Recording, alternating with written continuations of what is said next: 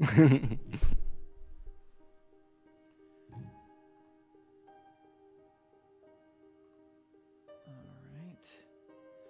I open the YouTube browser window and go to the chat.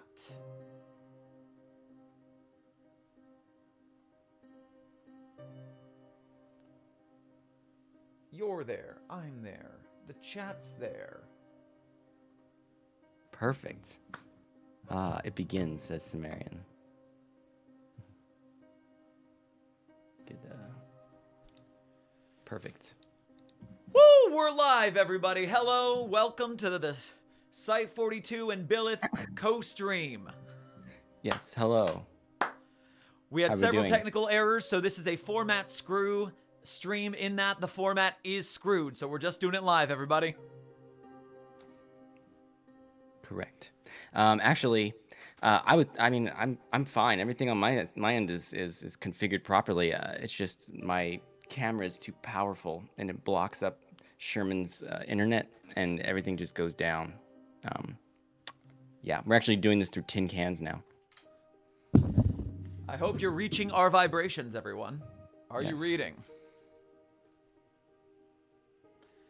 I am also going to go over to TikTok really quick. I'm going to go live and tell everyone live on YouTube, go watch. Perfect. Boom. Get over here, people. The show has started. Great. I'm ready to do this. Are you ready to do this? I am. I'm not ready to do this actually. This is gonna be fun. This is gonna be a long endeavor. Exactly. I apologize for being 15 minutes late, everybody, but I hope you realize we're gonna be here for goddamn ever. So in the grand scheme of things, it's not gonna be that long.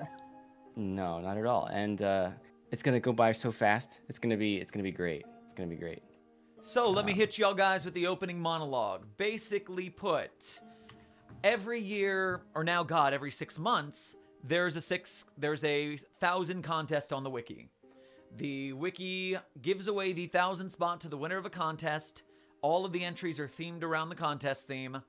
And every year, 6 months, maybe 3 months by the time we get too many people on this site, every time this comes around, I do not really pay attention to them at all.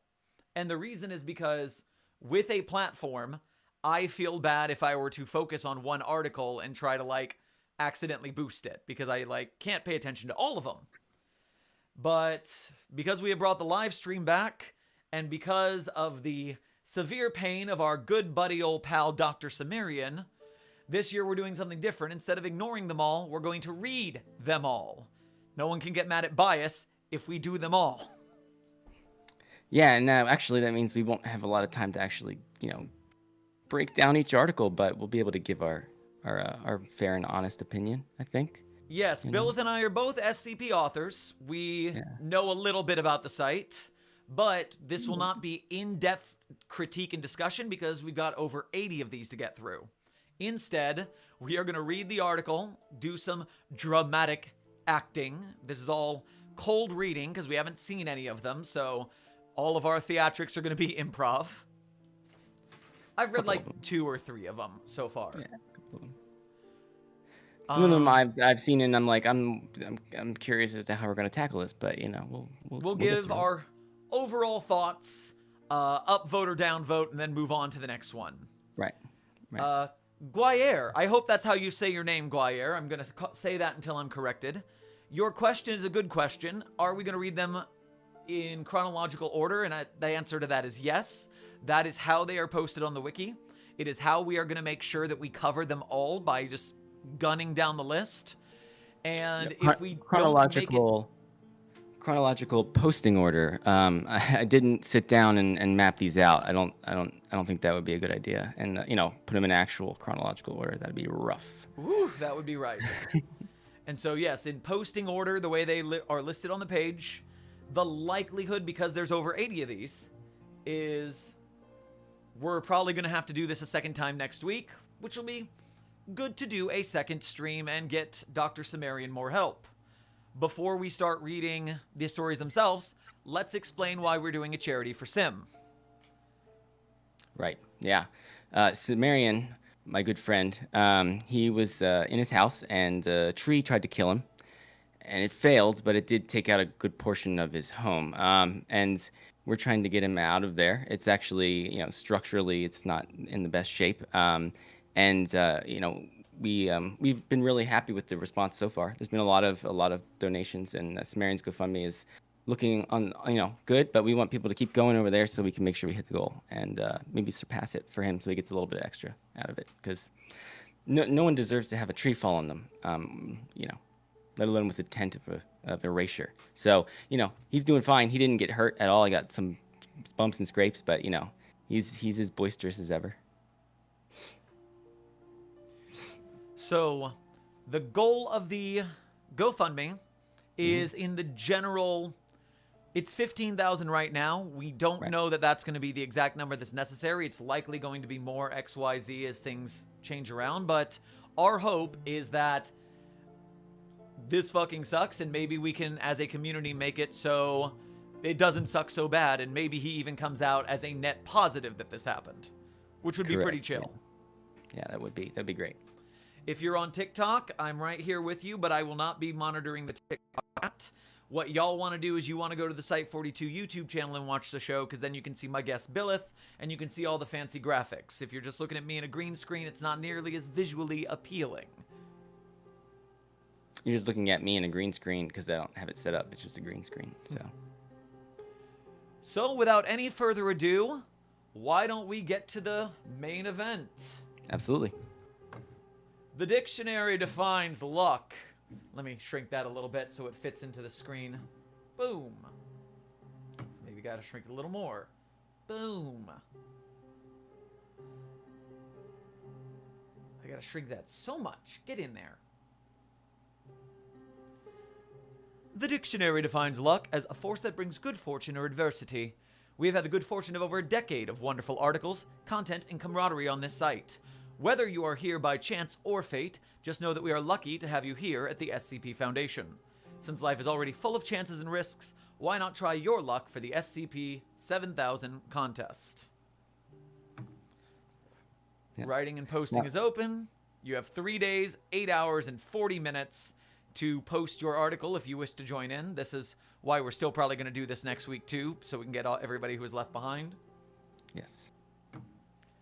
But story number 1 on the list. Are these in the order of posting? There's the collapsible. It's in the order of posting. Yeah, they go at the bottom. Wait a minute. Click these. Okay, in order of posting. Hallelujah. Thank you. I think we still need to go to the bottom. Got to go to the bottom?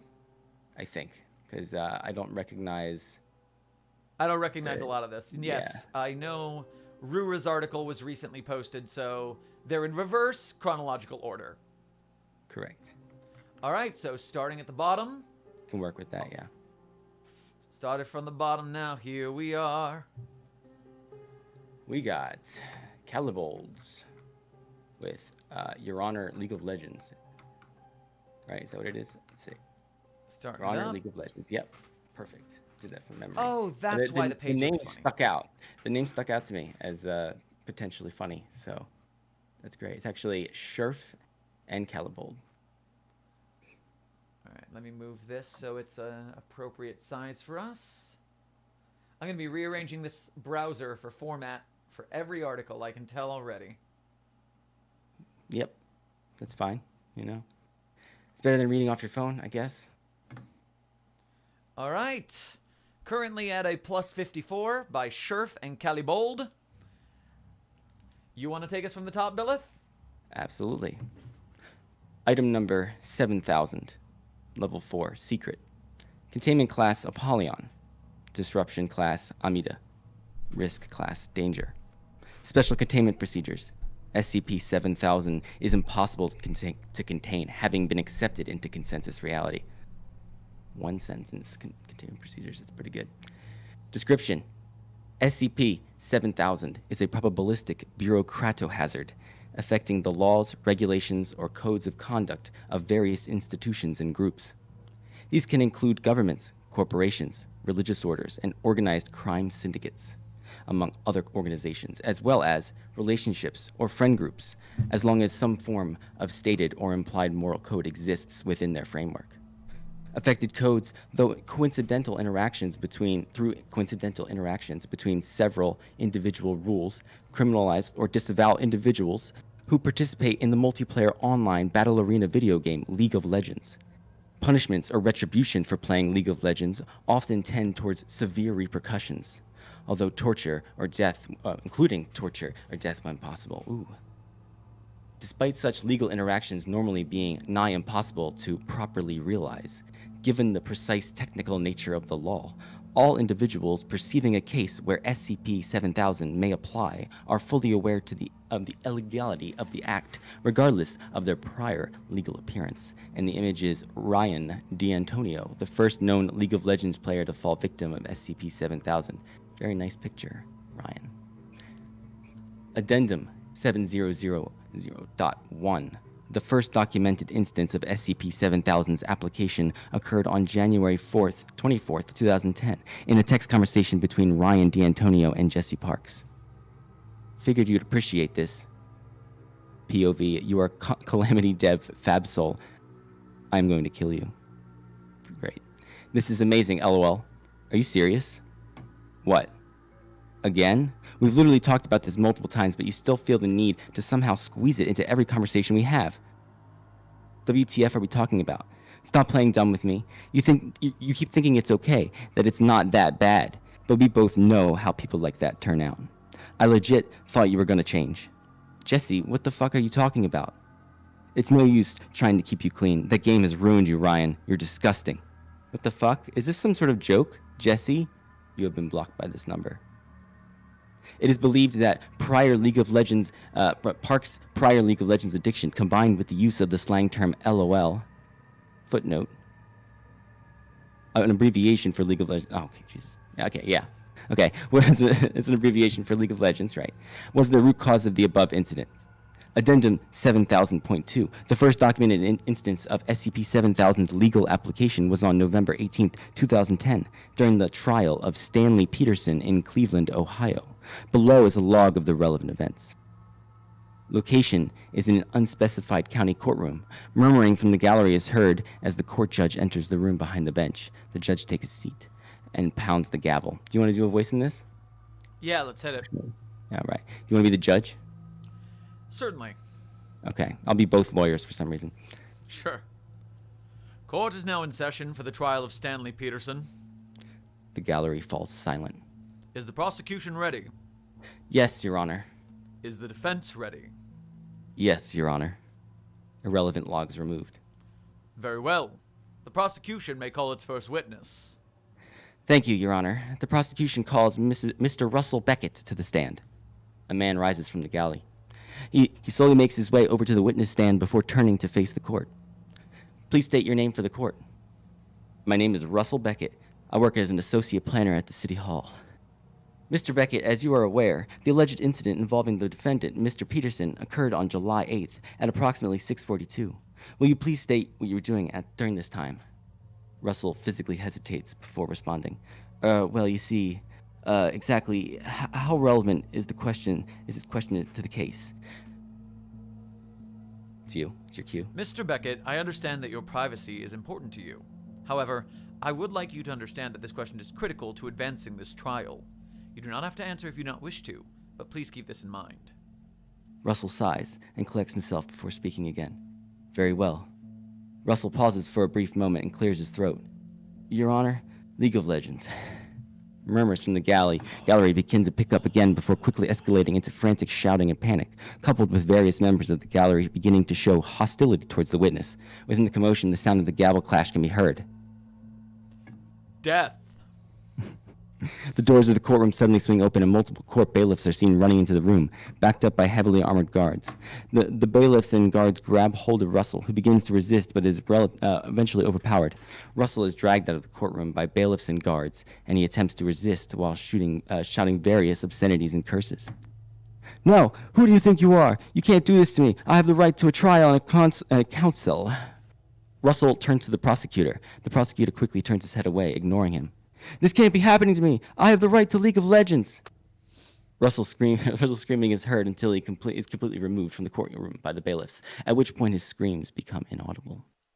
Russell's conviction was due to an intersection of several local, state, and federal laws, along with social conventions in the area. These included, but were not limited to, recent laws in Cleveland restricting gaming hours and behavior, Ohio's laws regulating hate speech, and the Cleveland populace's abject distaste towards online competitive gaming. Addendum 7000.3. On June 29, 2018, Riot Games, footnote, the developer and publisher of League of Legends, introduced new workplace guidelines which accidentally forbade the playing and mentioning of League of Legends by any of its employees. This resulted in mass confusion, followed by the rapid downsizing of Riot Games before the guidelines were retracted in order to maintain profits. Notably, this incident marks the first instance where the simple mention of League of Legends is affected by SCP-7000. Addendum SCP-7000.4. On April 2, 2011, a news report released by the Charlotte News revealed that the Charlotte, North Carolina police force frequently used League of Legends as a method of combat training. The news sparked statewide backlash, prompting Chief Samuel Richard to respond via Twitter. Rich Sammy at Chief Samuel Richard. Whatever the public thinks doesn't matter. My men need this training in order to combat the hoodlums on our streets. Whether you like it or not, this is important to the city. Several days of riots ensued at Charlotte PD headquarters, eventually leading to Chief Richard and several other officers resigning from the force. Despite the fact that Charlotte and North Carolina legal codes demanded that individuals playing League of Legends be punished by execution, none of the officers were prosecuted. Addendum 7000.5. On March 9, 2013, Ryan D'Antonio, see Addendum 7000.1, following the loss of his residence and belongings, was apprehended and taken into custody by agents of an unknown affiliation due to his prior involvement with League of Legends. Footage taken from a streetlight surveillance camera in Moscow, Idaho, at approximately 11:30 p.m. D'Antonio can be seen on the corner of the intersection, sitting within a large box, holding a cardboard sign. A few people pass him over several minutes before a car parks beside him and 4 federal agents walk out. One of the men grabs hold of D'Antonio and throws him out of the box he was sitting in. Several muffled screams can be heard as D'Antonio attempts to fight back before he is subdued by the other men. The 4 agents restrain and handcuff D'Antonio before lifting him from off the ground, carrying him to the vehicle. Muffled shouting and cries can be heard for several seconds afterwards before they drive away. D'Antonio's fate is unknown. Addendum 7000.6. Following a summit by the United Nations, a General Assembly adopted the Convention of League of Legends 2022 following exploration of a law established by prior treaties, including the International Convention on the Elimination of All Forms of Discrimination from 1965, Convention on the Elimination of All Forms of Discrimination Against Women 1979, Convention on the Rights of Persons with Disabilities, 2006. United Nations Convention on Contracts for the International Carriage of Goods Wholly or Partly by Sea, 2008. The convention fully recognized the illegality and immorality of the act of playing League of Legends, defining all players as members of a terrorist movement, authorizing all nations to eliminate them by any means necessary. That was good. Addendum 7000.7. On May 5th, 2023, with the activation of Project Damarung, the SCP Foundation was able to develop a definitive account of post-mortal life. Agent Bell manifests in the post-mortal plane. Agent Bell's physical body and primary soul complex remain on the mortal plane, allowing him to perceive and explore the afterlife without interacting with or being perceived by its occupants. In an empty field, he's standing next to a long line of people in gray robes heading towards a pair of arches. Agent Bell approaches the arches. Between them stands a single person, a dark-skinned bald man wearing a suit. Several keys are attached to his body and clothes at various locations. The arch on the right acts as a path which leads towards a futuristic city several miles away. Behind the arch on the left lies an immense pit, the bottom of which is unseen. Individuals approach the man one at a time. He holds a key towards each person, and after a few moments lets them pass to the arch on the right. Very rarely, an individual is not allowed to pass through the right arch, and is instead pulled through the left arch and into the pit by an invisible force. Facial recognition analysis of the individuals pulled from the pit has determined that they are all deceased individuals who owned League of Legends accounts. The wider theological implications of the relationship between the afterlife and League of Legends is unknown. Members of the Department of Tactical Theology are currently analyzing religious texts in order to determine what doctrine would result in such post-mortal judgment. Wow. Well, All right, I need to go back to the top for a second. I need to read the description one more time because Sure. let me read Yeah. this out loud for myself because I Go need to ahead. make sure I understand this. I also know something that might help if you don't know that term. It's been used before. Go ahead. Is a probabilistic bureaucratohazard affecting the laws, regulations, or codes of conduct of various institutions or groups. These can include governments, corporations, religious orders, and organized crime syndicates, among other organizations, as well as relationships or friend groups, as long as some form of stated or implied moral code exists within their framework. Affected codes through coincidental interactions between several individual rules criminalize or disavow individuals who participate in the multiplayer online battle arena video game League of Legends. Punishments or retribution for playing League of Legends often tends to... Okay. I am now... I think I got it. I was adjusting the size of the screen while you were reading that opening. Right. And the density of the terms left me completely blank on what was happening for a good long while. There's an early footnote in SCP-Integer that just says bureaucratohazards are a subset of semiohazard affecting bureaucratic systems. Semiohazards being the space by which information can travel through symbols and signs, which is like words or actions or anything like that. A means of communicating info. It's a type of info hazard, I would say. How strange. I man, the escalation on this one was pretty funny. I like the subversion with the United Nations, their assembly. That was so funny. Agreed. And agreed.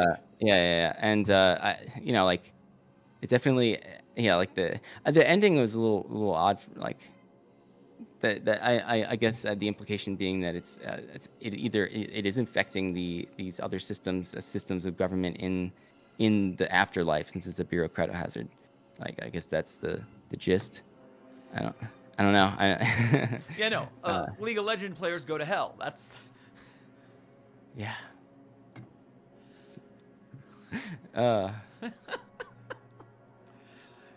It's funny. It's so there, and I can't taste it right now. There's something about it that I think it's the other way around, right? So they're very rarely pulled to the left pit and inside. Yeah. So that's so the opposite. they all go to heaven. Yeah, they all go to heaven basically. The futuristic city that is on the Shining Hill that is analogous to whatever that is. I had that backwards.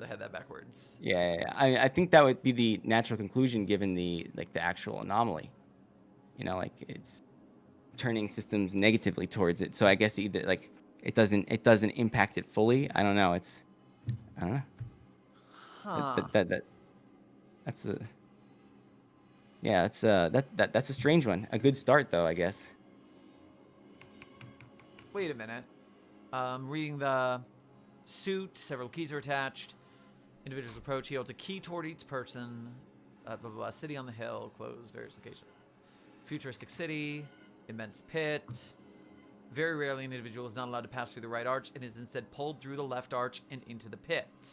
Facial recognition analysis of individuals pulled into the pit shows that they're League of Legends players. So League of Legends players do go to hell then, right? So it says the arch on the right. And is instead pulled through the left arch and into the pit. Very rarely is not allowed to pass through the right arch. Very rarely an individual is not allowed to pass through the right arch and is instead pulled into the pit. So they're all League of Legends. Like everyone plays League of Legends. I don't understand. Like is that me? Am I crazy, or is that worded such that they're only rarely going to hell, the pit? It shows that all people, deceased individuals who own League of Legends, are pulled into the pit. So the wording is a little strange then. It's very rarely. Honestly, I think this is more clean cut than my brain is allowing it to be right now, just because we're just maybe. getting started and I'm not warmed up yet. I don't know. I mean, I think it's a little ambiguous, but I mean, like I think you're right. I think that's the intended interpretation. So yeah, I'm gonna go ahead and give that one an upvote. Either way, this is entertaining to me. Mm-hmm. It is wild as a concept to me, just like. It's one of those, it's almost trolly. It's almost a little like ribbing. And it does its job very well. And that's something that's a very big thing for me when I look at articles. I just, even if it's not my flavor of thing that I like, I like it to if it does its job correctly, and this definitely does. It hits its marks. Yeah. I think the only reason I didn't understand that is because I was confused about the whole thing from the beginning. I mean, fair. But I will upvote this. I liked it, and I like the humor and the trial. We went through the trial. We went even in the afterlife. They're boned. Well, okay. One other thing is like how is it a probable? I guess because it only affects certain League of Legends players. Is that why it's probabilistic? I mean, that was my question, actually. You hit the nail on the head. Why is it a probabilistic bureaucratohazard? It affects laws, regulations, codes of conduct of various institutions and groups, and it turns them against League of Legends players. So But it doesn't do that by like a certain percentage, I don't think. Like I'm just looking. Like you know, it feels like the word probabilistics is added on there. If I take it out, like it's a bureaucratohazard. It's like literally, it's. I don't know how you would word that any different for a phenomenon associated with luck. yeah, is the probability that it hits because it hits all League of Legends players because it changed the laws. Yeah, but I guess because it didn't all happen at once. You could say that there is a chance of it happening. Maybe that chance goes up over time. Because like it's not like I said, if everyone all of a sudden, like all at once started, hating on League of Legends players, then I would say that yeah, it's a 100% chance of it occurring. That's not probabilistic. But I guess, I guess the lack of like talking about the actual probabilistic side of the anomaly is throwing me off. But if I look at it objectively, there is a chance that the phenomenon just doesn't happen because I'm assuming a lot of people are talking about League of Legends when this first case happens. Like, why is he selected over somebody else? I guess is the maybe. Like, I don't know. I see that is one thing that I've been concerned with is the inclusion of luck into an already existing phenomenon. I mean, Yeah, that should be something we look at as we think. Like, how is luck intrinsic to this article? How does it work the theme? Because if this is on the main list, I definitely would upvote it. But we're not voting on just the main list. We're voting on what we think should be SCP-7000. Right? See, I think it's the opposite. When I approach these, I actually just upvote them as articles, and I kind of hope that everyone does that, and then the best one will win that way. I don't really think about it in terms of the competition.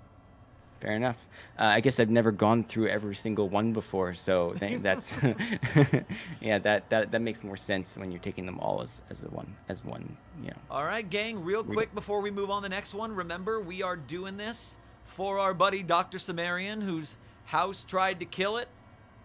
He's a it now. Sorry, the house is the it. It tried to kill him, but it missed. Luckily, are refreshing the GoFundMe now. We were at 25.58, and as it refreshes, and my internet's nice and slow. Oh no, it's good. We're still at 25.58, so no donations at SCP. Get on it, everybody. Links in the description. There was, 13 recent donations, so it's still, it's going. But yeah, there was a little bit of a lull there. It's fine. I donated $200 to be top donor, and then Afray came at it and topped me. The bastards, you generous bastards. Wow. Rough. I'm glad that you. I'm happy that you did so, but at the same time, it's not about being top donor. All right, here we go into round 2. Clicking to see the entries in order of posting. Go down to the bottom. Perfect. We are now doing SCP-7000, Luck of the Irish by Staffer. A lot of people don't realize that Luck of the Irish is a bad thing. We'll have to see. You want to take now that we're one about away? to find out. All right, from the top, once I get the browser the right size to make it nice and pretty. SCP-7000, Luck of the Irish by Staffer. Item number, SCP-7000. Object class, neutralized. Special containment procedures. SCP-7000 is buried in the Kacharag Old Cemetery. Oh god, I'm gonna butcher some of this now. Pictured, SCP-7000, smiling. Description. SCP-7000 was Donovan Hanlon, an Australian male of Irish heritage with the ability to subconsciously manipulate probability. Whenever SCP-7000 was in a situation with multiple possible outcomes, the outcome that SCP-7000 would deem to be the best option occurred. Due to this effect, SCP-7000's health did not degrade during its time in Foundation custody. The plaid vest that SCP-7000 wore at all times had a 4-leaf clover pinned to it. This is suspected to be the source of its powers, although it shows no anomalous properties when utilized by anyone other than SCP-7000. During its containment, SCP-7000 refused all requests to remove the jacket.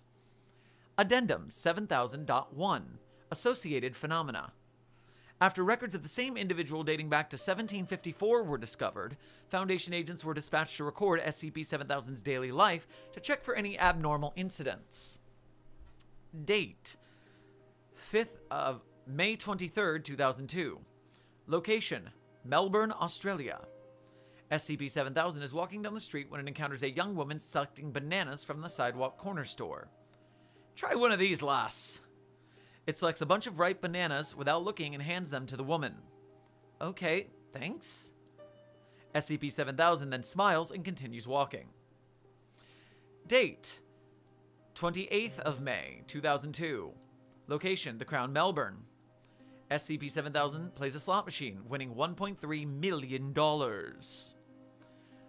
Date: 13th of June, 2002. Location: Castlemaine. Footnote: a small town outside of Melbourne. SCP-7000 and its husband, footnote, according to courthouse records from both Ireland and Australia, this was SCP-7000's 17th spouse, Oliver, are walking down the street. See, a trip isn't too stressful. A day trip an hour away from home is a lot different than going back to old Ireland, Oliver. Oh, the accents are the worst. Worst accents ever. I know that. I'm just so sure they'd be excited to meet you. I know. It's just a worry I've got in the back of my head. I would come with you. You're not alone in this, Don. SCP-7000 hangs its head, looking down to notice a quarter on the sidewalk. Oh, look at that. A lucky penny. It's a quarter, Oliver. Still, it's a good omen. Date: 18th of July, 2002. Location: Melbourne. SCP-7000 is approaching a crosswalk. Agent Harrison, attempting to trail it, approaches too closely and is noticed by SCP-7000. Allow me to get that for you. SCP-7000 attempts to press the crosswalk button, but is unable to activate the device. It's alright. I'll just get the button. That you ain't. I might not be hitting this button, but that means you won't be either, son. I'd really like to cross the street. A 3-car collision occurs in the middle of the intersection. Ah, there she is. I just had to press it in the center there. Date: 27th of February, 2003. Location: The Cup and Bean. Footnote: a local coffee shop. Barista speaks first. Donovan, nice to see you. It's been a while, hasn't it? That it has, Charlotte. That it has. I've just had a lot on my mind. I like the usual. Well, it must be your lucky day, because it's the first time since you were last here that the hot chocolate's on special.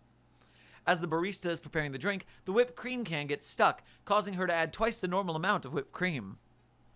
Oliver told me you're headed out to Ireland tomorrow. I'll miss chatting with you, mate. That's right, these people are Australian. I gotta think of that. Thank you, Charlotte. I appreciate every one of our talks. 28th of February, 2003. Tullamarine Airport. SCP-7000 and its husband enter the airport. I know you're... Crikey, getting the right accent. I know you're confident in your abilities, but I still think we should have booked our tickets. Don't you worry, Oliver. I'm sure it'll turn out all right. Now they're both Australian Ireland at the same time. Both approach the desk. Hello, you want to check in your baggage today? Actually, we're hoping to book a flight with you. And where is it you'll be traveling? Cork International Airport. You seem to be in luck. There are just 2 tickets left for a direct flight from Mel to Orc. We'll take them. Actually, looking outside, seems a storm's rolling in. Due to a sudden emergence of a storm, Foundation agents confirmed SCP-7000's anomalous abilities and were able to apprehend it before it boarded its flight. SCP-7000.2 Interview Logs. The following is an excerpt from SCP-7000's weekly therapy sessions. Give me a second, I need a drink of water. Understandable.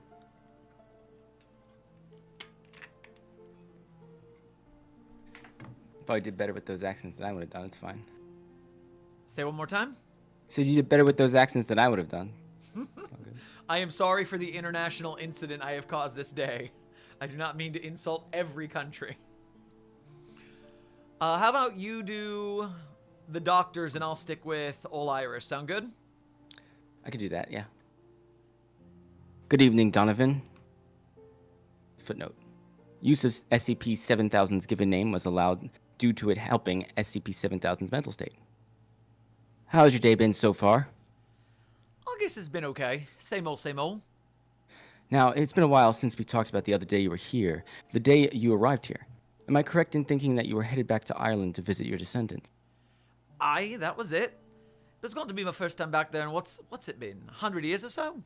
Suppose I wasn't too ready for the trip. Don, did you cause that storm? Honestly, I couldn't tell you. These powers, I'm not in control of them. Things just sort of turn out well. It should have cleared up. We should have been able to make it to all Ireland. Don, did you want to go to your homeland? That'd be a troubling thought, don't it? It's not that I don't want to see him. It's just, it's been so long. The following interview was conducted 4 years after initial containment, 10 minutes before the cessation of SCP-7000's anomalous properties. Thanks for taking the time to talk with me. Anytime, Donovan. I've had a lot of time to think since you locked me up in here. I think I've made my decision. Kepler, you ever been in a moment of your life where you know you only had two options? I can't say that I have, no. Aye, a wee lad like yourself probably hasn't. I'm 56. It's beside the point. I've come to a decision about this place, Doctor. I need to leave. I'm sorry, Don, but you know we can't do that. You're an anomaly. Anomalies don't really leave this place. I'm mighty aware of that. There don't be anything normal about me. There don't be anything normal about me anymore. I've had my time. I now hold I should look, but I miss my husband. You'd let me leave you if I didn't have the powers, wouldn't you? In all likelihood, but I don't see why that's relevant. I won't be around for much longer now. If I don't make it long enough, I beg you, tell Ollie I love him. SCP-7000 stood up, leaving its jacket hanging on the chair. The interview concluded, and SCP-7000 returned to its chamber without incident. The jacket was placed in temporary storage until required again. The following day, tests performed on SCP-7000 determined that its anomalous properties to be neutralized. Due to its cooperative nature and the rapid decay of its body due to the cessation of anomalous intervention, SCP-7000 was allowed to leave the containment with Foundation escort. SCP-7000 flew to Ireland and reunited with its seventh great-grandchildren. Footnote: although SCP-7000 was not allowed to disclose to them this relation due to its normally impossible nature. 2 days after this, it expired. Its husband Oliver buried it alongside all previous generations of the Hanlon family in the Cahrag Old Cemetery, with the clover from its jacket planted over its grave. Aww. That was cute. I liked that. Very that was heartfelt, cute. Early on, when it started, this guy's just abnormally lucky. I was like, all right, very simple concept. You're going to have to do something interesting to make me like this. And then they did by making him a sweet old guy with a cute husband. Hooray. I think I sort of called it when I was like, oh, he's neutralized and he's buried in a regular cemetery. And like I read his effect, I kind of like was retroactively thinking, he probably like chose to not have his powers or something like that. And then like I was thinking that he was just gonna get like accidentally killed by something, like just some random occurrence, but that would have been a little bit of a tonal whiplash for what was to follow. So I'm glad that it didn't. All right, I'm happy with that. I'll give that one my upvote. I'll give that an updoot for sure. Checking in on Dr. Cimmerian. Make sure you go to the GoFundMe link in the description of this very stream to donate to our good buddy, good pal, who was almost killed by a house. as houses are known to do. Yeah. Especially those rounder houses. Got to be careful with those.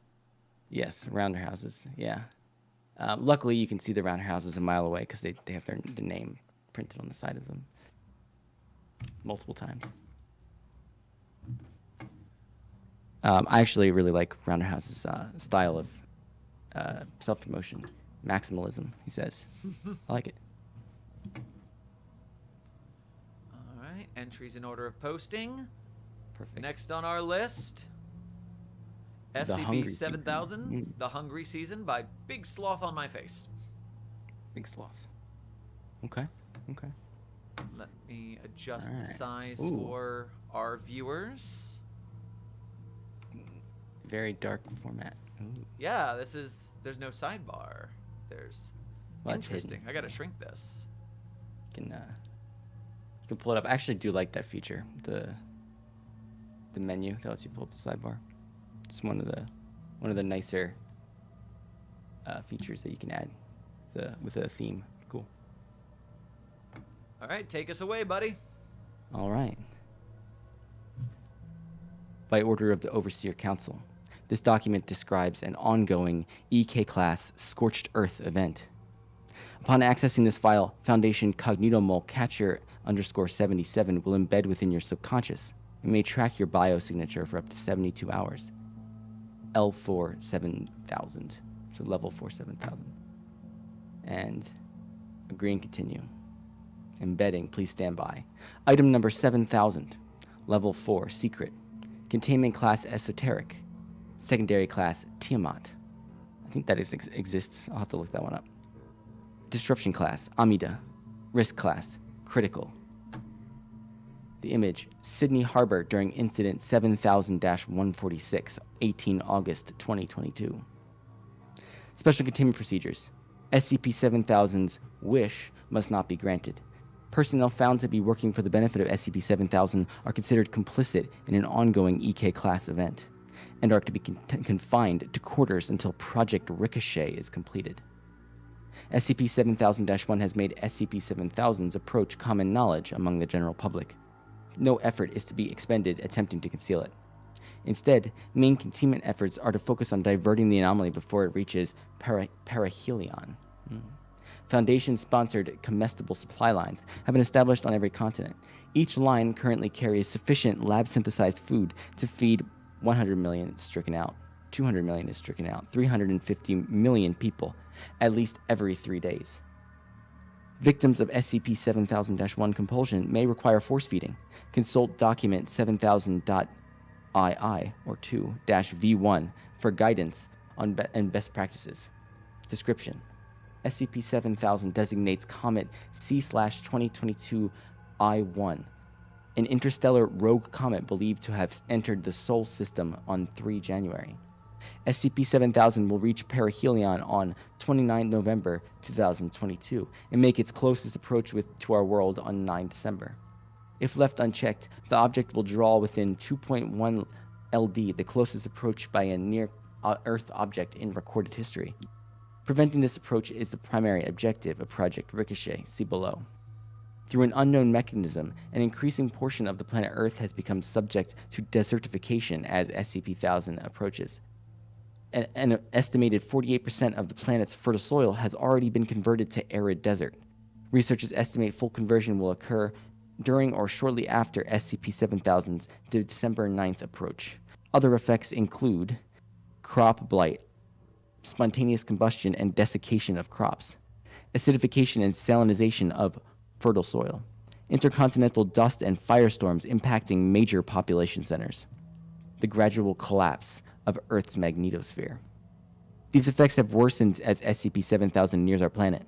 See Addendum 1 for full account of the object's environmental impact. Spectrographic analysis has shown that SCP-7000 possesses a hitherto unseen composition for a comet of its kind. The molar ratio of carbon to water in C/2022 I-1's tail is 95 to 105%. In stark contrast to an average ratio of 4 to 105% for solar system comets. Furthermore, while the object appears depleted in diatomic carbon, C2, it is enriched in refined materials such as iodized copper and silicate, SiO4, compounds not typically found in interstellar objects. Finally, imaging suggests that the majority of SCP-7000's interior is hollow. These factors have led researchers to speculate that the object may be at least partially artificial in origin.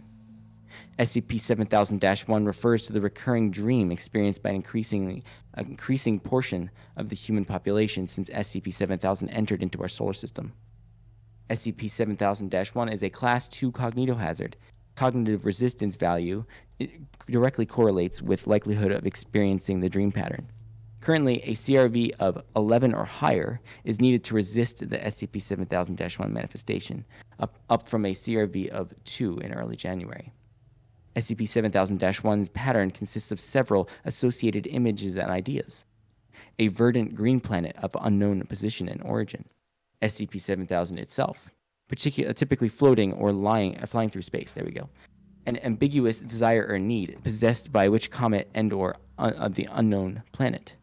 The desire is often described by victims as a wish which must be granted. The Sun and the Earth from SCP-7000's current location. Channels of luminous matter or energy flowing between Earth and the unknown planet. Repeated exposure to SCP-7000-1 produces conviction that SCP-7000 is a benevolent force and appears to compel victims to work to fulfill the wish expressed in their dreams. Amnestics provide only temporary relief, as subsequent experiences of SCP-7000-1 simply reintroduce these concepts. Those compelled by SCP-7000-1 typically seek to grow and produce crops, particularly grains, vegetables, and other common foodstuffs, using any resources at their disposal. Victims do not consume these products themselves, but instead abandon their fields before harvest, beginning the planting process again at a new location. Victims forcibly resist attempts to stop them from working or to harvest their crops, and often work without regard for their own health or needs. Death by exhaustion and starvation is a common outcome of advanced SCP-7000-1 affliction. Following description of SCP-7000-1 was produced by memetics researcher Grant Williams on 6th January 2002. Like most of humanity, Willis had experienced SCP-7000-1 for 3 nights prior to composing this account. However, unlike nearly all other Foundation employees, Willis did not possess a CRV sufficient to resist the effects. Rise to notice, the below document has been scanned and stripped of emetic corruption by Foundation AICs, but remains off limits to any personnel with lowered CRVs. Please review with caution. 3 days ago, I had a dream. The next night I had it again, and again the third night. Please God, may I continue to have it. In the dream there is a comet, but it is more than this. It is a celestial fireball beyond words, burning in the depths of space. It is a gargantuan, grotesque, and beautiful. It is the most wonderful thing I have ever seen. The comet has traveled far, and must travel further still. I sense its struggle. It burns without end, on through the void eternal. What does it seek? I can feel that there is something, a great need unfulfilled, purpose beyond my comprehension. I yearn to help it, but know not what I can do. I am distraught, for I exist to work for the comet and for its creators. Its creators! I see their world, so far away, so much brighter and better than my own. They who have made something so beautiful and sent it to us. They are entitled to all that I have. Perhaps this is what I can do. Yes. They are entitled to the sweat of my brow and to my body and my blood, to all I have produced and can never produce. I give it to them freely and without regret. They smile upon me. This must mean I am right. I could see my energy, the spirit of my world, flowing to them. I have not toiled in vain, for they will benefit from that which I make. I have granted their wish. This thought gives me peace, but it does not sate my desire, for I have a wish also. I wish to burn as it does, to burn with the comet and to give myself until there is no more. It belongs to me surely as I belong to it. I am what it deserves, and I will burn with it. It is mine, and I am theirs, and it is coming for me. Addendum 1. Environmental impacts. SCP-7000 is a Class 11. Ooh, Class 11 thaumaturgic envirohazard. How SCP-7000 produces its adverse effects, as well as their intended purpose, if one exists, is unknown. However, each effect tracks differently with the comet's approach to our planet. 1. Blight. SCP-7000 causes rapid withering of crops, especially those near harvest. Crops appear to desiccate spontaneously over a period of 3 to 7 days, though the effect has been observed to occur in as little as 30 minutes. High-yield nutritional crops, including soy and corn, are most affected. And the image is corn crops in middle stage of SCP-7000 blight.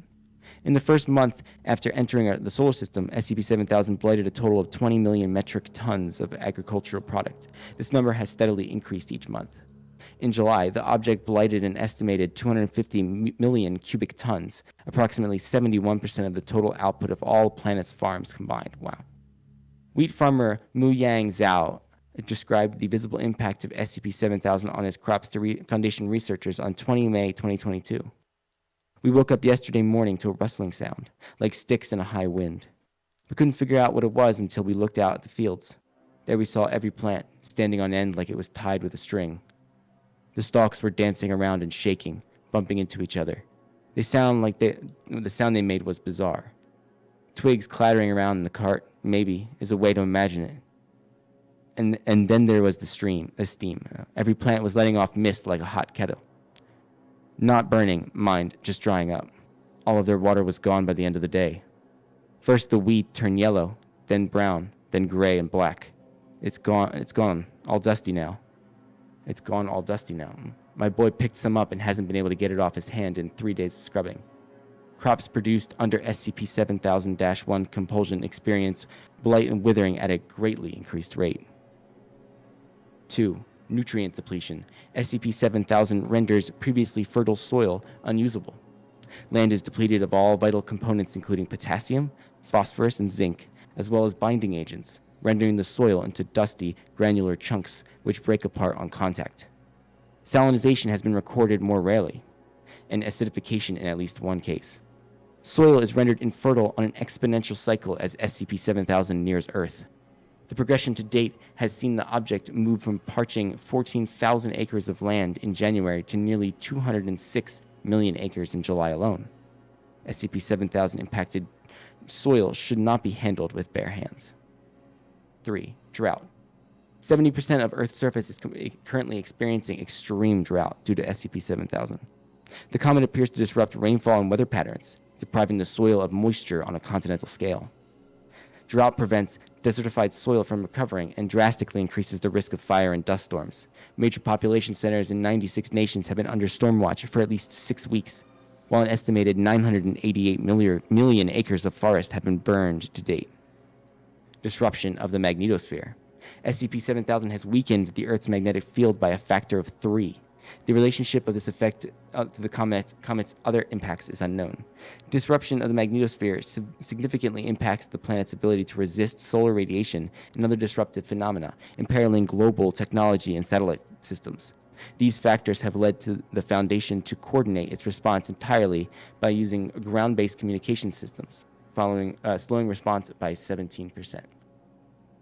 Through SCP-7000, though SCP-7000 affects many aspects of day-to-day human life, mass starvation is the Foundation's primary concern. Approximately 2.5 billion people now experience food scarcity due to the anomaly, and many more refuse to feed themselves because of ongoing SCP-7000-1 compulsion. Addendum 2. Project Ricochet. Project Ricochet is a joint Foundation Global Occult Coalition effort to deflect SCP-7000 from its current course prior to December 9th near-Earth approach. Should the project achieve success, it may preserve as much as 33% of the planet's fertile soil from desertification, enabling the continued survival of the human race. Good. Project Ricochet has 2 main arms. Primary arm, deploy a team of agents directly to SCP-7000 to implant experimental technology. A manned mission to research SCP-7000 will allow placement of prototype matter displacement systems, MDS, on the object's surface. Said systems will redirect SCP-7000 away from Earth and into the collision course with the Sun, dispatching the threat. These systems require delicate handling and may not easily be deployed remotely. Secondary arm, prepare backup countermeasures should manned missions fail. Should placement or operation of the MDS fail, emergency measures must be prepared to destroy the comet prior to its closest approach. These measures include heavy weapons barrage from a second-generation high-energy railgun system, and that is SCP-5001, developed for deployment beyond Earth. The high-energy concentration interplanetary railgun, HECIR. I don't know if I read that. Project Ricochet status is approved.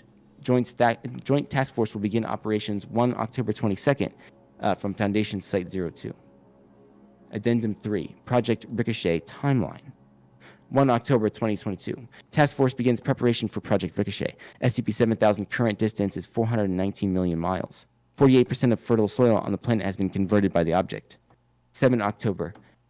SCP-1396-1 appears to track SCP-7000 as it moves near Jupiter. Its weapon systems briefly come online, but then depower. It takes no further action. And SCP-1396 is weaponized artificial satellites. Okay? All right. 18 October 2022. Dust storms cause significant damage to southern Australian infrastructure. Multiple Foundation sites lose contact. 23 October. MDS system and launch vehicle near completion. Concurrently, HECIR begins relocation to L4 Lagrange point to intercept SCP-7000 should primary arm fail. 51% of fertile soil on the planet has been converted by the object. 26 October, MDS and launch vehicle complete. Widespread acidification of crops in Indian subcontinent due in part to over-farming by victims of SCP-7000-1. Mass starvation expected within 8 weeks. SCP-7000 distance is 376 million miles. 1 November, 5 o'clock. Project Ricochet primary team launches towards SCP-7000 aboard GOC Olympus launch vehicle. Expected transit time using subliminal warp drive is 16 hours. Though activation of MDS systems should take little time, team is prepared with supplies sufficient to last 6 weeks and equipped with advanced telepathic shielding. 1 November at 21 hours 8 minutes. Primary team drops out of warp near surface of the object. Despite shielding, team reports immediate nausea and lethargy, but advises that they can proceed as planned. 1 October at 2200 hours 1 minutes. Primary team touched down on surface of SCP-7000. 16% of human population experiences sudden loss of consciousness, heavy distortion in communications channels. 1 November, 22 hours and 3 minutes. Primary team transmit photographs of SCP-7000's surface. Photos indicate multiple advanced devices at colossal scale. Purpose of same remains unclear. Team advised to proceed with caution. 1 November, 22 hours and 9 minutes. Acid rainfall reported over 71% of North America. Magnetic field distortions.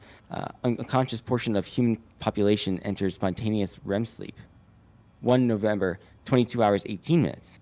Primary team advises that MDS units have been placed and powered on. Activation timer set for 5 minutes. Team proceeds towards evacuation vehicle.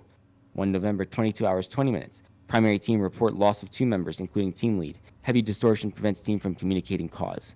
1 November, 22 hours, 21 minutes. Communication with primary team lost. 1 November, 22 hours and 22 minutes. Inbuilt monitors indicate MDS system have been manually disabled. SCP-02 unable to reestablish contact with them. 1 November, 23 hours and 51 minutes. Single continuous transmission received from primary team. Heavily cognitohazardous message consists of words, it's, and redacted, it's W redacted. Repeated 1,136 times. Radio channels are closed after 6 hours. Project Ricochet primary arm declared failed 2 November at 11 hours and 8 minutes. SCP-7000 distance 342 million miles. 54% of fertile soil on the planet has been converted by the object. We're continuing. 2 November, individuals rendered unconscious during 1 November indecent wake. Each reports experiencing a modified version of SCP-7000-1. In addition to previous images, those affected also witnessed Project Ricochet primary team launch and approach. Affected individuals explicitly identify the team and the Foundation as hostile. I'll take a drink. It's a long one. Great. All right. 3 November, modified SCP-7000-1 replaces original for all people when they next fall asleep. High-level BK class broken masquerade scenario declared. 18 November, HECIR unit reaches L4 Lagrange point. SCP-7000 distance is 158 million miles. It's coming up. 19 November, wildfire breaks out 4 miles south of SCP-02 in the redacted forest. Cause unknown. In 21 November, SCP-7000-1 increases in strength. All individuals with CRV below 20 now experience cognitive hazardous effects, including some 2/3 of Foundation staff. SCP-7000 distance is 226 million miles. Oh, it's going away. All right. So 25 November, 60% of fertile soil on the planet has been converted by the object. 27 November, attacks following BK class event near render Foundation civilian supply lines useless. Alternative measures sought to transport food. Mass starvation events common in most population centers. This is rough. That's a lot. That's a lot. Whole place is shutting down. Based on the next line, it seems like the 226 million miles was a typo, and it should be 126. Yeah. Okay. I thought maybe it like gone around something like that. Let's see. Attacks. Let's see. Yeah, we got that one. 29 November. SCP-7000 reaches perihelion. Distance from Earth is 86 million miles. Object now within 1 million miles of HECIR's effective range. 29 November. Further modifications to SCP-7000-1. Dream now transmit awareness of HECIR as well as the exact location of Foundation Site 02. Rough. 29 November at 0700 hours and 14 minutes. SCP-7000 enters HECIR effective range. Project Ricochet secondary arm is go. Targeting coordinates transmitted. 29 November, 7 hours and 17 minutes. Power outage reported at multiple sites, including Site 02. Numerous figures sighted in redacted forest rapidly approaching site. 29 November at 700 hours and 19 minutes. Emergency power online. HECIR begins calibration for firing. 29 November, 7 hours and 20 minutes. Site 02 automated defenses trigger an estimated 17,000 individuals. Trigger as an estimated 17,000 individuals emerge from the forest boundary. HECIR calibration at 50%. 29 November at 0700 hours and 21 minutes. 4,000 individuals successfully reach Site 02 perimeter wall. HECIR calibration at 98%. 29 November at 0700 hours and 22 minutes. HECIR fires. 29 November at 0700 hours and 24 minutes. HECIR Valley misses SCP-7000. Investigation confirms incorrect coordinates were sent by Project Ricochet Central Command. 29 November, 700 hours and 25 minutes. Project Ricochet Central Command transmits message GR redacted T, that's 2 words, to all Foundation sites within range. 29 November, 0700 hours and 28 minutes. Assailants breach Site 02 perimeter. HECIR fails to begin recalibration. And 29 November at 0700 hours and 47 minutes. Site 02 considered lost. Project Ricochet secondary arm declared failed by 29 November at 0700 hours and 47 minutes. Alternatives under consideration. SCP-7000's distance is 83 million miles. Woof. 30 November. Most remaining Foundation sites overtaken by attacks. GOC and other allied groups of interest unresponsive or hostile. 3 December. 70% of fertile soil on the planet has been converted by the object. 5 December. SCP-7000-1 increases in strength. All individuals with CRV below 50 now experience cognitive hazardous effects, including 98% of remaining Foundation staff. SCP-7000 distance is 31 million miles. 8 December. Satellite imaging suggests nearly all remaining landmass has been co-opted for use as farmland by victims of SCP-7000-1 compulsion. Continental scale dust storms complicate further imaging past this point. 8 December. Foundation Site 01 overtaken by attacks. SCP-7000 distance is 5 million miles. 9 December. Earth's magnetic field depleted to 1/100th of original strength. Solar radiation disabled global communication and positioning systems. SCP-7000 distance is 2 million miles. 9 December. Entirety of human population 7000-1 compulsion. Automated tracking systems engage. 9 December at 10 hours. 1000 hours, yep, sure. SCP-7000 distance is 800,000 miles, rather. Picking up. 9 December at 1100 hours. SCP-7000 distance is 75,000 miles. 9 December at 1200 hours. SCP-7000's distance is 700,000 miles. Ooh, nice little lineup there. 9 December at 1300 hours. SCP-7000's distance is 65,000 miles. At 9 December of 1400 hours, SCP-7000's distance is 600,000 miles. 9 December, 1500 hours. SCP-7000's distance is 550,000 miles. Closest approach distance in 2 hours. I hope so. 9 December, 1600 hours. SCP-7000 distance is 500,000 miles. Closest approach distance in 1 hour. 9 December 2022. Okay, we got the year in there now. 9 December 2022 at 16 hours and 31 minutes. 2 members of Project Ricochet primary team suspected killed in action during an initial landing attempt re-established radio contact. Attempts to hail Site 02 are met with automated response. SCP-7000 closest approach distance in 29 minutes. 9 December 2022 at 1600 hours and 38 minutes. Monitoring indicates MDS units placed by primary team have been reactivated.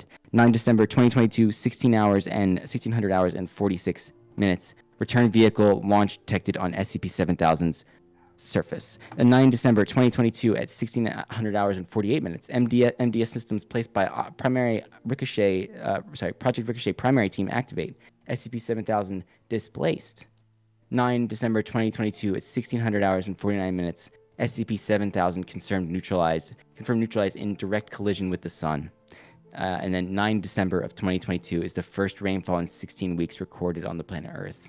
And it says, Addendum 4, Primary Team Briefing. Attention, Level 5 eyes only. I will hydrate, thank you. We're almost done, I think. The world hydrated, you get to hydrate. Yeah, there's a bit left, but we got this.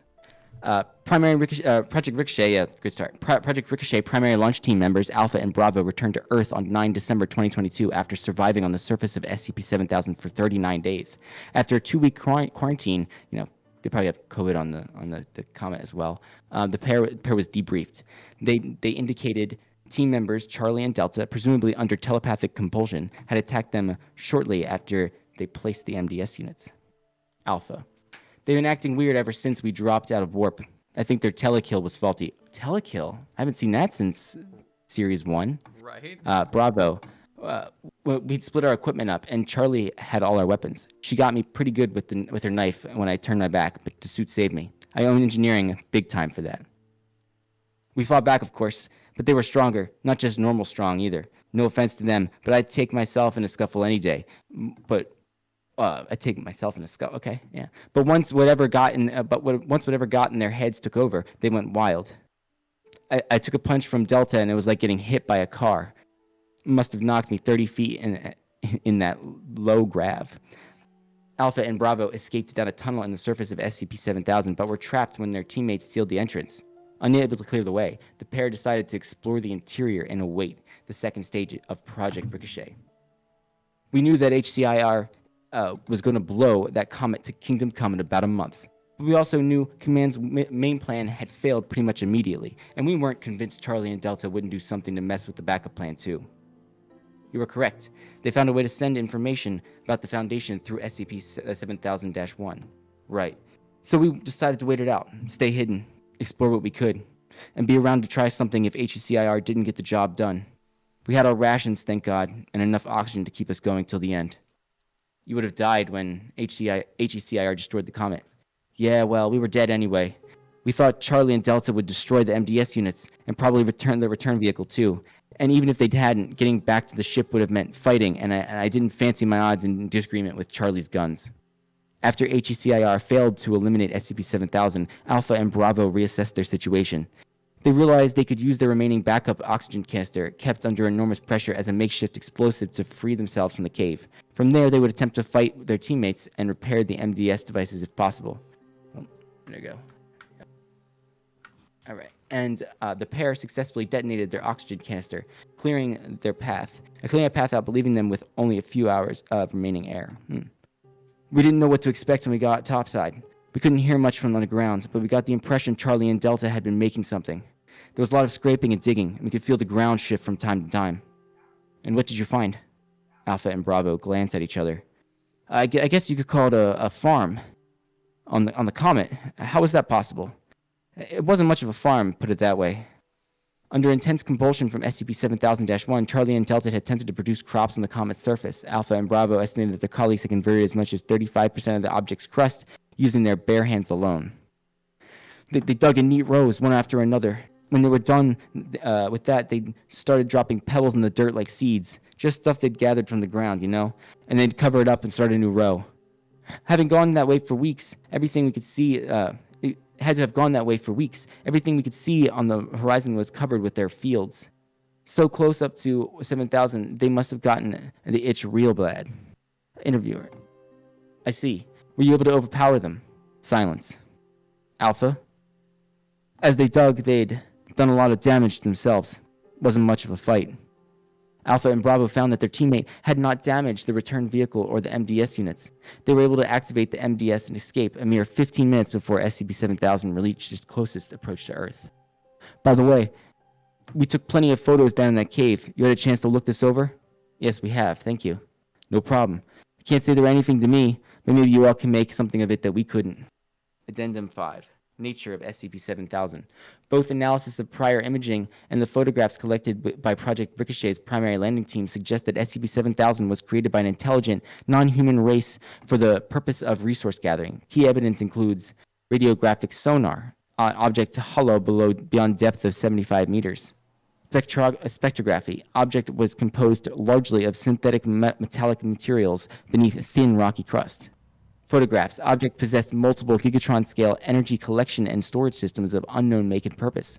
Equipment bore similarity to SCP-Redacted, suggesting capacity to remotely harvest chemical potential energy. Photographs. Object household components for long-distance travel and communication with unknown extrasolar entities.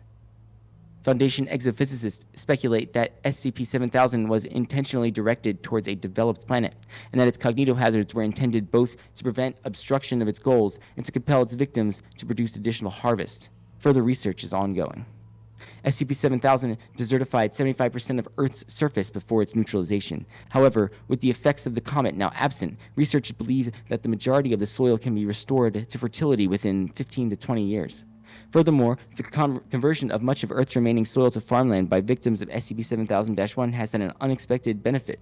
Food scarcity in the wake of the event has decreased substantially, as a greater number of territories now rely on locally produced resources. Addendum 6, SCP-7000-1 Final Transmission. On 31 December 22nd, most of Earth's remaining population experienced an additional instance of SCP-7000-1. As SCP-7000 had been neutralized several weeks prior, the origin of this dream is unknown. 7000-1/31 December 22 description. Dream depicts a verdant green planet in the distance. Ahead of it, traveling away into space, is a group of at least 200 comets.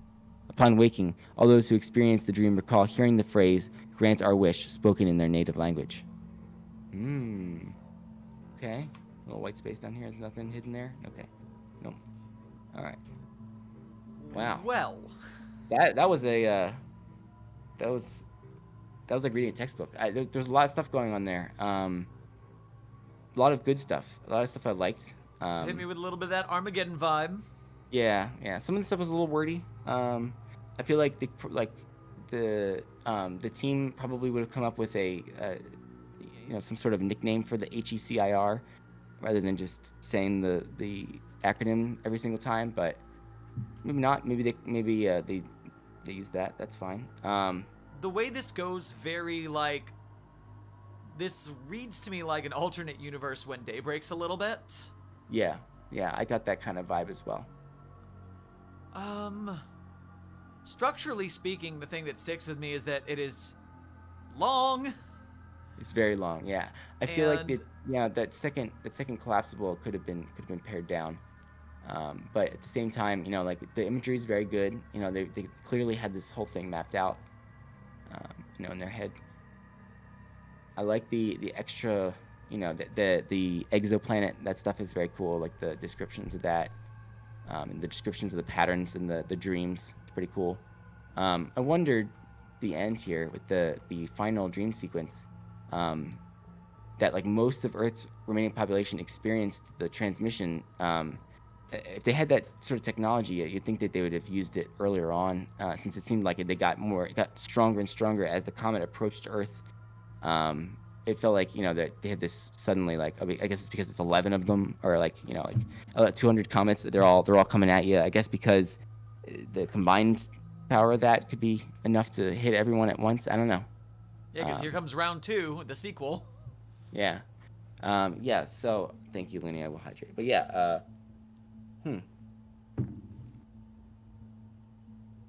I liked it. I liked the story. I liked everything. I do think that it could have been pared down a little bit. It's a little bit. Yeah, they really like. I was with the story, but Right.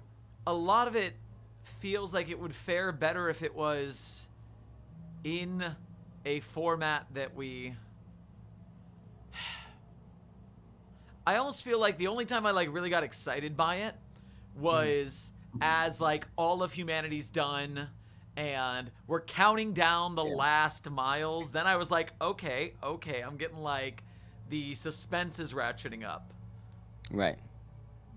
I wasn't expecting them to prevent To save the day at the end. Yeah. I guess like, there's that subversion, but there's also like, there's there's what you expect to happen just like logically. But I guess that's a probabilistic set of it. It's like at the nick of time they came through, right? I say, is that what the luck is? That no, I mean the probabilistic. I mean, yeah. So it's the thing is that it's luck. It's not just probabilistics.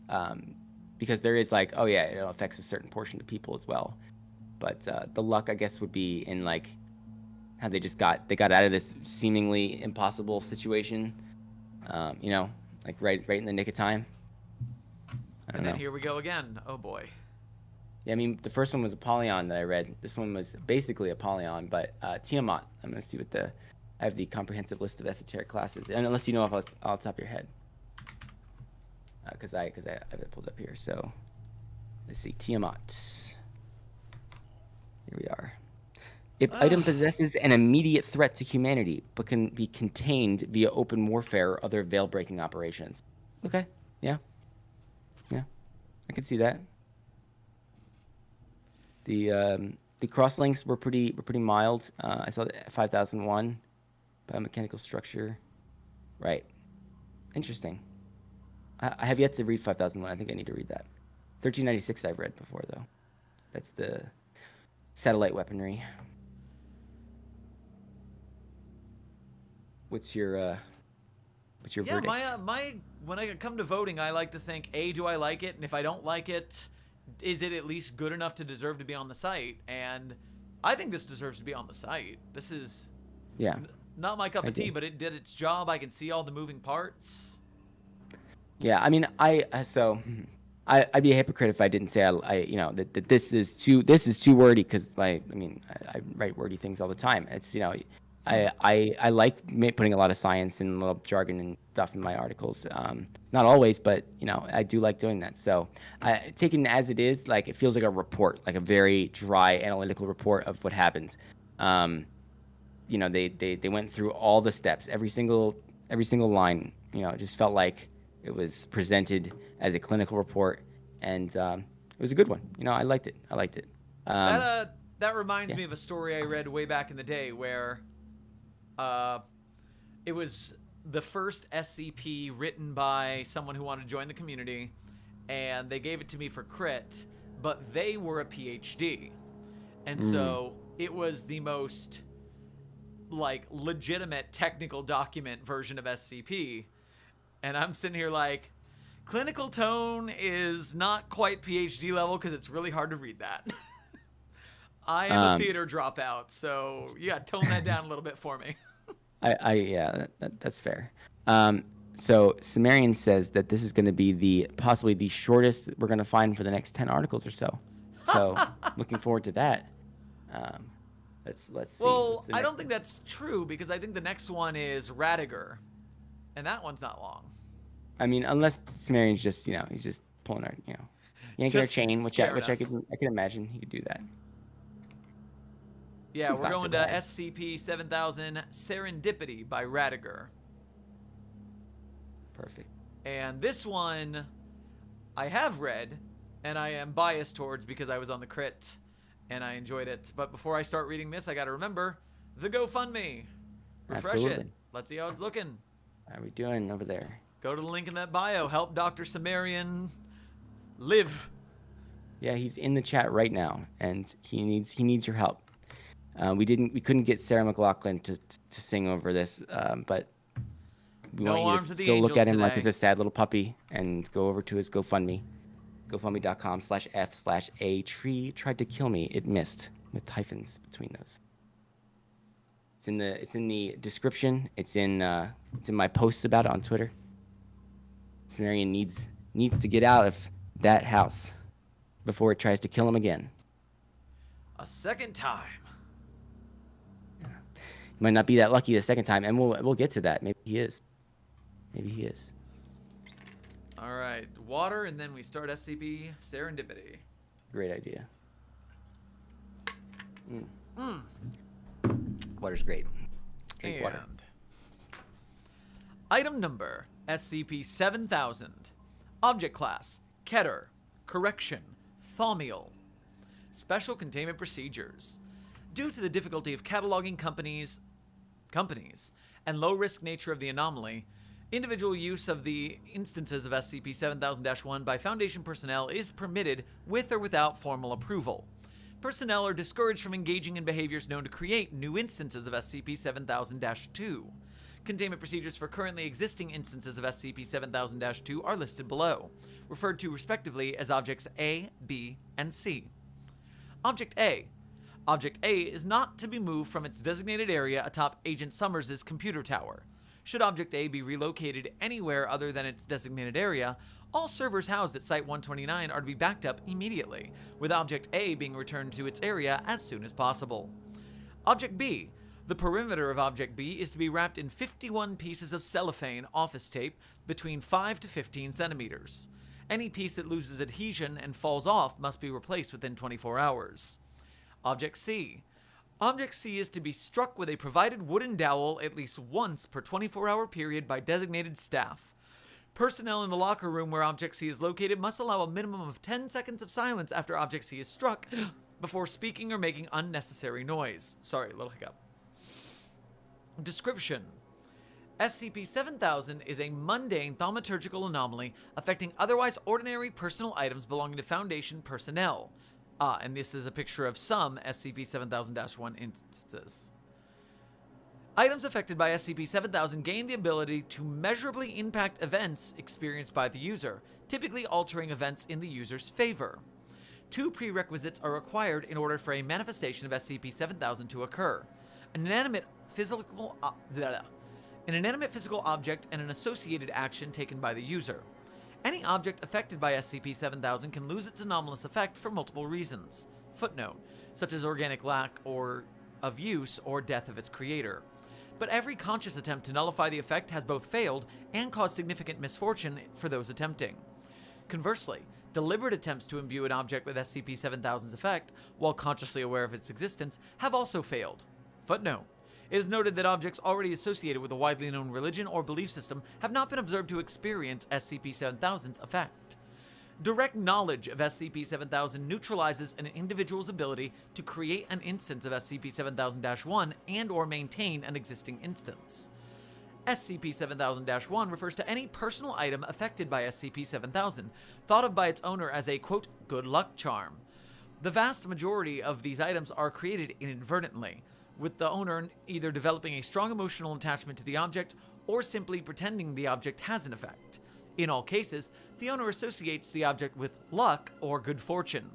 The favorable events caused by these items are easily misconstrued as coincidence or confirmation bias, but specialized equipment confirms that the increase in good fortune is in fact quantifiable. SCP-7000-2 refers to objects affected by SCP-7000 that cause a large-scale misfortune when certain invented rituals are not properly carried out.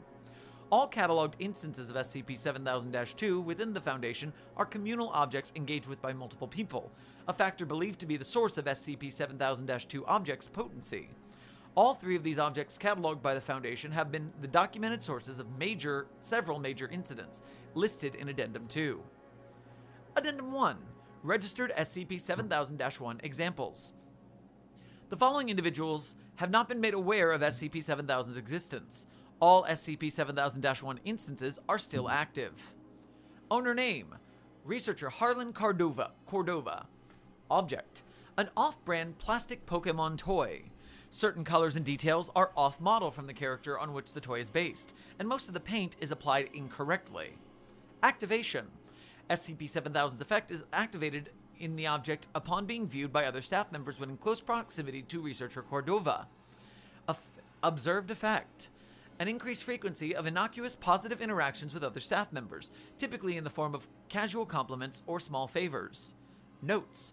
Researcher Cordova does not believe in luck and insists that the object has no measurable effect, claiming instead that the toy is merely a conversation starter and that, quote, no one is going to be mean to such a fucked up little guy, end quote. Owner name. Dr. Donna Acevedo. I'm going with Acevedo. Object. Half a quartz geode, 3 centimeters in diameter. Most of the object is worn smooth. Activation. SCP-7000's effect remains active in the object when held in Dr. Acevedo's bare hand. Observed effect. A decrease in workplace incidents of a physically dangerous nature. Dr. Acevedo has survived 5 critical containment breaches without incident. Notes. Dr. Acevedo claims that she did not believe in luck until she found the object, and narrowly avoided being hit by a runaway car when she reached to pick it up. Dr. Acevedo firmly believes that the object protects her from harm. She has been carrying the object for 21 years. Owner name. Dr. Nathan Harrell. Object. A pair of wool athletic socks with several darned patches from frequent wear. Activation. SCP-7000 activates when the object is worn. Observed effect. Increased frequency of favorable events pertaining to office work, such as finding items thought to be lost, outdated, equipment running smoothly, and unexpected reunions with individuals who have experience relevant to current projects. Notes. When initially interviewed, Dr. Harrell expected the subject to be a gold cross charm he wore on a leather cord. He maintained this belief throughout the interview until casually explaining that the socks were a gift from his wife, which he continually repairs due to their comfort and sentimental value. He refers to them as his, quote, work socks. Dr. Harrell's cross pendant exhibits no anomalous effect. Owner name. Non-applicable. Object. 5 packages of vending machine snacks on top of a microwave at SCP-5320 containment.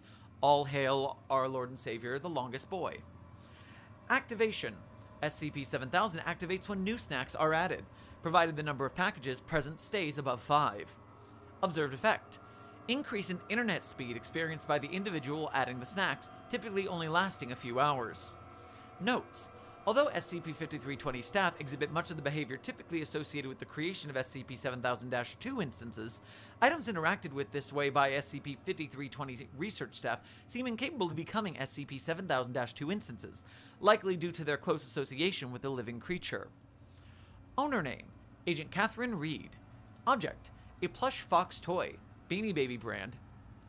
Item shows signs of several decades of aging and is partially burned. Activation. SCP-7000's effect activates when the object is left in the Mobile Task Force Lambda 5 transport vehicle while a mission is underway. Observed effect. Since Agent Reed began using the object, L5 Squad 16 has experienced no agent deaths while on missions, in spite of several nearly fatal injuries. Notes. The object was one of the few toys that survived a house fire that destroyed Agent Reed's childhood home when she was 8 years old. Agent Reed calls her family's escape, quote, miraculous, and she claims that, quote, if the object is waiting in the car, everybody has to make it out. Addendum 2. SCP-7000-2 Objects. Object A. A plastic figurine of a wizard on top of Agent Rachel Summers' computer tower at Site-211. According to office staff at Site-211, removal of Object A from the computer tower will, quote, brick the servers. This superstition began as a joke when a staff member accidentally knocked the figurine onto the floor around the time the office experienced poor connection to off-site servers at Site-17, resulting in staff members attributing the outage to the wizard. 2 years following the inception of the joke, Site-211 experienced 3 complete outages from local servers, all directly correlating to Object A being placed on a different surface than the computer tower. This event led to the initial discovery of SCP-7000. Object B.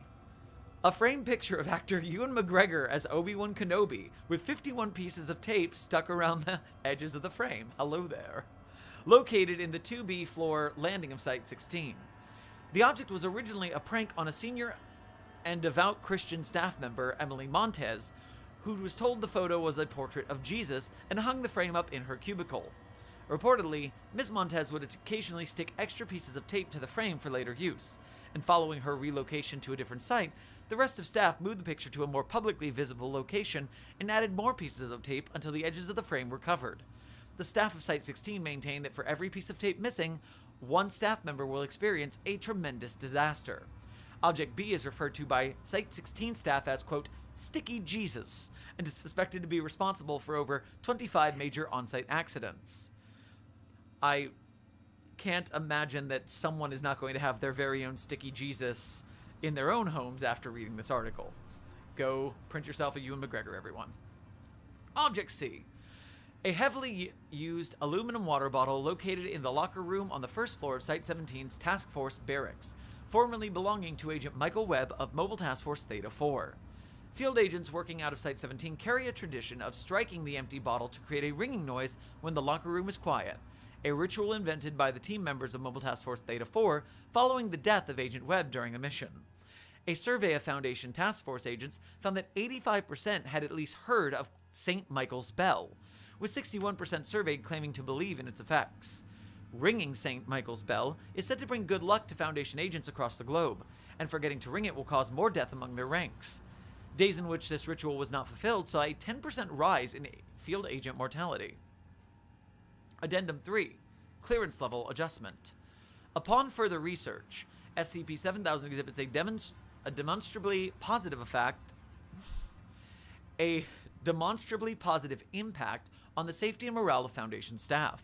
Considering knowledge of the anomaly neutralizes the effect for an individual, SCP-7000 will be upgraded from Clearance Level 3 to Clearance Level 7004. The following transcript is taken from a meeting of the O5 Council on the 25th of July, 2022. Begin log. It seems that SCP-7000's effect stops applying when individuals learn of its existence. Something about the hard knowledge that luck exists is enough to prevent it entirely. Personally, I'm ecstatic. Informing our personnel on a broad scale could ease containment significantly. At that point, we would only have to worry about the twos. Horseshit. I beg your pardon? It's protecting our people. I say let it rip. Beyblade. Focus, please. Using anomalies for our own gain isn't something we should be taking lightly, especially considering the unpredictability we've already observed with SCP-7000. We still don't truly know the scope of its capabilities. Oh, shut up. We use anomalies for self-gain all the time. Should we? When are we doing lunch? I can have someone pick up Jimmy John sandwiches in approximately 17 minutes, provided we adhere to our schedule exactly. Ha! I'm on team, but who's Pink? Pink is new. Darn it, too many voices, Rad. All right, Billith, help me out. You be Pink, and I think dark green below that. You be Pink and dark green. Sure, yeah. I'm on Team Beyblade. Could you please specify what you mean? Let it rip, you know? In professional terms, please. We've not seen a single negative effect by instances of SCP-7000-1, and the effects they do have are so inconspicuous that almost no one can see the anomaly without extensive research.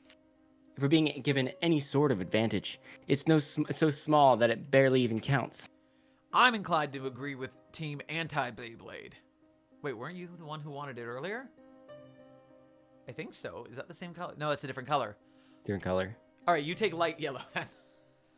The orange one, or yeah, okay, it's orange. That's the difference. Yeah, I'm inclined to agree with Team Anti-Beyblade. I ain't naming anything after a children's toy. It's not a children's toy. I have one. Rules are rules, and we can't pick and choose when they're convenient. I need everyone to perhaps take a moment and recenter yourselves. We have two choices. We can disseminate the information and neutralize most instances of the anomaly within our ranks, effectively leaving its effect to the 7000-2 instances only. Or we can lock down the intel and keep letting our people make SCP-7000-1 instances for fun and profit. God, I'm starving. Huh? Something on your mind? What are the chances it evolves? Elaborate. I think we all can agree that we can't do anything to stop people from doing the behaviors that create SCP-7000-1 instances in the first place. I suppose. Continue. If we broadcast 7000's existence to the entire Foundation, are we certain the effect won't evolve to include folks who know about it? And if it does, will that second iteration be as innocuous as this one?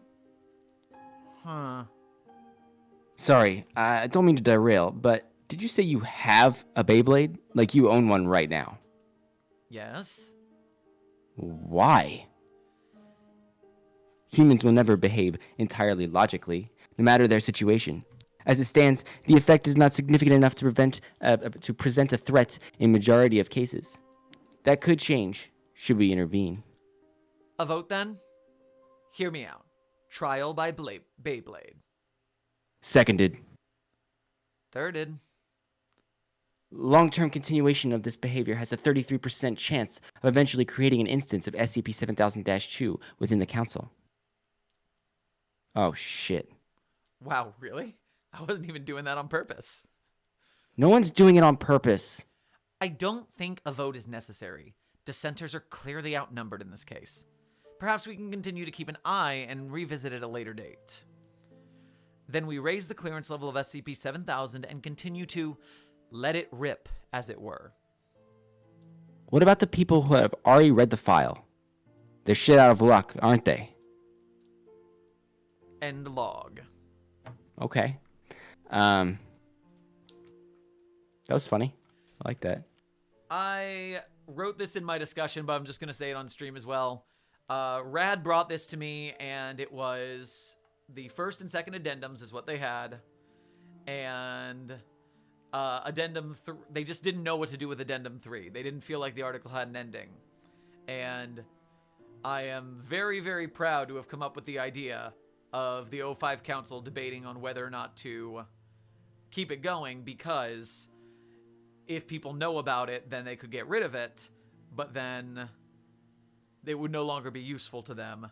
And then that final line of, I guess they're shit out of luck because we have read the article, so now we cannot make SCP-7000 instances ourselves, and all of ours are deactivated.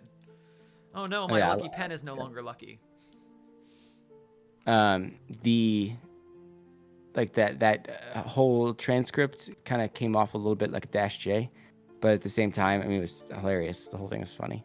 Yeah, Rad is people and comedy stuff, and her statement on this article is that she does not want to win the contest.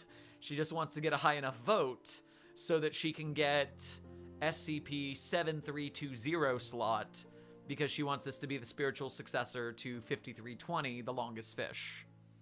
Gotcha. It's about office politics and goofing off. Fair.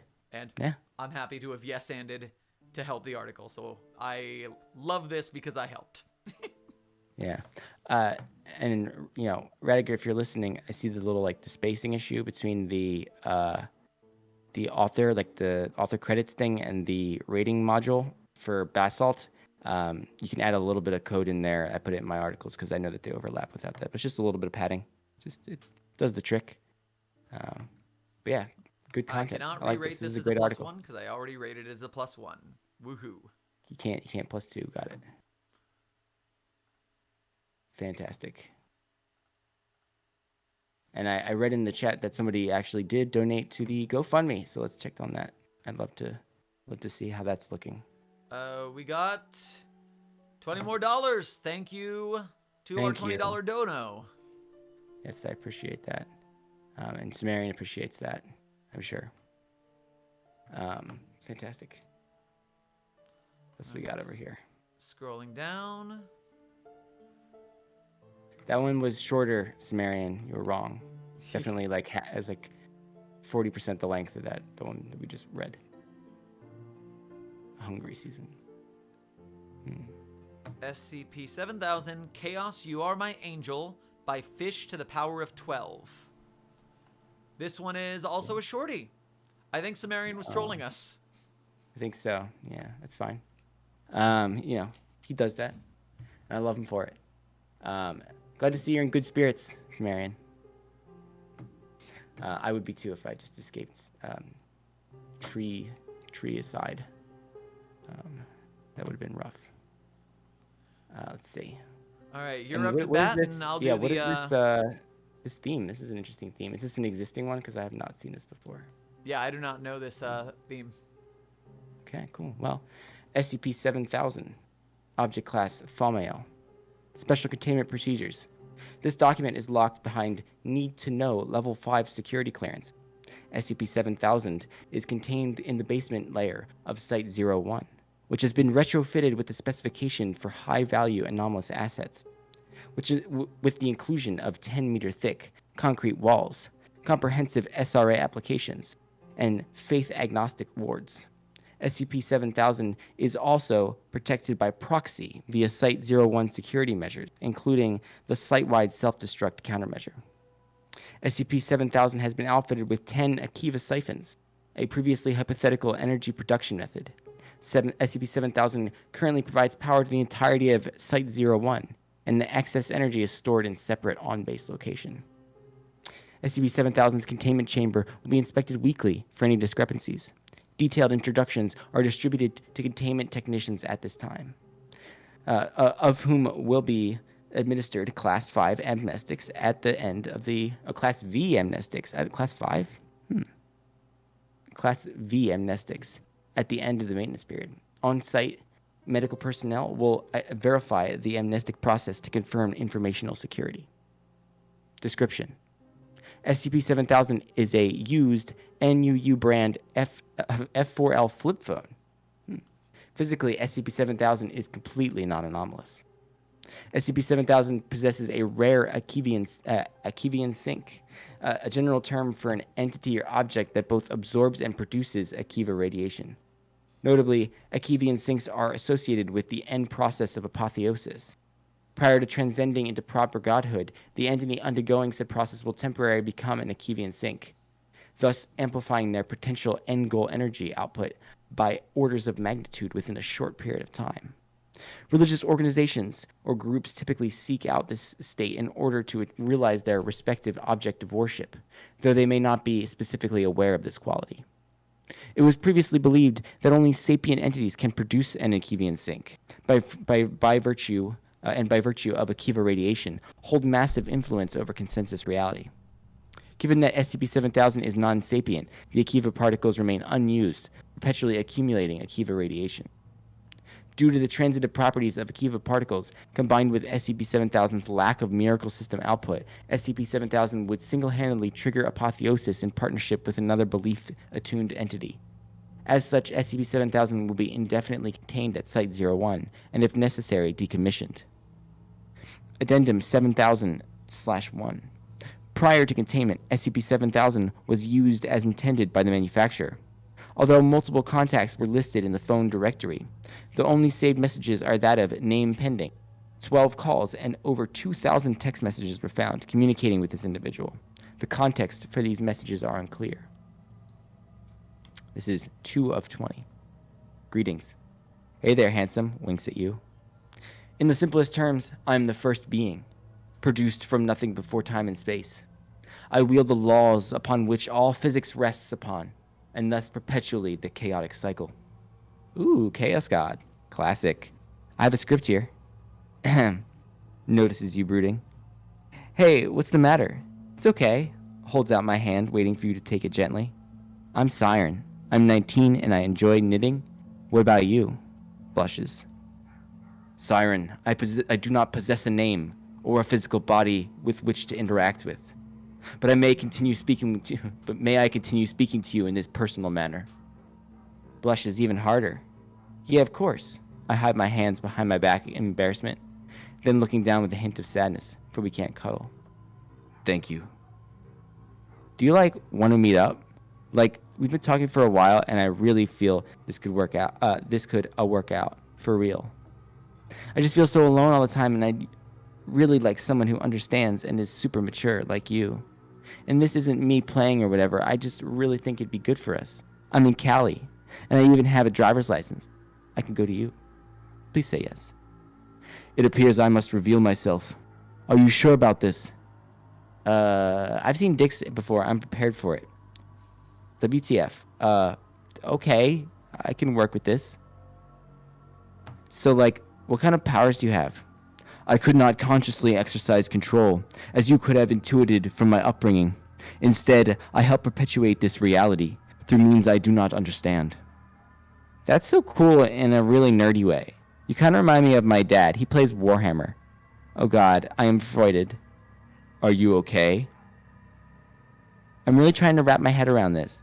You're the truth of the universe? Everything exists just because it does? It is so.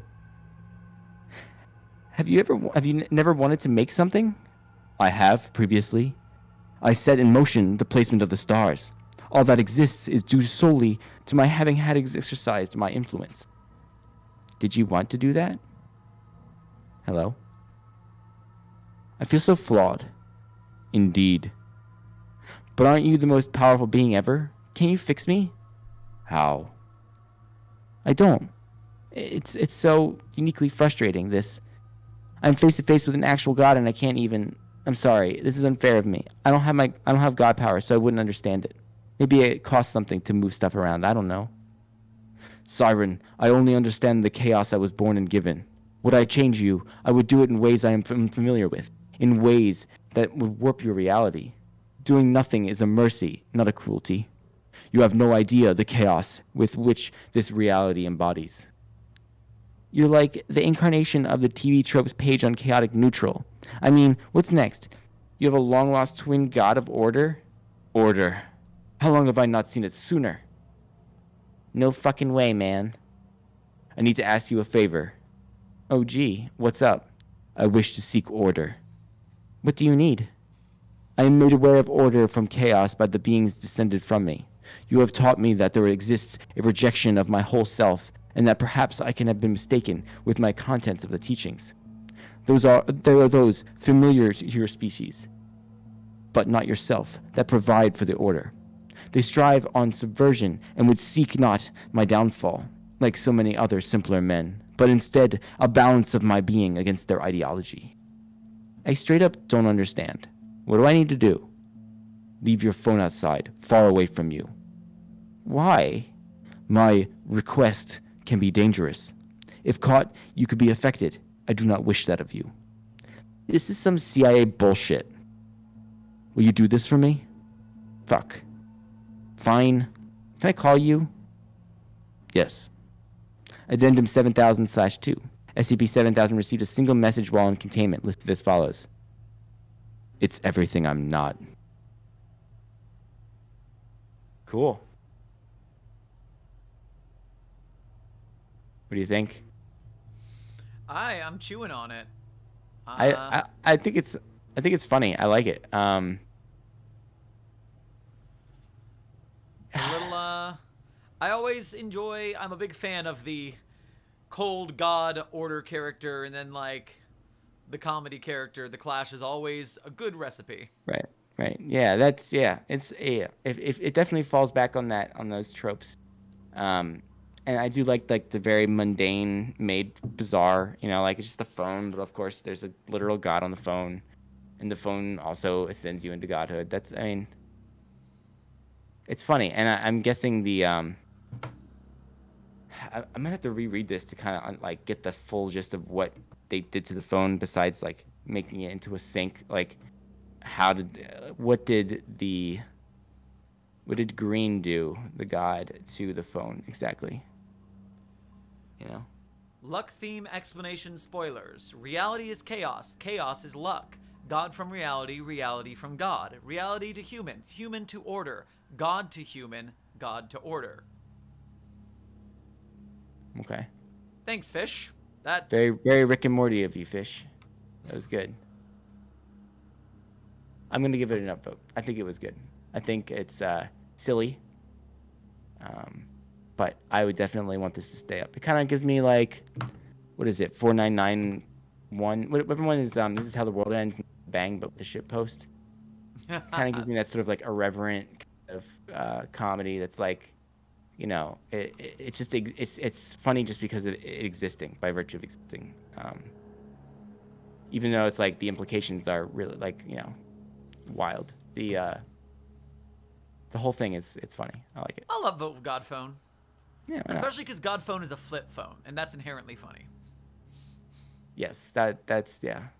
Especially because of the picture. I'm like, man, this is gonna be some intense stuff. It's a phone. It's a flip phone. I wonder what this theme is, though. I've never seen this theme before. Oh, I see What is pictures. Simulacrum theme? What is this for? Ad Abyssium. That Tactical just goes back to theology. the wiki. Tactical theology. Okay. It's just been changed up a bit. All right, taking it back. We are now up to SCP-7000, 3 White Horses by They Call Me Tim. All right.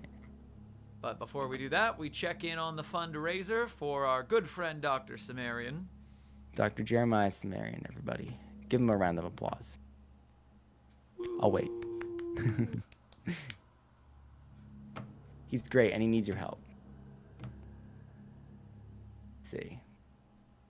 And 2,578 of our $15,000 goal, and even we're not looking to hit that today. Just give whatever you can. We have streams coming in throughout the week, and we'll be pumping his GoFundMe throughout the whole thing. All of our earnings and proceeds and whatnot we get there are going to go toward the GoFundMe, and there'll be more announcements about that over Twitter and whatnot. So stay tuned. But please, guys, help Cimmerian out. He's been through a lot. He deserves he deserves your money. Give it to him. make it bigger. A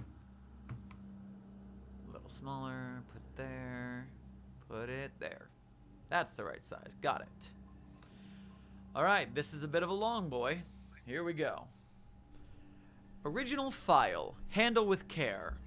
You have accessed the original version of SCP-7000. Damage, loss, or alterations to this document will be punished. If you would prefer a copy and none are available, consider volunteering for the archival department if your other duties permit. This document was recently defaced. The text on the reverse side of this sheet should be ignored, as should any unofficial footnotes. Item number: SCP-7000. Object class: containment class pending. Classification level 1, unrestricted. Special containment procedures. Containment is not the priority with SCP-7000. The whereabouts of SCP-7000-1, -2, and -3 should always be known. Let me just adjust my mic real quick for my posture. Get undone. There we go. Boom. Better. Comfy. The whereabouts of SCP-7000-1, -2, and -3 should always be known in the event any SCP-7000 instance is needed in any of the world's remaining countries. Mobile Task Force Omega-4, codename Horseshoes, is on constant alert to monitor and corral the appropriate instance to the jurisdiction with the greatest need, as determined by a majority vote of the O5 Council. Interference with SCP-7000 or Foundation directives regarding their corralling will at minimum result in a 50% reduction in water rations. Picture: painting gifted to the Foundation of SCP-7000-2 by a civilian after its property saved their life. Civilian wished to be anonymous, but for the painting to be used with its file. Disinformation regarding their whereabouts is disseminated through Foundation plants within major groups of interest not yet aligned with our mission.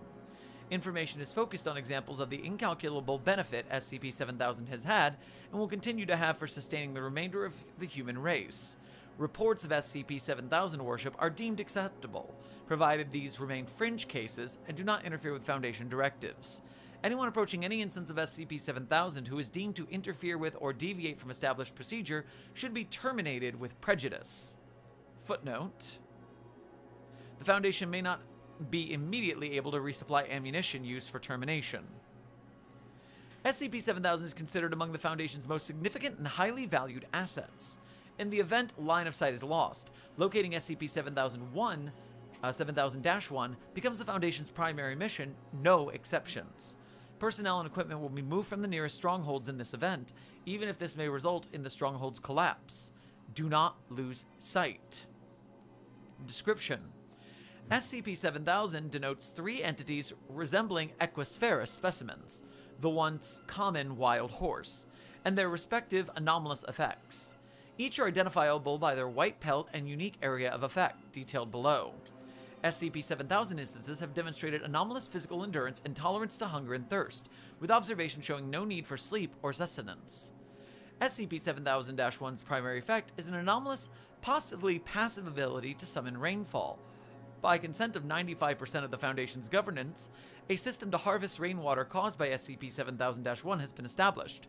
Mobile Task Force Omega-1, codename Cupbearers, comprised out of disbanded mobile task forces, has been given 3 out of the 11 surviving Solidarity ground vehicles, reconfigured with the water collecting capabilities. These vehicles had been rerouted from Supply Line Hog, Supply Line Bull, and the defense of Stronghold 32, resulting in their collapse. Footnote. This was not an easy choice. There are no more easy choices. But water is life for everyone. It comes before anyone, even hundreds. As of the 2nd of as of February 29, 2096, it is estimated that between 63% and 71% of the human population's continued survival is owed to SCP-7000, be it through the guarantee of sustenance, sanitation, or security. Footnote. See Foundation 2094 World Alliance Census, excluding population of the Oceanic Island Federation, Antarctica, et al. The first contact was with SCP-7000-1 on March 20th, 2087, after the siege of the Patriots' Eastern Blockade failed. The encounter was recorded after the activation of Endel Emergency Distress Beacon ID number 41551. Transcript is below. Forward. No significant dialogue or notable audible activity was recorded for 41 hours and 35 minutes after the beacon's activation. The below exchange starts then. Begin log. Where? Why? Ray? What? Where are we? Long pause. Home. You can call this home. Home didn't feel... Was it always this dry? I don't remember being anywhere else. I don't know. Maybe it was always desert. Always desert. Every direction. Forever. On and on. Water? Please, Ray. Please. Who is this fucking beacon for, man? Who the fuck is gonna... Fuck, Ollie, don't talk. Right. Just be quiet. Just be quiet.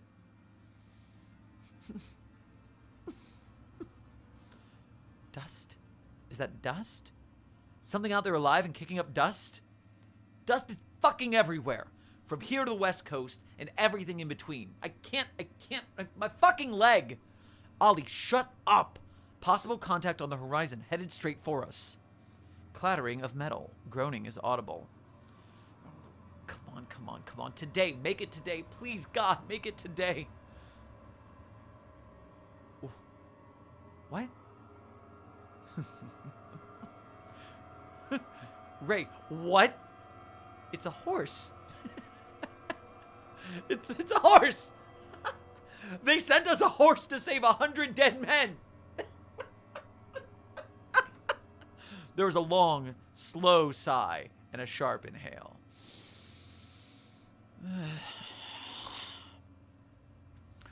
Are you a good witch or a bad witch? Are you?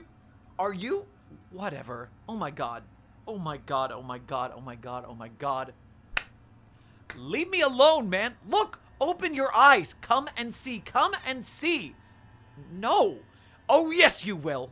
Here, maybe someone else. Wake up, you sons of bitches! Wake up! Clouds! And then there is the sound of rain. Fine. Fine, whatever. None of you fucking matter. Ollie, we're going after it. Oh my god, I'm committing my life to the cloth after this. Oh my god. Give me some water, you... Let me sleep. It's a fucking miracle. It's a fucking miracle. Don't ask why. Just follow the fucking miracle out of this fucking desert. Get up. We're going after it. There's nothing for us here. Not for years. We're gonna be okay. I'll help. Come on. Arm over my shoulder. One step at a time. Come on. Sounds of a minor struggle are muffled by wind and rain. More and more rain. Oh, okay. Rainfall becomes heavy enough that no other sounds are audible. The distress beacon continues to record the sound of rainfall for 17 hours until the unit's solar battery fails. End log. Closing statement. On receiving notice of possible anomalous water source, Ash Tollins, transcriber of surviving Endel Beacon IDs 40,000 through 50,000, immediately submitted a hard copy of the recording to the O5 Council. Footnote 4. Method of processing authorized via Council Decree 3AD, Emergent Supply, January 1st, 2065. Shortly after, Foundation forces abandoned the defense of Stronghold 7, resulting in its collapse and loss of the populace. Footnote, a request to revise this sentence has been declined. Remember the cost. Footnote 6, remember the cost. Remember the cost. Remember the cost. To pursue and contain SCP-7000-1. Most of the fallen were found around the abandoned siege camp. However, a body with a severe laceration to their Achilles tendon was located 6 kilometers from the beacon. An additional 1.8 kilometers away, Foundation personnel discovered a dried corpse surrounded by desert. Cause of death uncertain. Likely exposure, not dehydration. The transcriber requested a copy of The Sound of Rain for personal use, prompting a review for possible mimetic effects. Despite none being discovered, the request was declined. Recording of rainfall may be lent to Foundation personnel who have distinguished themselves through feats of heroism. After an exhaustive, multi-week-long search, SCP-7000-1 was tracked 14 kilometers southwest of Foundation Stronghold 4, located in the northeastern American region of the Coalition of North American Nations, known as CNAN. Formerly sovereign nations United States of America, Canada, and Mexico. I'll call it Canaan. During the search, SCP-7000-1 generally moved away from personnel, also demonstrating an ability to demanifest if threatened or approached too closely. These simple rules laid the groundwork for corralling the anomaly. The Foundation set about to collect and distribute water among the highest priority populations and defense forces. Rain is not continuous, but it is without a doubt more common near SCP-7000-1 than anywhere else. Constant knowledge of SCP-7000-1's location and the collection of water is essential for survival. Requests for the current whereabouts of SCP-7000-1 requires Level 5 security clearance or authorization from 2 members of the O5 Council. SCP-7000-1 Archive. Contamination Memo. To all Runner Receivable Departments, from the Office of Kelton Paystalt, Director of the Foundation Sanitation. DNM, footnote. Shorthand for the Foundation's footnote personnel. Shorthand for the Foundation's footnote personnel. DNM stands for Do Not Memorize, signaling this portion is not part of the communique. Footnotes are the Foundation's Department Foundation's Department of Message Runners. If you consider yourself capable of intensive long-distance running and believe yourself trustworthy of flawlessly memorizing critical Foundation information, you may apply for messenger evaluation by speaking to your superior officer. This is not a duty to be taken lightly. We survive on information and information alone. So, DNM. First to our messengers, thank you as always. You have more than enough on your mind, so I will keep this as brief as I can. End DNM. We have received new reports of symptoms resembling cholera in 2 Foundation strongholds. I need everyone to understand immediately the difficulty of containing cholera after a water source is contaminated. Cholera is a terror. It drains you. It can strike in the morning and kill by night. And it grows exponentially. It secretes from those who it kills. And it only takes one improper disposal to ruin a water source. We can barely treat it. Prevention is all we have. Yet we cannot evaluate every glass of water before it is drunk. We cannot sanitize every source. The best we can do is keep it clean from the start.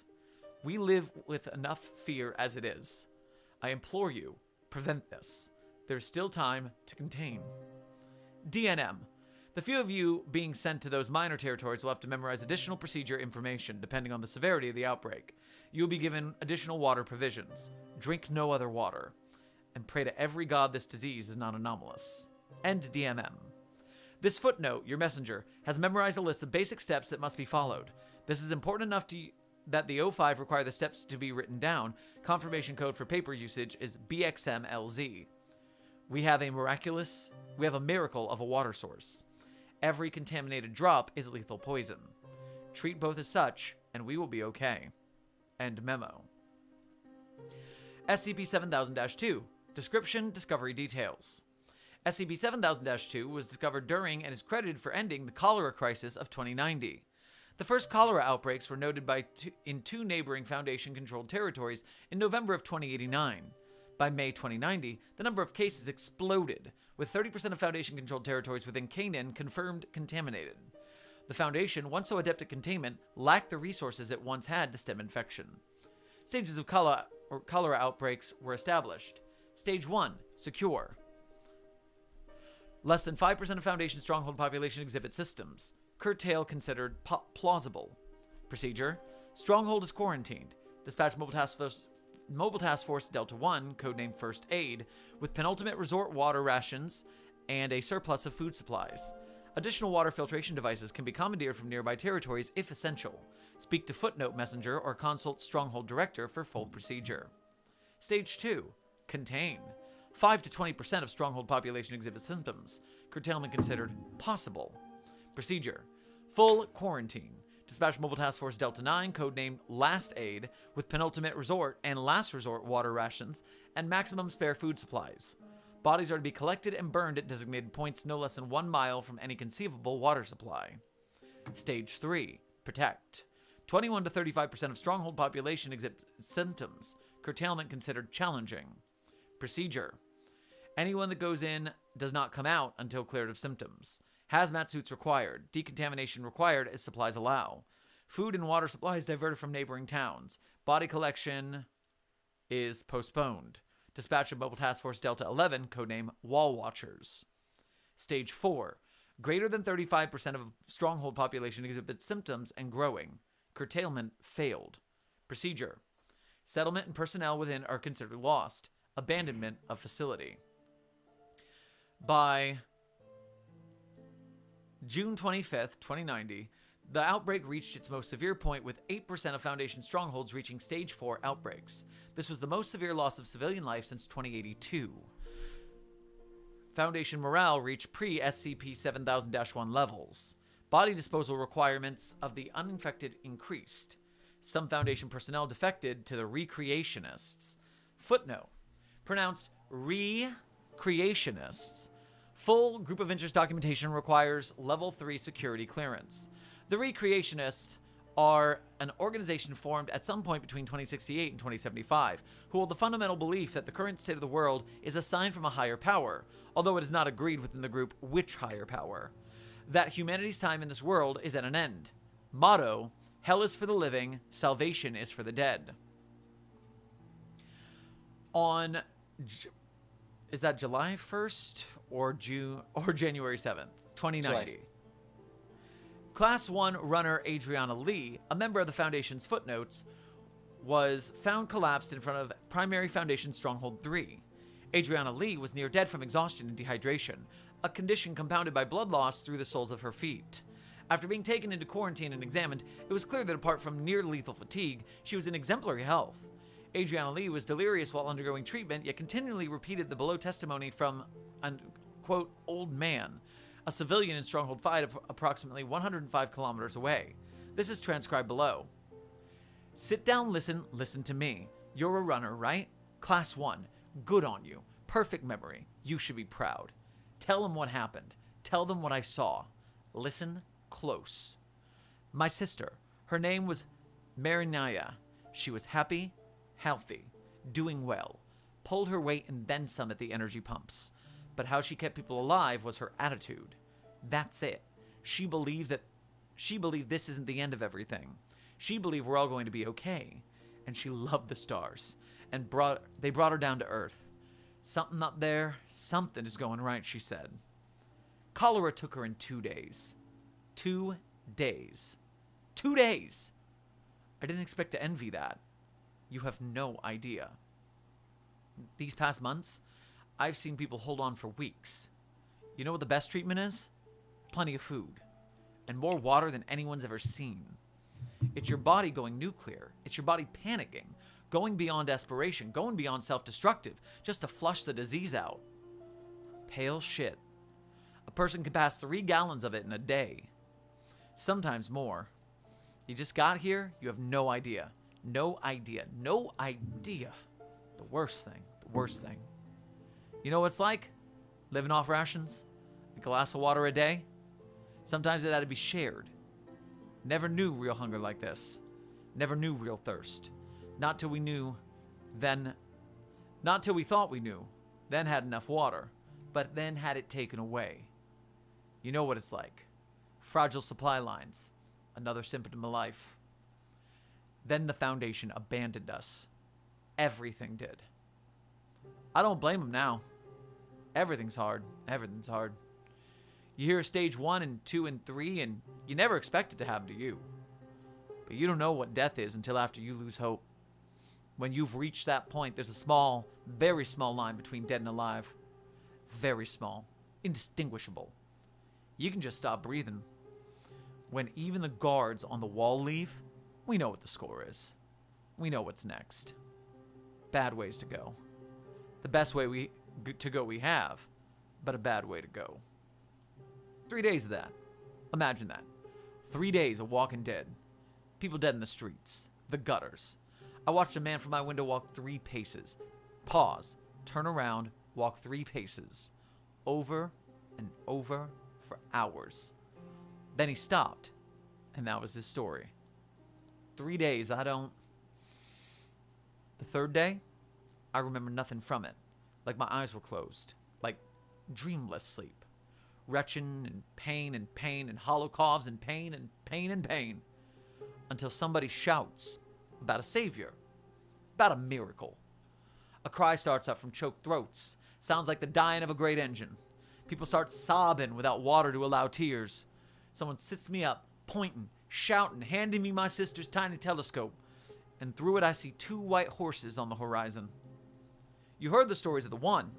It's a legend. You may never see it yourself. You pray for it. You hope for it. Maybe that animal's mind will come to you. Maybe it needs to feed the desperate. But whatever it is, you dream of it, and dream of it, and dream to see white pelt. It's one thing to believe in a god. Very much another to see one and feel its miracle. It rained. It has been a long time since I felt rain. I crawled out of my hut, and lay on my back, and God knows what, mouth open, every drop life itself, every drop. I don't know if it was the water, but I felt strong again, young again. I still felt pain, but I felt a cure. The rain went on and on. I heard singing and howling and screamed prayers of thanks. I was dead, past the line, and I feel purged, cleaned, alive again. God help me. God help me. I will see tomorrow. Go.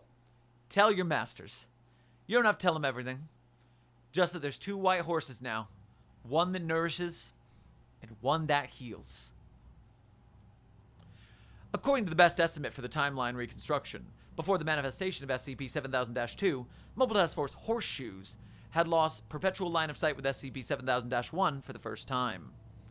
Not only did Adriana Lee convey the testimony, she also chased SCP-7000-1 until it came within close enough proximity to Foundation territory to be corralled. Adriana Lee's efforts to bring this to the Foundation's attention at great personal cost resulted in her being awarded the Foundation Star's Medal of Heroism. Footnote only given to those who die for the Foundation, so they say. And was granted her request to listen to the rainfall recording. Applications to use this as a reward for unusual feats of valor is under consideration. Correction, it is approved.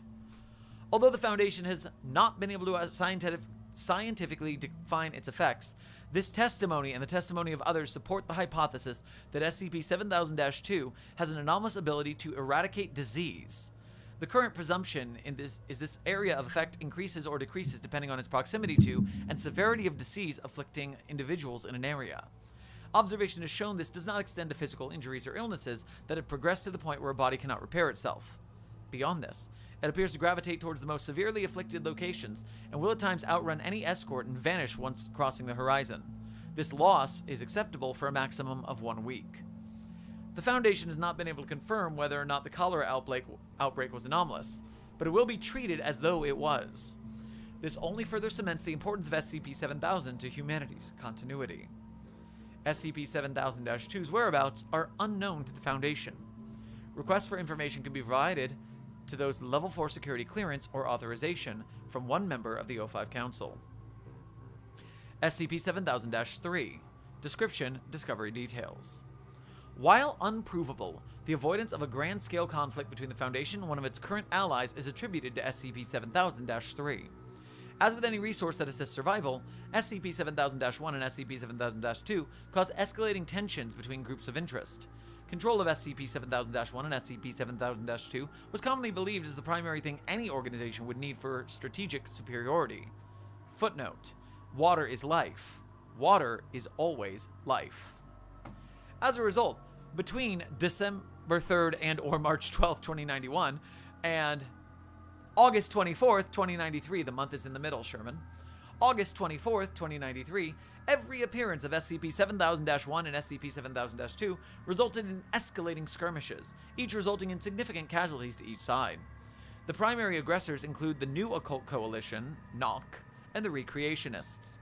All diplomatic efforts with the Recreationists have failed.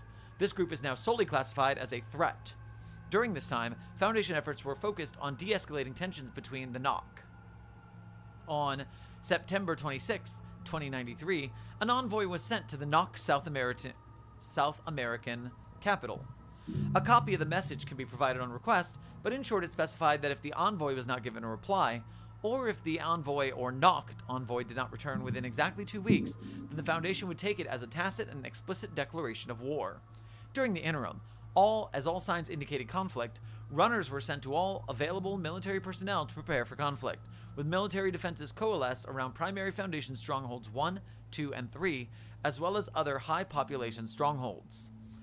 On October 3rd, 2093, the envoy returned unexpectedly, with a small NOC squadron as escort to primary Foundation Stronghold 1. The squadron identified itself as the protection party for a newly appointed NOC's Foundation ambassador, a position created explicitly for this meeting. Under high guard, the ambassador and 2 escorts were allowed an audience with 3 high-ranking Foundation members. An excerpt from this meeting's minutes are below. Footnote: full meeting minutes requires level 3 clearance or above. A Horse for a Kingdom meeting minutes. October 4th, 2093. 052 takes the lead. Facilitator, the New Occult Coalition representative, Josiah Montag. Recorder, Foundation Cataloger, Isla Akira. Timekeeper, Foundation Cataloger, Isla Akira. Attendees, O5 Council members 2, 3, 4. NOC representative, Josiah Montag. NOC attendants, Alexander Cho and June Wheelars. Agenda topic: war or peace between the Foundation and the New Occult Coalition, subject to negotiations on access rights to SCP-7000-1 and SCP-7000-2. Time taken, 19 hours. Discussions. Meeting begins with highly formal meetings by each delegation to each delegation. 053 immediately inquires as to the status of the envoy. Occult Coalition representative provides evidence that the envoy has accompanied them and will be released into Foundation control as a show of goodwill and to provide witness testimony to NOC claims. NOC begins a presentation to answer, as they put it, why we came all this way. They have uncovered a new massive underground river, estimated 1,800 kilometers in length. While the water is not suitable for human consumption without superhuman filtration efforts, the water appears connected to a variety of underground volcanic soil, incredibly rich in organic material. This means the water can enable dead tracts of land to become suitable for agriculture. NOC representative provided small samples of water for Foundation's own testing. Each are labeled "Do not drink." The NOC requests 70% of the material sufficient to build pumps to fertilize the water in crops. 2. Access to a total of 200,000 acres, 810 square kilometers, of potential agricultural land within Foundation territory, with the option of expansion if crop growth is sustainable. 3. Assistance with the transportation and digging of 100% of wells. In return, the NOC will consider a cessation to hostilities, with an agreement for this treaty to last 10 years provided neither side reopens hostilities. 2. Consider SCP-7000-1 and -2 as the Foundation's asset alone, and the Foundation's sole responsibility. 3. Provide 25% of food generated to the Foundation, and provide personnel and ground vehicle support sufficient to guard the Foundation's allocation of crops. NOC representative requests the following to be added to the record. The New Occult Coalition has the ability and the wherewithal to construct the aqueducts, dig the plots, control the land, and farm the soil ourselves. but it would be a tragedy for all of us to try and kill each other with the aim of having more when we could support each other by sharing enough. Negotiations begin. During this time, the water samples were processed and confirmed to be near miraculous for enriching soil and for the cultivation of a multitude of crops. Full minutes are not shown for brevity, but may be made available. Please submit a request to your Stronghold Director if you have an essential need to access the full log. Conclusions. The Foundation will provide 50% of materials to build irrigation for crops, 300,000 acres, 1,215 square kilometers of potential agricultural land within Foundation territory, a full cessation of hostilities, assistance with the transport of equipment and the digging of 100% of wells, with the exception that they will provide a maximum of 70% of the transportation or personnel to guard it. 3 emergency uses of SCP-7000-1 annually, and 3 emergency uses of SCP-7000-2 to knock, with as much available Foundation cooperation as can be provided. Otherwise, they are considered fully in the Foundation's care. The knock will provide 10% of the location of the underground river, with an additional 5% revealed annually. Provide 35% of cultivated crops to the Foundation, 50% of personnel, and 90% of ground vehicle support sufficient to guard and the Foundation's allocation of crops. That seems typo. A full cessation of hostilities. Military support in armed conflict if deemed an existential threat to itself and the Foundation. The Foundation has agreed to the same for the knock. Monthly meetings will be established between a knock representative agreed on by the Foundation and a Foundation representative agreed on by the knock. The total text of the treaty is expected to consist of over 35 pages, blank paper provided by knock as an additional show of goodwill. Requests for copies or to see the original document are not available. 052 requested additional details, including the discovery, when discovery was made, and if any unusual activity was noticed. Knock provides testimony corroborated by multiple witnesses, including the Foundation envoy, that shortly after the discovery of the underground river, on the horizon were, quote, 3 white horses all in a line. Documentation verified and signed by 052, 053, 054. Survive, construct, protect. This testimony is the earliest known instance of the third white horse, SCP-7003. It is notable in that it is the only known time all 3 horses have been seen in a line, as each instance usually has several hundred miles between each other. SCP-7000-3's exact ability is not understood, nor has it been well defined. This is primarily owed to the rarity of its appearance and the abstractness of its effect. To the Foundation's best supposition, each of SCP-7000-3's appearances coincide with a de-escalation of hostilities at a point of high tension between 2 adversaries, including the Serpent's Claw conflict, the Collapse God catastrophe, redacted, and redacted. Footnote. I'm surprised that I'm surprised how many I didn't know about.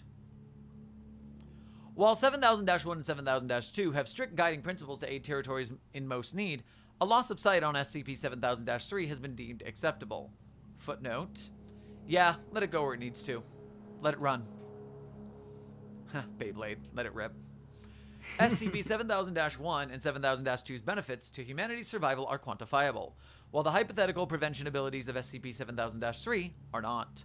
Nevertheless, each of these anomalies are considered critical to humanity's survival. Incident 7000. On September 22nd, 2098, visual of SCP-7000-1, 2, and 3 was lost simultaneously for the first time. Strongholds were alerted, and envoys were sent to the Foundation's closest allies, the Knock and the Serpent's Claw. As previous individual disappearances had occurred, the longest being SCP-7000-3 for 42 days, the length of SCP-7000's absence was not expected to exceed this. Yet after 3 months of growing unrest, anger, and despair, the Foundation answered to the need to address the issue. Below is the full statement. Certified direct statement from the O5 Council.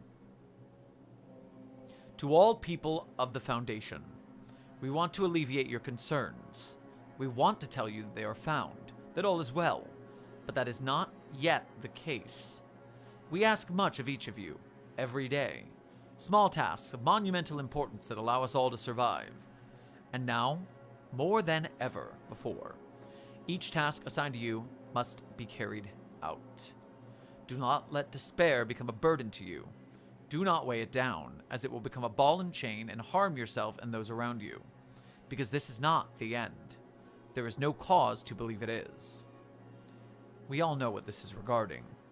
Some of you have your own names for them. I, personally, am fond of Groucho, Chico, and Harpo. To the Foundation, they are SCP-7000-1, 2, and 3. My fellows on the Council believe it right to tell you all now that we have, on at least 14 occasions to date, been unable to locate one or all of SCP-7000. Footnote. Fuck you. This is not the first time we have had to relocate them, and will not be the last. They will be found, and their benefits will not be lost. And during their absence, do not forget we are in a better place. Some unhappy few of us remember the 50-state hurricane, the European Schism, the tear of the Hayward Fault, the Great Misfire, and the energy collapse when our power died for the last time. The list goes on. Too long. Although these were decades ago, they changed the world in ways we once believed would render humanity's survival impossible. Listen to me now when I say this. Today is not that day. And these are not those times. Every day we defy such a fate, and defy the words of our enemies that believe only the next life is worth dying for. No one thing was responsible for the current state of the world, yet it is human nature to blame it all on one thing. Just as it is human nature to look at one cause, perhaps SCP-7000 for its continuation. We no longer face the number of threats we once had. We have allies now. We have agriculture. We have supplies stored away for a very long, dry summer. All this is built on a strong foundation. We, dare I say it, once again believe there will be a future. The Foundation will inform everyone as soon as SCP-7000 is relocated. Until then, we will be okay. Today we survive, tomorrow we thrive. Signed, the O5 Council, SCP Foundation. Survive, construct, protect. SCP-7000 file note. Reception was mixed. SCP-7000 remained unaccounted for the rest of 2098 and most of 2099. In the intervening time, the Foundation experienced tests of the stability it had worked to build. The recreationists, who through the alliance with the Serpent's Claw were thought to be virtually eliminated, found a swell of recruits and became bolder than they had in years at their mission. Tensions between the NOC and the overburdened supply lines mounted. There were widespread reports in dozens of Foundation strongholds of despair, insurgency, violence, and civilians wandering out into the wilderness, chasing phantoms of horses. On December 27th, 2099, the O5 Council had an emergency meeting. Minutes and transcripts are locked and inaccessible, protected under Council Decree DNY, Protection of Destabilizing or Existentially Threatening Communications. On July 1st, 2068, to anyone who is not a member of the O5 Council. Shortly after, on December 29th, 2099, the Foundation announced SCP-7000-1, 2, and 3 have been spotted overseas and are moving back in the direction of the Coalition of North American Nations. No estimates could be drawn for when SCP-7000 would return, but the Foundation begs your patience. It will not be much longer now. SCP-7000, Final Addendum. On December 31st, 2100 even, the documentation for SCP-7000 was stolen by an unauthorized individual. Documentation was recovered after Ash Tollins, transcriber of surviving Endel Beacon IDs 0 through 99999, abandoned her duties to find Endel Beacon 70123 herself. Instead of returning the documentation when found, she defaced it by transcribing the unauthorized individual's message on the back of official Foundation documentation. Once she rewrites the documentation, the full O5 Council will see if disciplinary measures are necessary. The individual, Class 1 runner Adriana Lee, has not been located.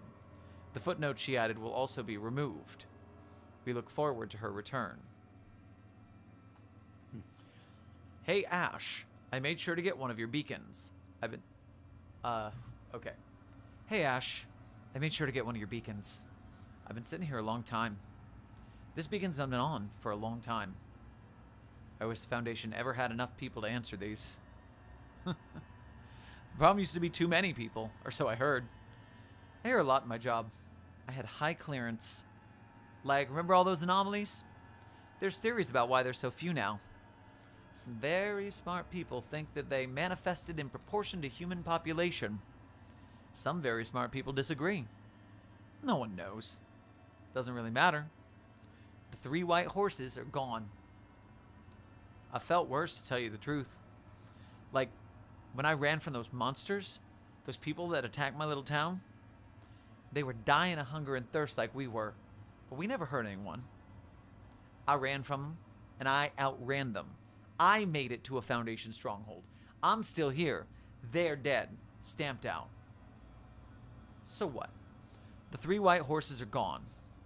Some very smart people think there's going to be a 4th. I'm just sitting here hoping to see 1, like all those other people did. I'm done here. We're done here. I did my job, and I did it well. This is me retiring. I'm sorry I took this documentation. It wasn't like it's heavily guarded. No one really cares anymore. Everyone's given up. I read it for the first time, and then a few more times. I'm kind of disappointed. These things are miracles. I don't think that comes across right. These are essential to humanity's survival. It was written down like 3 times, but what? There wasn't room to mention the good people did because of them? You know those stage 4 quarantine things? Neighboring cities volunteered water. Imagine that. Free water.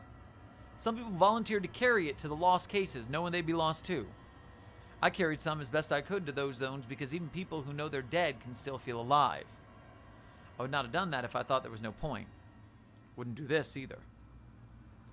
Then I got locked in and sick. I was going to die like everyone else.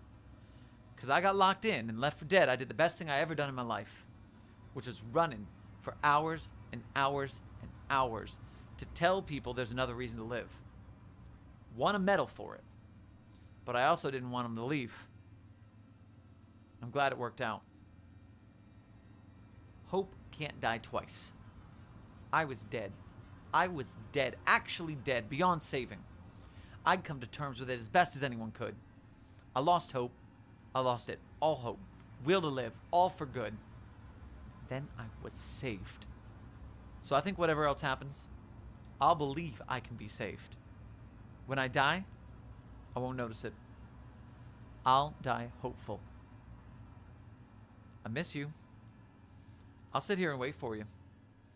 If I'm not here, it means I saw them, and I'm chasing them. I'll report back. I'll cross the horizon, and I'll report back. If anyone can, I can. I proved that, right? Don't worry. Depending on your definition of it, everything will be okay. Or not. I don't know. I don't know what I'm trying to say here. Maybe, Ash, all you need to know is that you're alive. That's beautiful. And that's worth living for. See you someday.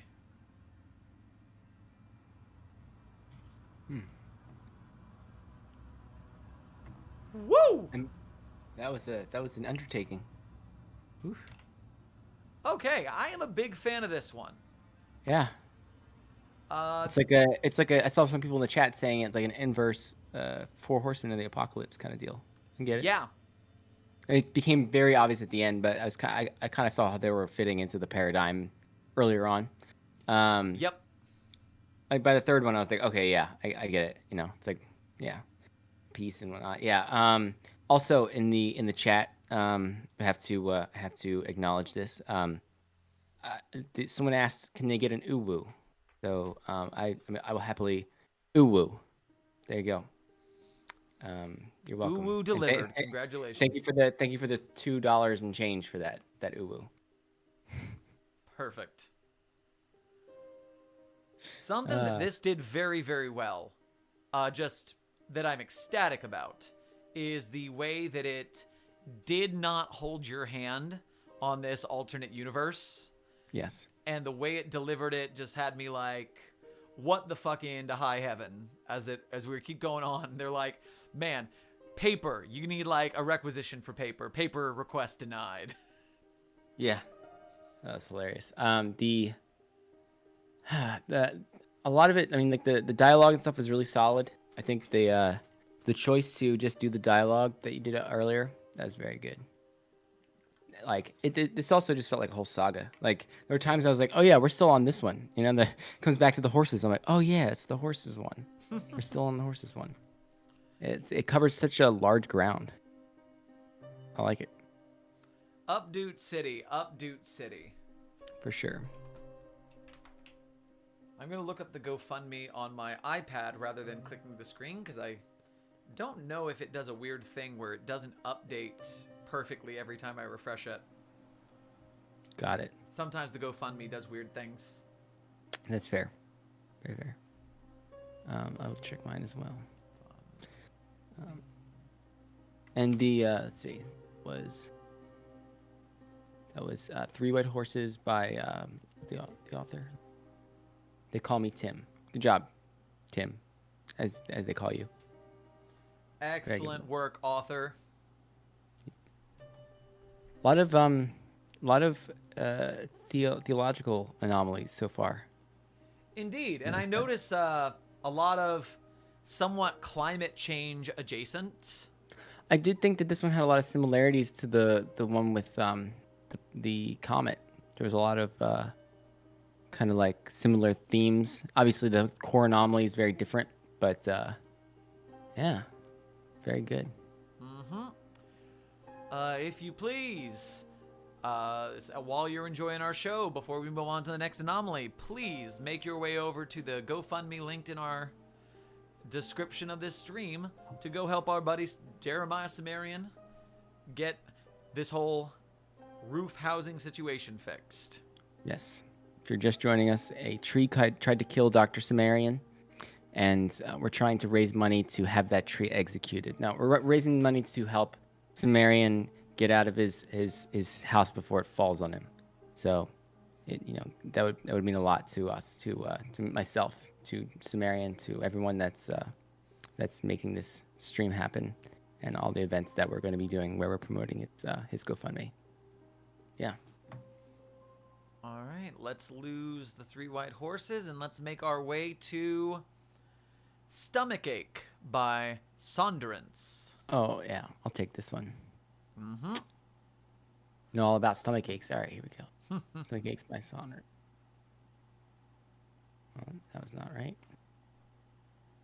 Oh, 1 second. Ah. Here we are.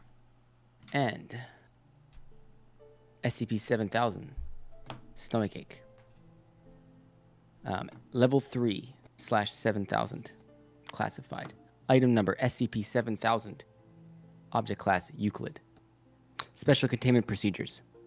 SCP-7000 is being held within a standard Site-19 humanoid containment cell. All meals provided to it must derive from the list of acceptable items provided by SCP-7000 upon containment. As of 2022-3/9 or March 9th, 2022, these formatting changes are throwing me off. Dates. All meals must be checked for residual thaumaturgical energy. There we go again.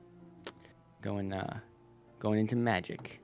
In order to avoid undue risk to all involved, Foundation staff may not enter SCP-7000's holding cell during regurgitation events. Oh boy. Description. SCP-7000 is Margaret Domery, a 17-year-old woman with a severe case of pica. Footnote. Pica is a psychological phenomenon characterized by the consumption of items that would not usually be considered edible. SCP-7000 will only consume items that it considers supernaturally cleansing or lucky. This includes, but is not limited to, amulets and talismans, representations of good fortune, components of purification rituals, and cleaning products.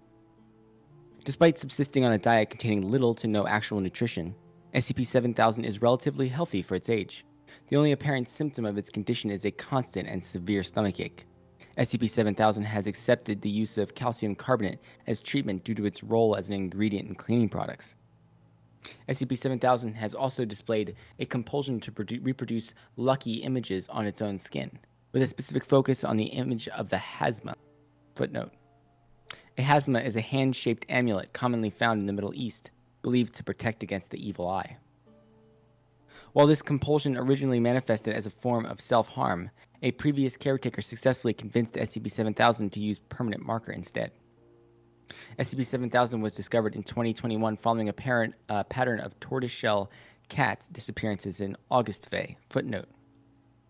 Tortoiseshell cats are considered to be good luck in many cultures. It's August Bay, West Virginia. SCP-7000's foster parents reported to the police that they had caught it in the middle of eating one of the missing cats. Footnote. SCP-7000 had been in foster care since 2014 after its mother died in a house fire. Once it was arrested, SCP-7000 told officers that its foster mother had forbade it from consuming its compulsive diet, requiring drastic measures. SCP-7000 displays extreme distrust of Foundation staff and often refuses to cooperate for tests and interviews. This is typical behavior for many anomalies with time spent in the foster care system. Researchers' current focus is establishing a rapport. Addendum. As of 2022, March 5th, SCP-7000 has begun vomiting at infrequent intervals in addition to its dyspepsia. The items regurgitated by SCP-7000 show no signs of being digested, and most do not seem to match anything SCP-7000 has eaten. Further research is pending. Addendum. Ongoing log of regurgitated items. Date, items regurgitated, and notes. March 5th, a handful of four-leaf clovers regurgitated. Notes, had originally been provided to SCP-7000 as a snack. March 8th, a silver pendant in the shape of a jalapeno pepper. Bears resemblance to a cornicello provided to SCP-7000 as part of a previous meal. Footnote, a cornicello is a horn-shaped protective charm found in some regions of Italy. March 9th, 47 pieces of paper bearing various summoning sigils. Notes, only 2 sigils seem to be viable. See video log 2022 of March 9th. March 13th, item regurgitated is 8 computer graphics processing units of varying brands and makes. Notes, all GPUs perform similarly to their traditionally produced counterparts and are currently being analyzed by the Computation and Prediction Department. March 14th, 6 standalone tablets etched with Enochian symbols were regurgitated. Notes, assumed to be summoning devices. See video log 2022 of 314. March 19th, 80 tennis balls. Notes, regurgitated over a 4-hour period. March 28th, and is regurgitated 11 novelty calendars. Notes, 5 out of the 11 calendars depict the same comic strip character, Garfield. Significance is unknown. March 30th, and regurgitated is 10 permanent markers in varying colors. Notes, none. April 5th, items regurgitated 3 toy cars. Notes, none. April 10th, item regurgitated is unknown. Notes, see video log Margaret from 1810 to 1820. See April 13th, items regurgitated 4 cancerous growths. Notes, growths show indications of surgical removal, rather. DNA analysis indicates human hosts. April 18th, items regurgitated 7 pounds of Diamaxis earth. Probably butchered that. It's Damascus earth. That's it. Notes, previously requested by SCP-7000 as a potential meal. April 26th, the partially digested remains of 5 cats were regurgitated.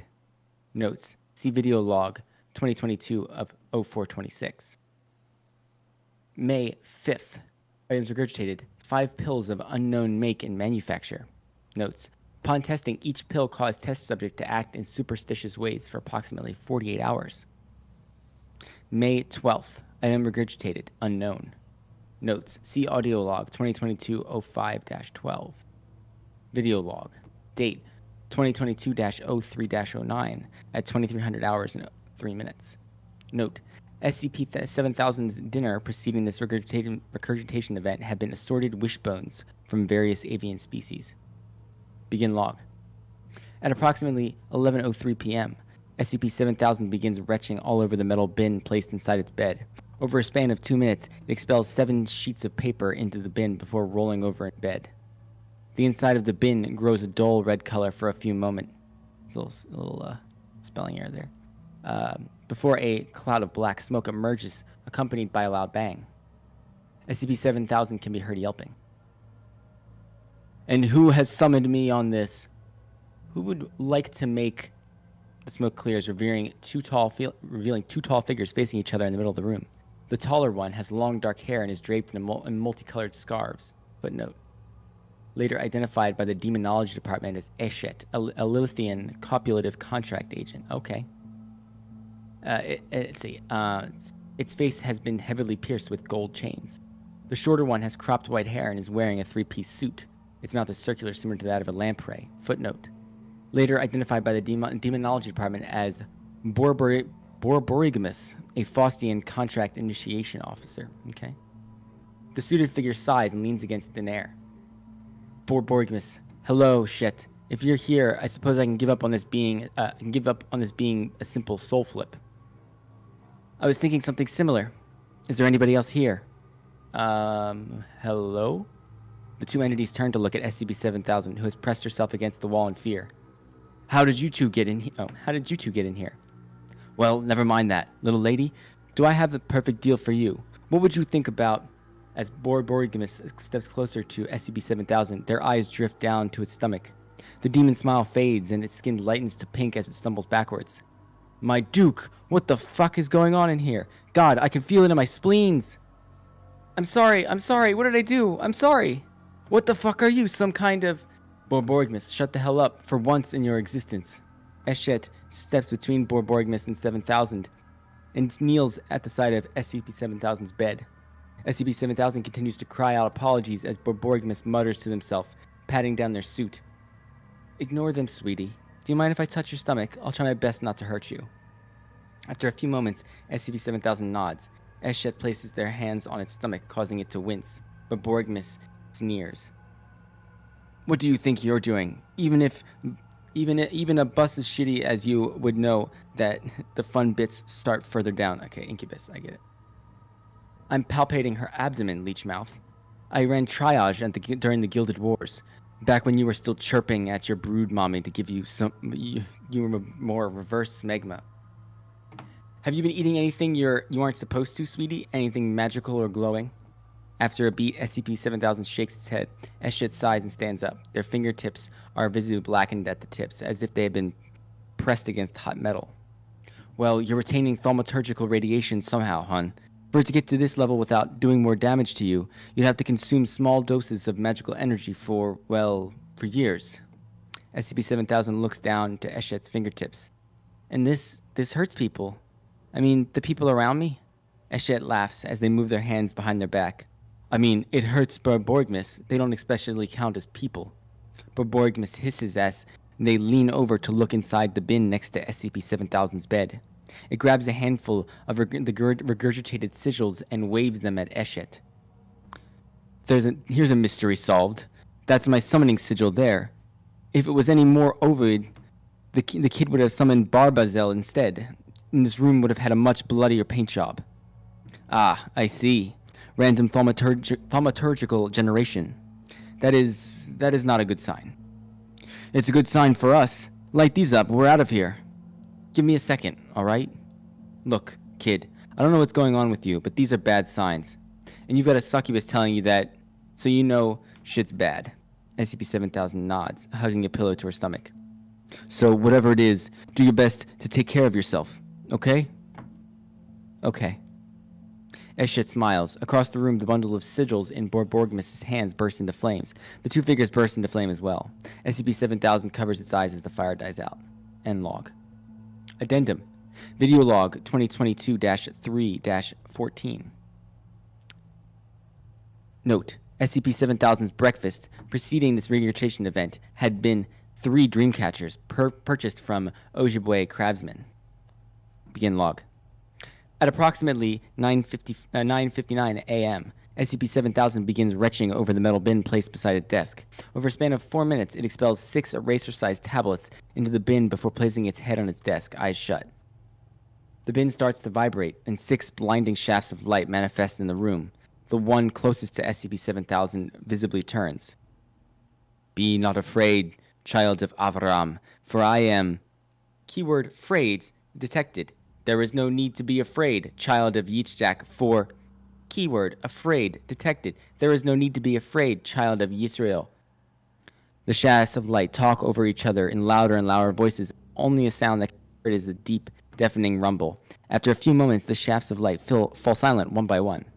Each one fades, revealing a massive, motionless winged figure that looks as though it was carved out of glowing marble.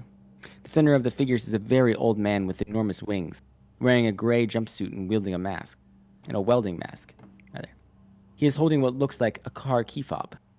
Sorry about that, young one. I keep telling the divine programmers that the messengers need their NLP modules revamped, but it's on the backlog until the second era of prophecy. Let me take a look. The old man pulls a knife out of his pocket and digs it into the side of one of the tall figures. It does not react. The wound gapes open, revealing pulsing, glowing innards. The old man sticks his hands inside, rummaging around. Meanwhile, SCP-7000 sits up and takes his hands off his ears, looking from the figures to the old man with wide eyes. What? Who are you? I'm just a repairman. Don't mind me. Is that... What kind of repairs is that? Well, right now I'm just digging around for the reset switch.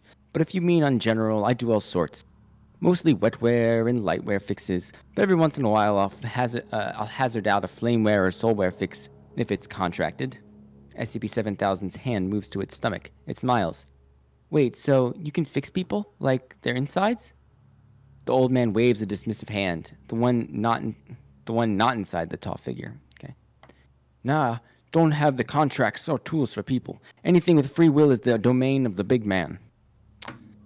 Even if they're hurting people? The old man looks at SCP-7000, then at SCP-7000's stomach. He sighs and twists something inside the tall figure. Its head lowers. Keyword, Sum. One by one, the tall fingers burst into flame and disappear. The old man sighs. There we go. So, is this about whatever's going on in your abdomen? SCP-7000 nods. Does it hurt you? It hurt the last people I saw? Nah, I've got all my shots. I'm afraid I can't fix it, though. As I mentioned, it's well above my pay grade. But hey, it's not that bad, is it? From what I know about humans, everybody hurts everybody else a little. It's par for the course. No.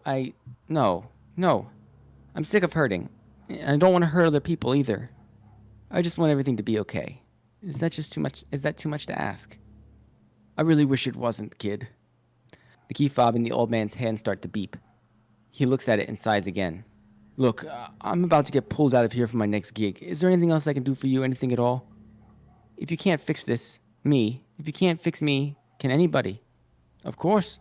Nothing's broken so badly it can't be fixed. Just gotta find the right tools for the job. The old man smiles, and the enormous wings on his back flap once. With a small flash of light, he disappears. SCP-7000 puts its head back on its desk, reaching for the container of calcium carbonate. End log. Okay. Addendum video log. Margaret. 18 hours 10 minutes to 18 hours 20 minutes. Footnote. Due to an insuppressible cognitohazardous effect present in the original footage, human transcription is not possible without severe religious repercussions. The following log was transcribed automatically. It was then manually translated from Akkadian. And thus did Margaret kneel upon the floor of her dwelling, and from her mouth emerged the untranslated. Footnote. This word does not appear in any known Akkadian text. However, it shares root with the terms for honor, weight, passion, and liver. And the Lord appeared unto Margaret in the dust swirling in the air, and thus Margaret's gaze was lifted from the floor. Oh, I see. It's not time. It's actually like it's a passage. Verses. I get it. It's Margaret 18:10 through 20. Got it. And Margaret said unto the Lord, Who are you? What is happening? Is it happening again? And she cried out once more in awe and fear. 13. The Lord heard Margaret's pleas, and so he said unto her, I am the Lord your God, God of Abram, son of Isaac, God of Israel. 14. What would you ask of me? And Margaret looked up at the visage, and she said unto the Lord. 15. There is something wrong with me. I tried to fix it. I tried to become something better. And yet, I still hurt those around me. I still hurt myself. 16. The Lord listened to Margaret, and he said, There is no fault within you that cannot be fixed by you. There is no sin of man against man that I may forgive. 17. Your will is your own, and all curses are blessings, and blessings follow. And Margaret stood, and she said, what the fuck am I supposed to do with that? 18. And she said, if all I do is fix the pain, if all I do to fix the pain causes more, what can I do with will? And the Lord was silent. 19. And Margaret took the untranslated and smote it upon the floor, and the visage of the Lord was scattered. 20. And now that the light of the Lord had left her, Margaret cried out once more. Addendum. Video log 2022-04-26. Note, SCP-7000's lunch preceding this regurgitation event had been 4 vintage horseshoes. Begin log. At approximately 9:59 a.m., SCP-7000 begins retching over the metal bin placed beside its desk. It collapses to the floor before laboriously vomiting up the partial remains of 5 cats. Each body shows varying signs of decomposition. The first regurgitated cat is almost nothing but bones, while the last cat expelled barely shows any signs of being digested. The last body is the only incomplete one, as it is missing its hindquarters. Josie, no. I see. Yeah. After ensuring that it was done vomiting, SCP-7000 calls to a staff member to remove the bodies. It then climbs into bed and curls up with a pillow pressed against its stomach. A few minutes after regurgitation, the 5 bodies begin to reanimate. Disparate sections of the same corpses knit together, and the cats try to stand up. SCP-7000 reacts to the squelching sound this produces by jumping out of bed and running to the far wall away from the bodies, shouting for assistance. The cats move slowly towards SCP-7000. As they approach, SCP-7000 stops shouting and sinks down, sitting against the wall with its arms wrapped around its knees. I'm sorry. I'm sorry. I'm so sorry. It begins to cry. The cat, without its hindquarters, meows. It is moving slower than the others, dragging itself along. A stray scrap of viscera drags behind it. Ugh. I needed to be better, to not hurt people around me. And I was desperate, and I hurt you. I'm sorry. SCP-7000 buries its head between its knees and continues to apologize. The cats reach SCP-7000 and begin to rub against its legs. Their purring is very loud. The cat without its hindquarters drags itself next to SCP-7000 and settles down against it. The other cats follow suit and sit down next to or close to SCP-7000 as it apologizes and cries. They all remain in this position for half an hour. It is unknown at which point during this time the bodies of the cats deanimate once more. End log. Okay. Addendum. Audio log 2022-05-12. Footnote. The motion-activated camera in SCP-7000's room malfunctioned and did not record this regurgitation event. Only audio is captured. Note. SCP-7000 had refused to eat the day before. Begin log. At 2:12 a.m., SCP-7000 can be heard retching. Footnote. No evidence of regurgitated material was found. This continues intermittently for a few minutes. It begins to cry softly as well. Unknown. Oh, Maggie. Oh, no. Here, sweetie. Wipe your nose. That'll make you feel better. Come here. Let me feel your forehead, okay? The rustling of sheets. You don't feel hot? Do you think it's something you ate? Uh-huh. Oh, dear. Okay. I'll get you some peppermint tea. Your grandfather swore by peppermint for an upset tummy. Whatever. No, please. It's okay. Don't go anywhere. Just sit with me, please. Of course, sweetie. There's a silence for a few minutes, occasionally broken by SCP-7000's retching. Other than peppermint, is there anything else that helps? Other foods, I mean. You know, most people wouldn't want to talk about food while they're throwing up. Please? Okay. Well, I know bland foods like crackers and rice cakes are supposed to be soothing.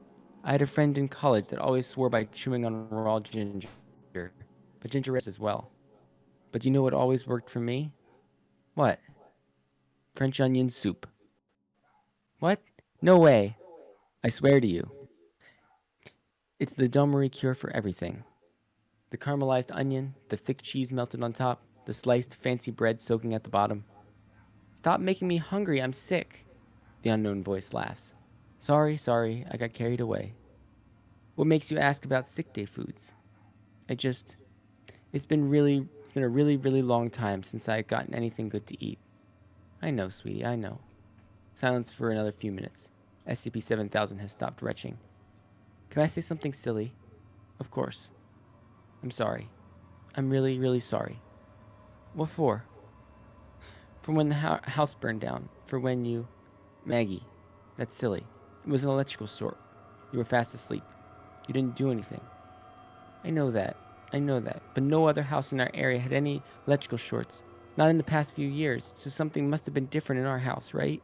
So it must have been me. I jinxed it or something. And I know this is stupid and a really backwards way of thinking about it, but the way you looked when you said that when they brought you out, SCP-7000 falls silent. For a few moments, all that can be heard is its breath, fast and shallow. Well, okay. Let's think about it this way. If we're considering things that happened to me as evidence for your effect on my life, why focus solely on the end? What? Magpie, you're not a parent. You have no concept of the absolute joy you gave me for your entire life. Every second, every minute of every day with you was a blessing. The only reason I care about the ending is because it meant I didn't get to see you grow up, to see how you blessed other people. But I'm not blessing other people. I'm hurting them. I have it, as far as I can tell, sweetie.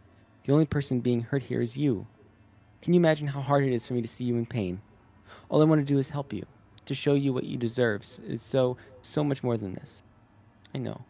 I'm sorry. Oh, Maggie. Oh, my sweet girl. I'm the one who should be sorry. I shouldn't be trying to guilt you like this. No, it's okay. I should... Is it okay if I try? Try what? To do better. To stop hurting me. That would be a good thing, yes. Will you see when I do? Of course. SCP-7000 yawns. Now, go back to sleep. You'll feel better in the morning. That's another cure for nausea, you know. Will you be here when I wake up? I'm sorry, Maggie. I don't know. I don't know how I'm here now. But I'll stay here until you fall asleep, okay? Then I'll stay awake tonight, then tomorrow night, and then... Okay, silly. How about this? You lie down and rest your eyes. I'll sit with you. But you won't leave, right? I won't be asleep. I'll be here with you. Even if you do fall asleep, I'll be with you. I promise. Okay. I love you, Mom. I love you too, Maggie. I love you so very much. No other noises recorded. End log. Addendum.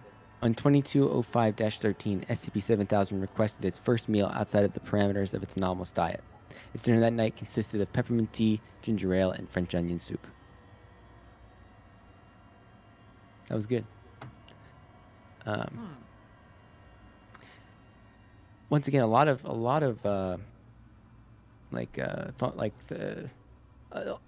religious articles. A lot of theological stuff.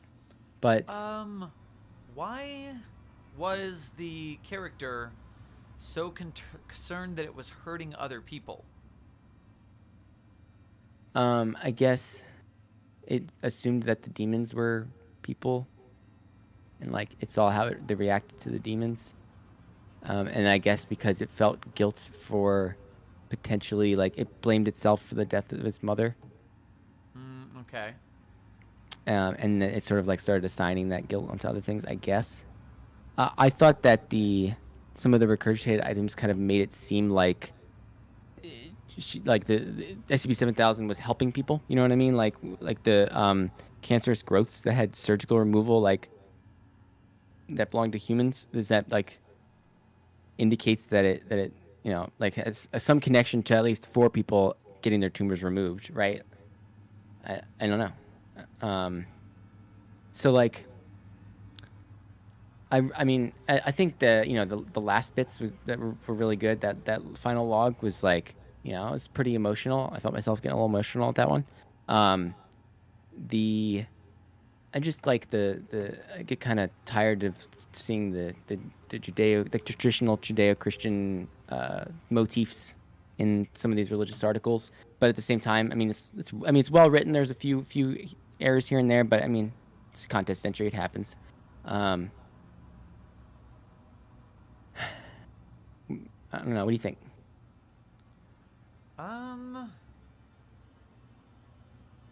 Honestly, this just doesn't affect me emotionally. Like, even the mom log, just like, just didn't vibe with me.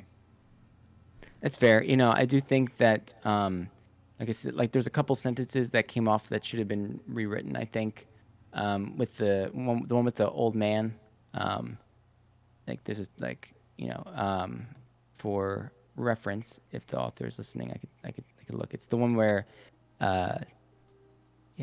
with its hand, mentions its hand as a separate sentence. Where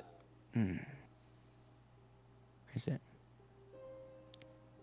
Here we go. It says the old man waves a dismissive hand. Hard stop. The one not inside the tall figure. You've got a subject there, but you need the rest of the sentence. The one not inside the tall figure it's a little clunky. It could be, if you put a little comma there, that would be at least a little better. Just like a little thing. Maybe it could just use a little revision, a little bit of tonal adjustment. But like the core concept, I like the core concept. It does, like, it's a little flat to me. Yeah, for me, The end log is good.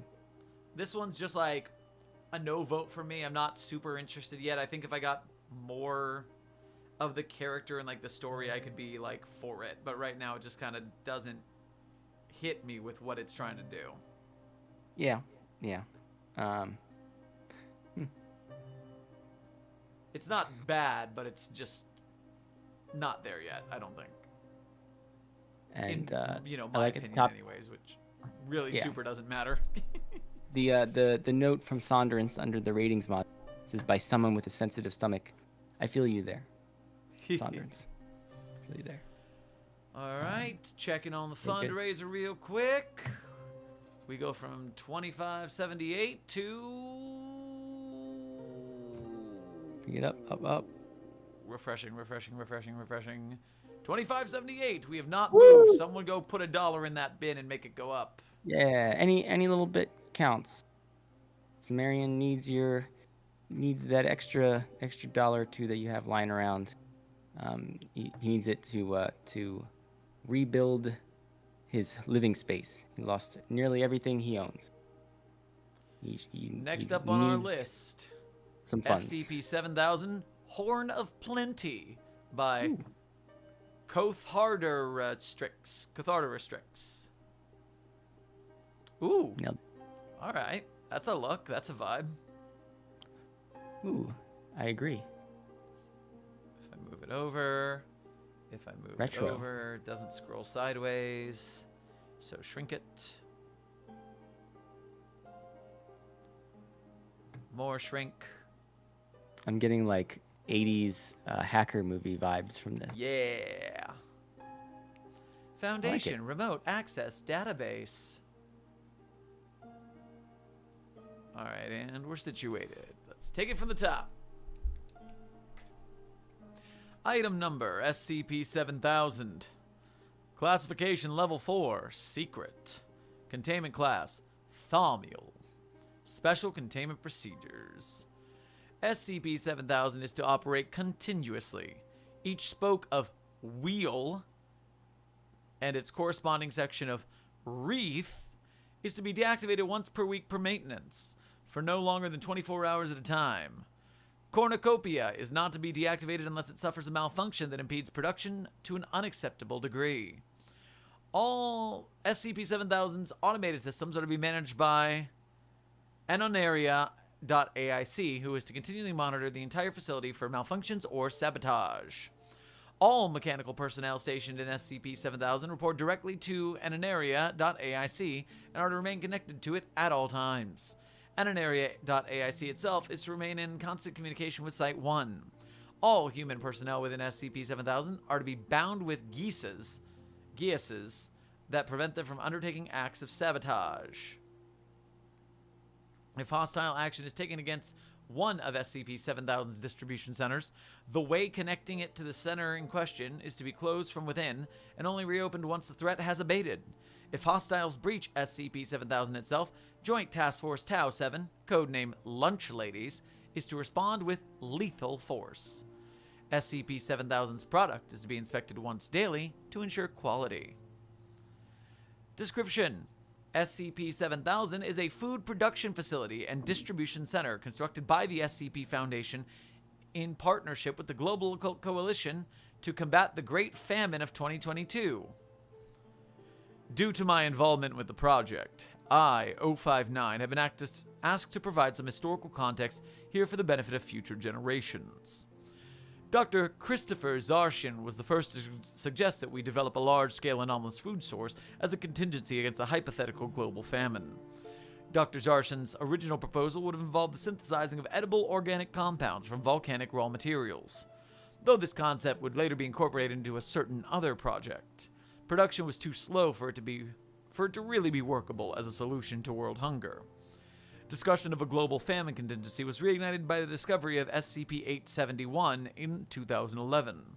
Though this object was too dangerous and of too little nutritional value to serve as a long-term food source, its existence was seen as a proof of an anomalous global food supply's theoretical viability.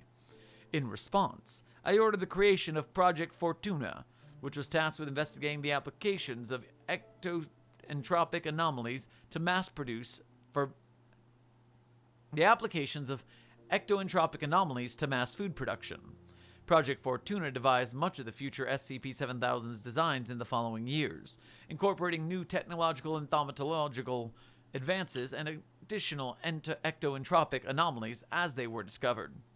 We named the project after the Roman goddess of luck, mostly because she carried a cornucopia. That and some of her other symbols, wheel, globe, wreath, coincidentally resembled our early designs, and her aspect and an area protected the harvest. It was also a bit of a joke, to be honest. We said that if we were lucky, it would be a waste of time. The joke ended up being on us. But we stuck to the name and the symbology and the number 7 anyways. Maybe it was just superstition, but with stakes like these, a little luck goes a long way. Project Fortuna's work was mostly theoretical for the 10 years of its existence. We didn't really start to seriously consider implementation until 2019. Various political and economic upheavals associated with the lifting of the veil and subsequent containment breaches had produced serious supply chain disruptions that were never fully rectified. These problems were further exacerbated by a series of extreme climate events in the following year, including the failure of the Indian monsoon. Though they certainly made things difficult, these circumstances alone did not constitute a global famine. Recovery might have been possible within a few years if no other disasters occurred. Unfortunately, the world was not that lucky. On March 17, 2021, SCP-4997 unexpectedly awoke from its long slumber beneath Yellowstone National Park and started moving towards the surface. The object was predicted to breach within 8 hours. If it had done so, the resulting eruption might have led to an IK-class scenario, the collapse of global civilization. Naturally, the Foundation and the Global Occult Coalition immediately began attempts to prevent the eruption or mitigate its effects. Several SCP objects were ineffectually employed for this purpose, but it was the Coalition that finally neutralized SCP-4997 by appropriating a high-yield nuclear explosive into its brain. This prevented a breach, but the creature's dying convulsions still triggered an eruption that, despite being an order of magnitude smaller than the worst case, remained the worst in human history. The explosion launched some 300 cubic kilometers of ash into the atmosphere. Most of it fell in and around the state of Montana, and it would be hard to underestimate the amount of damage that resulted. The death toll at least wasn't as bad as it could have been, since we were able to use anomalous means in the evacuation, and several groups of interest pitched in to help. The ash wasn't even the worst of it. Highlighting it's the Wandsman and the Serpent's Hand who helped out. And Yellowstone National Park is linking to SCP-2000 up here as well. Interesting. Alright. Pictured is volcanic ash and pumice in the Missouri River. Over the next several weeks, sulfur dioxide from the eruption spread worldwide, blocking sunlight and cooling the planet. SCP-2000 was going to be colder than...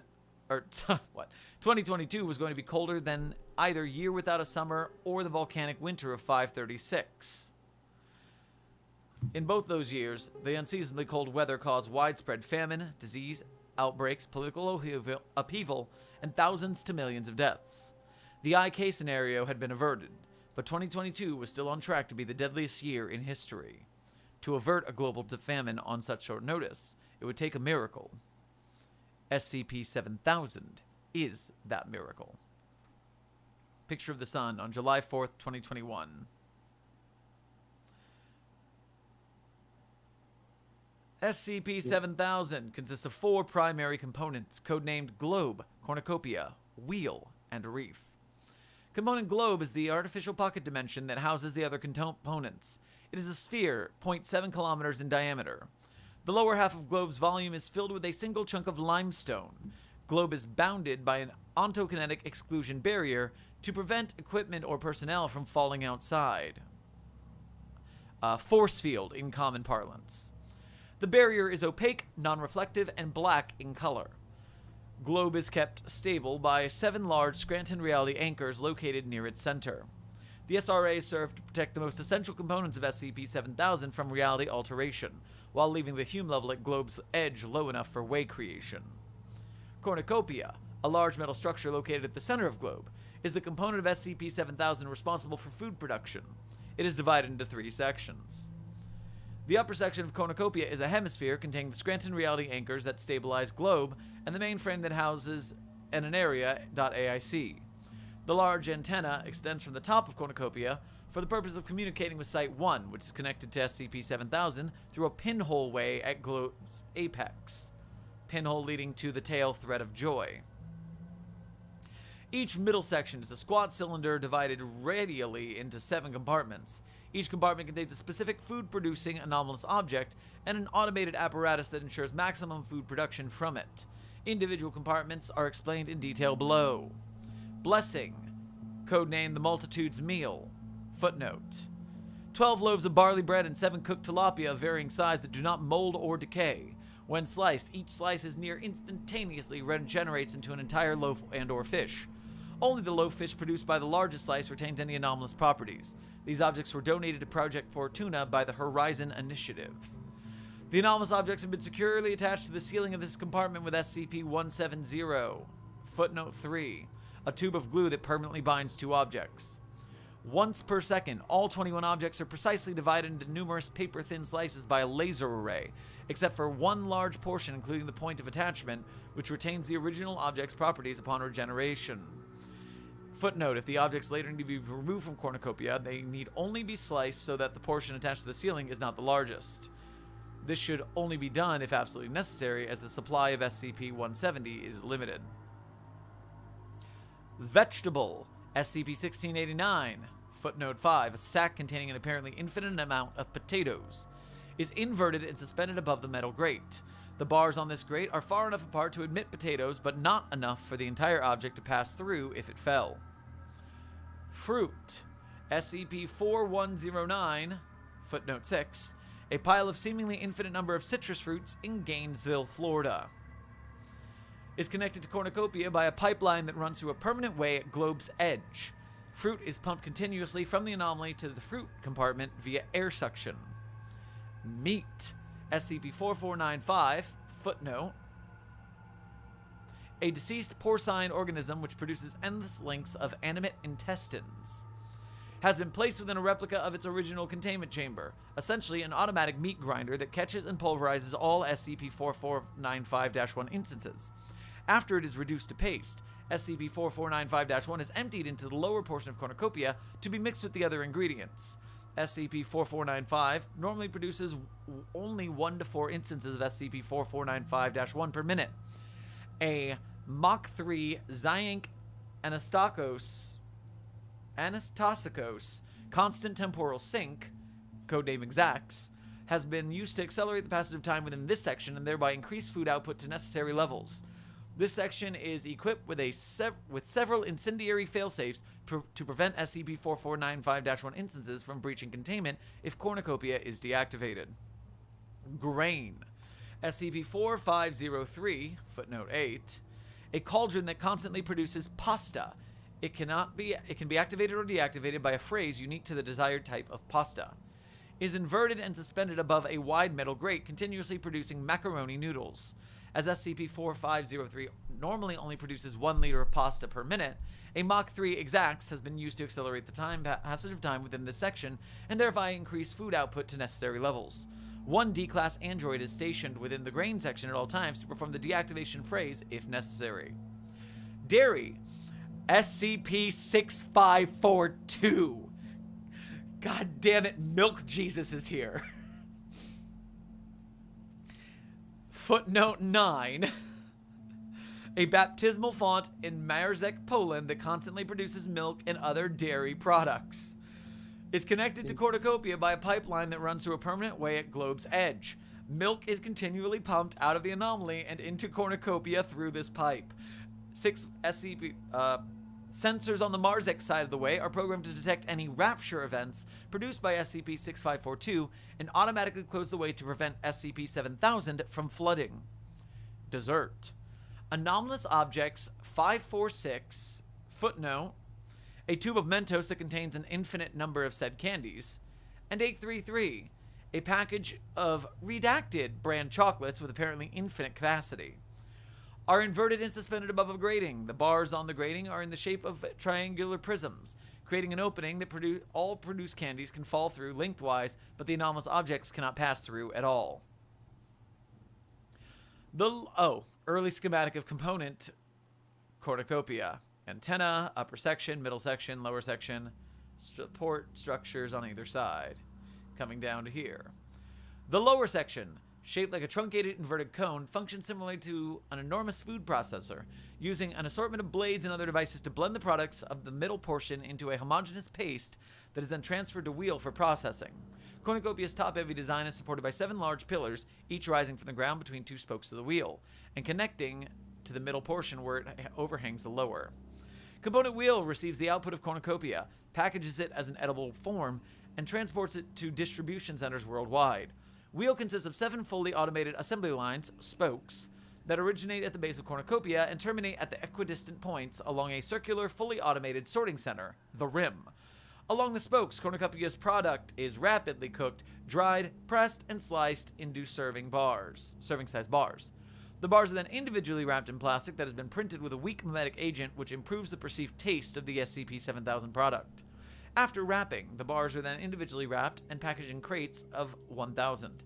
The crates are then delivered to the Rim, where they are each assigned to a destination and transferred by a series of cranes and conveyor belts to the corresponding way. Redacted of these ways exist, spaced evenly along the outer circumference of the globe, where they will not suffer interference from the central reality anchors. Each way connects to a distribution center on Earth. Early diagram of SCP-7000 is seen from above. Component Wheel is in black. The white circle at the center is Cornucopia. The red circles are Wreath's power stations. Wreath is SCP-7000's power supply. It consists of a single liquid fluoride thorium reactor, a lifter, located in an underground chamber halfway between the center of globe and its lower boundary, and 7 power stations spaced equidistantly between the spokes of Wheel, halfway between the center of globe and its equator. The lifter is equipped with numerous failsafes to prevent accidental irradiation of food. The passages, connecting the reactor to the rest of SCP-7000 can be remotely sealed by Anoria.aic. In the event of a catastrophic failure, the radioactive material can be dropped down a vertical shaft leading to the bottom of globe, where it will fall into the outside and harmlessly deconceptualize. If the reactor fails or is temporarily deactivated, power will be supplied by the backup diesel generators located in each power station until reactor functionality is restored. Each power station also houses a massive Everhart resonator, links to GOC supplemental Thama workings page, which converts some of Wreath's electrical output into Elan vital energy. This EVE is used to power the ways connecting SCP-7000 to distribution centers on Earth. Each resonator is manned by 7 Global Occult Coalition thaumaturges in rotating shifts, who act as the catalyst for electricity to EVE conversion. The power substations double as barracks for these thaumaturges, as well as the 49 on-duty members of Mobile Task Force Tau 7, codenamed Lunch Ladies, and SCP-7000's allotment of 49 D-Class androids. Addendum, April 1st, 2021. Construction of SCP-7000 began with the creation of Component Globe. Footnote. For security reasons, the method by which this was achieved is classified Level 5. Codename, I didn't want to write it. Just kidding, probably. Mobile Task Force Omega-12, codename Achilles' Heel, from SCP-3480, then took advantage of Globe's initially low Hume level and corresponding ease of reality alteration to create its stone foundation and many of the raw materials that would later be used in the construction of SCP-7000's other components. Footnote. While the entire structure theoretically could have been constructed with reality bending, manual assembly was preferred to ensure precision. The central reality anchors were then activated, stabilizing Globe. The most difficult component to construct was Wheel, primarily of the hundreds of artificial ways that would need to be created. To prevent the backlash from damaging other components, these ways needed to be opened from the non-SCP-7000 side. Before that could occur, the locations of the distribution centers had to be decided. This was accomplished by Anaria.aic, who identified optimal locations based on criteria such as population density, availability of pre-existing foodstuffs, and proximity to other population centers. Most distribution points were consequently placed in major cities. Once ideal points were selected, the Foundation and Global Coalition coordinated with local authorities to construct or appropriate a large, secure structure for this purpose. Mundane authorities were likewise entrusted with specifics of food distribution since once it was delivered to the distribution points.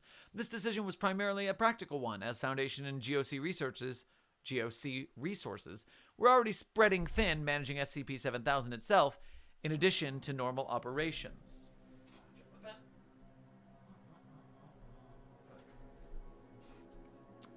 Normal operations.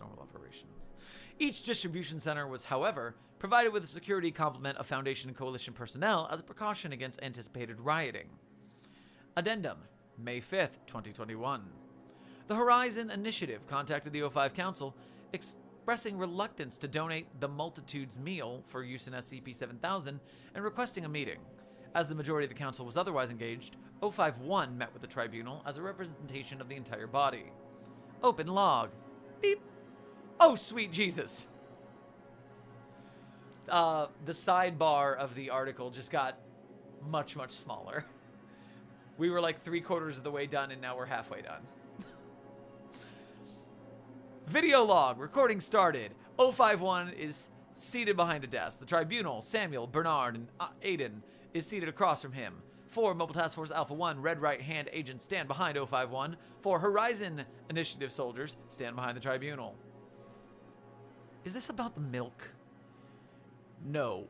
Actually, no. We're still ironing out the details, but our working theory is that it consists of Christ's pain and suffering washed off by the milk bath and given life by contact with his blood.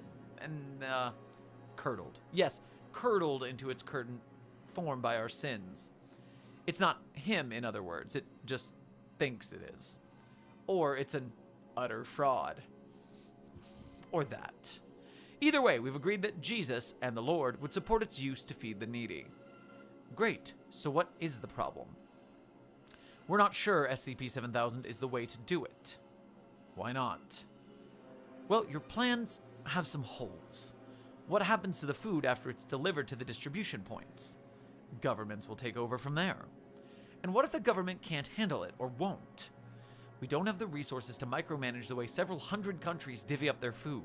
We'll be stretched thin enough already just getting the food to the cities and making sure angry mobs don't storm the distribution centers. What if the mobs are angry with good reason? We're all going to be a little hungrier than usual, if that's what you mean. That's not what I mean. Then what do you mean?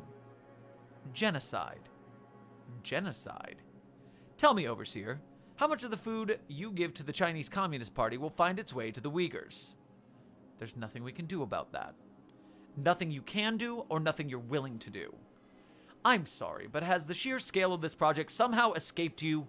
SCP-7000 is the second largest thing we've ever built, and we're doing it in a fraction of the time. The ways alone, this isn't about the ways. This is about you washing your hands of what might soon be the worst humanitarian crisis in history. Right now, we're trying to make sure it isn't the last humanitarian crisis in history. It will be for some people. Saving the world is not the same as saving everyone in it. Believe me, I'd like to do the latter just as much as you would. But, bullshit. What? Samuel. Bullshit. If you really wanted to save everyone, you'd have built this thing the second the veil dropped. We've donated more bread and fish to the MCF since then than I can count. If I recall correctly, Samuel, you were a proponent of the veil. Kept open-minded youngsters from finding McCain or Ion, didn't it? Was that more important than ending world hunger? Times have changed. Our organization is changing too. But yours isn't. You're doing the same thing you always have, grabbing power and telling your victims it's for their own good. Please, explain to me how giving 3.5 billion people free food is not for their own good.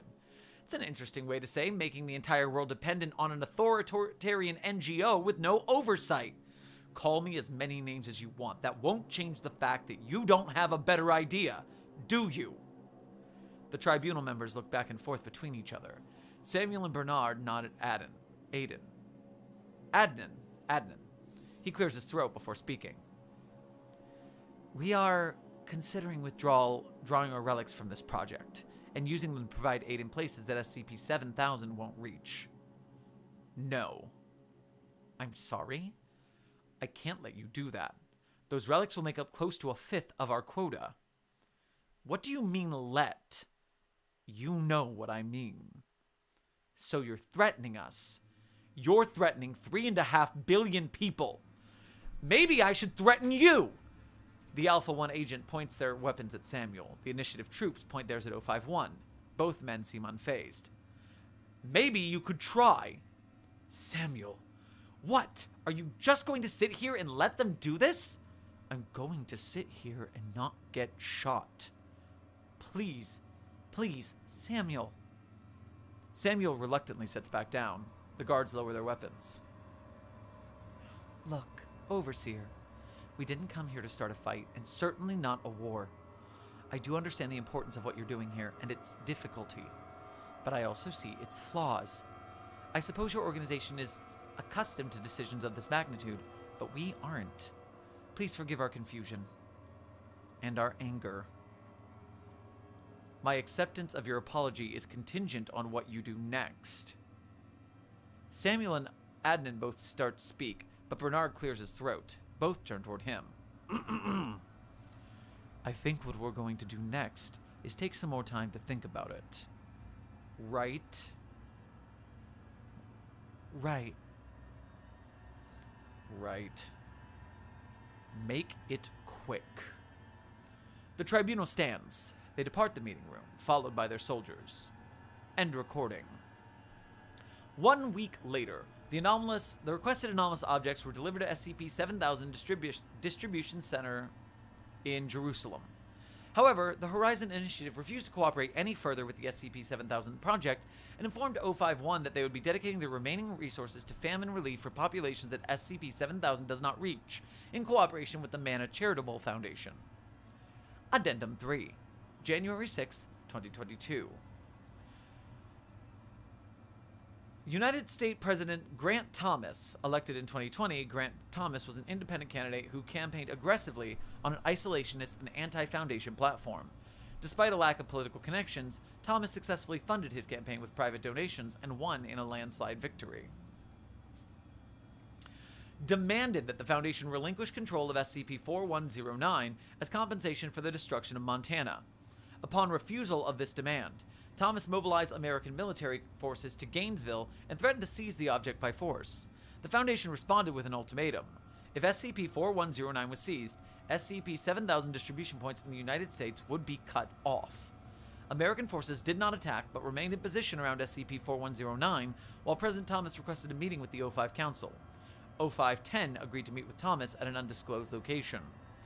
After 7 hours of intense negotiation, President Thomas agreed to withdraw troops from SCP-4109 and pledge no further interference with SCP-7000 or other Foundation operations in the United States.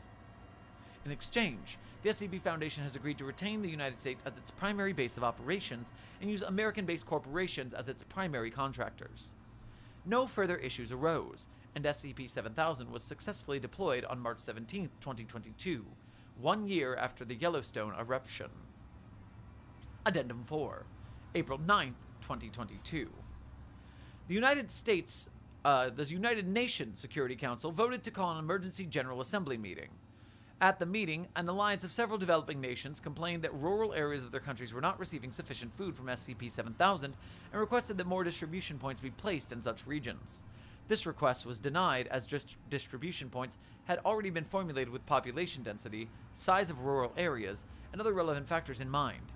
Instead, the lack of food in rural areas was determined to be a result of insufficient infrastructure, poor management, and other factors beyond the SCP Foundation's purview. The Alliance then petitioned the United Nations for humanitarian aid to develop the necessary infrastructure. Several nations, including the United States, responded by accusing the Alliance of lying about their food shortages in an attempt to hoard food or cover up corruption. Several Alliance nations retaliated by accusing larger nations, especially the United States, given the events of the Florida fruit crisis, of abusing their influence to receive an unfairly large share of food. These arguments consumed any further discussion on the matter, and no resolution was reached. residents of poorly supplied rural areas worldwide have been advised to relocate to the cities where distribution centers are located. Such migrations have caused most major cities to rapidly increase in population. This is expected to improve efficiency of food distribution significantly, or considerably, whichever word you choose that means the same thing. Addendum 5, July 14th, 2022.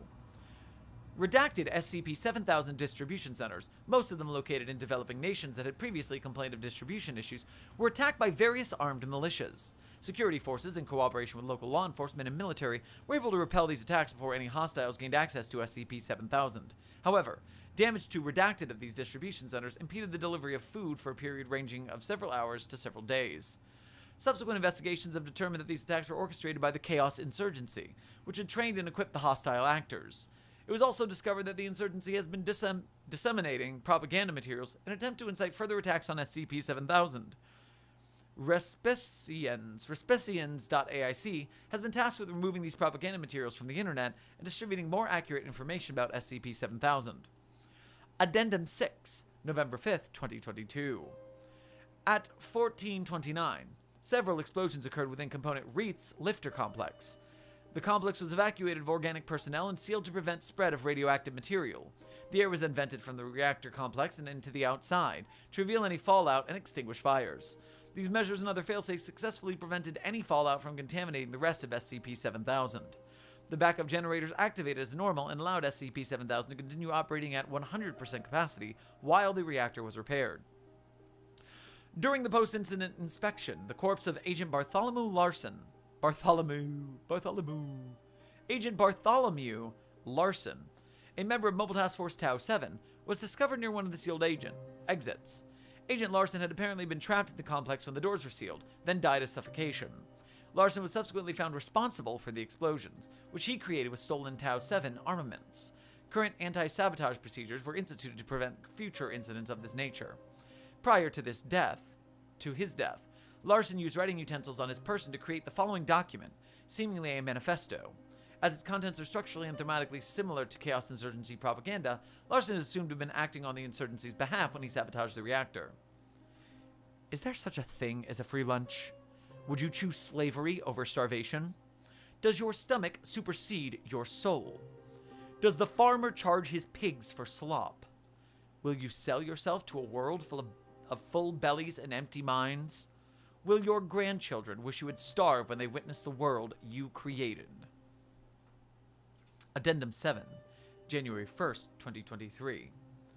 SCP-7000 remains fully operational. SCP-7000 provided approximately half of all food consumed in the year 2022.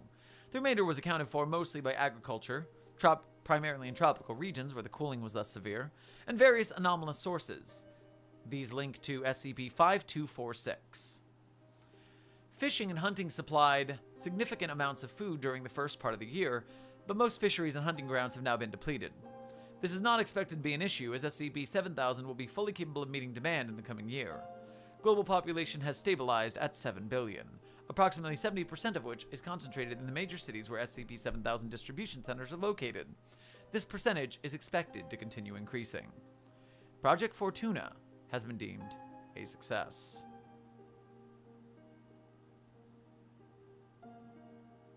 Wow. That was a roller coaster. So, I was legitimately dying inside reading the specs for this device. Yeah. And at the start I'm going to go the section because my emotional roller coaster here existed. Yeah. The opening, okay, it's a device. That's cool. And I like the touch that it's a large world-ending device or world feeding device. It's kind of like 2000 in that way, so it's similar, and it mentions it in the article. Right. We go into the note from the 059, and that didn't interest me at all. Background, show not tell kind of thing. It just Very didn't dry. feel great that way. Yeah. Then we got to the specs, and that's where I was like, I hate this article. I want it to die. This is the worst. Then it got to the food that was involved. And I started to get a little happy because the crosslinks started to be more interesting to me, that some of the higher crosslinks I weren't that interested in. The food ones, okay, now we're like really thematically Yeah. using them. Yep. Then we got to specs again. I got really annoyed. Then we got to the interview, and I think you can tell that's when I came back to life. Yes, of course. I was like, oh, they're gonna give you the multi-person conversation again. Well, that's good though. I mean, That was I the writing in that personally log was very human, and I like it a lot. Then the event rundowns are fine, but yeah, fine. So things are fine now. yes. Then we get to the addenda. Let me turn this off. Ugh. The mention of the Mana Charitable Foundation. That's an obscure GOI. It hardly ever gets any attention nowadays. So thank you, whoever did that. Is it all by Cathar Derastrix? Very, very impressive. It's a long one. This is a beast. Huh. Two Yeah. discussion. Rate 23. That's happens when the articles are this long. Fair, yeah. A lot of critters. Inspired by 2000. That's good. I could see that for sure. And 6523. Blade Runner urban hellscape caused by global famine. Right. Trying to figure out what caused the famine. Huh. Overall neat. Yeah, overall neat indeed. I did like I think the high point from food stuff. I really liked the absurdity, and then of course I wasn't expecting two different weird Jesuses, but it might be more. Who knows? I make a joke about it because I know of at least 4 legitimate Jesuses on the site. Yeah. Anytime someone in a video says, "Oh, Jesus, help me," it's like, which Jesus? Do you want Uber driver Jesus? Do you want bread Jesus? Do you want milk Jesus? Or do you Now we want got vor Jesus? It's got sticky Jesus now. And now we have sticky Jesus. And also horse Jesus, who died for your sins. Right. So we're up to 6 Jesuses now. 6 Jesuses. That's a lot. That's enough to qualify for a Jesus tag. I'm told we can't have tags that are like proper nouns like that. All right. K name, I can't remember because I'm not on the page right now. Yeah, you were losing me on the technical aspects, but they do fit the world and they are relevant, and the human emotion in everything else and the political machinations really sold me on it. Yeah. That updoot is granted. 100%. All right. But also, yeah, I do agree that initial thing from 059 could probably have, and I would have felt exactly the same in all my positive feedback. Oh, snap. We got a $10 dono to the Cimmerian Fund. Woo! Thank you, $10 donor. Say, let me give you a shout out. If you are enjoying the stream, please head over to the link in that description and help us keep Cimmerian's roof over his head and not on his head. Yes, thank you, Sinclair, for that $8 donation. All right, let's go back to our screen here. And we are going to SCP-7000, just a number by Many Meats. Perfect. Many Meats. I've heard this name a lot. I'm excited to read this one. Let's see it. All right, SCP-7000, just a number. Image says SCP-7000 as seen upon transition from real space. Interesting. Special containment procedures. Access to SCP-7000 can only be by conforming to a wide number of measurables. Although this list is not comprehensive, and this is not the only known means of entry into SCP-7000 can be reliably achieved when a person meeting all of the following requirements leaves a population center with the intent to reach the city of Lima, Ohio. Also, the last one we read, the destruction of Montana, that was pretty intense. Oh, and I'll tell you, I I like that it's a different Broken Masquerade, because normally that's North Korea. Correct. Well, that's the canon of Broken Masquerade. Yeah. Yeah. So the following requirements: when a person leaves a population center with the intent to reach the city of Lima, Ohio, driver has been en route for at least 48 minutes or has recovered a distance of at least 47 kilometers. Footnote: the average amount of time an American spends in a car each day and the average amount of mileage an American covers in a day, respectively. Driver is occupying a, quote, crossover vehicle. Footnote: the classification of a crossover sport utility vehicle accounts for over 45% of all active passenger vehicles in the United States. Driver is the sole occupant of the vehicle. The vehicle contains one or no pets. Footnote: more than 76% of car rides are solo/alone. Driver is between the ages of 31 and 45. Footnote: the median age of a U.S. citizen is 38.6 years as of available 2020 census data. Driver has a personal income approximating 35,977 USD, or is a member of a household with an average income of 67,521 USD. Footnote: these values reflect the median income as reported by the U.S. federal government and are updated automatically by thefed.aic. Update: as a result of a research cooperation agreement, only one scientific observer is permitted at any given time. Any observers present beyond the single designated unit will be treated by SCP-7000 as a statistical inclusion and are subject to the effects of the anomaly.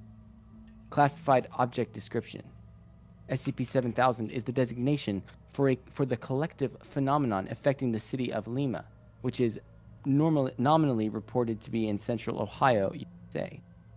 Within the boundaries of the city, all demographics and events are representative of the average American per capita basis.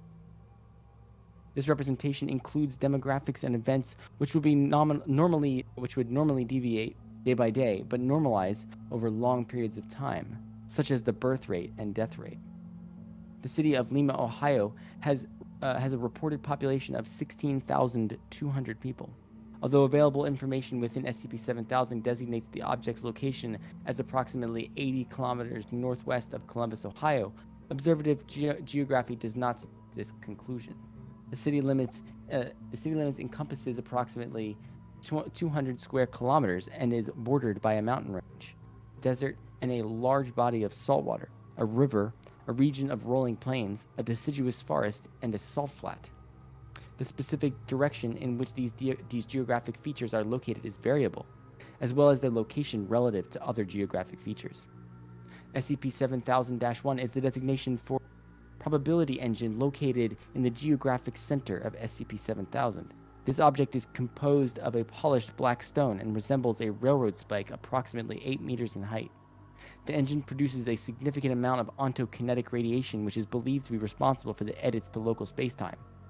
These edits include changes to the personal history and physiology of residents in order to conform to expected statistical models, but has so far not extended beyond the boundaries of the anomaly. Transition into and out of SCP-7000 is closely regulated by an armed security force which reports to a, quote, Central Statistical Command. This command office is located within City Hall and is not accessible to the public. Addendum 1. Discovery. On 23rd September 2017, Agent Clinton Dureau left the Site-11 facility in Lansing, Michigan, en route to rendezvous with the Level 1 Research Detachment in the Ohio River Valley. At 2 hours and 21 minutes into Agent Dureau's journey, the vehicle GPS stopped reporting location data and failed to respond to pings. A visual search was conducted for both the missing agent as well as his vehicle and returned no useful leads. On 15th May of 2022, almost 5 years after his disappearance, Agent Dureau and his vehicle began transmitting their location from a truck stop near White Sands, New Mexico. Contact was made, and the agent and his vehicle were retrieved. The following is a debriefing interview with Agent. A full audio recording is available as an attachment to the file. Access interview log. Ready when you are, Agent Dureau. All right, are we good to go? I've yet to start this over for a third time. I won't be a happy camper. I promise. Fresh batteries this time. Okay. My name is Clinton Dureau. I'm a field investigator stationed at Site-11. I stumbled upon what is provisionally designated SCP-7000 quite some time ago. And, well, I'm here to report on that, I guess. And we picked you up at White Sands National Park, some 1,600 miles from your last known location, almost 5 years later. Yeah, that sounds about right. Why don't you fill me in on the details? How you got from A to B? Ohio has a funny way on doing that to a person. Doing what, exactly? Never mind. Bad joke. The day I left is still very clear to me. I departed Site 11 at a little after 8:30. Thermos of coffee, my typical driving tunes at the ready. I had an overnight bag with 2 sets of work clothes and 2 sets of casual clothes, toiletries, very little else. I was driving a Chevy Tahoe from the facility's vehicle bay. As far as I know, it was an otherwise normal car. No weird features or experimental gadgets other than the cell antenna for the data uplink.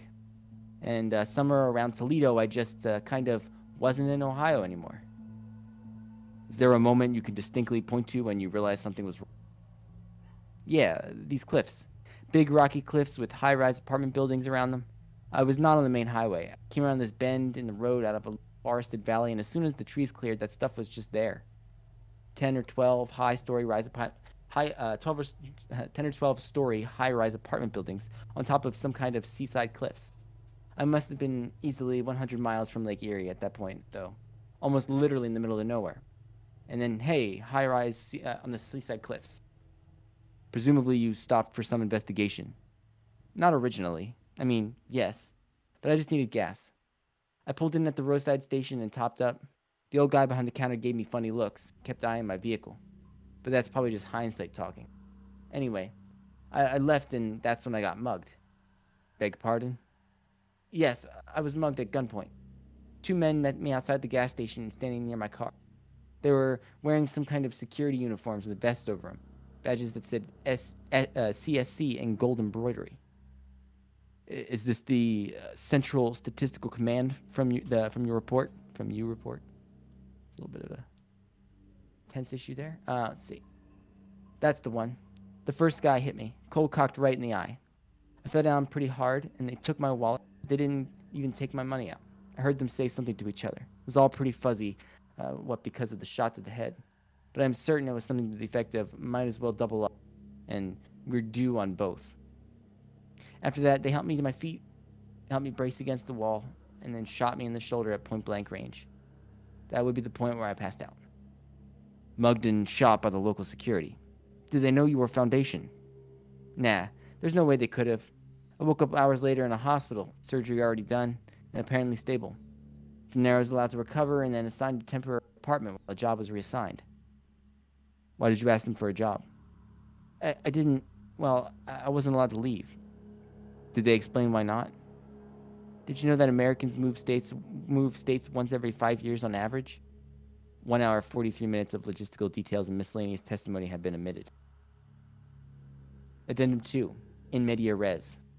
After the recovery of Agent Duro, a task force was dispatched to further investigate potentially anomalous activity within SCP-7000. Despite extensive reconciliation with available GPS data, as well as an exhaustive physical search, resources were unable to locate the city of Lima, Ohio.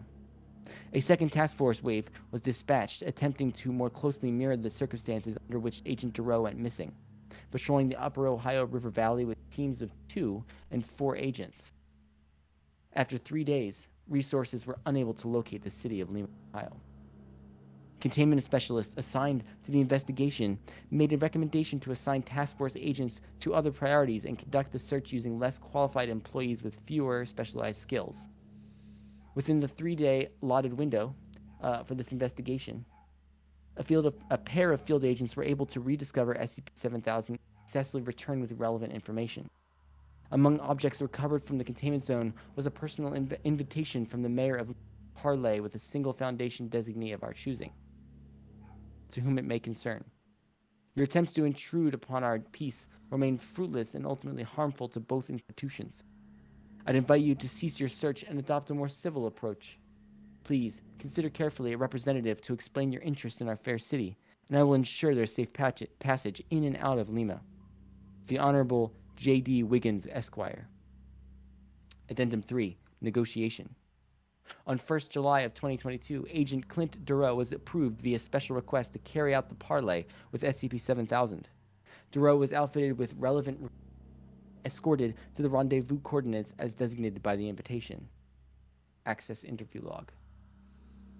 Recording begins as Agent Duro walks across the highway and enters into an SUV. He is flanked by 2 armed men wearing CSC uniforms who sit on either side of him. The vehicle starts, turns towards SCP-7000, and enters the city. The camera records 3 different checkpoints as the vehicle enters the downtown area and comes to a stop outside of a cafe. The location has a direct view of both the Central Park as well as SCP-7000-1.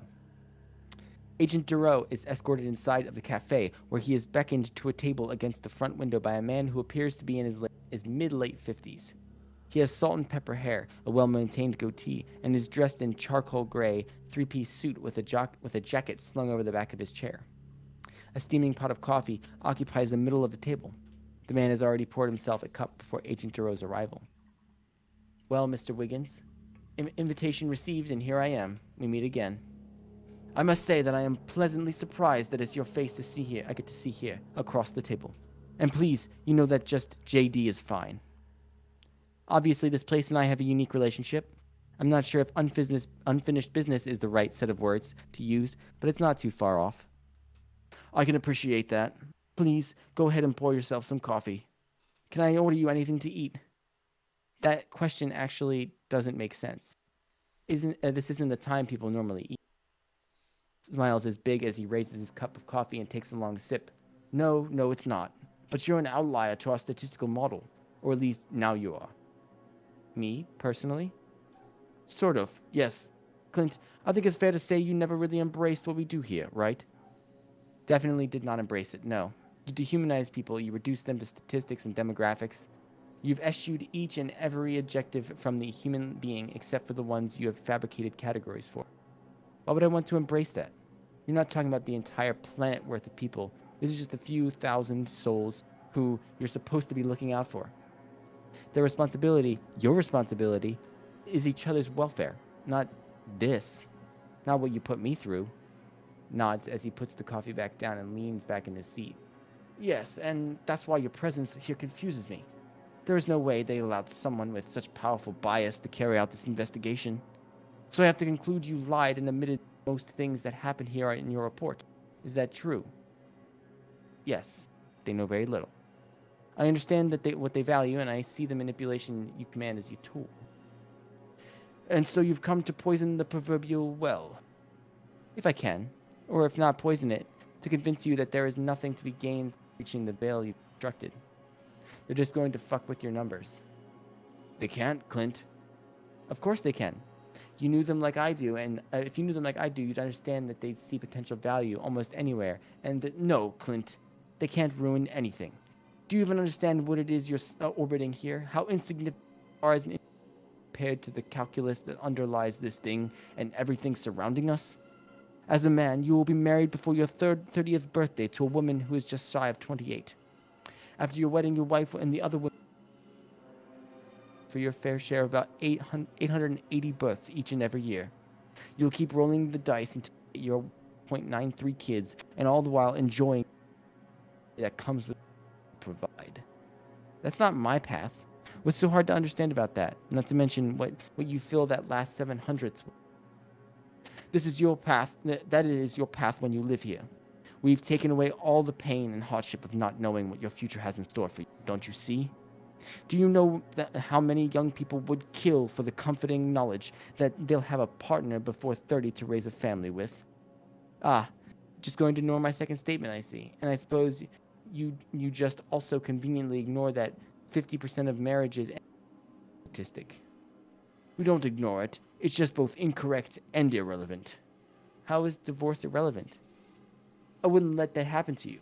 People who get divorced once are much, much more likely to get divorced again. Wait, what do you mean by that? It's pretty self-evident, isn't it? We stack up like divorces. It minimizes the number of people affected by the trauma and gives people like you the best odds of making a healthy relationship out. But nobody needs statistics for that. That's up to me as a person and my partner. It's in our hands, not a calculator's.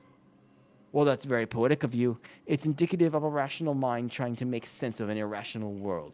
You cannot hide the dissonance created by thinking that any other way, and you've simply fallen back into a defense mechanism. Very understandable, but also ultimately crude. We can do better. You think taking away the ability to determine your own story is something better? That's not what we do at all. We simply remove the extraneous bits that hold the gifted back. At the cost of the well-being of everyone fucking else? Look, Clint, I very literally don't make the rules. The way we do things here is just a reflection. 1 in 10 adults owes more than $1,000 in medical debt. 1 in 100 owes... Are you either of those? 1 in 10 adults are in poverty, yet 1 in 10 don't have health insurance. 1 in 10 claim disability. Were you in any of those? No, of course not. You expect me to be thankful for that? Any one of those could happen to anybody, and oftentimes it's totally beyond their control. Not here it isn't. Not to people like you and me. And what about me makes me anything like you? Wiggins shrugs silently and takes another long sip of coffee. I see the potential, Clint. It's just that simple. When I look at you, I see a younger version of myself. Yes, a little bit physically, but the drive inside of you. Your ambition, your passions, the same fabric that inspires and drives you also unites us. Like a son you never had? Yes, something like that. So you cheated. Nominally for me, but mostly for yourself. To protect the people you like and heap the bad news on those who don't. Doesn't that about sum it up? Look, it's not that I'm not grateful for the good things that have happened to me, but enjoying the fruits of good things that come at the direct expense of another person's suffering, that's evil. By definition, that is evil. Do you not see that? These things happen in our world each and every day, Clint. The population of Lima is such that every 5 years there will be a homicide. This year, 16 people will be robbed, 40 people will be the victim of an aggravated assault, 75 will be the victim of burglary, and 35 vehicles will be stolen. It's going to happen not by my doing nor my compulsion, but because of the human nature of the immortality in which we live. I am evil for making that effect as few as possible. Am I evil for making that effect as few as possible? For that? No. But you choose someone and you decide that they must suffer. Chips fall the way they may. At least random chance has a clear conscience. But you sit here in a three-piece suit. Okay. But you sit here in a three-piece suit, casually telling me you've rigged the entire thing, and that you don't lose a wink of sleep over. Random chance isn't a person and doesn't have a conscience. The universe doesn't care about you, Clint. It can't. But I can, and I do. If that's the price, then I wish you didn't. You're one of the lucky ones, Clint. It's easy to sling statements like that from atop your moral high ground, but you don't know what the muck is like. You're made for something else, something greater, something that can only come from the advantage you're... I thought I had everything here in Lima, but you opened my eyes to show me it was a lie. I thought it was bad enough to have that realization and feel the joy of 5 years of accomplishments turn to ashes in my mouth. But you tore my heart out all over again when you chose to take it away from me, to deport me. Emily, both my daughters, our house, our neighborhood, my job, my friends, my life. Were we just a statistic to you? I've said my piece. I want nothing more from you. You're here representing an organization that exists solely to hide behind the curtain and keep it shut. Yet out of the other side of your mouth, you besmirch the fact that I let you see behind this one. If your employer wants to keep talking, tell them to send someone more reasonable. Mayor Wiggs motions to the personnel outside. The guards then enter the cafe to retrieve Agent Duro. Every town has that one rich asshole that wields all the power and sticks his finger in everyone's business. Lucky for you that you drew that lot, huh? Sorry. Yeah, okay. And every town has that one rebellious kid raised with a silver spoon up his ass who cuts off his nose to spite his face. Luck has nothing to do with it. It never did.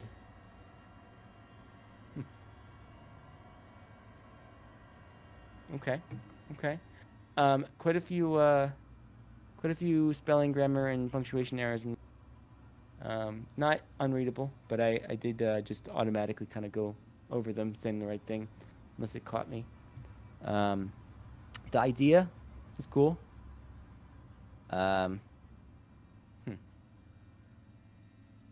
it to me it feels like it falls a little flat. But I like the idea. General vibe. What do you think?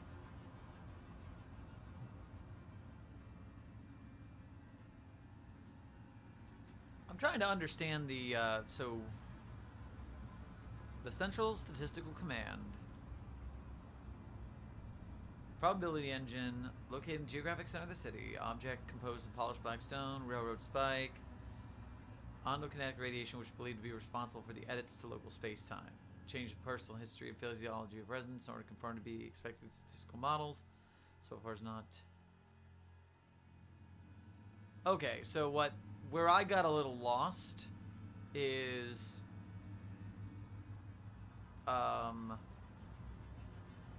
I don't feel like I got the story of Duro picking winners and losers that we hear in the interview after. Yeah. I guess the idea being that Duro is like so. He's a statistical anomaly, so his presence in the city influences statistical trends in such a way that it affects other people, I guess.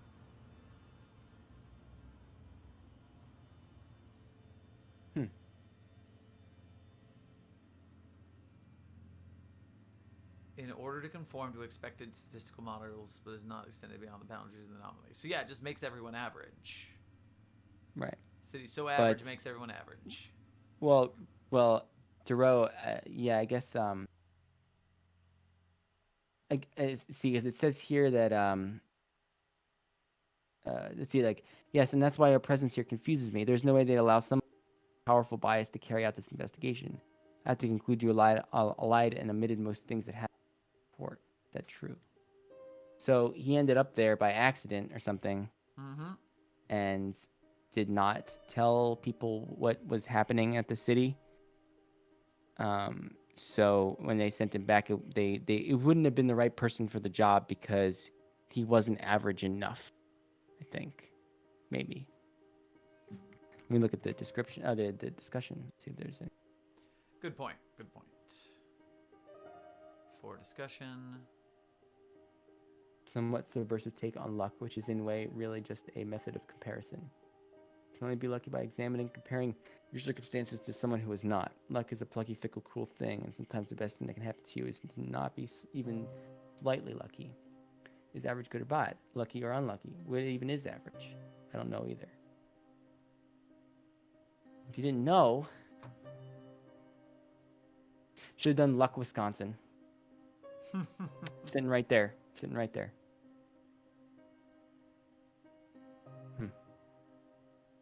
Yeah, I mean, so like I said, I like this. I like the idea, but I feel like I will no vote just because it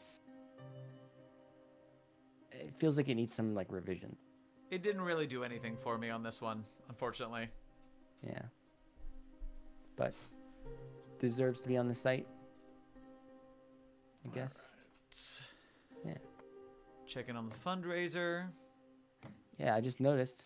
Another We got 20 some bucks on the donations. fire. Yes, we do. We're at 2606. Thank you to Kelsey Roberts. Appreciate that $20 donation. Thank you, Kelsey. Oh, between stories. Thank you to everyone who's coming over from TikTok to YouTube. Good on you. You're getting a good stream where you can hear both of us reading. The phone battery is about to die, and so I'm gonna turn off the live, charge it, come back on TikTok later. Very So good. go over to YouTube because that's where I am. All right. Party. Let's see. What are we looking at here? We got next one on the list. We're getting through them. We made a chunk.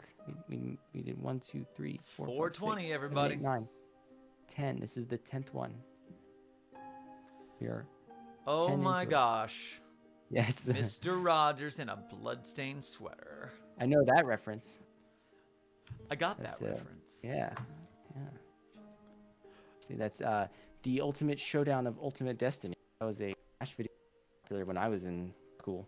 So I'm sure that that's a reference that not everyone in here. Classic internet. Classic indeed. All right, so we have a version 1 and a version 3. And there's our scroll. Okay, here we go. Oh, fix it on stream. I can make it a bit bigger.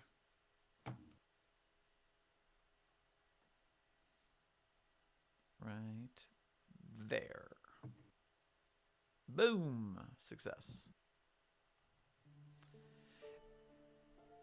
Message from the Foundation Records and Information Security Administration. The following document is outdated and does not fully reflect the Foundation's knowledge on the object. Please be advised, some information is inaccurate or false. For an updated and accurate file, please see SCP-7000, version 3.0. Well, we're going to be rebels and we're going to read the wrong one first. Oof. Item number, SCP-7000. Object class, Euclid. Special containment procedures. SCP-7000 is to be kept in a standard humanoid containment chamber. SCP-7000 is prohibited from obtaining or viewing any material depicting deceased celebrity Fred Mr. Rogers unless authorized for testing purposes. Should a test require SCP-7000's anomalous effects to occur, it is to be within a heat-resistant and blast-resistant testing chamber, capable of withstanding beyond the highest temperature SCP-7000 has been recorded to reach. Should SCP-7000's anomalous effects occur inadvertently and result in a containment breach, SCP-7000 is to be allowed to destroy the Mr. Rogers-related material which triggered its anomalous effect until its anomalous effects cease. Should they persist after the material is destroyed, on-site security personnel equipped with heat-resistant gear are to attempt to restrain and sedate SCP-7000. SCP-7000 will then be monitored for any residual anomalous effects. SCP description. SCP-7000 is a 32-year-old female human, standing 163 centimeters tall and weighing 61 kilograms. Prior to SCP-7000's containment, it was a local news reporter for 10 years. Aside from when its anomalous effects occur, it is physically identical to a standard non-anomalous human. SCP-7000's anomalous effects occur when exposed to any material, footnote, images, videos, artworks, etc., that depicts the deceased celebrity Fred Mr. Rogers.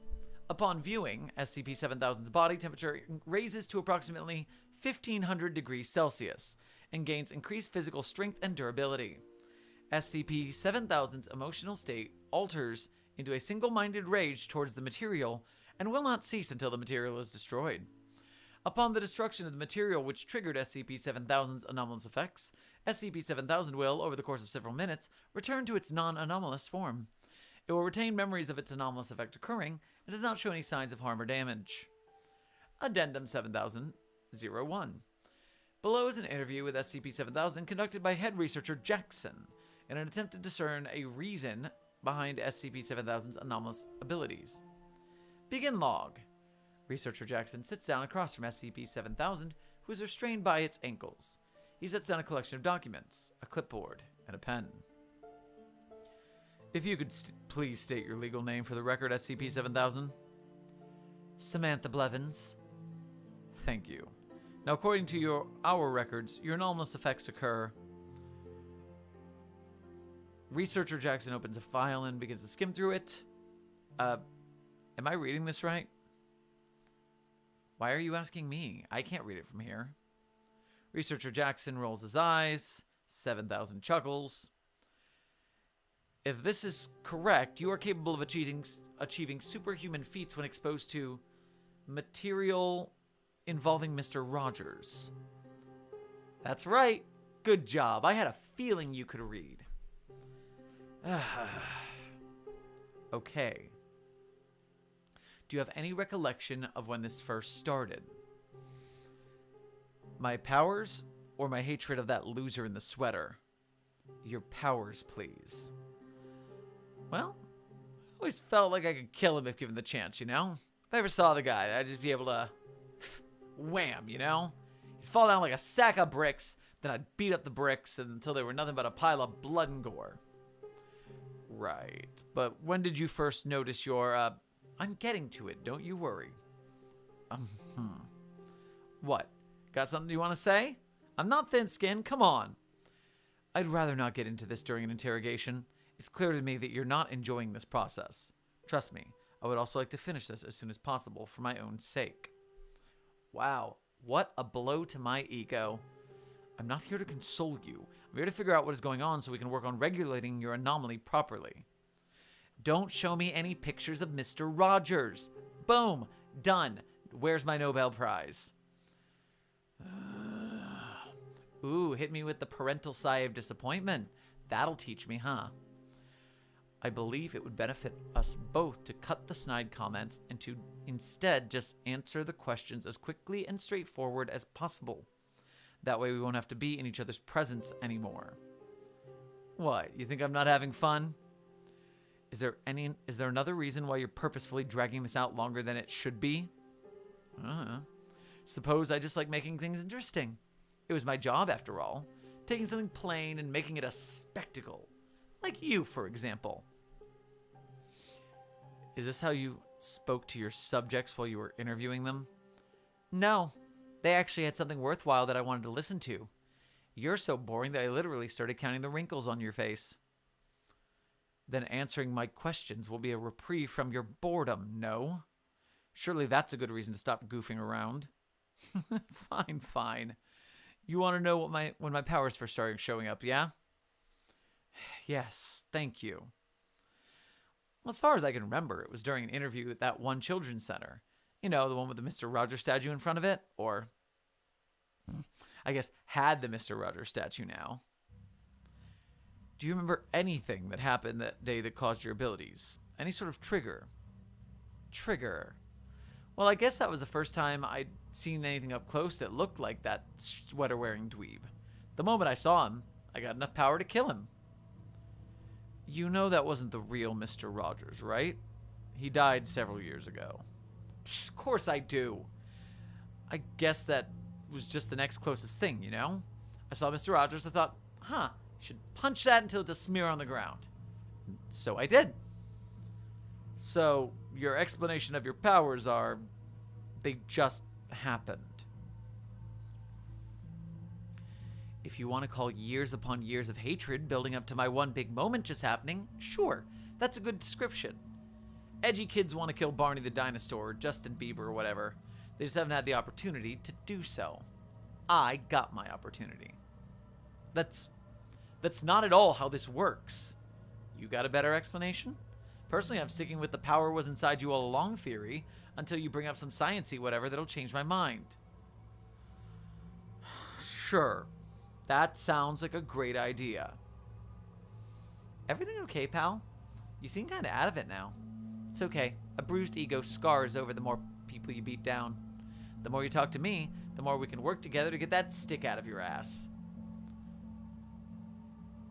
I would sooner eat my clipboard than reduce myself to talk to you any further. I've been a loyal, reliable researcher for this organization for 50 years, and now I'm stuck dealing with the dregs. Seems like a problem if you sunk this. Seems like a you problem if you've sunk this low. Researcher Jackson raises his hand in a fist, then opens his mouth as if to speak. Then he relaxes and exhales loudly. Terminate the interview. We're done here. Guards, take SCP-7000 back to its cell. See you next time, Doc. Addendum 7002. On February 27th, 2020, SCP-7000 was requested by the Department of Humanoid Containment to be transferred to Site-19's Department of Other.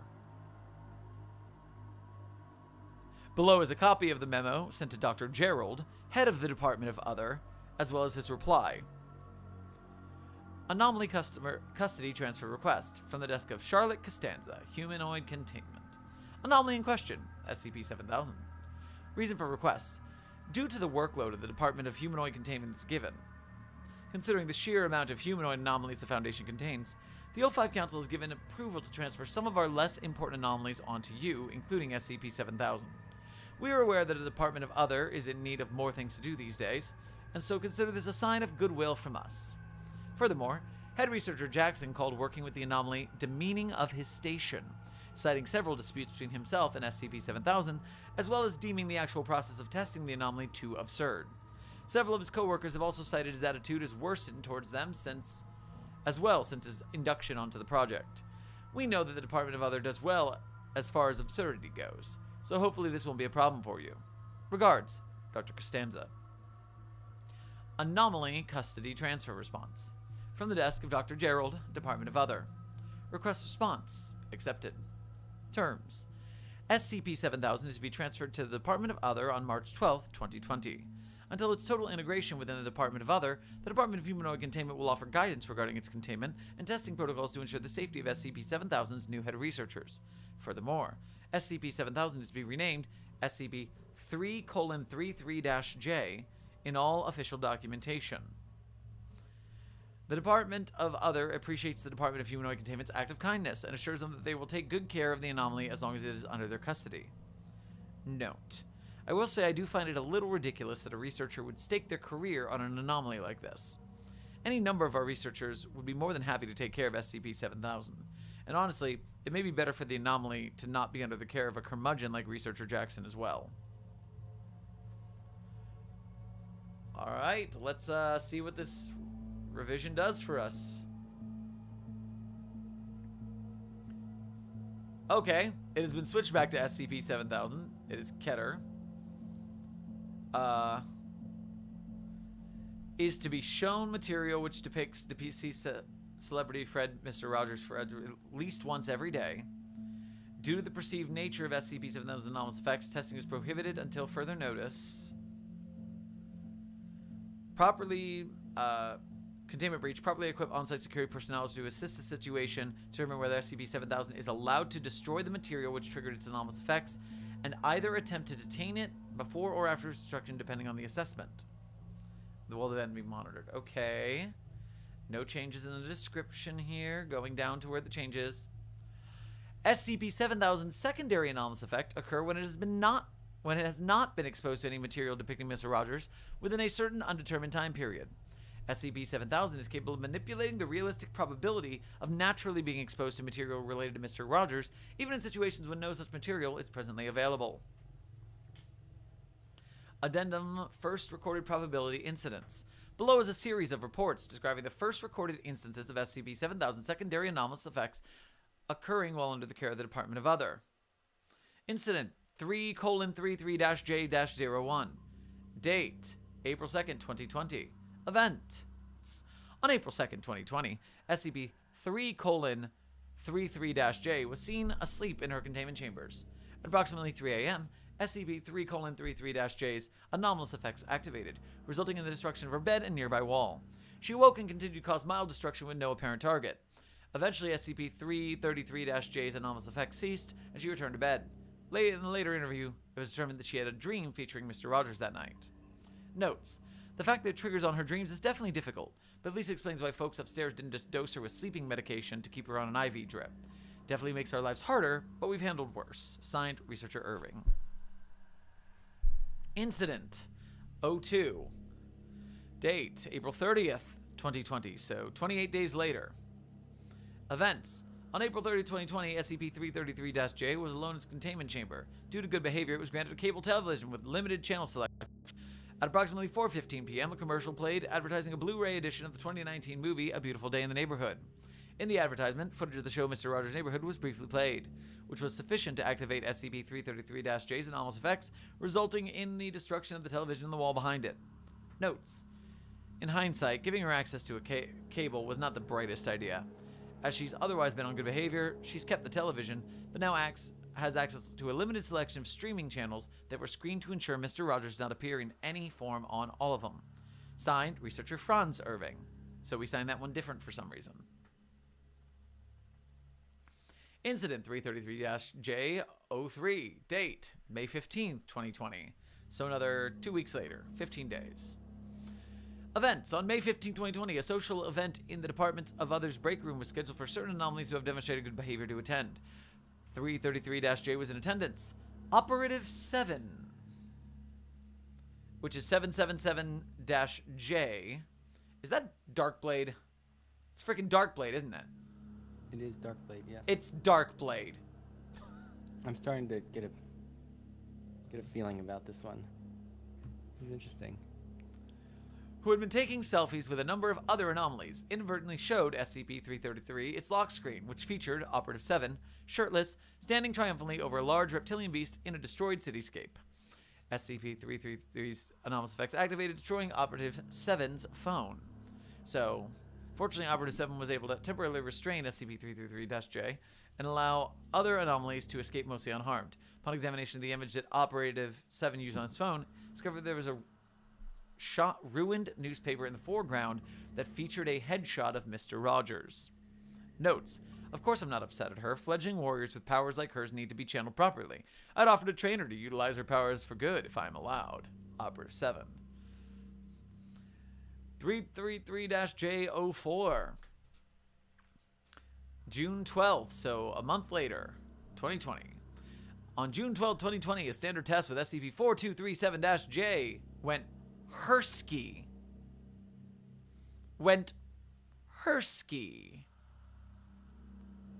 Oh, also weird other words.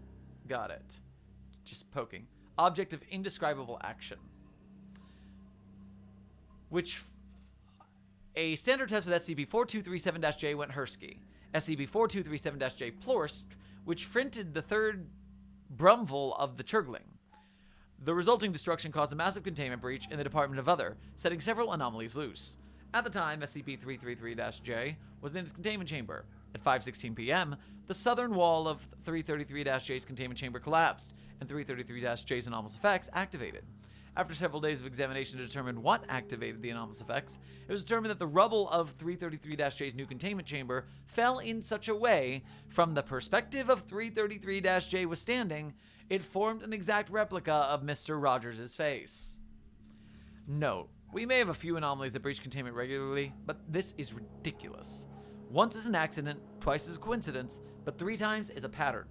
Especially when the 3rd time is something like this. Signed, researcher Franz Irving. Following the previous incident, researcher Franz Irving brought SCP-7000 in for an interview. Begin log. Irving is presently seated in the interrogation chamber. 7000 is brought in, escorted by a guard. Hey, what's going on? Need me to tell another life story?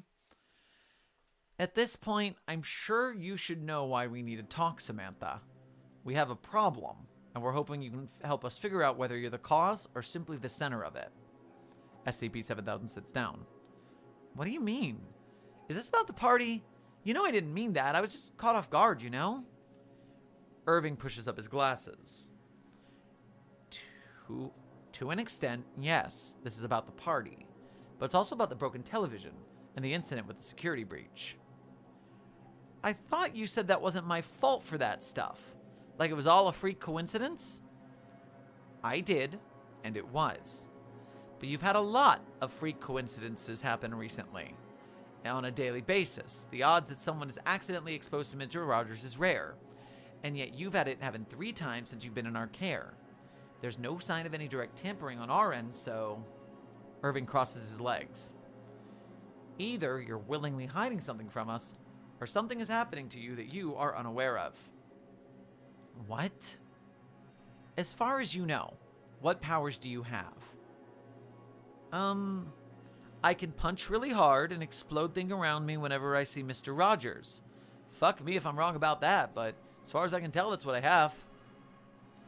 There's nothing you're hiding from us. No reality bending, probability altering, anything. I've got no reason to lie considering the situation I'm in. You think I've got something like that going on too?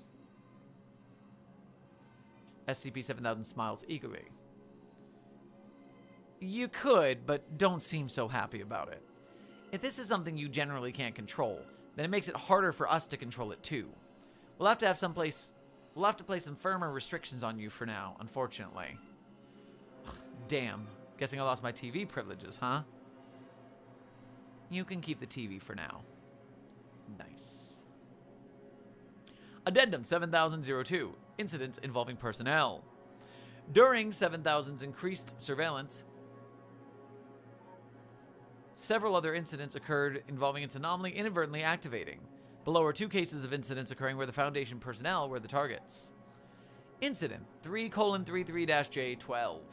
Date November 8th, 2020. Events on November 8th, 2020. 333-J was being brought back to itself from lunch only for its anomalous effects to activate, targeting researcher Parkland and her office computer.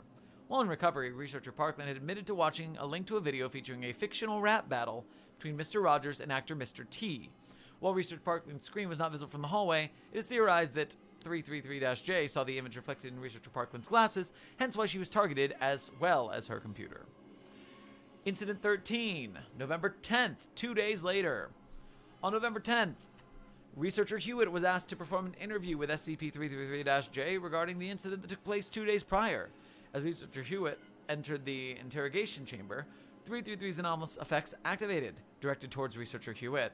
Researcher Hewitt sustained major injuries, but SCP-333 was subdued and recontained before researcher Hewitt could perish.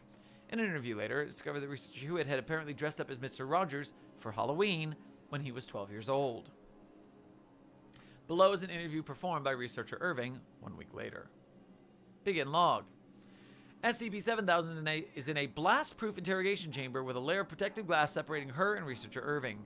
7000's arms and legs are restrained. Hey, Frankie. Sorry about all that mess before. Guess the powers that be meant that we had to be together, huh? Samantha, this is not a time for games. You attack not one, but 2 researchers. You know I can't control my powers. What do you expect me to do? Bottle it up and explode? I expect you to know better than to try to tear off researcher Parkland's face. You know she's permanently disfigured now, right? It's a wonder that both she and researcher Hewitt are both alive. They're alive? Guess I've gotten pretty good at managing my powers after all. Please treat this seriously. You personally put 2 researchers in the health ward. We need to figure your anomaly out before it happens again. Ugh, you're starting to sound like that dusty crotch that used to interview me when I lived upstairs. I thought this was the fun department. Samantha, why did you attack those researchers? Even you should be able to tell that a person who says that they are Mr. Rogers isn't actually Mr. Rogers, especially when they aren't actively saying that they're Mr. Rogers. Oh, come on. Anyone who wants to actually associate themselves with that lame ass may as well be him. They get like a stink about them or something. A stink. A metaphorical stink. That still doesn't justify attacking 2 innocent people. What do you want me to say? I'm sorry that the powers I can't control around anything related to Mr. Rogers activated around something related to Mr. Rogers. Seems to me like that's your guys' fault for letting that guy even come anywhere near me if you cared about him so much. And as for Parkland goes, the video she was watching was for kids anyway, so she should get her shit together. Do you take responsibility for anything? Or are you just this conceited all the time? Only when it's my fault. And as far as I'm concerned, this shit ain't on me. I didn't ask to get these powers, and I didn't ask to get showered with Mr. Rogers shit. If you wanted to go away so badly, then fucking do something about it instead of shouting at me for being a horrible person. Fine, I will. I will make sure that something is actually done about this. Good. I'd love to not explode every other week, too. Afterwards, researcher Irving proposed the following list of protocols among all Department of Other personnel for approval. The banning of any unapproved media, imagery, or digital documentation of Mr. Rogers. Approved. Sedating 333-J with amnestics to prevent her from having dreams. Approved. An interview and examination with all personnel to determine if they've ever claimed to have been Mr. Rogers in the past. Approved. The isolation of personnel that had claimed to have been Mr. Rogers in the past from The isolation of personnel that had claimed to have been Mr. Rogers in the past from SCP-33-J. Yes, that's the end of the sentence. Approved. Addendum 7000-03, Incident 19, and researcher Irving's updated protocols. Below are the details resolving the 19th incident of SCP-7000's anomalous effects occurring inadvertently. Incident 333-J-19, January 29th, 2021. On January 29th, 2021, 333-J was alone in its containment chamber using its television. As 333-J was selecting a show to watch, its anomalous effects activated, once again destroying the television. It was later determined that its effect activated after an image of the movie Castaway showed up starring Tom Hanks. Notes: this is the first time her anomalous effects have been triggered on something other than Mr. Rogers, or something that has been Mr. Rogers in the past. Does the anomaly count things that are going to be Mr. Rogers, or is it somehow aware of pop culture? Either way, this means that the definition of what Mr. Rogers is a lot more flexible than we thought, and a lot more dangerous to handle. Signed, Researcher Franz Irving. Following this, Researcher Irving proposed the following updated restrictions. The banning of the words Mr. Rogers and neighbor said verbally without permission, approved. The banning and removal of sweaters, puppets, Tom Hanks, and anything that could remotely be related to Mr. Rogers or Mr. Rogers Media, approved with exceptions. The banning of random acts of kindness on the chance that association with Mr. Rogers may be enough to trigger the anomaly, denied. The banning of politeness for the same above reasons, denied. The banning of the practice of Presbyterianism for the same above reasons, denied. Below is a series of memos from the department head, Dr. Gerald, and Researcher Irving regarding the incident and his newly proposed restrictions. From the desk of Dr. Gerald, Department of Other. Franz, I know that you're trying your hardest to minimize the damage 333-J causes. Trust me, I'm working to ensure that your protocols are not only followed, but accepted. 333-J isn't exactly a pleasant person to be around, and not even an endearing one in a humorous way. Many personnel believe she isn't worth the effort, and she would be better off transferred back upstairs, and yet they still follow your initial list of protocols because of me. Of course, people are certainly willing to accept a few protocols, but banning kindness, politeness, infringing on religious rights? Franz, please, you must see that this is overstepping, no? While the details of the anomaly are unknown, you've been polite to her before.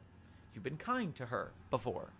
And while I may not know the religious practices of everyone in here, I'm sure that that's a few steps removed from the identity of Mr. Rogers. Hell, I had to Google it to figure out how Presbyterianism was even related to him. I know you're invested in this, Franz, and I appreciate that what you've done so far. But we can't ruin the lives of everyone else in this department over one anomaly. This is the line. From the desk of Franz Irving, Department of Other. In all honesty, Dr. Gerald, I'm tired. I really, generally am. As someone who works with her on a daily basis, I know that she isn't a fun person to be around. I know that I, for one, would be happy if she would just go back upstairs and we could focus on things that aren't blowing our department up every other week. So why do I want us to go through all this effort at all? Well, for one, we've done worse for less. We've given anomalies blood sacrifices. We've given anomalies power, both physical and metaphysical. We've defiled corpses for the sake of containment. Being mean to each other is hardly a challenge, and I think we're way past being on the moral high ground for religious censorship. The other reason being that, as far as I can tell, the anomaly is adaptable. The definition of what Mr. Rogers is seems to be reliant on anything that claims to be Mr. Rogers in one sense or another, even if they aren't doing it actively. She's seen Tom Hanks before and didn't flip out, but this is the first time she's seen him since the first incident. The anomaly learns, and a learning, probability-altering anomaly means that eventually, if we can't lock her down for good, just about anything could theoretically send her off if the odds are in her favor. Or rather, not in our favor. I'm working my ass off to make sure we can actually contain her, but nothing seems to work. Preventing just physical exposure is just not going to be enough right now. We need to take it a step further, especially when the time between incidents is getting shorter. On average, they've been happening once a week, but we've had accidents happen with this little as a day in between them. This is the only way I can think of that will give us the best shot at buying us time. In spite of further memos between the two, Researcher Irving's additional protocols were ultimately denied. Addendum 7004, Adaptability Tests. Since Incident 333-J-19, Researcher Irving had conducted numerous tests over the course of several days to determine if it was possible to tailor what activated SCP-7000's anomalous effects through association. Test 69, February 1st, 2021. Place an unpeeled orange in front of the entity. Wait 5 minutes. Retrieve the orange. Attach a picture of Mr. Rogers onto it and replace it. Results. Anomalous effects did not activate until after the orange was replaced with the image of Mr. Rogers. Attached. Test 70, February 1st, 2021. Place an unpeeled orange in front of SCP-33 J. Blah, blah, blah, blah. Wait 5 minutes. Announce over the intercom that an image of Mr. Rogers will be placed onto the orange. Wait 5 minutes. Retrieve the orange. Attach a picture of Mr. Rogers onto it and replace it. Results. Anomalous effects did not activate until after the orange was replaced with the image of Mr. Rogers attached. February 1st, 2021, Test 71. Place an unpeeled orange in front of SCP. Wait 5 minutes. Announce over the intercom that the orange is Mr. Rogers. Wait 5 minutes. Retrieve the orange. Attach a picture of Mr. Rogers onto it and replace it. Results. Anomalous effects activated after the announcement over the intercom, targeting the orange. Test 97. Date February 13th, 2021. Procedures. Equip D99979 with blast-resistant gear and a concealed earpiece. Instruct D99979 to enter the testing chamber and have a conversation with SCP-3:33-J. After an indeterminate amount of time, researcher Irving will speak into the earpiece, calling D99979 Mr. Rogers. Results. SCP's anomalous effects activated after researcher Irving spoke into the earpiece. SCP was subdued, and D99979 was escorted out safely. Test 98. Date, February 13th. Procedures. Equip D0212 with blast-resistant gear. Instruct D0212 to enter the testing chamber and attempt to impersonate Mr. Rogers without explicitly saying who he was impersonating. The anomalous effects activated after the impersonation began targeting the D-Class. SCP was subdued, and the D-Class was escorted out safely. Test 99, February 13th. Show D52709 footage of D0212 doing an impression of Mr. Rogers without explicitly saying who the impression was of. Equip D52709 with blast-resistant gear. Instruct D52709 to enter the testing chamber and attempt to impersonate D0212. Results.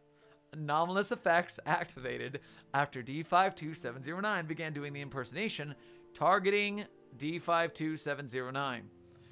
SCP was subdued. D-Class was escorted out safely.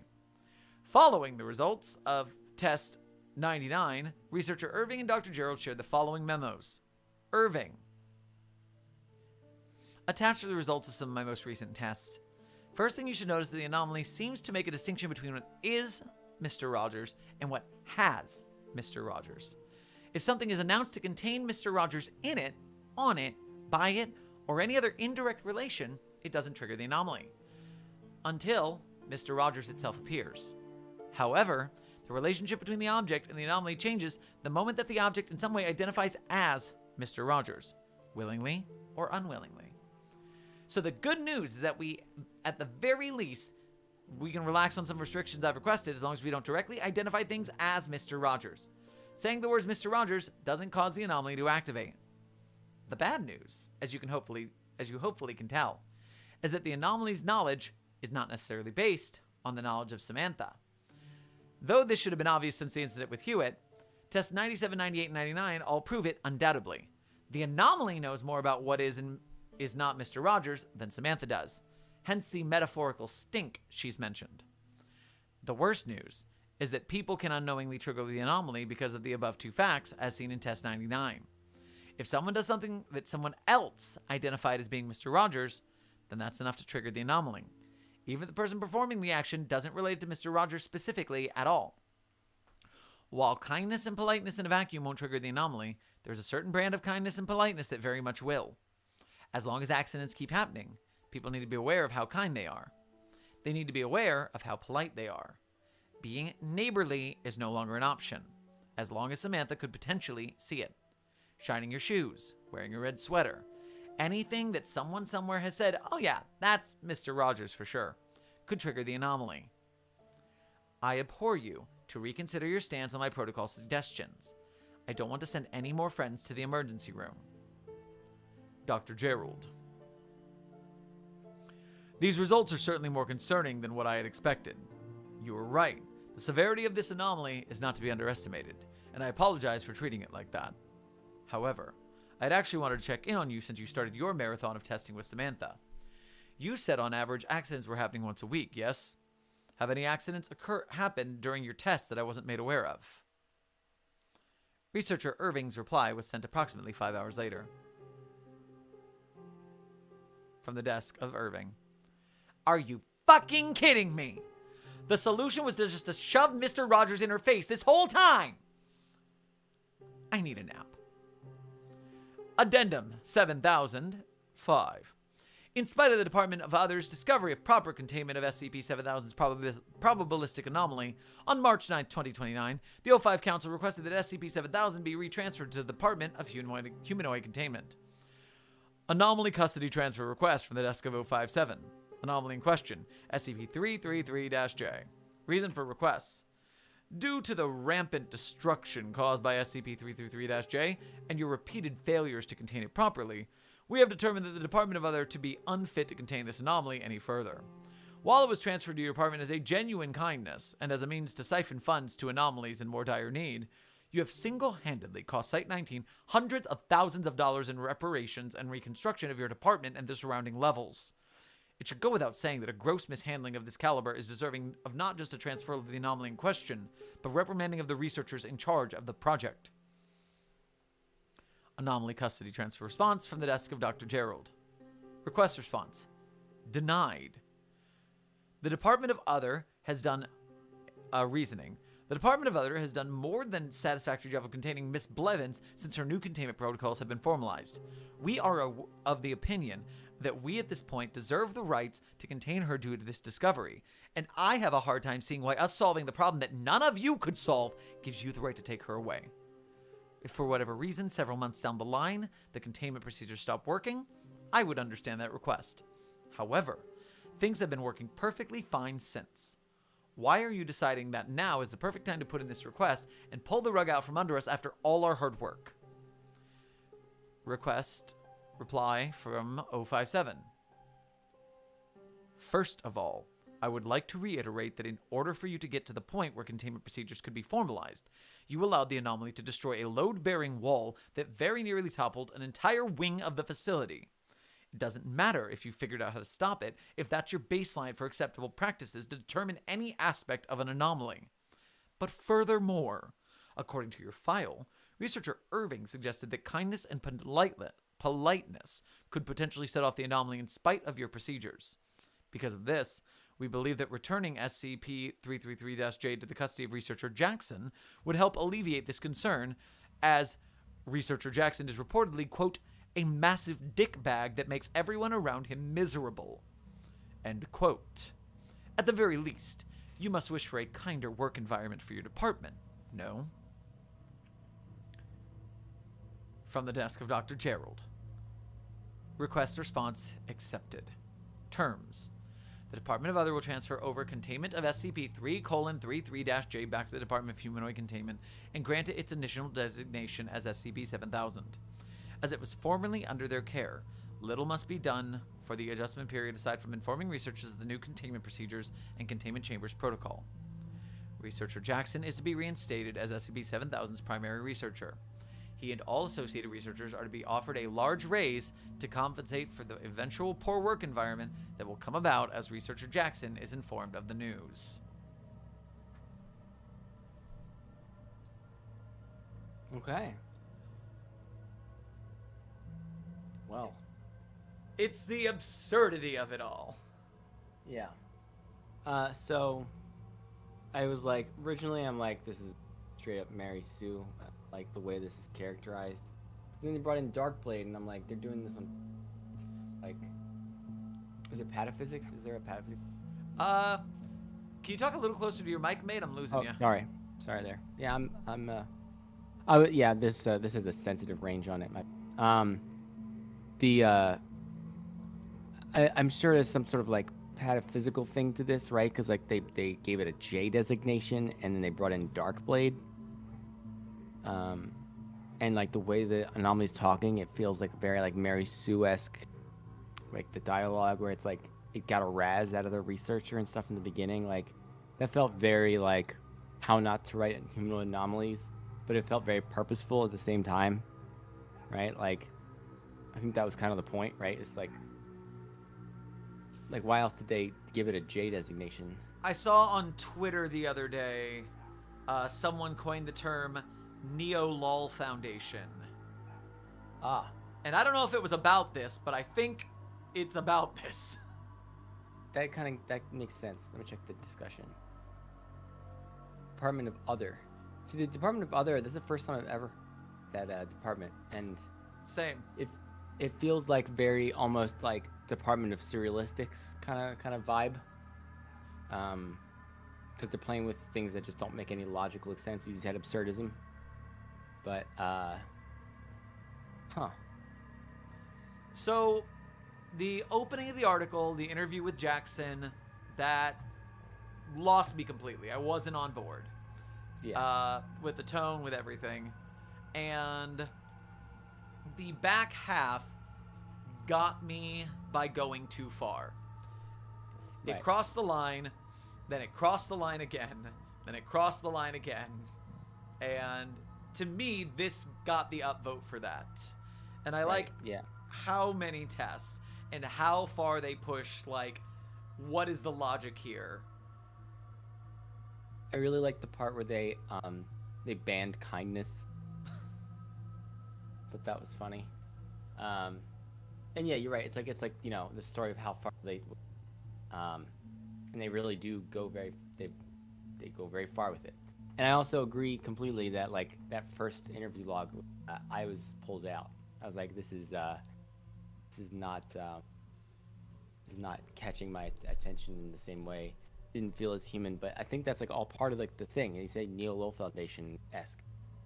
I don't see any like reference to Lol Foundation in the tags or in the comments.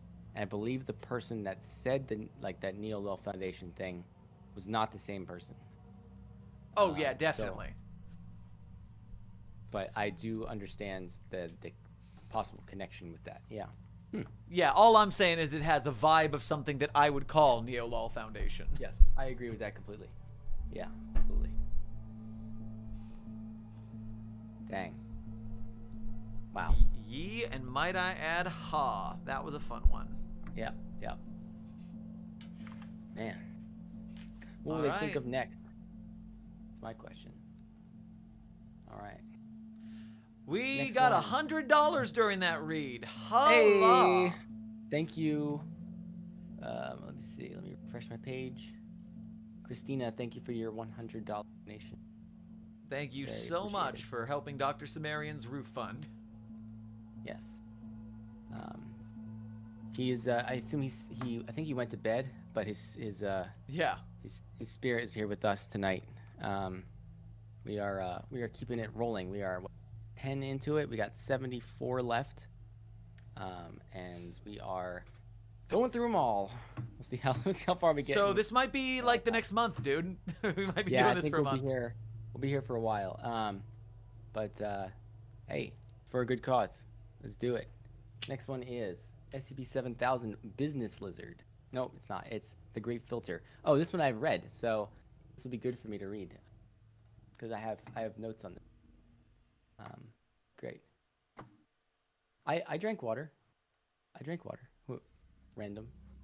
Have you been drinking water? Make sure you drink water. I got my bottle right here. All right. So it's SCP-7000, the Great Filter, and What Lies Beyond, and that is by Space Kaiser. Good name. I like it. It's item number 7000, level 2 restricted. Containment class Heater. Disruption class. Actually, I've never pronounced this out loud before. It's a Bilam. Risk class Caution. The image is Proxima Centauri B. Special containment procedures. Due to the nature of SCP-7000, containment is unfeasible. Knowledge of SCP-7000 is to be limited to a select few international and governmental organizations for the purpose of disarmament. Should there be an SCP-7000-1 instance, all embedded Foundation agents within national space agencies and astronomical associations are to be alerted and directed to prevent knowledge of the event from spreading. Should any organization receive data and imagery of an SCP-7000-1 instance, Foundation agents are to prevent its publication, and doctor all relevant data on the event. All events leading up to a York incident are to be recorded and analyzed for the purposes of further preservation of human civilization. Exploration of an SCP-7000-1 instance is to be conducted through the Foundation's Anomalous Aeronautical and Space Research Association, also known internally as ASRA, I guess you call it, AASRA. To date, there have been 11 confirmed SCP-7000-1 instances, with a further 4 exoplanets slated for exploration by ASRA. Should put a T in there, you got it to Astra. Description: SCP-7000 refers to the continued survival of the human race. In the event that an exoplanet's atmosphere rapidly becomes toxic due to a burst of nuclear energy, it is to be explored via a Magellan drone swarm to determine if a York incident has occurred. Should the drone swarm determine that a York incident did occur, the exoplanet will be designated as a SCP-7000-1 instance and will be cataloged. As of 2035, all known extraterrestrial civilizations have experienced a York incident and, subsequently, extinction. Addendum 1. First SCP-7000-1 instances. On January 9, 2009, a sudden burst of nuclear energy was detected in Alpha Centauri Trinary star system by Foundation Space Observatory Skylax.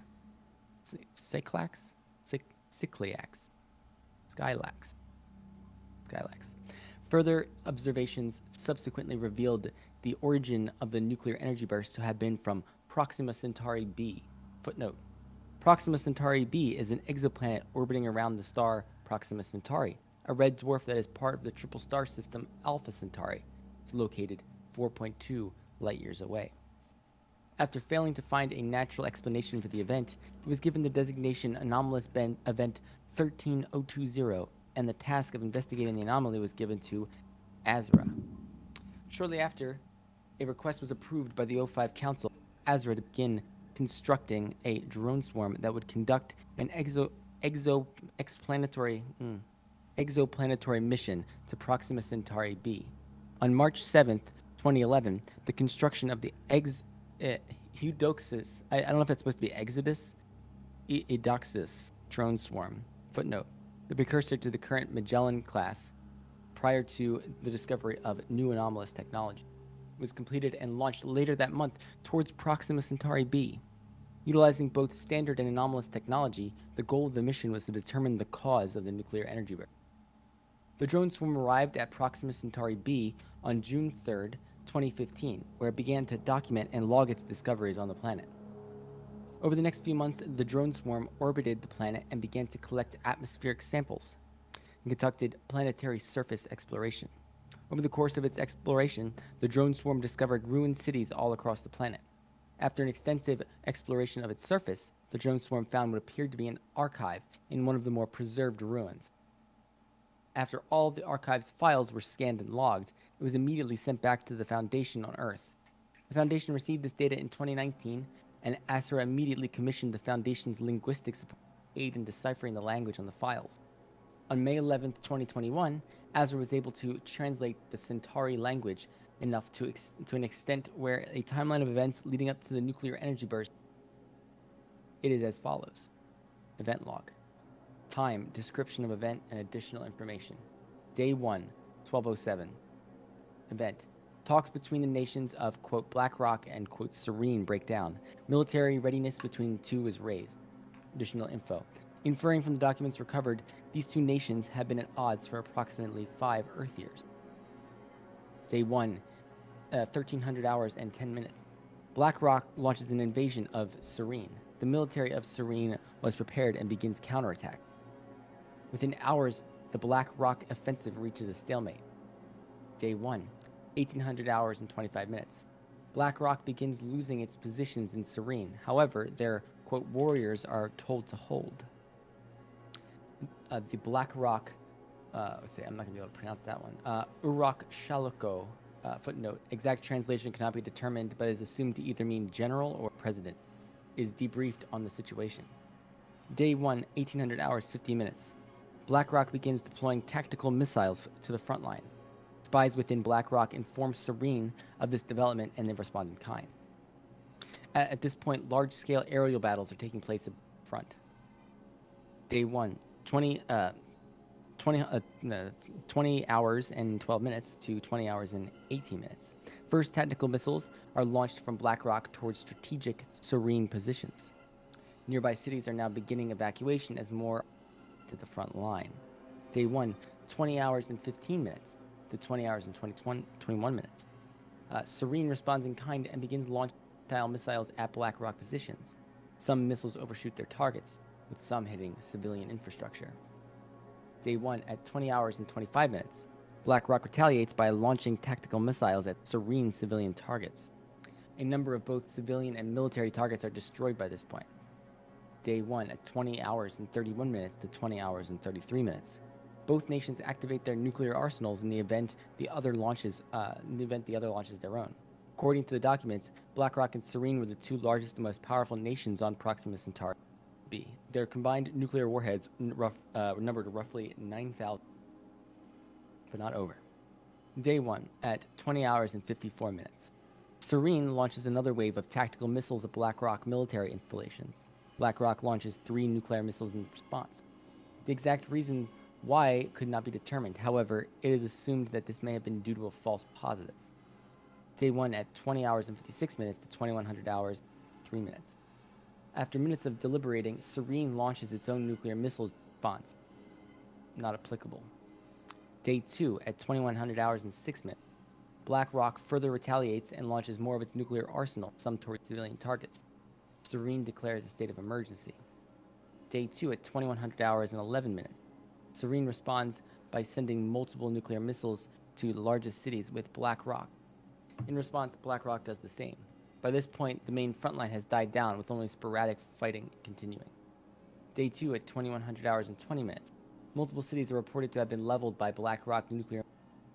The final transmission from Serene's military headquarters was received.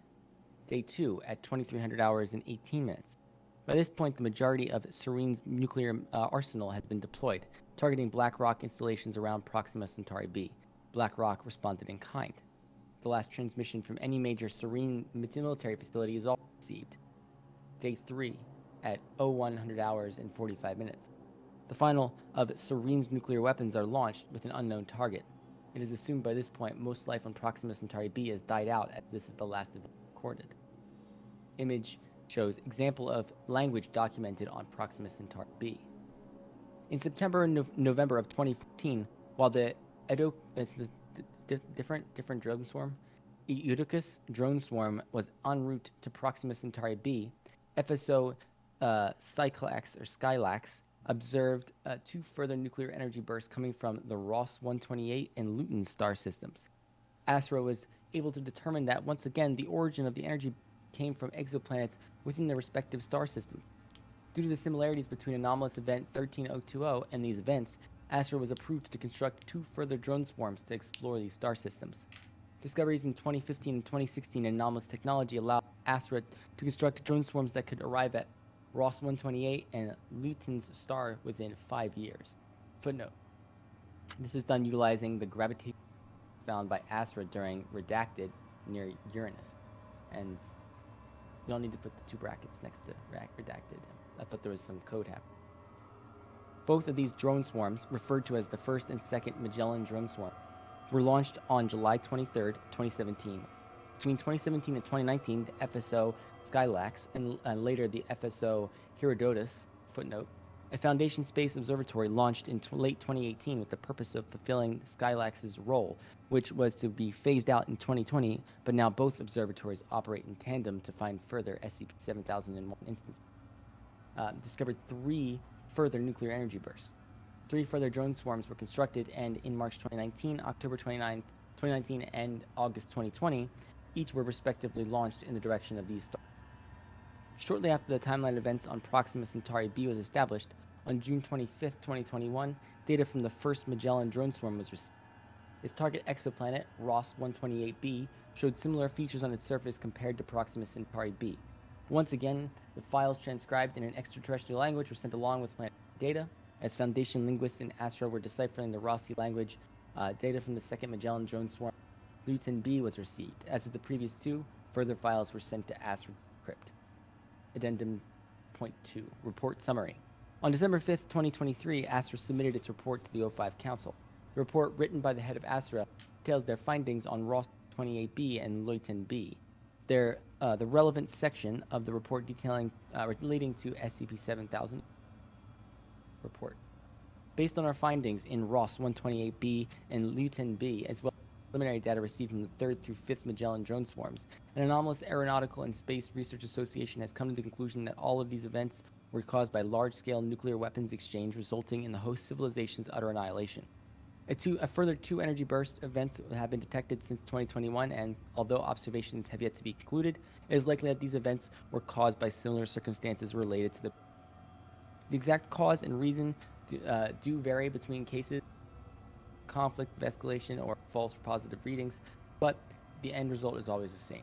Due to these findings, it is in our opinion that all files recovered on these exoplanets do not indicate that there were prior crises or, quote, close calls before the nuclear weapons exchange, henceforth designated a York. In contrast, humanity has had multiple incidents, crises, and close calls, but never as it resulted in a nuclear war. Because of this, Astra has come to the conclusion that human civilization is an anomaly in the form, given previous incidents and intergovernmental and government purpose of preserving human civilization. However, we also recommend that full cooperation be held off until further data can be collected from more sources. Humanity may or may not, but it is our responsibility to tirelessly ensure that we wake up to another tomorrow to discover if we shall venture forth into the light, discover if we truly are alone in the. This one stood out to me because it's functionally very similar to my proposal, my 001 proposal, which is, spoiler alert, cover your ears if you don't want to spoil it, but it is the planet Earth and humanity's propensity to survive even in great odds, and it's discovered through the remnants of an ancient civilization, brought back by drone. It's very similar ways, but I do think that it's probably not the same. Like, it's not like the derivative of that. I just think that a lot of similarities there. The actual content of the article, I feel like, there's a lot of there are some spag errors. There's a lot of the author will spell things one way and then spells them slightly different. And it wasn't so much that I couldn't figure out what they were talking, but it definitely deserves a little bit of upkeep, a little bit of love. I think it's good that they kept it shorter, on the shorter side, because mine goes on really dense. My article's very dense. Yeah. I don't know. I have a lot of feelings about it. What do you think? See, for me, the human society is anomalous because we don't go to nuclear war doesn't appeal to me personally as a flavor concept. I just the odds of human survival is so minimal that it's anomalous. Right, and that's that's the probabilistic nature of it. It's the lucky bit. Is that the statistical anomaly? Yeah.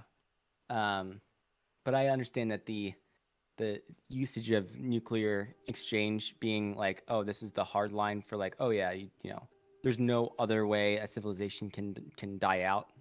That just seems like a bit of a stretch to me as well. Because basically then this is simply put, humans the anomaly. We have one recounting of a nuclear war volley, which, God, it's well put together, but I don't like it. So I'm gonna no vote on it. I'm not gonna down vote it. It's not my vibe. It's not bad, but I do have a funny, or not so funny, but I have an update from Calibri Bold, who just watched the start of the stream and saw us trying to grasp at the League of Legends anomaly. The bureaucrato hazard, right? I've been at work, just got home. It's a probabilistic anomaly because it's a coincidental interaction between laws. There are no changes in laws. It's just sheerly coincidence between different laws interacting that makes the law just so happen to directly impact League of Legends players.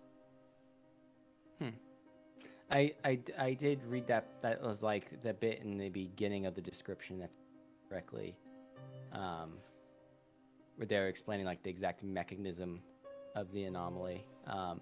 Yeah, I mean, I can see that. It just went over my head. Yeah. No, it's totally. It's a good article. Good article. All right. Good job. Checking out the GoFundMe. That was a short one, so Absolutely okay. we're still at 2706 with 44 donors. Good job so far. Let's keep it Yeah. up, team. Absolutely. So the Great Filter moves Of on. course, that's like the title's a little on the nose, but yes, it's just literally referring to the Great Filter, which is the supposed, limiting system that keeps advanced civilizations from reaching the technological advancement to go to take the step to Kardashev Scale 1, which is like interstellar travel or something like that. Sure. I need to brush up on my I science actually didn't fiction know rules, that but had a name, that's, but yeah. a previous Someone article in the comments will correct me, I'm sure. A previous article by Modulum on a team that we were doing for a team contest was on the Great Filter, but it was that something came and got you if you reached a certain level. Oh, spooky. If you reach a certain level, the universe is just like, no. All right, Yeah, I it's was like, hearing good things moderator. about Business Lizard. Business Lizard. And if you call the article Business Lizard, you've got my interest. So let's take us for a ride, Zin. Turn my mic into a more comfortable reading position. Let's hit it. Item number, SCP-7000. Oh, I've got to change the size over here. Aesthetics. Now we're looking pretty fly. We could even look flyer. There we go, no borders. SCP-7000, Business Lizard. SCP-7000 in temporary containment following initial recovery in Billings, Montana. Not in the universe it exploded, though. Object Class Euclid, Special Containment Procedures.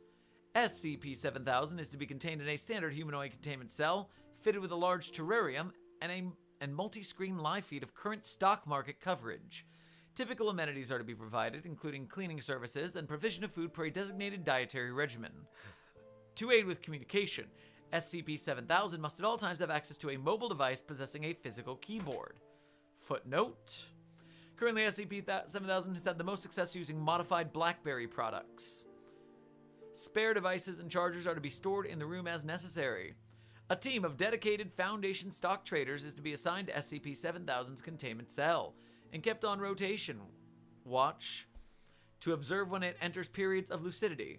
The team is to be provided with a probationary budget to be used for investments based on SCP-7000's insights. All transactions are to be thoroughly documented and reviewed on a weekly basis. The budget is subject to change on monthly outcomes. Access to SCP-7000 for interview purposes may be requested by any research personnel level 2 or higher possessing requisite credentials in biological sciences. Any individual seeking to submit such a request are to note that the stock trader team schedule is to be given priority access to SCP-7000. Description: SCP-7000 appears to be a male western fence lizard, genus Scaloporus occidentalis, possessing sapience in limited and irregular periods of lucidity. SCP-7000 is capable of communication in written American English through the use of various typing devices, but will only respond to conversation when verbally addressed by name. Footnote: names currently confirmed to trigger responses in SCP-7000 are Business Lizard, Commerce Lizard, and Stocks Lizard. While SCP-7000 does not appear to age, it sheds its skin more frequently than non-anomalous lizards typical of the same apparent species. Shed skin from SCP-7000 carries no immediately discernible anomalous properties. Based on information gathered from interviews, SCP-7000 purportedly fashions itself as a, quote, deity for the modern time. See partial interview logs. It is noted that despite its claims, SCP-7000 has yet to exhibit any indication of greater capabilities beyond its communicative and predictive anomalies. When provided with appropriate resources, SCP-7000 has demonstrated the ability to provide profitable investment recommendations, particularly with regards to the trading of stocks. As of the SCP-7000 team's most recent portfolio review, it is believed that the frequency of SCP-7000's periods of lucidity directly correlates with the total profit amassed by the beneficiary of SCP-7000's advice.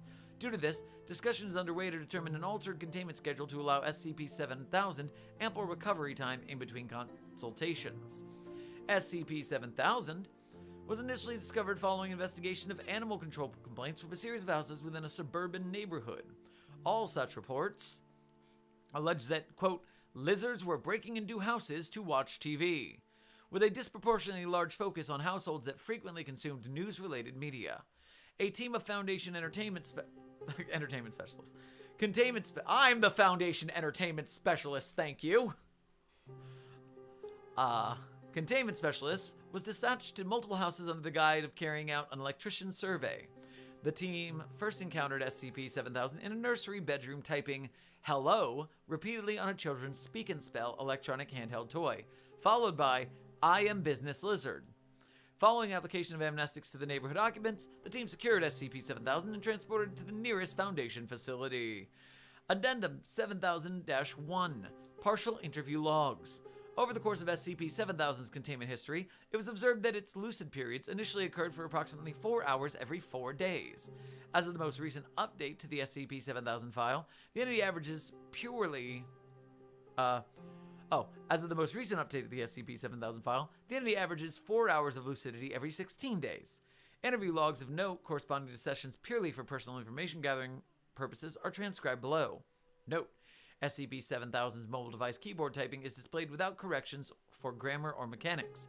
All questions were voiced aloud by interviewers situated in the containment cell. Interview from Interview 7000-3. Interviewer Dr. R. Mercer. Interviewee SCP-7000. Are you sure you don't want a reading for the market? Business Lizard. Today I would like to learn a little more about you, if that's alright. That is very agreeable. Stocks Lizard. Some time ago you told us you reimagined yourself to suit more modern times. Yes, there was much to change. Business Lizard. Please tell me more. In times long past, I was a healer, bringer of health as my siblings and elders before me. But time shifted and commerce became what humans sought and sacrificed for. It seemed fruitless to help humans regain their health when it would be thrown away for money at a moment's notice. I grew weary and lost and frail. Commerce Lizard. I am sorry to hear that. Money troubles and health troubles intertwine these days more than ever before. I feel needed, I renewed myself. But as you see, I am even less than I was before. I had so much to learn, but the world has changed. The people are hostile. There are places even I cannot go, words even I do not know. Stocks Lizard. I hope you know that you are always welcome here. Thank you. I have not felt so useful in generations. Please keep showing me your numbers reports. I cannot always read them, but I like seeing them. Thank you for always having someone sit with me. Business Lizard. Do you remember much of who you were before civilization sped out of control? Taller, bigger, needed clothes. Commerce Lizard. Do you know of any other lizards like yourself who may have retained their powers? There are none in my memory, if there were any at all. Stocks Lizard. Does that bother you? No. Commerce Lizard. Would you like us to attempt seeking out any of your kin who may still be findable? No. Excerpt from Interview-8. Most recent interview. Dr. Mercer again, SCP-7000. Extraneous discussion removed. I'll tell you a secret. Business Lizard. That is kind of you. Commerce Lizard. What is the secret? Every time I tell you to buy or sell something, I am guessing. Stocks Lizard. That is rather incredible to believe. I may have been stripped of my previous authority, but I believe I still retain some good fortune inherent to my former station. Business Lizard. You say this despite not sharing in the profit from the advice you give, and only maintaining your consciousness some of the time? Well, I met you all, didn't I? You will talk to me, provide for me that... Well, I met you all, didn't I? You will talk to me, provide for me. That sounds fortunate. Commerce Lizard. Do you not wish to return to what you once were at the height of your strength? My charge was to assist humans. I am assisting. This new job is much easier. Perhaps it was my fate. My path led here. My charge was to assist humans. I am assisting. This new job is much easier. Perhaps it was fate. My path led here. Perhaps this is what I was hoping to be all my years of searching. Business Lizard. What did you hope to be? Happy. Business Lizard. I'm glad to hear that. Is there anything else we can do for you? SCP-7000 does not respond. Stocks Lizard. Is there anything else we can do for you? More strawberry pie. SCP-7000 is observed to turn several times in a quick circle on top of its typing device. It then jumps from the interview table and lands on Dr. Mercer's leg. Dr. Mercer observed, returning SCP-7000 to its terrarium. And note, request for more fresh fruit, primarily strawberries, to be added to 7000's dietary regimen. Signed, R. Mercer. Note from Lab Director MK. Granted, he deserves a break.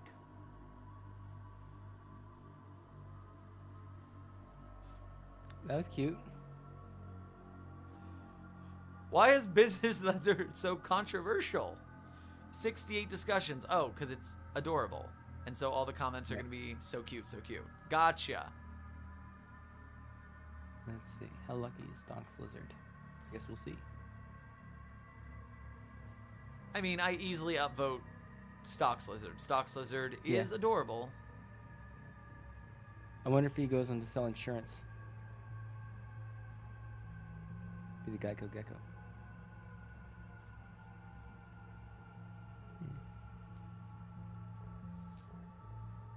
Yeah, all the comments seem like they're very much praising the gecko, the lizard, business lizard, Stocks Lizard. Does it? Okay, so there's no reason why the doctor changes it up every single time. Not particularly. It forced to do responds to that. all the names, so it just variants, so it's not saying the same thing every time. Yeah. That's cool. I like it. Yeah, no, I was just say, nice to meet you, Stock Lizard. Very cool. Have them Absolutely. strawberries. That was another short one. Woo, we got a couple short ones out. And looks like we got another donation. Oh, we got Anonymous. some more dono. For $50. Thank you, Anonymous. Your, Thank you, your anonymous $50 contribution donor. will be very gladly added to the Cimmerian Get Well Fund, and we'll get him a new. In for his the Thor's Ring appropriate with all- chat, that lizard kid likes Business Lizard. That is highly appropriate for your username, my friend. Congratulations. Lizard Kid. That was not that's not on purpose. You didn't make that because you were a fan of this SCP. Okay, cool. Fantastic. Let's see what the next one is in the list here. We got SCP-7000 Out of Luck by Moonhorse96. Right. Okay. Interesting stuff going on here already.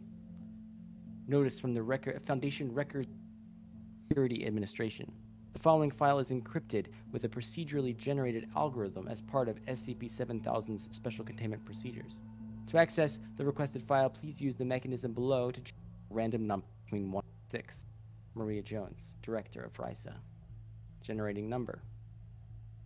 It says number generated successfully. I was assigned the number 3. You can now access the file. Open file. Access granted. Decrypting file. A verified username and password must be submitted before you are allowed to edit the contents of the file. The username, it looks like Eyes on the Prize, but jumbled up like that. Greetings 053. Okay. Item number 7000. Level 5 top secret. Containment class safe. Disruption class connect. Risk class warning. Special containment procedures. SCP-7000 is stored at a Foundation site. No further containment measures or procedures are required. Okay. Item description. SCP-7000 appears to be an Arkansas centennial half-dollar coin from the year 1938. This coin is identical in appearance to its non-anomalous counterpart. SCP-7000 is in perfect condition and shows no sign of age or wear. SCP-7000's anomalous abilities are triggered once SCP-7000's changes ownership. This transfer of ownership can be between individuals, corporate entities, and other groups. SCP-7000 can be a part of a larger amount of money. Transferring ownership through other means other than physically allocating the coin does not trigger its effects, and the exchanges won't be recognized by SCP-7000. Once ownership has been transferred, SCP-7000-1 events will manifest. The new owner of SCP-7000 shall from that point be designated as SCP-7000-A, and the previous owner SCP-7000-B. Image caption says SCP-7000 photo taken during data expunged. SCP-7000 anomalous abilities manifest in a series of accidents that befall the new owner, SCP-7000-A. These accidents are referred to as SCP-7000-1 events and affect either the individual, corporate entities, or group as a whole. These accidents can range from personal minor injury to catastrophic scenarios. SCP-7000 events target SCP-7000-A but can affect everything in its immediate vicinity by proxy. It has been shown to escalate in severity over time, with the frequency and intensity of SCP-7000 events leading to more life-threatening situations. This can lead to extremely dangerous large-scale events if handled not properly and in time. Due to the continuous exposure to danger, individuals receiving SCP-7000 often perish with... Due to the continuous exposure to danger, individuals receiving SCP-7000 often perish within a month of receiving SCP-7000. If it is exchanged between groups or corporate entities, it will affect every individual involved with its ownership on a personal level with different timescales and intensities. This often leads to the group being dissolved within a 3-month period, depending on the size and scale of SCP-7000-A. After SCP-7000-A perishes, SCP-7000-1 events will continue to take place around SCP-7000's proximity. It affects events once another person, corporate entity, or group takes ownership of the coin. These SCP-7000-1 events will repeat. These new owners will be designated as SCP-7000-A. Currently, the only way to stop SCP-7000 from occurring is through either SCP-7000 being returned to SCP-7000-B, or if SCP-7000-B perishes. To the Records and Information Security Administration, I found this file in our database. I have no knowledge of SCP-7000 being in our possession, nor does the file detail its current location or history. No testing log, containment procedures, nothing. Do we even have SCP-7000 in containment? Are we SCP-7000-B or SCP-7000-A? Track down who put this file in our database immediately. 053. Generate new number. Okay. Generating number. Number generated successfully. You are assigned number 1. You can now access this file. Open file. Here we go. Access granted. Decrypting file. A verified username and password must be submitted before you are allowed to edit the contents of this file. Username is uncode0000. Greetings, administrator. Ooh.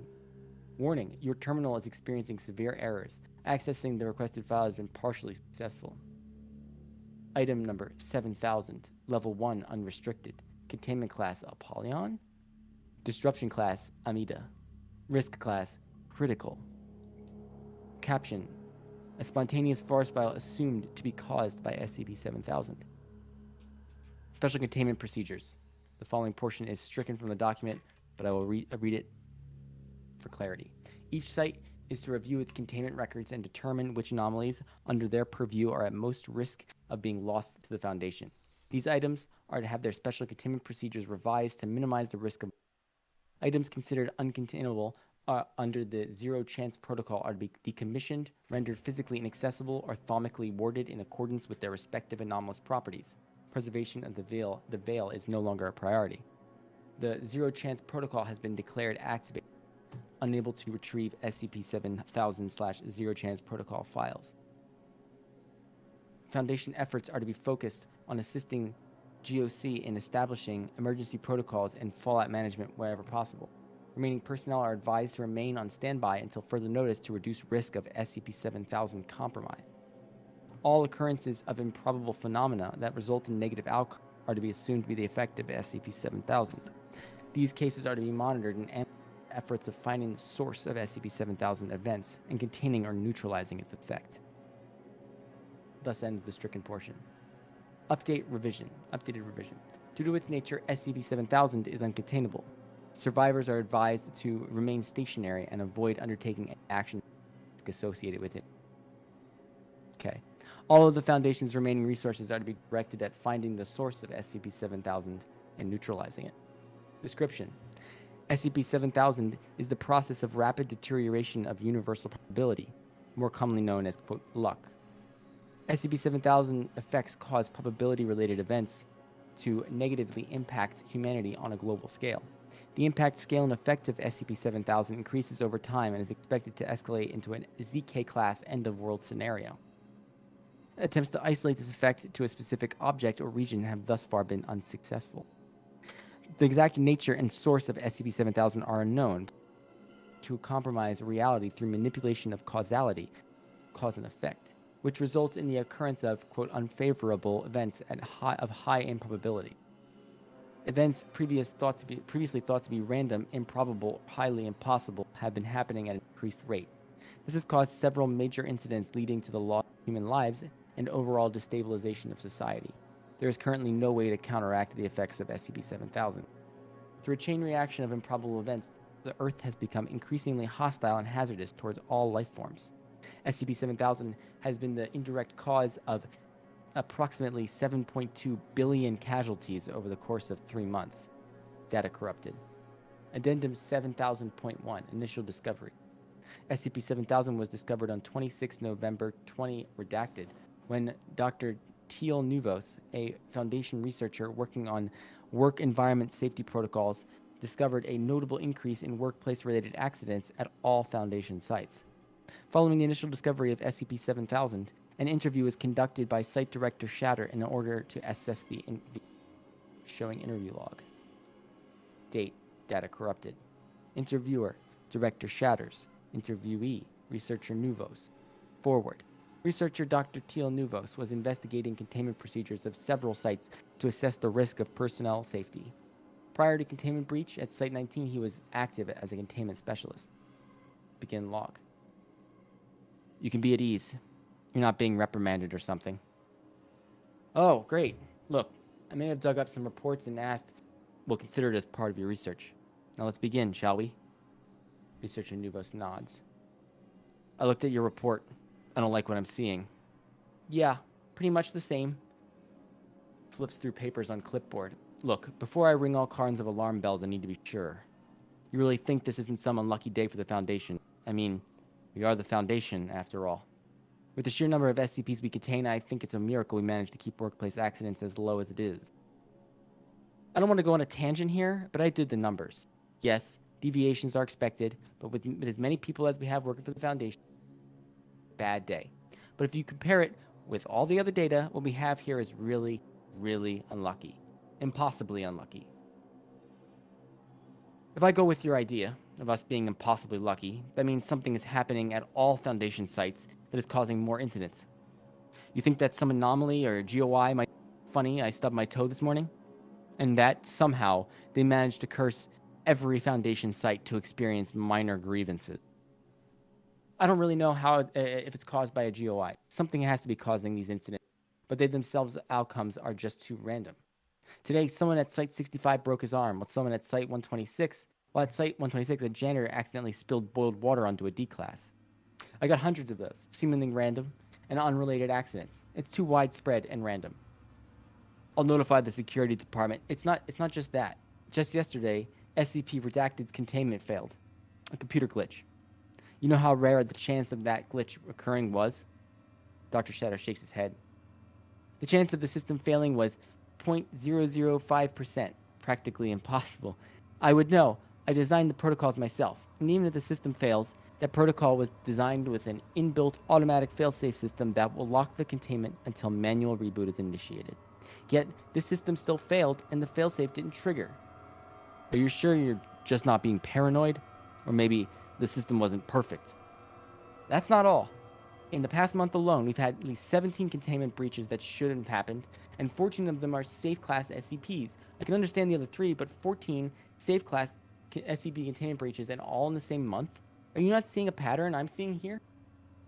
Aren't those simply a matter of coincidence? I fail to see how all of those events you mentioned fit in all Research Nouveau's size. Look, something is happening. I don't know who, what, or why it is happening, but whatever it is, it's happening. Minor accidents everywhere, system errors and improbable containment breaches. The Foundation is running out of luck, and I dare not imagine how much worse could these random series of unfortunate events occur. Okay, nice nod. Researcher Nouveau's size. Oh no, Director Shatters is in silence. I hope I'm just being paranoid. I hope all of these thoughts of mine are a false alarm or a bunch of nonsense. God forbid my assumptions are correct. I'll contact command. We'll discuss it further later. End log. All right. The report was shared as and marked as high priority by its security department. Click to view incident report. Foundation high alert. Data corrupted or missing. Addendum 7000.5 UIU involvement.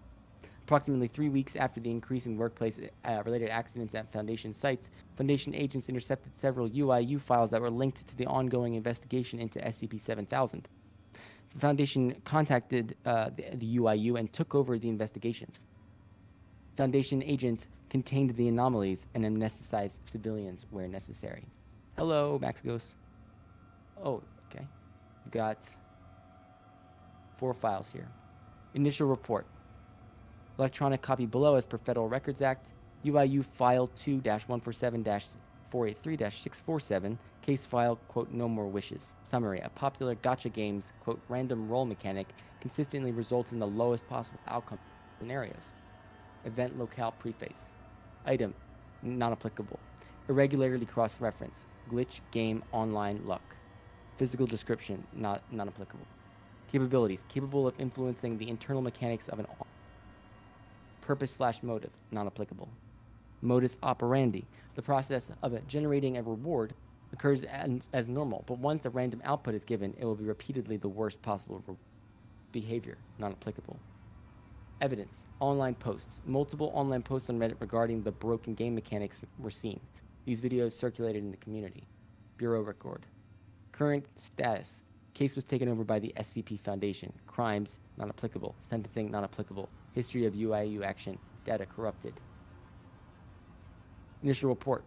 UIU file 2023-01. Case file, quote, no winners. Summary. 4 state lotteries in Germany failed to end. System error. Event/locale preface. Name, not applicable. Irregularity cross-reference. Lottery, game, chance, luck, lightning. Irregularity cross-reference. Lottery, game, chance, luck, lightning. Irregularity cross-reference. Lottery, game, chance, luck, lightning. Irregularity cross-reference. Lottery, game, chance, luck, lightning. Evidence. Data corrupted or missing. Bureau record. Current status. Case closed. Crimes. Data corrupted. Sentencing. Data corrupted. History of UIU action. Data corrupted. Initial report. UIU file 2023-1. Case file. Is that the... Double checking. Is that the same one? Yeah, it's also 2023-1. Okay. Case file. The Cursed Dice. Summary. In 7 casinos in the city of Los Angeles, throwing a regular 6-sided dice resulted in an anomaly. Thrown dice landed on a 1 in all occasions when inside the casino. Okay. Event locale preface. Name non-applicable. Bad luck. System error. Evidence. Data corrupted. Bureau record. Current status. Data corrupted. Crimes. Data corrupted. Sentencing. Data corrupted. History of UIU action. Data corrupted. Initial report. UIU file 2023-1 again. Case file, quote, money hole. Summary. At a fair in Minnesota, 23 slot machines at the Aristocrat MK hardware series became impossible to operate due to the machines repeatedly malfunctioning when landing on a profitable outcome. This malfunction continues until subject walks away from the machine, after which it becomes active again. Event local preface. Name, not applicable. Irregularity cross-reference. Slot machine, luck, gambling, rigged, money. Physical description. The slot machines are from the Aristocrat MK hardware series and have a big LCD screen on which the current game can be seen. There's a slot to insert money and several buttons to operate the machine. Each of the 23 machines are from the same brand, but have individual differences in appearance because of wear. Capabilities. The machine shuts down when it has to pay out. When the subject leaves, it will resume as normal. Purpose/motive, not applicable. Modus operandi, not applicable. Behavior, not applicable. Evidence. A. When a game is won, the machine shut down completely. The screen, lights, and sounds turned off. This remained until the person playing the game walked away from the machine, after which it would form a standard boot-up sequence. If the person that previously won a game returns, the machine shuts down again. B. The owner of the fairy has been questioned but shows no signs of anomalous powers himself, nor is he aware of the machine's malfunction. Bureau record. Current status. Case has been taken over by the SCP Foundation, who amnesticized the crowd before taking the machines into custody. Machines taken into custody. I like it. Crimes, not applicable. Sentencing, not applicable. History of UIU action. 1204 at June 1st, 2023. The FBI gets reports on a gambling scam which resulted in public mobbing. At 1600 hours and 45 minutes on January 1st, 2023, FBI agents on location confirm anomalous properties are involved and the UIU's presence is requested. Agent Mike Chrysler has been put on the case. And the next one is, 1900 hours and 32 minutes and June 1st, 2023. The SCP Foundation has formally requested to take over the investigation. Request accepted. A common cause was found between the increased rate of accidents at Foundation sites and the UIU report. These phenomena were subsequently designated SCP-7000. Miracles and bad omens, as well as other anomalous events involving chance, are reported across the country as SCP-7000 begins to spread, requiring the amnesticization of over 17,000 civilians and constant monitoring of social media. Addendum 7000.10, Lifted Veil. On January 30th of 2023, all games involving chance to a notable degree began to show anomalous properties. In most cases, the mechanism involved did continue to function, but chance-based results will result in negative results to the people involved. Most chance-based games become unplayable with their original rule set. This applied to both physical games and digital games. The mechanisms through which SCP-7000 affects chance-based games are not understood. Data corrupted, or through altering local reality. Data corrupted in situations where one bad outcome would benefit another player. The game would often be stalled/manipulated in such a way that no participant would be able to win or gain an advantage. Removing the chance aspect of a game did result in a lower chance of SCP-7000 compromise, but other aspects of the game would risk compromise. Videos of this phenomenon began circulating online on social media platforms. The cover story of SCP-7000 being the effect of magnetic fields was disseminated but failed to convince the general population. A lifted veil scenario followed and the zero chance protocol was activated. Civic unrest and riots grew as a lack of explanation from government followed. The image is data invalid, and the caption is data invalid. And data corrupted or missing. Testing logs. Test 7000/6-1. Procedure. A pair of dice was given to a D-class. He was instructed to roll the dice for 15 minutes straight. Results. D-class rolled only a 1 and a 2 for 15 minutes on camera. Subject was later blindfolded, but results remained the same. Analysis. SCP-7000 seems to completely affect the roll of the dice. This effect takes place even when no result is consciously observed at the time. Test 7000/1-2.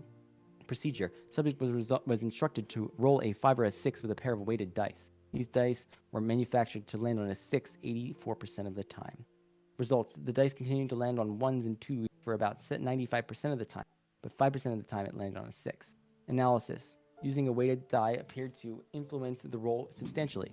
SCP-7000 appears to be influenced to a certain degree by rigging the Test 7000/1-6.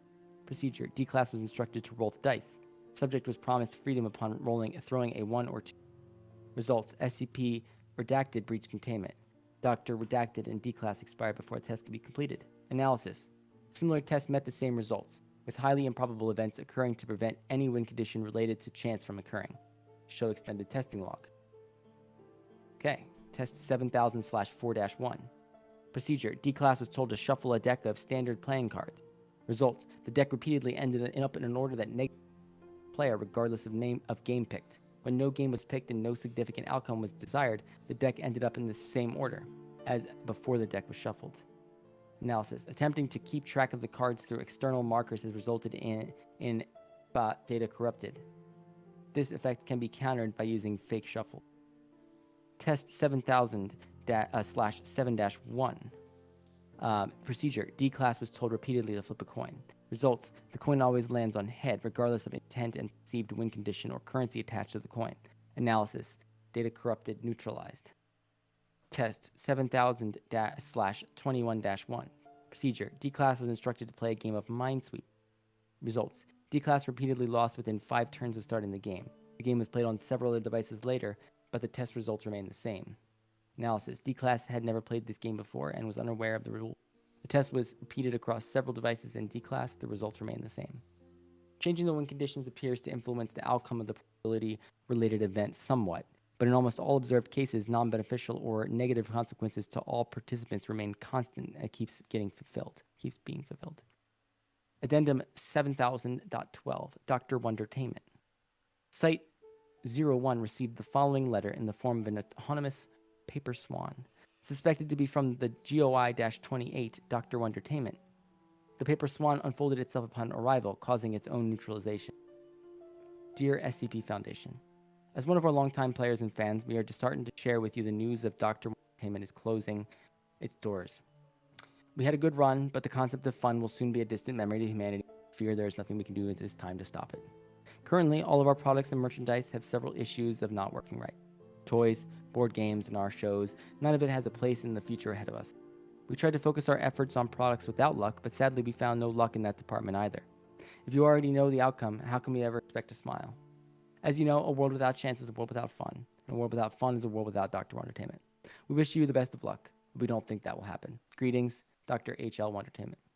A follow-up investigation revealed all of Dr. Wondertainment's assets, both in and outside the Foundation's control, to have disappeared, decommissioned, or otherwise neutralized.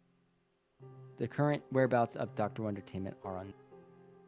Addendum 7000.13, The Nature of Luck. The following is an excerpt from the seminar given by Dr. Victoria Moonsong, an expert on causality from the Department of Redacted.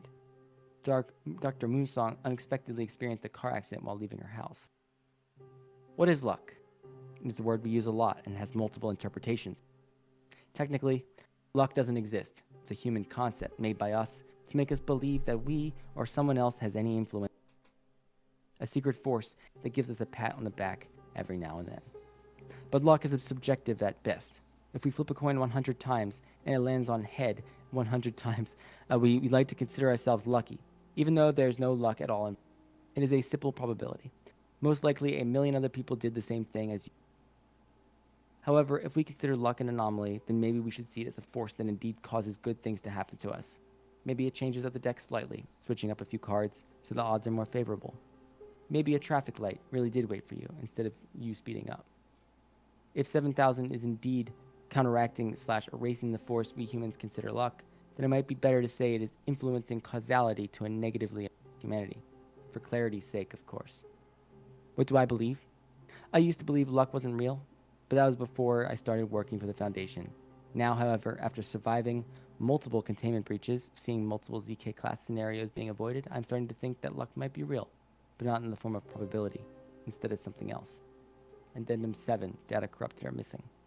Addendum 7000.15, escalation. SCP-7000's effects have increased in scale, started to impact scenarios outside of games. Almost all events in which chance and probability are involved to a degree have become completely understood by the Foundation, susceptible to SCP-7000 compromise. The full scale of SCP-7000 anomalous effects are not completely understood by the Foundation due to its widespread nature and inconsistent behavior, but has been narrowed down to affect the following aspects most consistently. An increase in home, work, and traffic-related accidents occurred worldwide. The outcome of these events have ranged from minor injuries to ending with multiple fatalities. Using public infrastructure has shown to increase the risk of being affected. The healthcare system has been severely strained and is on the brink of collapsing. The number of total civilian casualties are unknown but corrupted or missing. Cases of cardiac arrest, sporadic cancer, ischemic strokes, and other similar medical conditions started to develop at an abnormal rate in the general population. These health issues arise from either pre-existing conditions or appear spontaneously. Several bacteria and virus started replicating and developed mutations at an alarming rate. A global health crisis has been declared after anomalous diseases breached containment. Electronic systems started malfunctioning on a regular basis. These malfunctions derive from explainable causes such as system errors, cosmic radiation, or human errors. Currently, the international banking system, IT infrastructure, power grid, and other critical services worldwide are at severe risk. SCP-7000 affects anomalous technology at a faster rate. As a result, multiple anomalies have either breached containment or were neutralized due to SCP-7000 related issues. The GOI 004, Church of the Broken God, has been declared inactive after most of its members perished. Investigation into other paratech-related GOIs has so far been unsuccessful. Through the collective efforts of GOI 16, the Global Occult Coalition, GOI 14, the Serpent's Hand, and the Foundation, most catastrophic SCP-7000 compromised phenomena were contained and or prevented. Through combined efforts, a complete societal collapse has been prevented thus far. Currently, the Foundation's efforts are to be directed at maintaining peace, crisis response, and disaster relief. The O5 Council approved the use of various safe-class SCPs to assist in this goal.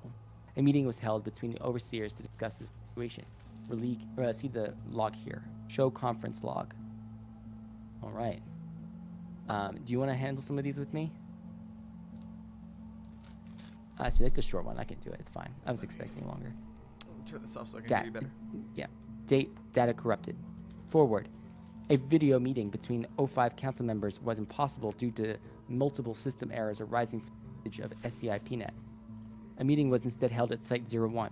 O512 and O53 are currently not present due to unknown reasons. Extraneous information has been expunged. Data corrupted. Begin log. What do we know about SCP-7000? Can we even kill it? Is it an entity, a concept, a force? What is SCP-7000 really? Is it luck itself? The disappearance of it? Is it a force that's removing it from reality or appearing on a... We just attached a label to it. We are basically in the dark, my friends. Pondering.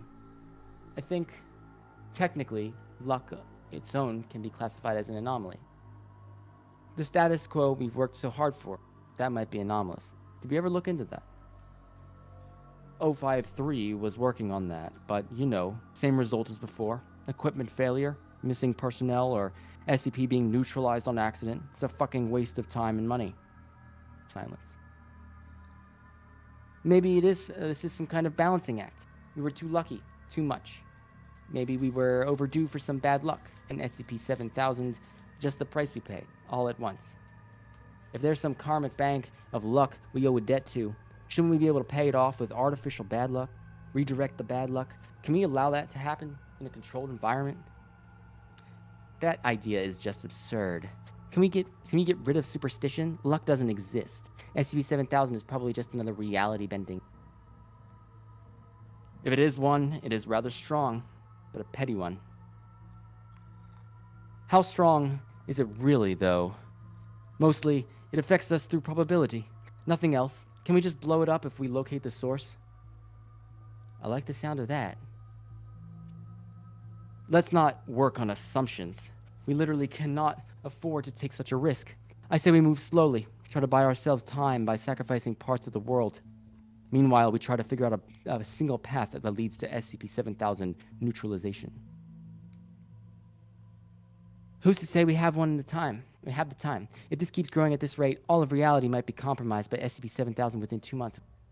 Which, let's be honest, we are not. I'm not going to be... the accents that I'm trying to do. So I'm going to wing it. You might have jinxed us. Congratulations. Claps sarcastically. Stop with that superstition. It's an anomaly. Treat it as such. If it exists, we can neutralize it. Arguments break out again. 051 coughs and calls for silence. There's more research needed into that field. Unfortunately, SCP-7000 is somewhat of a self-keeping secret. Most research into the subject fails to deliver any substantial information. Wouldn't that make SCP-7000 an anti-meme? We are literally discussing it. No, I tell you, it's just another cosmic force. A cosmic force that really loves when people trip. You hear yourself? System error, administrator. Look, let's face the fact, regardless of the nature of SCP-7000. Last month, we lost over data expunged of our contained anomalies.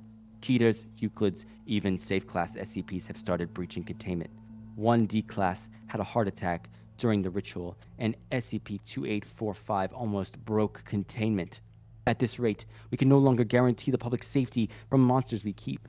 We already have several Keter SCPs missing from our custody. If we want to maintain any chance of our reality, we need to deal with SCP-7000 while we still can at this point. If SCP-7000 continues, a restart might not even be feasible anymore. Okay, I propose this. We change the object class of SCP-7000 to a polyon and make neutralizing it the Foundation's primary objective. We have over 1,000 SCPs. We'll keep using them until SCP-7000 is neutralized. Are we really going to do that? Just throw SCPs at it until it stops? What else?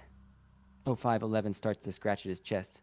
051 and 056 run towards 0511, who slumps over in a chair. This meeting has been compromised. End it now. End log. Afterward, 0511 suffered a heart attack and subsequently perished. This is believed to be the effect of SCP-7000. Data corrupted. Council vote summary. They vote on. Ooh. And it looks like status approved. Comments. Administrator. From now on, the neutralization of SCP-7000 is the primary objective for the Foundation. The O5 Council greenlit extensive cost experimentation with active SCPs to increase the odds of neutralizing SCP-7000. An estimated 30% of SCPs were lost to the Foundation, and 15% ended up neutralized. Most records regarding the termination attempts were when the nuclear device underneath Site-01 triggered on its own despite multiple failsafes. Data corrupted. It is unknown if any of the lost attempts managed to impact SCP-7000 in any meaningful let's way. roll it back. Researchers Data did corrupted manage is to clickable. extrapolate the following information about SCP-7000 from the remaining neutralization attempt log. SCP-7000 Billith, comprises Billith, all Billith, of reality. Billith. Yes. The data corrupted above there is clickable. Oh my goodness. Dang, there's so much of that. Addendum 7000.16. Termination log. Data corrupted. Proposed neutralization method. Enlist SCP-181 in MTF. Result of neutralization attempt. MTF Theta 70, quote, fortune hunters arrived at Site-23 during a containment breach and were exposed to SCP-447. SCP-181 experienced a heart attack from shock and was subsequently neutralized. Data corrupted. Proposed neutralization method. Reclassify SCP-7000 to SCP-048. Results of neutralization attempt. SCP-048 was neutralized. No new SCPs are to be assigned to this slot. Data corrupted. Proposed neutralization method. Exposed SCP-7000 to SCP-redacted, which is actually SCP-5999. Results of neutralization attempt. Failure. System error. Proposed neutralization attempt. Use the proposed methods provided by SCP-2305. Results of neutralization attempt. Complete loss of Site-68 and all related assets. SCP-2305 has been neutralized. Data corrupted. Proposed neutralization method. Remove the concept luck from the noosphere using SCP-redacted. Result of neutralization attempt. The Astrophysics Department failed to carry out the procedure. Investigation into their appearances ongoing, stricken out, replaced with impossible. That's a risky move there. Data corrupted. Proposed neutralization method. SCP-239 was told to create an area around itself in which luck didn't exist. Results of neutralization attempt. SCP-239 disappeared from baseline reality. It is currently believed that it teleported to another location due to a loud pop being heard once it disappeared. The same results were met with other reality. Okay. It is unknown if any of the lost attempt managed to impact SCP-7000 in any meaningful way. Sorry about that. I'm missing that collapsible. My bad. Researchers did manage to extrapolate the following information about SCP-7000 from the remaining neutralization attempt log. SCP-7000 compromises all of reality. It is immune to all mimetic effects known to the Foundation. It targets multiple iterations of the SCP at the same time. SCP-7000 can be neutralized. I know it. We just need the 1 in a billion shot. We did it before. I'm certain we can do it again. There's a path that leads to victory. It's hidden in this database. I know it for sure. We still have SCPs left that we haven't used. Groups we haven't reached out to. Boundaries we haven't crossed. There is a way out of the situation. It has nothing to do with law. Administrator. Addendum 7000 data corrupted. Warning. The world is currently experiencing a ZK-class end-of-the-world scenario and is considered extremely hostile to all forms of life. All Foundation personnel still data corrupted and taking any risk. Any personnel with intel on the ongoing threat or the O5 counts system error data corrupted. Society at large stopped functioning after a week of magnetic storms caused worldwide electronics to break immediately. Data corrupted, drastic shift in the Earth's magnetic field, extreme climate events followed as a result. Currently, the surface of the Earth is extremely inhospitable due to anomalies, natural disasters, SCP-7000's effect on causality. Subterranean Foundation sites have thus far been spared from most disastrous consequences. System error. A rapid increase in volcanic and geological activity has been detected. System error. The Foundation has lost access to all communications networks with the other sites. 99% of the Foundation's previously contained SCPs are considered to be uncontained or neutralized. Image caption. Sporadic spike in submarine volcanic act. System error. To anyone reading this, we are still out there. We are still fighting. We will not be beaten down. We do not lose hope. Stay alive. We will prevail. We do not need luck on our side. We need you, the administrator. Unable to access the requested file. Error, anyone out there? Question mark, question mark. Site 19. Is anyone reading this? All communications lines are down, but we can still edit the file somehow. Can anyone even read this? Site 56. I'm here. I'm accessing this file from Site 56. Are you still online? Nearly all of our systems here are down. This file is currently the only thing I can access on the network. Affirmative. How bad is the situation in Site 56? If anyone else is reading this, please respond ASAP. I'm the only one left. Our base got snowed in by that red snow. The others didn't make it. How is the situation on Site 19? There are a dozen of us left here. The Applied Theology Department did some arcane ritual and managed to mitigate SCP-7000 effects to some extent. We're also facing multiple Keter-class containment breaches. Our death toll is rapidly increasing. Is anyone else out there? Hello? I think we might be the only one left. Possible. Look, we can still fix this. Site 56 is closest to Yellowstone, right? Go there. Try to restart the machine. I can't go outside. All of our equipment is malfunctioning, and those snow monsters are waiting at my doorstep. Please, you're the only person who has access to it. It might work and fix this mess. Do you copy Site 56? Please. We don't have much time left. I don't want to die. You have to go. Please. You're our only hope. Did you do it? Site 87. Do you copy? Hello? Are you there? Site 87. Do you copy? Fuck, it's raining ash here. Is that you, 87? Is anyone out there? Please respond. System error. Morse code. Site 19, who is this? System error. More Morse code. Some of it is crossed through. I'll translate that after. Let's see. All right. Addendum 7000 log 245456. Data corrupted. Locale unknown. Note: 5 surviving members of Mobile Task Force Alpha X, quote, Lucky Boys, were deployed. System error, a distress signal from Site 01. System error, the following is a record of the mission to retrieve system error as recorded by Vera Eleski's A-1 Halo surveillance camera. A-1 Halo. Recorders on. Everybody check your mics. Skipper, check. Starkeeper, check. Chef, mine isn't working. Check. Okay. Just stay close, Starkeeper. Don't let us out of your sight for a single second. Copy that. Leaving base. Copy that. Proceed onwards. Be cautious. The video feed shows only static. I can't see anything, Captain. I might as well be in the middle of the night. Turn on night vision, guys. The wind blows all the fucking ash and smoke this way. No surprise. The wind is coming from the worst direction possible. MTF advances at a slow pace. System error. Starkeeper says, what the? Suddenly silenced. What's happening? Oh, shit. What's happening, guys? Nate fell into a pit trap. The ones we dug ourselves last month. That idiot. Continue the mission. Leave the bastard behind. The longer we are out here, the bigger the chance one of us is next. Silence for a couple of minutes. You guys think it's ironic Nate at least died fast? Kinda lucky, you know? Shut it. System error. The MTF start running. The sound of something chasing them can be heard but has not been identified. Okay, I think we lost them. System error. How long till we reach the target? It's in the middle of a downtown. Chef, have you got any further contact with her? System error. Negative. Curses. Fuck. For all we know, she died weeks ago. With our fucking rotten luck, she did. System error, system error, system error. I mean, count your blessings. We could have ended up like one of those, lying dead on the ground, consumed by that red substance. We're lucky to have at least our own water supply. Don't jinx this. Just saying, try to keep up good spirits. Luck hasn't left us completely. System error. A series of explosions and screeches can be heard. Something large can be heard approaching the group. The information in this document has been corrupted by a massive server storage error. Unable to read files. Uploading file. Start audio file. I don't know if anyone will hear me, but I'll leave this right here, where I feel it kind of belongs. Probably improper just to leave your thoughts and feelings out there in the open in an article like this, but considering the state of the Foundation, I don't think anyone will reprimand me.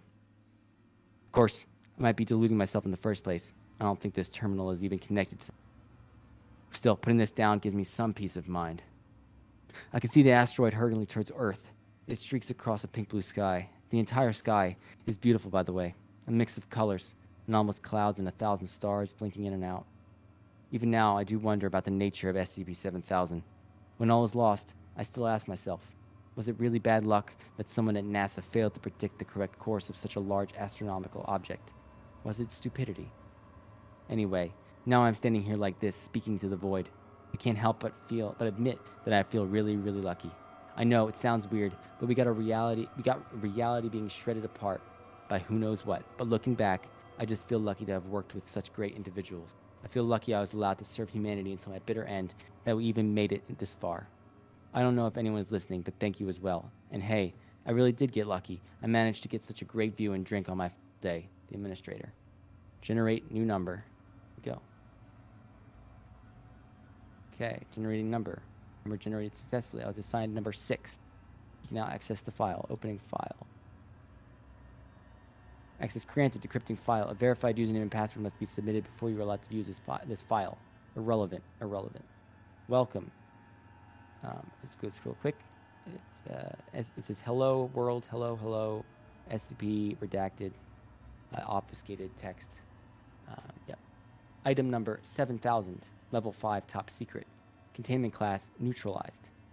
Special containment procedures. All files pertaining to SCP-7000 are to be encrypted by a Foundation neural network and to be stored on a dedicated server. These files should be accessible upon request from any Foundation-owned terminal. When requested to access, a randomly generated number must be assigned to the individual trying to access the file before decrypting the files. Decoy files have been put in place as is standard, as is outlined in the data expunged protocol. Description: SCP-7000 is the designation for a phenomenon of favorable probability. To the general public, SCP-7000 is most commonly known as... Previously, SCP-7000 was the collective designation for a series of events that involved the disappearance of luck from baseline reality, but due to recent findings, the designation has been changed to include other elements of SCP-7000 previously thought to be non-anomalous or unrelated. SCP-7000 started affecting baseline reality on a large scale between redacted 2020 redacted and redacted. It affected several probability-related circumstances and negatively influenced the outcome of various probability-related events and caused a complete societal collapse. Through the use of SCP-00 redacted, which is S. Andrew Swan's proposal, interesting, the Foundation managed to combat the threat posed by SCP-7000 and neutralize its effect on consensus reality. Normalcy was restored through the use of SCP-redacted and SCP-redacted. The ZK-001-L protocol was active. Although SCP-7000 is still active in consensus reality, its effects are considered to be minimal and irrelevant to the mission and no attention. On redacted 2020 redacted, it was changed to Thaumael class. Soon after, SCP-7000 object class changed to neutralized orders from the Overseer or being classified as... SCP-7000 is of no concern now. It does not matter what it did or does. We won. SCP-7000 has been neutralized. Addendum. For your eyes only. Click to open message. For your eyes only. Opening access to file. To you. This is... doesn't say who it is. The fact that humanity still exists in a universe as ours is nothing short of a miracle. At this point, I can tell you how many times we avoided escape class scenarios simply by being the virtue of miraculous timing. The right person being in the right place, another SCP being able to counteract whatever end was awaiting us. Realistically, the only reason our reality is still intact is through sheer dumb luck.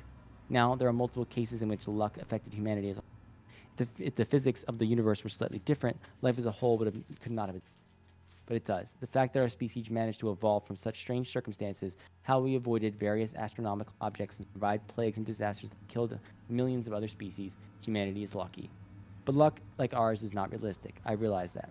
This has led me to believe that the only way for us to be blessed with such unrealistic amount of luck is that there are entities influencing it. It has to. SCP-7000 clearly shows a pattern of sapience throughout its actions, wreaking havoc as much as it can without breaking its toy, avoiding wiping out humanity too quickly, but also making sure we knew didn't go out, didn't go out quietly. We were stripped of our weapons, tools, and pride, and powerless we are, faced with entities that control powers beyond comprehension, beings who can change the outcomes of events on a whim, just so that they can see us survive, just to suffer more for their sick amusement. We rolled with the punches so far, but SCP-7000 was something of a whole other magnitude. I suppose one, if not all of those entities must have harbored sadistic animosity against us. I suppose this might have been their declaration, but we know their weakness now. Thank you for sharing that.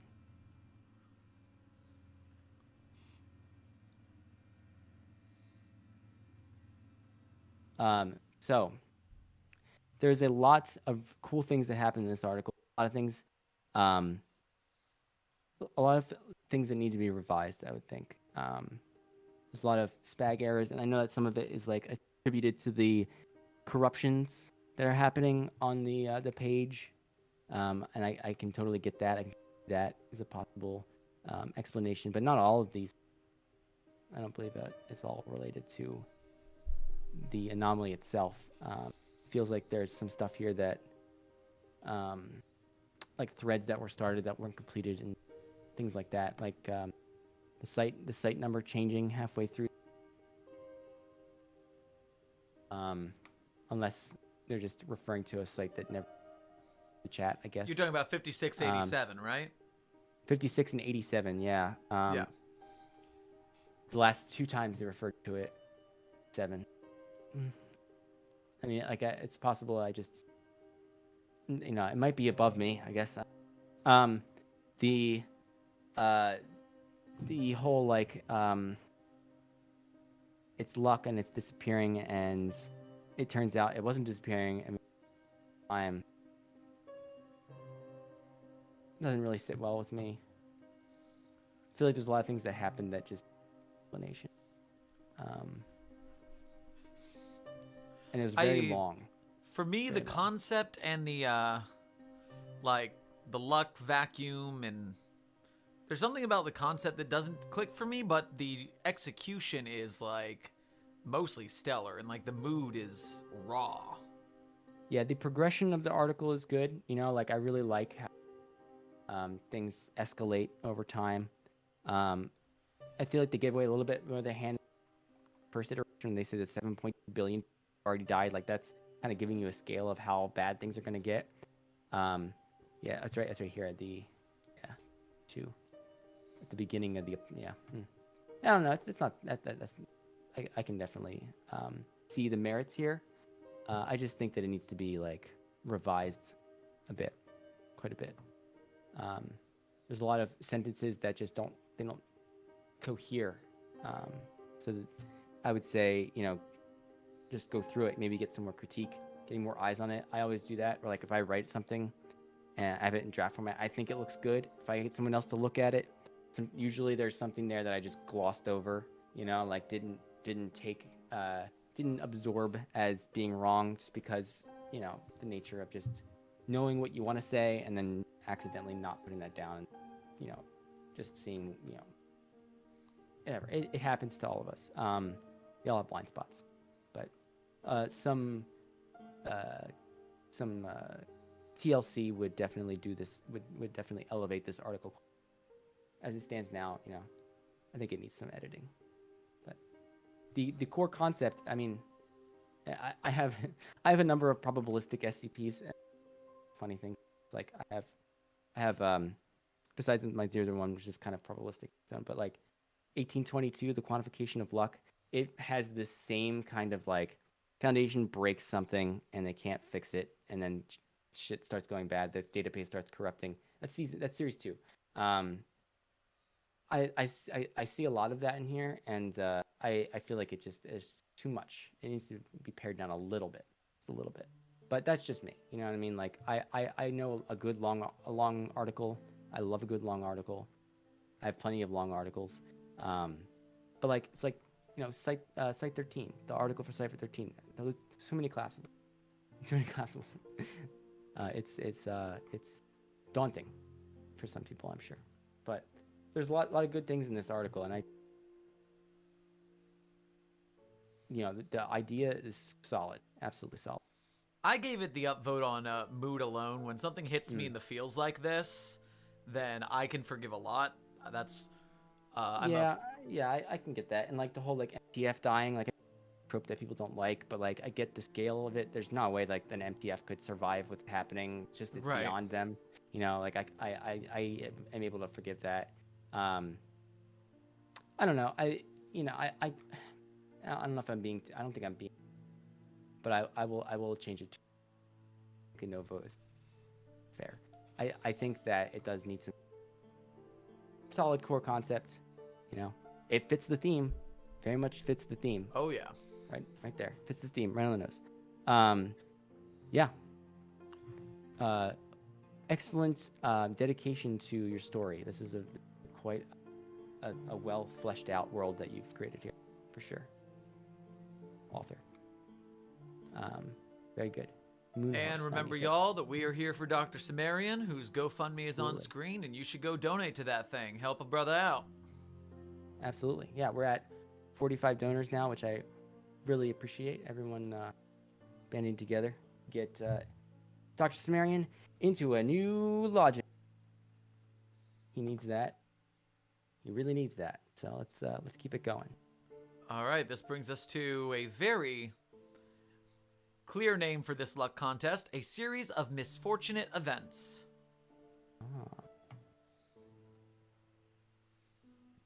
All right. Here we go. Item number, SCP-7000. Object class Euclid. Classification level 4, secret. Special containment procedures. SCP-7000 is currently contained at Site PT-8,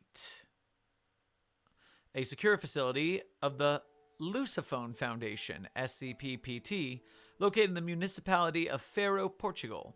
It is a military facility with a specialized aeroportuary and medical infrastructure for the containment of anomalies and research. The infrastructure intended to compromise the object's containment solutions is part of Project Euphrosyne, which is currently headed by Major Cecilia Gaspar de Abreu, PhD, MD. The object is contained in a special-purpose humanoid containment cell equipped with environmental control, life support systems, subsystems for the maintenance of water and sewage, the delivery of assets, and several accessibility adaptations in consideration for the object's decreased mobility. Audiovisual surveillance equipment is currently maintained by AI Camomilla. Considering the object's anomalous effects, its containment zone has been projected with a 15-meter radius exclusion zone. Only project personnel may have access to the object. The specialized psychophysical accompaniment for health and safety purposes of the object is currently conducted by a body of medical specialists involved with the project. Any interactions with the object must be performed under constant audiovisual surveillance, including during any pre-programmed or extraordinary activities. A sobriety coin is to be granted to the object at every milestone of their alcoholism treatment. Any requests are to be provided at the discretion of the project manager in accordance with the safety regulations outlined in the project's memorandum and Site PT-8's internal regiment. As means of providing maintenance to the object's status as a deity and guaranteeing their continuous existence, Project Euphrosyne has outlined has outlined a set of actions to promote and recognize the object's deific characteristics and qualities through a series of... by the way. It's a Euphrosyne or something like that. And qualities through a series of internal informational works as a means of aiding its psychophysical recovery. The Directorate for the Administration of Archives and Security of Information of the Lusophone Foundation, more footnote, an internal division of the Lusophone Foundation equivalent to the RISA of the Anglophone Foundation, partner with the Records and Information Security Administration of the Anglophone Foundation, and Site Concordia, the administrative headquarters of the International Archives of the Foundation. It is a specialized installation located near Bern, Switzerland, which is utilized as a center for international cooperation between the branches of the Foundation. In order to provide access to project information to prospective researchers of international branches of the Foundation by indexing the object as an entry into the General Standardized SCP Object Index. Description: SCP-7000 is a humanoid entity with the appearance of a human female approximately 40 years of age. It currently weighs 65 kilograms and measures 180 centimeters in height. The entity identifies themselves as Tyche and claims to be the Greek goddess of chance, fortune, and luck. Footnote: chance is the mathematical stipulation of the likelihood or probability of something. Fortune, with respect to chance, are non-chancy events that have luck in their proximate causal history. And luck is a set of phenomena that characterize experience related to indeterminate processes related to chance. It is compromise of chance, lack of control, and significance. The object possesses the ability to systematically influence probabilistic or chance factors and processes of the natural environment, worldly arrangements, occurrences, and the course of its developments, effort, actions, and activities performed by individuals to shape the world, and in chance itself, without directly affecting its epistemic probability. Footnote: that is, the object is unable to influence probability in ways that are incompatible, implausible, or lacks a logical or rational justification. Knowledge produced by the object themselves is a consequence of epistemic luck. Footnote: that is, the object is unable to produce technical rational justification or reason which is objectively factual as to the knowing of what and knowing of how associated with the knowledge it obtains. What exact effects result from those manipulations, however, is beyond the object's control. In terms of mechanical metaphysics, it is currently understood that the object functionally manipulates a type of paraphysical energy associated with causality and chance as a means of influencing probabilistic components. The manipulation of this theorized resource appears to be constrained to a 10-meter radius around the object, regardless of any other factors. No specific Foundation-made paratechnology currently in use is capable of inhibiting this ability, as it does not specifically concern the alteration of substantial characteristics of reality. In practice, this allows the entity to influence the rate of target's beneficial probabilistic outcomes, including its own. However, in order to heighten one subject's amount of energy to increase the rate of its unfortunate events, it must be taken from another subject, thereby increasing the target's rate of detrimental probabilistic outcomes. Records indicate that the effects of the object were reported around the year 2000, when it was observed abusing its anomalous capabilities in the city of Redacted, Portugal. These events caused the entire municipality to suffer from higher than average amount of unfortunate events. It was later found that the object profited from the beneficial probabilistic outcomes, such as locating large sums of lost money, winning local lotteries and gambling games, and exceptional performance in several video games with luck-based mechanics. Footnote: a review of the object's Grand Blue Fantasy, Fate Grand Order, and Final Fantasy Brave Exvius accounts have shown that the object managed to obtain the best possible characters and resources with little expenditure. Although the impact of these events was initially negligible, as they were limited to misplaced or lost items, poor weather, and a slightly weakened economic performance of the commercial sector in the metropolitan area, the effects of the object greatly increased in both numerosity and intensity over time. By the year 2005, crime rates in the metropolitan area began to rise, notably forms of theft, including industrial theft, and property damage. By the year 2008, the municipality began suffering disproportionately from the onsetting economic recession, resulting in greater monetary and property losses. By the year 2010, the municipal government began having severe trouble maintaining the public infrastructure of the municipality. Several cases of structural failures and other related accidents sharply increased, causing a huge demand for public services such as civil defense, hospitals, and the police, which the local offer couldn't handle. By the year 2013, both private and public structures began exhibiting serious signals of damage, especially with electrical wiring, plumbing, and structural stability. Analyses indicated that these were caused by extremely unlikely eventualities. By the year 2015, the municipality began suffering an extraordinary number of natural disasters, including health hazards such as highly infectious diseases. When SCP-7000 was finally contained in 2017, the municipality's total population had shrunk down to a seventh of its size. Both public and private infrastructure were in serious disrepair. All large-scale employers had left the town, and the few businesses remaining were barely functioning. The effects of investments and other such interventions only began to affect the municipality after the object was transported outside of its geographical area to a containment facility. Before their containment, however, the object managed to evade capture for over a decade via a series of unfortunate mishappenings. Containment efforts were continually frustrated due to numerous reasons, such as sudden critical component failures of Foundation assets, the interruption of operations due to unexpected events, human error, and the unpredictability of the object's actions due to their near constant state of inebriation. Open abridged log of containment attempts. Site PTA, Department of Archives, Directorate for the Administration of Archives and Security of Information. Abridged log of containment attempts, SCP-7000.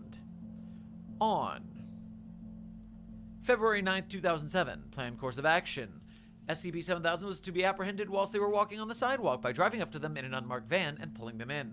Results: SCP-7000 was approached whilst they were about to walk down a hill. The van pulled up as planned, but the vehicle's brakes failed to engage, causing the vehicle to pass the entity by as it uncontrollably drove down the hill. It was only stopped after causing a rear-end collision with another car. When first responders arrived at the scene, Foundation personnel had suffered minor injuries. Intervening police forces apprehended the task force on charges of illegal possession of weapons, conducting a vehicle without a permit, damage to the public and private property, and 2 counts of willful endangerment, as personnel had been caught without their seatbelts on. SCP-7000 observed the scene for several seconds before resuming their walk. Remarks: This was the first attempt to apprehend SCP-7000. Foundation personnel were released, and all the public records of the event were erased. Triage of the vehicle revealed that the brake line snapped due to a lack of maintenance. April 3rd, 2008. Planned course of action. SCP-7000 was to be apprehended by Foundation personnel, posing as local law enforcement officers. Results: SCP-7000 was successfully apprehended in a restaurant under charges of theft. Whilst the object was being conducted, 3 actual law enforcement agents arrived at the establishment for dinner and identified the Foundation personnel as imposters. During the confrontation, SCP-7000, who was notably intoxicated, managed to free themselves from the handcuffs and stagger out of the establishment. Sergeant Coelho, who had kept watch in case of SCP-7000's escape, tailed the object until they staggered, tripped over a trash can by accident, and spilt its contents over the sidewalk. Sergeant Coelho, who wasn't paying attention to the debris, ended up slipping on a banana peel and falling on his back. Civilians at the scene called on first responders and didn't let Sergeant Coelho move without first receiving medical assistance. Translation typo, I assume. The object managed to escape stumbling across the streets. Remarks: Records indicated that a group of criminals were posing as police officers to kidnap people and force them to withdraw money from their accounts. Foundation personnel was not apprehended. All public records of the event were erased. Sergeant Coelho is well. Date. Alright, I've been doing the dates wrong. November 23rd, 2010. Planned course of action. The Germanophone branch of the Foundation suggested that SCP-7000 could be engaged and requested to voluntarily enter containment via negotiations. An officer of Mobile Task Force DE-10, codename Bluthund, or Bloodhounds, 10 Edgar, codename Bloodhounds. Task Force specialized in tracking escaped anomalies and negotiating with them to convince them to willful return to containment. Was liaised with the Lusophone Foundation. Results: Agent Redder approached SCP-7000 when they exited a local supermarket. The object greeted the officer, and they shook hands. When they were about to exit the area, SCP-7000's market bag's underside were ripped, and its contents spilt over the ground. When they squatted down to collect the items, a gunshot was heard. Agent Redder, who had moved in front of SCP-7000 after the spill in an attempt to assist in collecting the scattered groceries, was hit on his chest by a sniper round. SCP-7000 panicked and ran away with the other civilians at the scene. Foundation personnel extracted Agent Redder from the scene and transported him to get urgent medical care. Personnel couldn't locate SCP-7000 amongst the civilian populace. Remarks: Lusophone Foundation officers tracked down the assailant, who turned out to be a GOC operative tasked with the elimination of SCP-7000 after the object had been recognized as a major parathreat. Unfortunately, the GOC operative was found dead at his home, evidence suggesting that he had committed suicide shortly before the arrival of Foundation officers. Nonobstant of the GOC's accusations that the Luciphone Foundation has historically promoted an aggressive doctrine and politics against GOC forces, as well as allegations that, once again, the Luciphone Foundation has assassinated GOC operatives in retaliation, or is due to their apparent classification of the GOC as a terrorist organization by the Luciphone Foundation. The GOC was provided with a complete criminal and medico-legal report evaluating the situation, as well as with the body of the operative perfectly conserved. Date: June 13th, 2015. Planned course of action. Reports indicate that the Fascist Council of the Occult. Footnote: it is an organization of individuals still loyal to Italian fascism. Their purpose is to use and create anomalies to cause significant damage, destabilize social order, and compromising security and the Veil. Had operatives looking to capture and subsequently exploit SCP-7000's anomalous abilities. The Luciphone Foundation liaised with the Italian branch of the Foundation's SSM-1. Squadre Special Mobile Squads, Sagitta Iovis, and the Centaur-class robot sentry number 004, codename Nessus, a quadrupedal drone intended for assault operations including highly dangerous anomalous entities. In order to engage FCO's forces, which were moving towards SCP-7000's current location, dismantle the Council's operations, and safely secure the object. Results: the Foundation forces engaged FCO's forces in combat outside the metropolitan area, halting their approach. The FCO agents released a chimeric creature towards the metropolitan area. SSM-1 and Nessus detached from combat to engage with the chimera and destroy it. During the incident, SCP-7000 was apparently intercepted by FCO forces, but managed to escape. Footage from the domiciliary cameras showed that the Council's agents were victims of a series of accidents. The agent who tried to capture the object with an electrical net, was electrocuted to death when the apparatus malfunctioned. The agents that tried to shoot the object were either victims of negligent discharge or mechanical failures of their weapons. During a vehicular pursuit, agents collided with civilians who were trying to escape from the mayhem caused by the chimeric entity. At least 3 agents were crushed by debris. Once the chimeric entity was destroyed, most of the FCO's forces fled the scene. SCP-7000 couldn't be located. Intercepted FCO communications revealed that the agents which survived the engagement with SCP-7000 suffered accidents. One of them passed due to a sudden cardiac arrest. One survived a plane crash and died due to food poisoning in the hospital. And the engineers tasked with the maintenance of FCO's aspects, despite insisting that the assets were well maintained and secured, suffered a series of accidents whilst operating or tinkering with machinery. Remarks: the mission to dismantle the FCO's operation was successful, as well as the consequent cleaning and disinformation procedures applied throughout the municipality. This document has been digitally signed by Major Luciano Casagrande Alvarez. The object was contained on July 25th, 2017. According to surveillance records, the object operated a vehicle whilst apparently extremely inebriated. The dangerous driving caused the object to be pursued by police forces for several minutes. The pursuit only ended when the object's vehicle collided with another vehicle whose driver exhibited similar reckless behavior. Luciphone Foundation forces embedded in first response units arrived at the scene shortly after the accident. Despite the grievous injuries they suffered, they were rescued alive from the wreckage and transported to Site PT-8, where they were allocated to the on-site medical department urgent and emergency care unit. Surgical interventions managed to stabilize the object's health. Open Interview 7000-1. Site PT-8, Department of Archives, Directorate for the Administration of Archives and Security of Information. Transcript, Interviews 7000-1. The following is an abridged transcript of an interview conducted during the time when SCP-7000 was still recovering from most of their injuries. Medical evaluation judged the object apt to be interviewed. At the time, the object's containment chamber had been provisionally adapted with medical equipment. The interview was conducted by Captain Fernando Torres Silva, MD, a medical officer trained in investigative interviewing.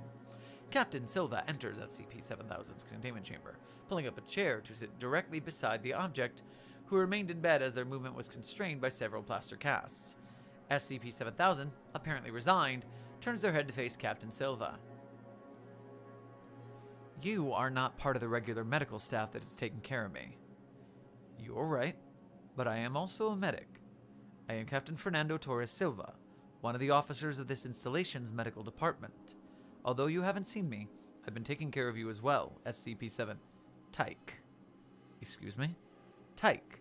Call me Tyke, please, not some random number. The jig is up anyways. Don't take away my true name as well. Tyke. Tyke? Wasn't your name in the civil regis... Wait. Tyke. The Tyke from Greek mythology.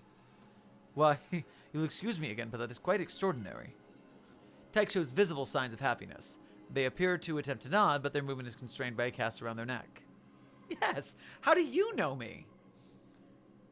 I should say that less excited. She is still in a neck cast. But I would like to tell you that I've studied the classics, or that our specialist managed to figure out your identity, but it is thanks to surfing Wikipedia during my free time. That's absolutely fine. Now tell me, Tyke. We found some of your personal documents. Most are forgeries, of course. But you obviously haven't been using your proper name for a while now, have you? Tyke closes her eyes. Is it Tyke? It's Tyke, isn't it?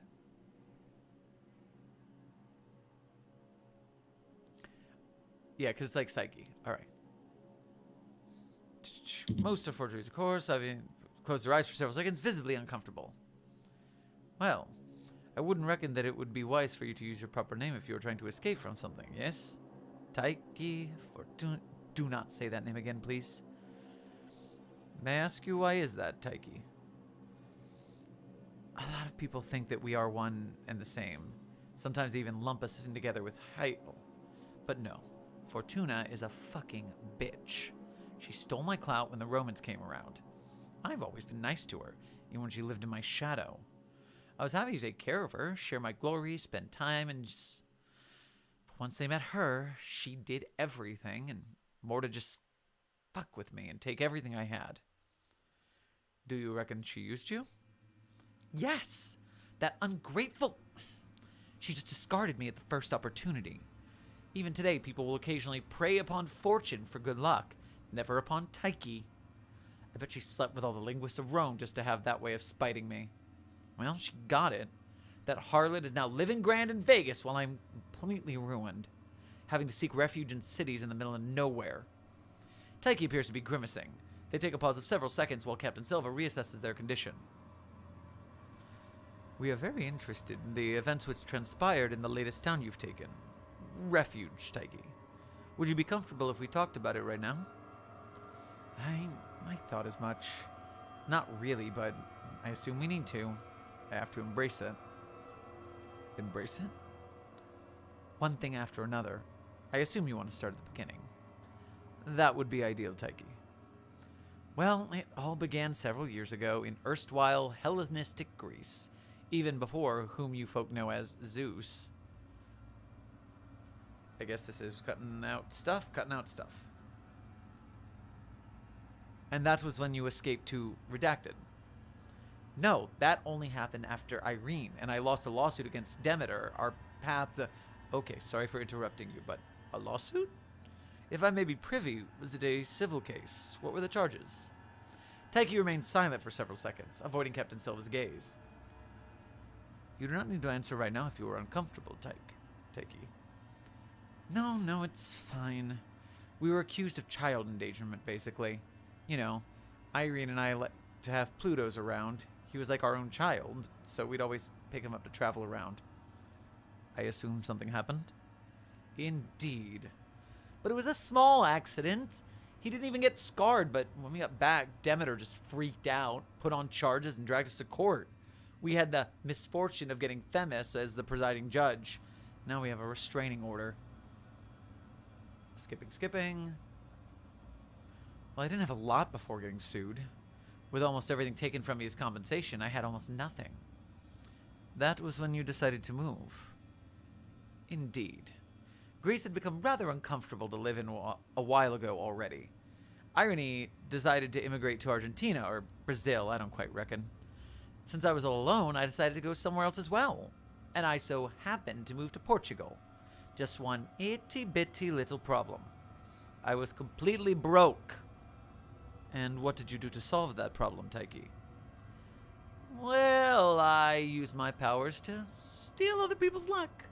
Not a lot, mind you, not at first at least. You stole their luck. Yes. Well, let's start simple. What do you mean by stealing their luck? I mean it quite literally. Luck actually exists, you know. Captain Silva stares at Taiki for several seconds. The silent eye contact is only broken once Captain Silva begins perusing his mobile terminal. The interview is resumed shortly after Taiki's condition is reassessed.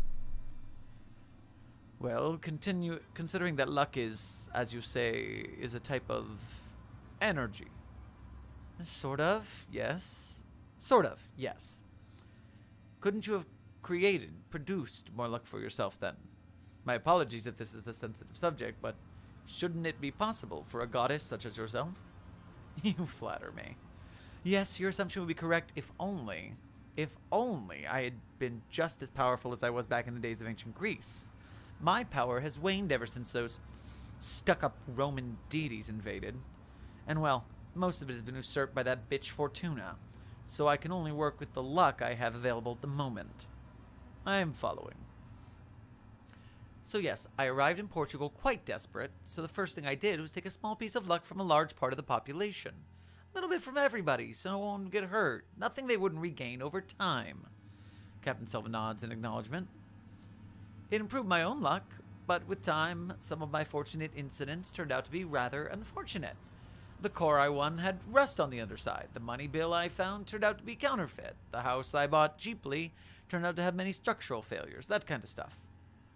My apologies. Is there something to do with the fact that your powers waned, Taiki? Yes and no. Luck and fortune are always in balance. They try to balance each other out.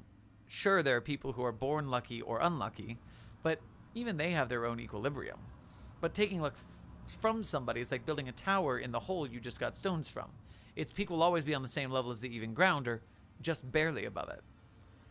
I believe I can understand that, yes. I'm assuming you already knew that. Yes, I did, but my situation was very dire. So I started taking more and more luck from people around me, which in turn caused me to be drawn to that forming maelstrom of misfortune as their bad luck started affecting the environment around me. It was like digging a hole to cover another.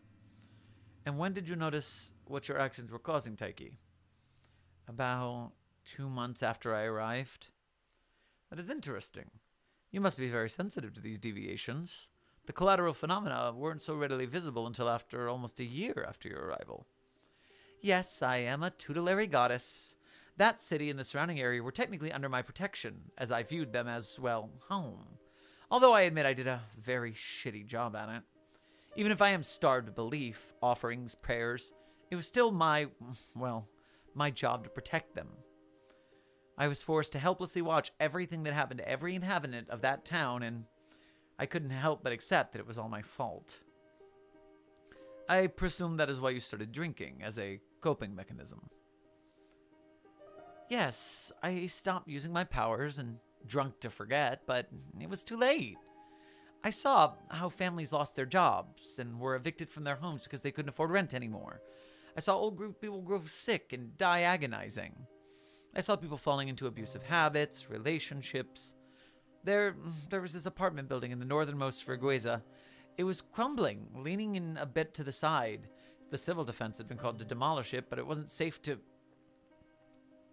It lost a few of its shingles. One of them hit a woman that had just come back from buying groceries, and she was hurrying through the street. Her skull was caved in an instant. She had 2 children they could just watch. The interview was halted for several minutes while Captain Silva assesses Taiki's psychophysical state. It is then resumed once Taiki is emotionally stabilized. So, as I stopped manipulating the luck around myself, all the bad luck and misfortune I had staved off hit at once. My house started collapsing on itself, so I ran to my car and tried to escape somewhere to just disappear finally. Drive, but you suffered that terrible accident. Things will go back to normal, eventually. I hope. There might be a wave of luck and fortune, but everything will even out eventually. Do you reckon that includes you, Taiki? Well, yes, hopefully, but I don't know when. I'm soaked with bad luck now. Theoretically, it could take decades for me to recover from this. It is all the misfortune of an entire town. I can guarantee that you are safe now, and we will do everything to help you out with this predicament, Taiki. Taiki avoids her gaze for several seconds. Avoids his gaze or averts her gaze, one of those, before meekly smiling. The doctors told me I was out for some time and I won't find any booze in here. Even if I did, I would either vomit my stomach out or die because of all the medicaments. That is true, yes. Good. I want to get better. End of transcription. Closing remarks. SCP-7000 appears to be a benign and cooperative individual. It is recommended to treat the individual through idiosyncratic means. Documents and/or operational procedures should be appended to identify the object through their given name, Taiki, rather than their SCP designation, as a means of appropriately continuing and developing rapport. According to the latest report by the medical team responsible for the object, it should be a priority to get Taiki prepared to engage with physical and psychological therapies as soon as possible to provide them with the best chance for recovery. This document has been digitally signed by Captain Fernando Torres Silva. The psychophysical treatments employed for the recovery of SCP-7000 managed to rehabilitate her health with minor difficulties. Although the object's physical health could not be completely restored, they require use of a cane for walking. Containment procedures have been developed and sophisticated throughout its stay at Site-PT-8 as a means of reducing the chance and factors which befall the object during its initial months in containment. Footnote: such as the development of allergies and consequent food poisonings, the unintended involvement in minor containment breaches and information breaches, the latter which was caused by the object being capable of continuously guessing the correct password to connect to the site's Wi-Fi. Very good dialogue. I felt like it was a tad long, but I do feel like it was realistic. I think if they cut this down, like both the dialogue and the technical jargon. Yeah. If they fixed a couple typos and translation errors. Even the chat is like, man, I love my clinical dialogue, but guys, chill a little bit. Yeah. I mean, but that dialogue, the emotional dialogue really sold it for me. Like, I was even starting to get annoyed at the exposition dump of the backstory and how the luck works and all that. I feel like a lot of that could be assumed just based on what we saw. And a couple of, like, really quick lines could do that to get to the good stuff. Yeah. The footnotes around chance, luck, and chance, fortune, and luck, they felt like they were purposefully trying to be confusing. Like, I don't know if I really gained anything by having descriptions elaborated, except the extra time it takes to. But as far as like the whole article goes, I mean, it's constructed. The clinical tone is very good. The characterization's solid. I really like that. I feel like we've gotten quite a few humanoid anomalies deal with luck, but like directly deal with luck. But that could just be, just it could be a coincidence based on the, we're only 14 into it now, 14, 15. Something like that. I think we're 14. Yeah. Also, if this is yeah, the type of article you guys in the comments enjoy, go read one of my favorite SCPs, SCP-008-J. Jeff. Oh, Jeff. Yeah, it's like... Jeff is accidentally Taiki, and it's a lot shorter. The jokes land, and it's the whole, like, anomalous escape artist thing just cranked up to 11 of this. Yep. I like it. It's a good article. All right, so this I'm leaving it a no vote. There's too much that I'm not a fan of to make it go up. That's fair. How are we doing on that fundraiser? I'm checking now. Let's see. We got some recent donations. Oh, we got another $10. Yep. Thank you, thank you. Thank you, Henry, for the $10. We appreciate you greatly.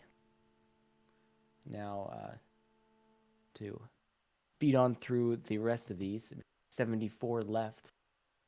I'm sure we can get them all done today. Let's see.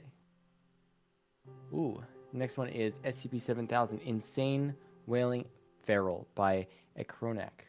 I've heard good things about this one, but we'll see. I know Nikki is very excited about Ekronak's article. And we got a content warning to begin with. I'm going to read Oh, what's our content content? warning? Content warning. This article contains subject matter that includes excessive gore, body horror, and disturbing death. Reader Oh god, discretion here is comes advised. Ekranak. With the body horror, yep. Alright. Alright. Attention. SCP-7000 is a Class 10 realization type memetic info hazard, with any information pertaining to it being vectors of exposure to its effects.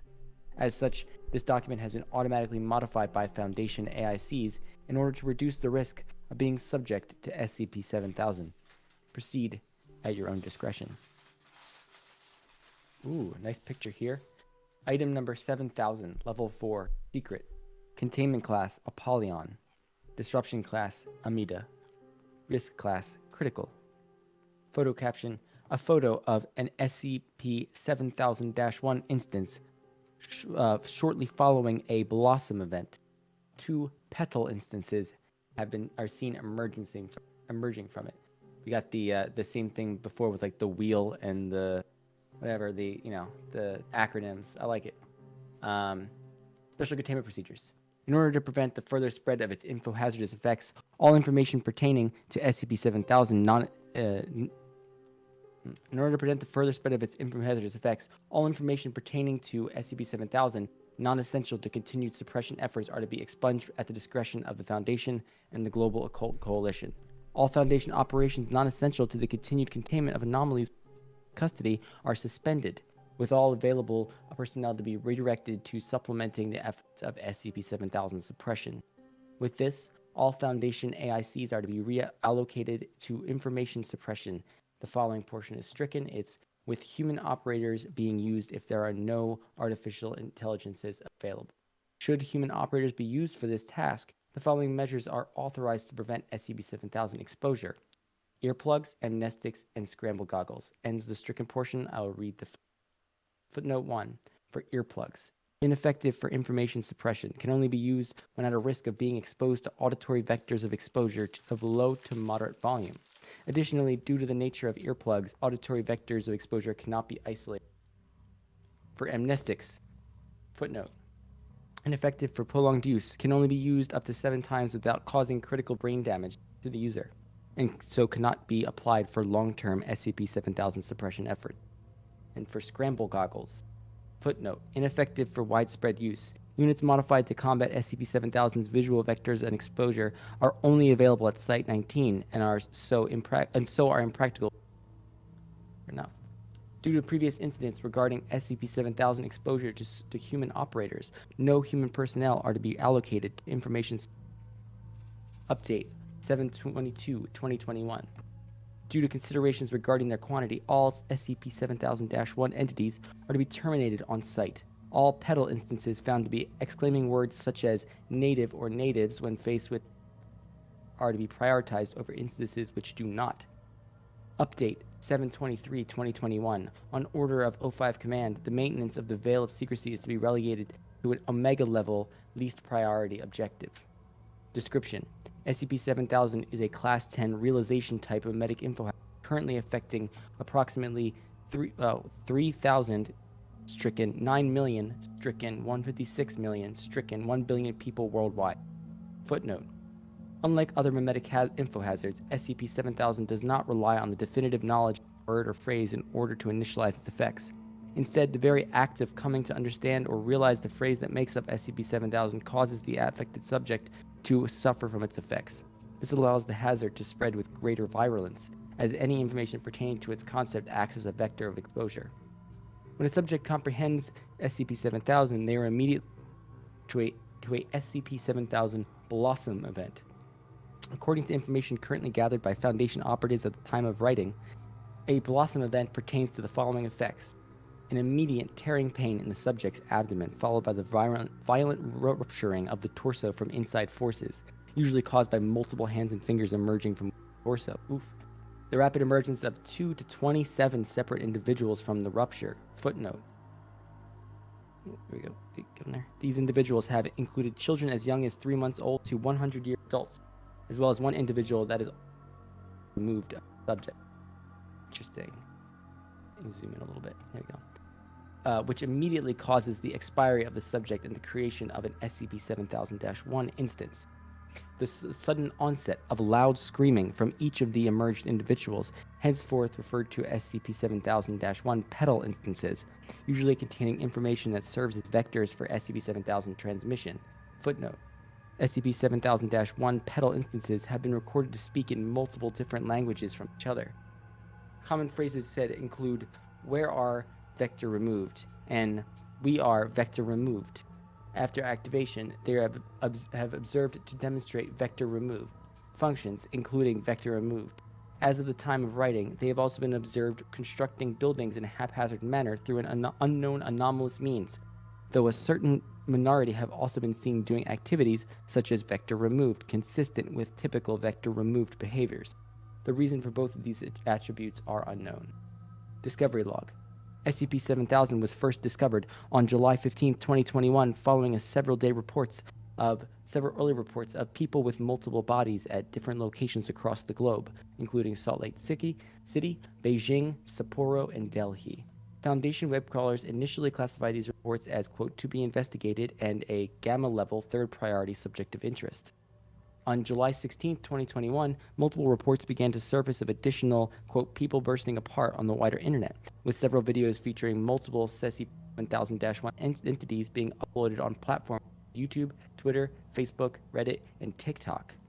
Containing SCP-7000-1 vocalization, these videos provided potent SCP-7000 vectors, including causing additional blossom events that would subsequently add to the cycle of transmission. Shortly after, a direct correlation was drawn between the viewing of these videos and the occurrence of the Global Occult Coalition began efforts to take down videos related to SCP-7000, which in turn fueled speculation regarding the phenomenon on online forums such as Parawatch. These speculations themselves then provided vectors for SCP-7000, allowing individuals to access to information that would then lead them to come to conclusions which would expose them to the effects of SCP-7000. By July 17, 2021, approximately 156 million individuals have been subject to Blossom events and had been transformed into SCP-7000-1 instances. Foundation containment efforts then began around the time, with cooperation channels being opened with the Global Occult Coalition to contain SCP-7000. Several hours after official cooperation began, a general media blackout of official news outlets was implemented. SCP-7000 spread, however, still continued via the internet, exposing approximately 600 million more individual Blossom events. The containment of SCP-7000 was thereafter elevated to an alpha priority objective, with information blackouts being the primary mode of containment for both Foundation and the leadership of both organizations then directed their efforts to the temporary restriction of the internet in several countries, which only served to fuel speculation regarding SCP-7000. This in turn caused millions of in countries unaffected by the bans. The amount of individuals exposed to SCP-7000 reached 1 billion on July 20, causing the Foundation to escalate the anomaly's disruption to Class to Amida. As of the time of writing, operations of the spread of SCP-7000 are still ongoing. Update: July 21st, 2021. The number of individuals exposed to SCP-7000 has reached 3 billion people. The Global Occult Coalition has declared SCP-7000 a paramount priority. Multiple government unsanctioned bans on the internet have been forcefully enacted by the GOC on several major countries.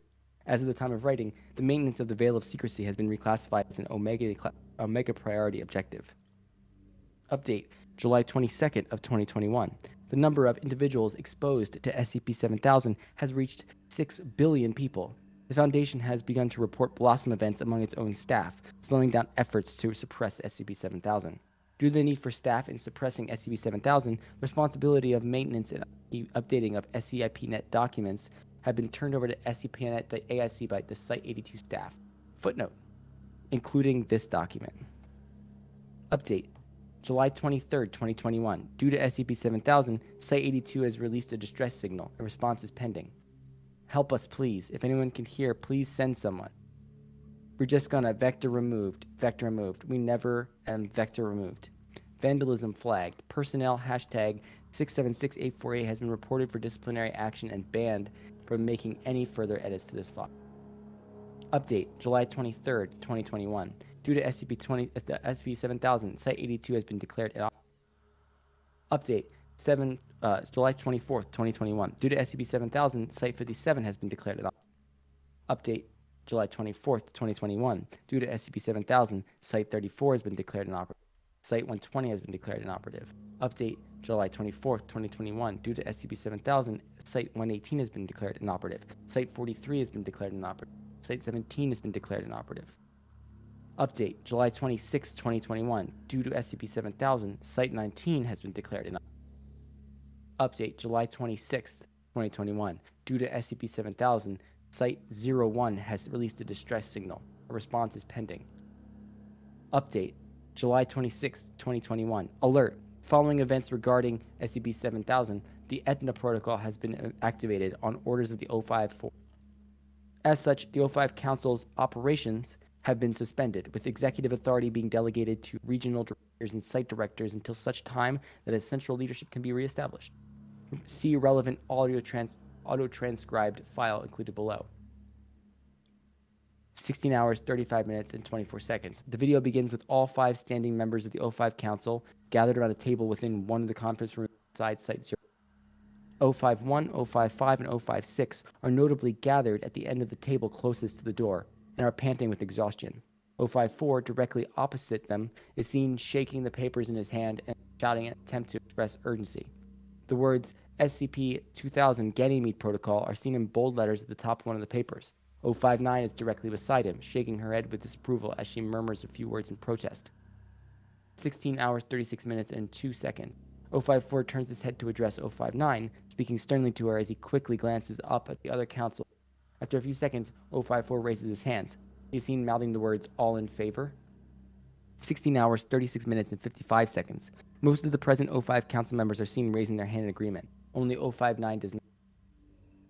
16 hours, 37 minutes, and 7 seconds. O54 nods in grim understanding before turning to the terminal in front of him and typing in a command. As he presses enter, none of the O5 council members move to speak for the next several seconds. 16 hours, 37 minutes, and 45 seconds. O51 begins to stand up to speak, but is interrupted by a door behind him opening. All O5 council members turn to look at the door as O52 enters the room, bleeding from his mouth and suit. As he staggers into the room, he leans into the nearest person, O51, who stands up to help O52 stay on his feet. 16 hours and 38 minutes. O52 is seen coughing up more blood, staining the nearby conference. As O51 leans in to ask a condition, O52 begins to shout with alarm before violently stumbling back. 16 hours, 32 minutes, and 12 seconds. As some of the other council members begin to gather around O52, O54 is seen attempting to dissuade them from doing so. He tries to cover his ears as he warns his fellow council members, but to no avail. As O52's Blossom event continues to progress, he continues to shout, "Cover your ears," to the other council members. 16 hours, 35 minutes, and 15 seconds. Suddenly, O52's abdomen begins to open from the inside, with several fingers appearing at the widening wound. A bloody and panting human is seen emerging from O52's abdomen, followed by an arm as it attempts to pull itself out of O52. All of the O5 council members move back in shock as O52 continues to scream in pain. O54 is seen looking on helplessly from the back, still covering his ears as he does so. 16 hours, 38 minutes, and 17 seconds. As the pedal instance continues to emerge from O52, nearby O55 is seen coughing up blood, followed by O59. O56 moves back in shock before doubling over his sheet, also begins to vomit blood on the matted floor. Panicked, O51 draws his pistol from the garter of his pants, firing several shots at O56 and causing her to fall to the ground dead. 16 hours, 38 minutes, and 28 seconds. O51 and O54 are seen momentarily glancing at each other from opposite sides of the room. Suddenly, however, a thin trail of blood is seen falling from O51's lips, which is directly followed by the overseer vomiting blood on the table. O54 is seen shouting something, and as O51 begins to vomit again, he is sliding across the table to O54. The words "do it" are seen being mouthed by O51. 16 hours, 38 minutes, and 32 seconds. With a practiced motion, O54 quickly takes the pistol from the table before firing one shot directly at O51's head, killing him instantly. As the other overseers continue to convulse and scream in pain, O54 is seen freezing for several seconds, staring at the chaos unfolding within the room. As he looks around the room, he points to the firearm at another one of the overseers. Again, the gun is 16 hours, 38 minutes, 30 seconds. Ahead of him, however, the limp corpse of O51 continues to seize, falling to the ground on its own as it presumably under Blossom. Beside it, the corpse of O56 does the same, with several arms already emerging from his torn abdomen. Realizing the situation, O54 immediately drops the firearm, clamping his hands to his ears once again as he runs past the dying overseer, deftly dodging the reaching hands of another that had emerged from O52. Soon after, he runs out of the conference room, disappearing from sight as the door closes behind him. As he does so, several other SCP-7000-1 instances aside. 16 hours, 40 minutes, 12 seconds. By this time, no more life signs are detected from the overseers within the conference room. 16 hours, 46 minutes, 54 seconds. A remote terminal is detected to have been accessed by 054 shortly after the Etna protocol is activated. New user detected. Welcome, Overseer Alto Clef. Check operation _ status. All _ MTF info hazard. Checking, please wait. MTF 8 of 10. See no evil is inactive. MTF row 9 technical support is inactive. MTF Upsilon 4 sugar pill is inactive. Results fully displayed. Enable query blacklisted. Checking, please wait. MTF Mu 7 R Twisted Minds is currently active. Dossier Mu 7 open dossier. MTF Mu 7 R Twisted Minds. Ooh. Okay. Task Force mission. Mobile Task Force Mu 7 is a specialized experimental task force composed of regular Foundation given extreme resistance to infra-hazardous phenomena via the application of the Sarkic practice of brain twisting. When compared to other mobile task forces, brain twisting allows the user to unconsciously resist endohazards with a nearly 99% efficiency, allowing continued operation without use of specialized equipment. History. Mobile Task Force Mu 7 was first created during a specialized training program in 2011 following the claimed defection of Karcist Alco to Foundation authorities the year before. During his time in Foundation custody, Alco demonstrated knowledge of several previously unknown Sarkic brain twisting being among them. As a part of an internal push to incorporate more anomalous techniques into Foundation doctrine, Alco was mandated to teach the practice of brain twisting to two specifically chosen Foundation operatives, namely former MTF ETA-10 squad member Lena Navarra and former squad member Cassandra Mullins. This led to the creation of MTF Mu 7 a year later. However, following the December 2014 incident at Site 43, Karcist Alco escaped Foundation custody with several Sarkic anomalies, causing a major containment breach, killing 125 Foundation personnel. Following an internal risk review led by the O5 Council, several experimental task forces, including Mu 7, were relegated to auxiliary functions and blacklisted participating in prior Foundation operations. As of now, Mu 7 is currently stationed at the remote containment site 11000 within the I'm not even going to try that one. There's maybe Nico Kitten can do that one. I can't. National Park Reserve in Yukon. Update. July 24th, 2021. All clearance requirements for access into SCP-7000 have been removed on express request of 054. Update. July 24th, 2021. As of time of writing, SCP-7000 document has been made available to payment site 1100 on express request of 054. Additionally, an urgent read request was to the aforementioned site again on express request of. All right, this should be ringing your bells. Hello, I'm 054, and to my knowledge, I'm the last of the 05 still alive. You don't know jack shit about anything right now, and if you do, there goes our last hope to stopping this thing. But if you don't, and I'm counting on that, then you deserve an explanation. The world has ended. Memetic info hazard SCP-7000 has ended it, and right now, you're the only two people left on Earth that can make sure we can come back from this.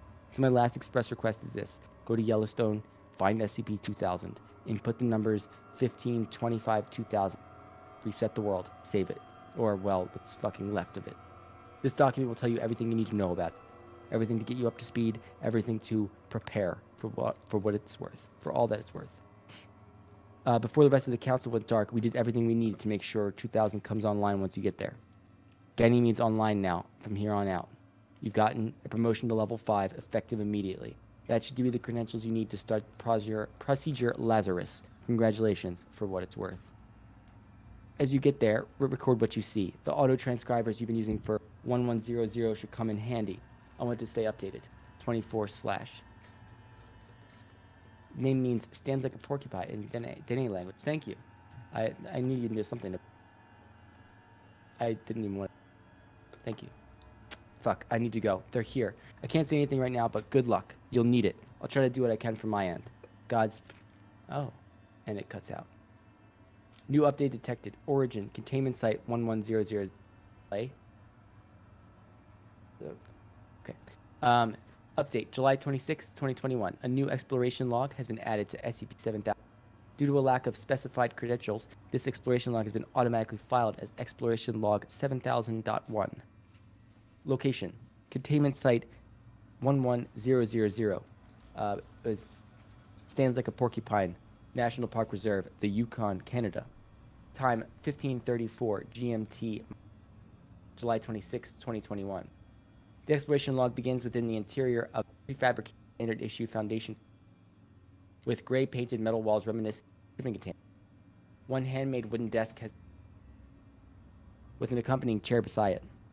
MTF-7 agent Lena Navarra stands in front of the desk, using a terminal upon it to access SCIPnet. A voice from behind the camera speaks first, identified to be MTF-7 agent Cassandra Mullins. All right, and we are, go. Is it uploading? Navarra is seen further manipulating the terminal, opening the archive file for SCP-7000. The file is being added to in real time, with the exploration log being written on it. Navarra sighs with relief, lowering her head upon seeing the SCP file. Navarra, exasperated. Yeah, looks like these things work with everything. 054, if you're there, you can probably see us now, what we're doing. Navarra turns to face the camera. She is a woman approximately 175 centimeters tall and 35 years of age, with short shoulder-length black hair and military fatigues. Her face expresses exhaustion as she looks directly at the camera. To whoever's watching, we're MTF-7, currently broadcasting our location from containment site 11,000. In the middle of ... Navarra looks around the room for several seconds, regarding the interior with resigned expression. Nowhere. Just as we're assigned, just as you people want us to be. Navarra holds the camera wordlessly, then down at the presumed holder of the camera. She looks expectantly at the holder. Wait, you're done? Navarra nods exasperatedly at Mullins. Her eyes seem to express a general lack of enthusiasm for what is being done. Responding to Navarra's nod, Mullins the camera, placing it on a desk and moving herself into frame. Mullins is a shorter woman of approximately 160 centimeters tall and 24 years of age. Unlike Navarra, Mullins only wears military camouflage pants with a beige-gray t-shirt. Her long red hair is tied into a bun behind her. She shifts her posture to salute, but her expression still retains her excitement. Mu-7 Agent Cassandra Mullins, reporting for duty, sir. Mullins' eyes move to Navarra as a sudden doubt begins to cross her expressions. Or, ma'am. Navarra shrugs before half-heartedly saluting. She's not looking directly at the camera. Mu-7 team leader, Agent Lena Navarra, reporting for duty as well. Navarra immediately lowers her hand to discontinue the salute, crossing her arms and leaning on the desk. Mullins is more apprehensive, but eventually lowers her hand after several seconds. I don't know if you can hear us, ma'am or sir, but with all due respect, this order is plainly speaking unorthodox. Do we just leave our post? It certainly doesn't look like an official command for transfer. Mullins raises her eyebrow upon hearing Navarra. Her eyes turn to look at her superior officer. In short, sir, we have no assurance of whether this is a real command or not. We do not get much reception out here, and even if we did... Navarra cocks her head. Well, in your words, we would not have been considered for this assignment. Navarra looks expectantly at the camera. Her skepticism is seen plainly on her face. Plus, with how low you normally let our provisions get, you really aren't coming back, are you? Or are you just not trying? Mullins' expression shows nervousness and fear. She quickly glances between the camera and Mullins turns to the camera. Sir, I'm sorry. It's just that, as Mullins speaks, Navarra closes her eyes and sighs. Save it, Mullins. I shouldn't have expected an answer. There's no one on the other end. Navarra immediately leaves the frame. The noises of plastic and fabric being moved are heard. Mullins, who is still within the frame, possesses an expression of puzzlement and nervousness. After a few seconds, Navarra re-enters the frame carrying a standard Foundation issue mole military backpack with her right hand. The mole, which is open, is seen containing provisions, including water, a thermal blanket, and a winter coat. Navarra turns to regard Mullins. You got your mole ready? Your winter fatigues? Whatever food we still have? Mullins reluctantly looks away from the camera to face Navarra. She seems to be lost for words as she looks between her superior officer and the camera. Mullins, unsure. Yes, as you ordered. At Mullins' response, Navarra seals her mole zippers. Good. Navarra turns to face the camera. Her expression is stern. I don't know if it exactly is 054 behind all this, or if this is some kind of trick, but I have friends out there, family. Navarra crosses her arms. Even if this isn't an official order, I want to know if this is real. The authorization in the document makes it seem like it is. Navarra sighs. But I want to know if this is our only chance at saving everyone we know from this thing. Navarra leaves the frame again and returns with her winter fatigues in her right hand. And a camera is seen at the top of the helmet. She takes off the jacket that she's currently wearing. She looks at Mullins. Put 11,000 on conditional lockdown. Mullins looks surprised. We're doing this? Navarra begins to wear her winter fatigues. As she does, she turns her head to look. For now, it will be only me. You stay here. Those doors will stay closed until you say so. Make sure they do until I come back. Mullins nods, but is obviously unsure. She glances at the camera again. Where are you planning to go? The Foundation Way Station. Try to see if I can't establish contact with the outside world that isn't from SCPNet. If anyone's out there, we can always ask for help. Navarra takes notice of Mullins' reluctance, then nods her head in the direction behind Mullins. What are you waiting for? Go! Mullins' eyes immediately widen in shock before she salutes to Navarra again. Immediately after, she leaves the frame. And turn off the helmet cam for now. Whoever's watching can... Navarra sighs again as she looks back at the camera. They can watch later. Hurried footsteps are heard beside the camera as Mullins picks up the helmet upon which the camera is situated. As she looks behind the camera, she moves her arm to touch the off switch. The video ends. Update July 27, 2021. A new exploration log has been added to 7000. Due to lack of specified credentials, this exploration log has been automatically filed as exploration log 7000.2. Location: containment site 1100. Is 1100 and 11,000 separate? Let's see. It's the National Park Reserve, Yukon, Canada. Time 1 hours 10 minutes GMT-8, July 27, 2021. The video opens with shared bedroom of containment site 11,000, which contains two closely spaced single-person beds on one side, with two metal lockers placed beside them. Navarra is at the center of the video, sitting at the table upon which the camera has been placed. As soon as the video starts, she withdraws her hands from its switch. Mullins sits at one of the beds further behind Navarra, rifling through the contents of her maul. Navarra. You didn't lie. You didn't lie after all. Navarra shakes her head, crossing her arms as she leans back on the chair. You were right. The world's gone to hell. I've seen so much suffering, so much pain. I asked for help and there were voices on the line. Navarra fakes a smile at the camera, which looks closer to a grimace. She is actively holding back tears. God, the world's ended, and we didn't even know. Navarra suppresses a choke.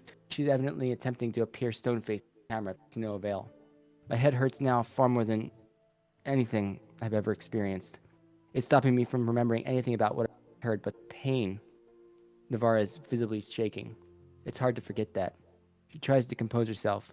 We're leaving now, post-haste, as you ordered. We're about to put the facility on permanent lockdown. Take an army to get inside here once we leave. If 11,000-1 breaks down while we're gone, well, it's not as if we're going to destroy the world any more than it's already been destroyed. Navarra crinkles her forehead. Her upper lip is quaking. I didn't want to believe you at first, honestly. You told us through the 7,000 files that the world went to hell in 2 weeks, so naturally, I called bullshit. There was no way we could have lost that fast. Navarra shakes her head. No, not we. You. The Foundation. Navarra shrugs. She looks to the side, shaking her head as she does. She glances back at the camera. And I guess deep inside me, I just didn't want the responsibility. The obligation. Navarra leans forward on the desk. Her face is only about 10 centimeters away from the camera. You people put us here in the middle of nowhere, shut us up where we didn't belong, forgot about what we need, when we could have been so much more useful somewhere else, just because you decided to train us in something that you yourselves didn't like. In the background, Mullins stops rifling through her moles.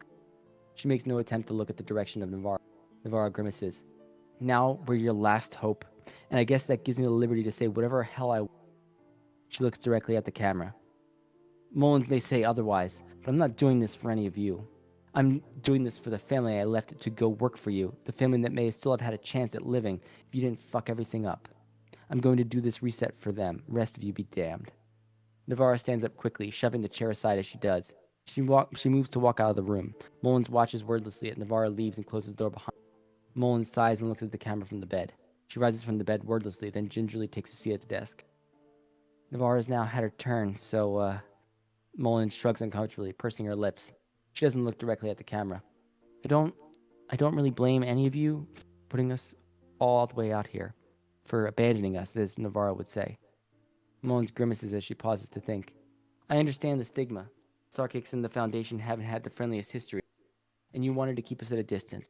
They're the bad guys, you're not, and we're somewhere in between. I get that. I guess Navarra doesn't because she's been around for way longer than I have, but Mullins shrugs, then looks directly at the camera. Unlike Navarra, she is further from the camera and seems to be distancing herself as she speaks. If you want us to save the world, I'm okay with that. Navarra didn't give me the details, but I've read the file. These are monsters. Bad guys. Plain and simple. Bursting out of people's bodies and being where they shouldn't be. I get that. They ended the world. We'll set things right. Don't you worry about that. The Foundation holds the line. We're the last of the Foundation. It's okay. Mullen's eyes moved down from the camera for half a second before moving back to directly look at the camera. We don't need to thank you.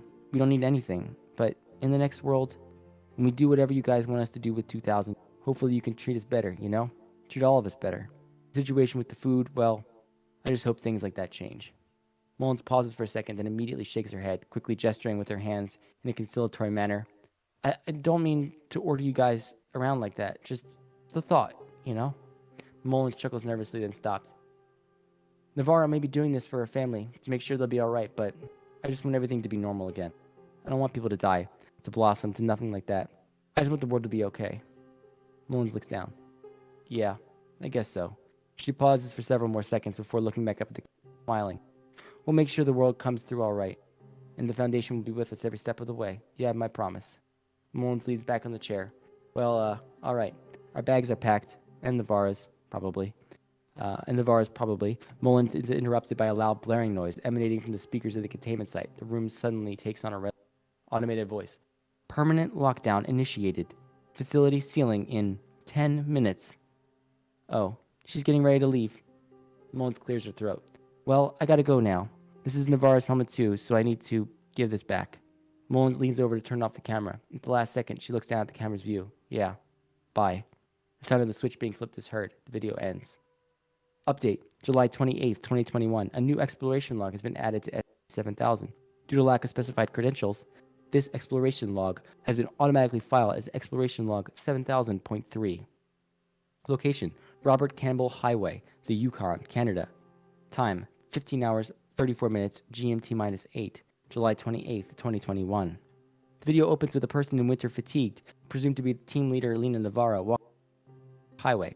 Navarro is carrying a standard Foundation assault rifle in both her hands, with her molly pack strapped to her back.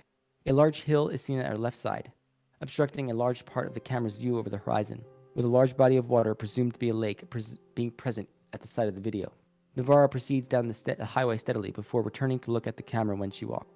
A distance of about 10 meters separates Navarro from the camera. Is it on? The holder of the camera, presumed to be Agent Cassandra Mullins, makes a thumbs-up gesture with her right hand. Yeah.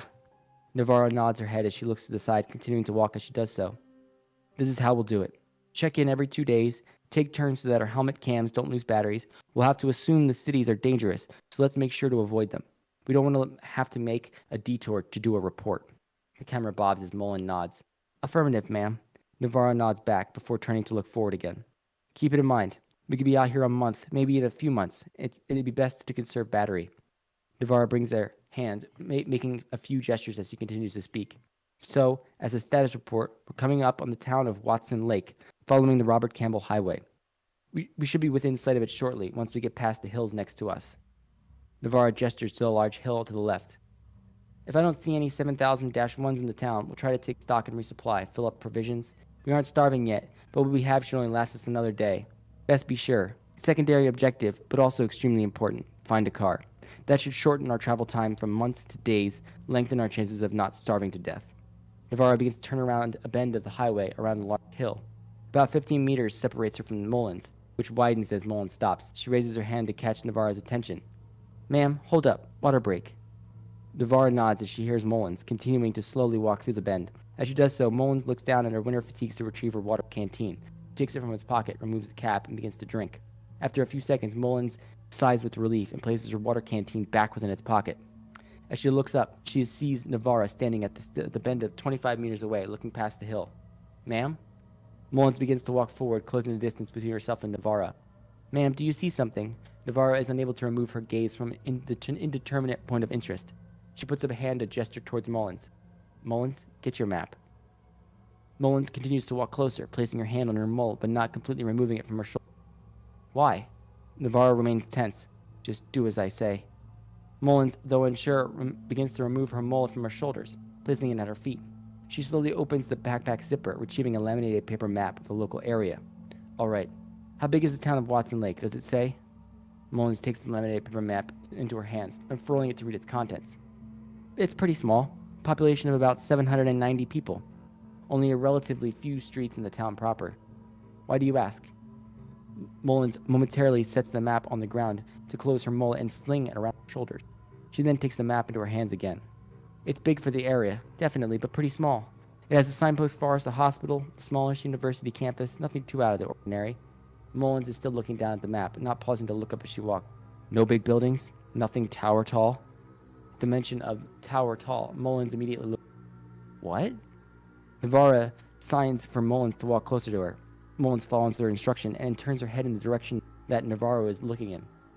Oh dear God. As Mullins lifts her head, the video captures a large, twisted collection of poles, all constructed haphazardly together. Some of the poles knot together and meet, while others go in a sideways or diagonal direction. Even from a distance, each of the poles can be seen displaying a multitude of signs, can be approximated to a number of 100,000. The shortest of the poles reaches up to a height of 40 meters tall, with the tallest approaching approximately 70 meters. At the peaks of some of the poles, multiple figures can be seen moving. Is that your signpost forest? Mullins slowly shakes her head in disbelief. It was tiny when we last came through, 3 meters tall at most, in orderly rows. What is this? Navarro removes her binoculars from around her neck, drawing it up to her eyes to see through them. What do you see? Those are 7000-1s at the top. What? They're building. No materials, not dragging anything up, just building and building and building.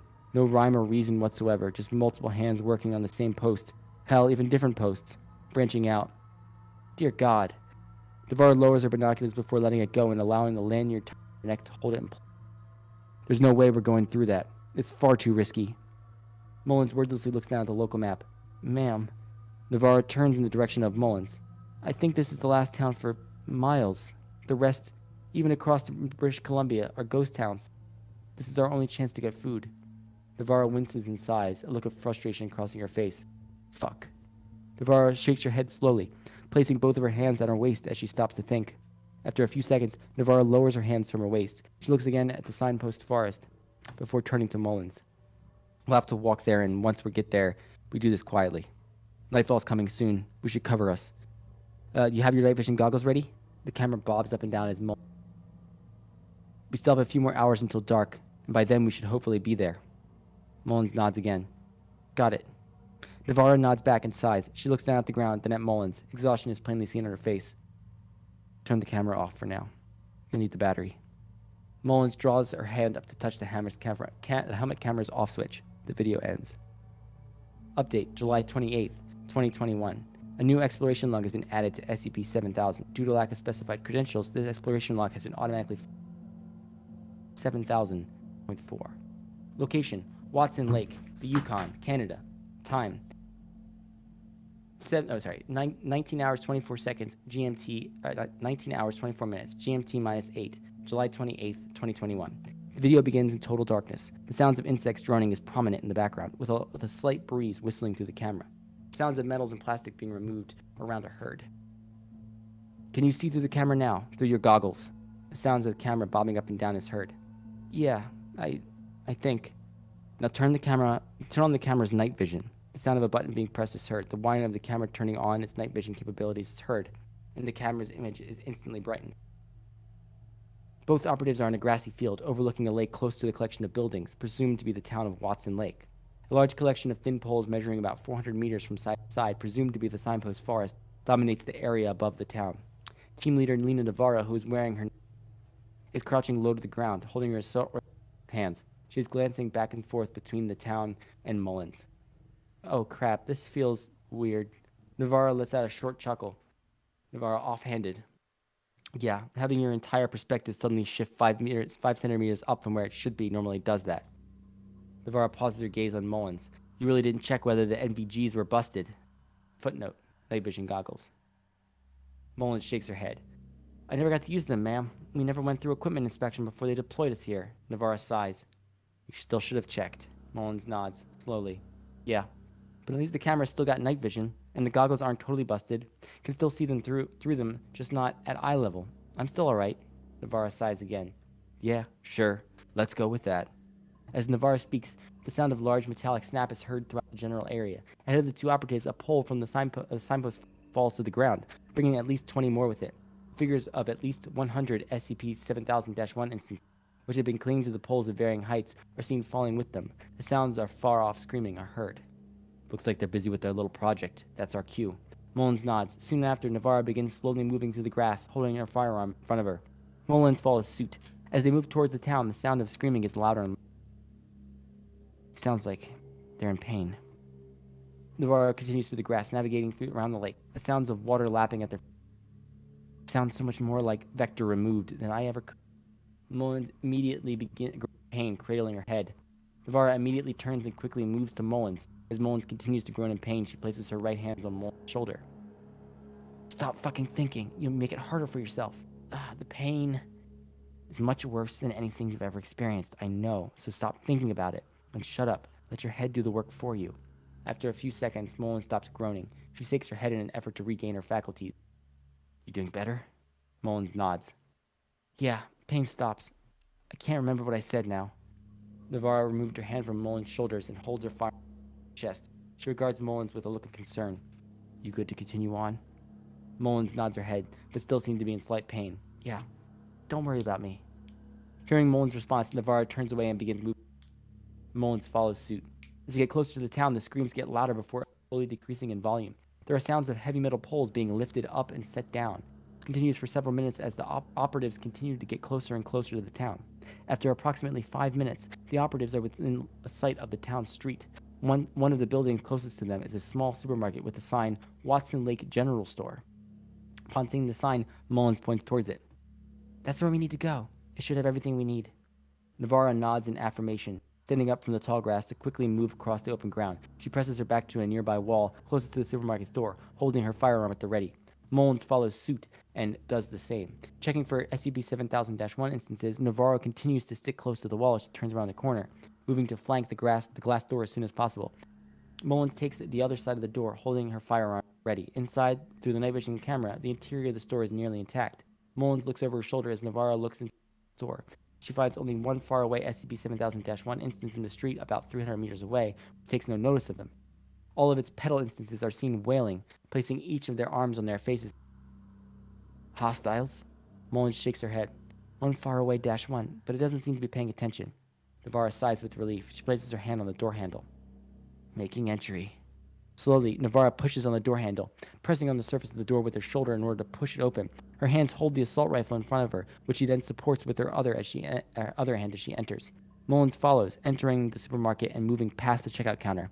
Inside, several rows of shelves are arrayed from right to left, with the rightmost shelf, which seemed to contain candies, having fallen over. Further into the interior, the sound of plastics being carried around and opened are heard. Hearing it, Navarro gestures to Mullins to check the leftmost row before proceeding down the row furthest to the right. Mullins follows her instruction, proceeding stealthily down the shelf rows as she clears the room. She holds her firearm in front of her, looking down each shelf row as she approaches the sound. At the very end row, Mullins sights an SCP-7000-1 instance violently opening a box containing a radio. Both of its petal instances, which consist of approximately 40-year-old male and approximately 16-year-old female, are using their arms to pull the box's cardboard material apart. Pieces of plastic and bubble wrap are strewn about them. Murmuring is heard. 7000-1 petal instance male. Pull incomprehensible harder. In response, the female instance began to scream with frustrated effort as it attempts to use its arms to pull on the box. Mullins' breathing is heard getting louder over the camera. Slowly, she is seen putting her hands in one of her pockets. As she does this, the two petal instances continue to pull at opposite sides of the box, slowly tearing the cardboard apart. The male instance continues to exert grunts of effort. The female instance continues to scream. Mullins withdraws her hand from her pockets, bringing out a Foundation issue maximum silence suppressor. Slowly, she brings her barrel of her gun down to chest level, crouching down against the shelf to better nestle near the rear of the gun, nestle the rear of the gun between her thighs. The sound of the cardboard bursting apart is heard. The male instance vocalizes its victory. The female instance continues to pant. Shortly after, the metallic sound of the radio being picked up is heard. SCP-7000-1 petal instance female. Incomprehensible. Work. SCP-7000-1 petal instance male. For incomprehensible. Then we go. Soon after, the sound of the radio crackling to life is heard, followed by the sound of it being tuned to different frequencies. As they do this, Mullins begins to apply the silencer to the barrel of the gun, screwing it on top with her right hand. She exhales. Soon after, the sound of a male voice is heard on the radio. The female instance begins to vocalize in a way similar to squealing. Radio. For all. Vector removed. Immediately, Mullins instinctively begins to groan with pain. She brings both of her hands to her ears, sliding down the shelf. The gun falls from between her thighs, falling down the ground with a quiet metallic sound. Behind her, the SCP-7000-1 instance begins to take notice. It can be heard standing up as Mullins continues to writhe in pain beside the shelf. SCP-7000-1 Petal Instance, female. I think incomprehensible here, native, lifeboat. Radio. Proceed to vector removed, where it is safe for all. Mullins begins to scream before holding it back. The SCP-7000-1 instance begins to stand up on its lone pair of legs, proceeding down the shelf road towards Mullins. It is heard lumbering forward. Mullins begins to scream once again, before clamping her hand over her mouth to quiet herself. With her other hand, she attempts to crawl forward toward the assault rifle a meter away from her. Behind her, the SCP-7000-1 instance comes to a stop and begins to vocalize. SCP-7000-1 Petal Instance, male, native. Suddenly, several quiet squeaks of air are heard behind Mullins, followed by several grunts of pain. Taking the chance, Mullins crawls forward again, taking the assault rifle in her hand and turning around to lay on her back, firearm in front. In front of her, the SCP-7000-1 instance is clinging to the shelf behind it, attempting to find a handhold as it bleeds from several gunshot wounds to its side, mostly on the female Petal Instance, which is limp. As the male instance turns to face Mullins, she points her firearm at it and fires, releasing several other quiet squeaks of air. The bullets enter the 7000-1 male Petal Instance's body, causing it to fall to the ground. After several strangled attempts at breathing, it goes limp. Radio, once again. Proceed to vector removed, where it is safe for all.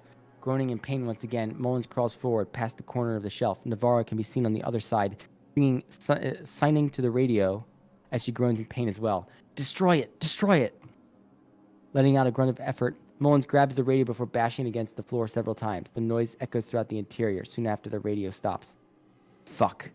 Shaking her head a few times, Navarro gets up, holding her assault rifle aside. She looks at Mullins. You good? Mullins doesn't respond. She turns her head to this deceased 7000-1 instance, staring at it for a few seconds. Mullins, quietly. They weren't like the other ones. Mullins looks at Navarro. Sane. Navarro cocks her head to the side, pursing her lips. She begins to speak. Suddenly, Navarro's eyes widen. Shit. Without continuing her train of thought, she moves past Mullins, moving to the door and the glass, showing the outside. Pressing her face to the glass, she looks both ways. Are they? After a few seconds of tense looking, Navarro sighs with relief. Good. They didn't hear anything. Glass must have contained the sound. Mullins nods slowly. Yeah, I guess. Navarro looks at Mullins for a second, then sighs. Hey, don't look like that. Don't look at that. Look at me. Navarro removes the helmet from Mullins' head, placing it on the shelf beside them. Those aren't people, all right? They're things. Skips. Navarro lowers her chin as if to wait for an answer. Mullins purses her lips. She is trembling slightly. Stay tough. Don't think about it. Your head will ache again, and that won't be good for anyone. You get me? Mullins tries to avoid Navarro's gaze, instead looking down at the ground. Get a hold of yourself, all right? Mullins raises her head to look at Navarro. She slowly nods. Yeah. Navarro exhales, patting Mullins' shoulders a few times before lowering her hands. Now let's get to fucking business. Grab the essentials. Food, water, winter clothing, space blankets, earplugs. Anything we could use for the ride down south. Mullins nods. Okay. How about you? Navarro gestures to the outside. There's a pickup truck out front. Don't know if we're lucky enough to get it open and onto the road. But I'll try my fucking damnedest to make sure we'll do. Mullins. How are you going to get it open? Navarro puts her left hand into her pockets before retrieving a long, thick wire. She holds it out for Mullins to see. Rough childhood gives you certain skills. Mullins chuckles softly. Affirmative, man. I'll try to get what I can. Navarro nods back, turning around to exit the store. As she does so, however, she stops in her tracks before turning to the shelf beside her and the helmet placed upon it. Wait. She takes the helmet from above the shelf, holding it in both hands to fit atop Mullins' head. Put this on first. Mullins nods. She follows as Navarro commands, placing the helmet on her head and closing the clasp. It's still a bit weird seeing the stuff from above my head, but I'll get used to it. Navarro chuckles, shaking her head. Yeah. She points to the nearby shelves. Her demeanor shifts to a more formal posture. Now go. We don't have all night. As she says so, Mullins turns around to begin combing through a nearby shelf, coming upon a duffel bag, which she takes off the shelf. She notably avoids looking at the SCP-7000-1 carcass. Over the next few minutes, Mullins begins to fill the duffel bag with canned goods, bottled water, and several other implements, such as a multi-tool and a thermal blanket. Outside, Navarro attempts to open the car door by inserting the wire in between the glass pane and the door. After a few minutes, Mullins takes the duffel bag and goes outside to Navarro. Got what we need? Navarro is preoccupied with the car door and is continuously attempting to open it. Navarro absent-mindedly. Yeah? The camera didn't give you any trouble? Mullins shrugs. Well, I did it, but I got here. What did you get? Mullins lifts up the duffel bag to look at it. Canned food, space blanket, water. Navarro turns her head to look at Mullins. How much water? I got a few packs, about 20 bottles. Why? Navarro looks up in thought.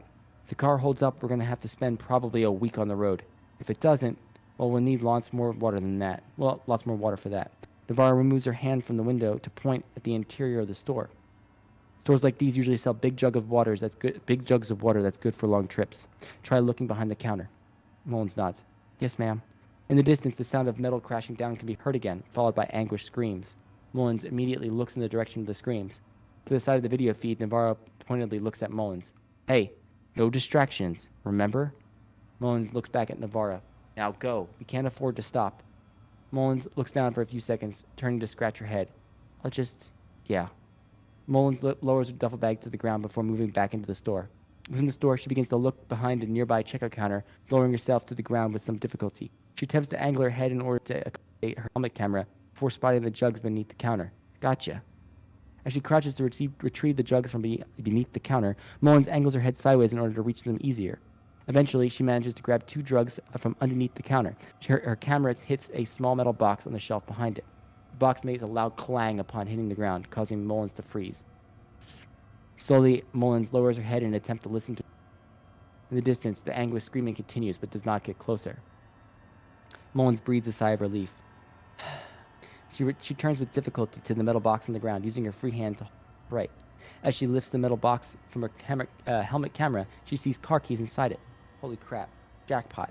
Excitedly, Mullins grabs the keys from the floor, placing it in one of her pockets.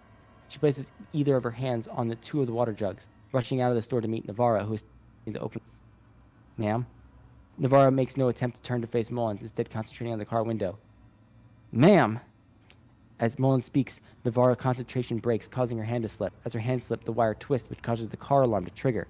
The noise from the car alarm is loud, blaring across the town as its headlights and taillights begin to flash. In the distance, the sound of anguished screaming is replaced by alarm.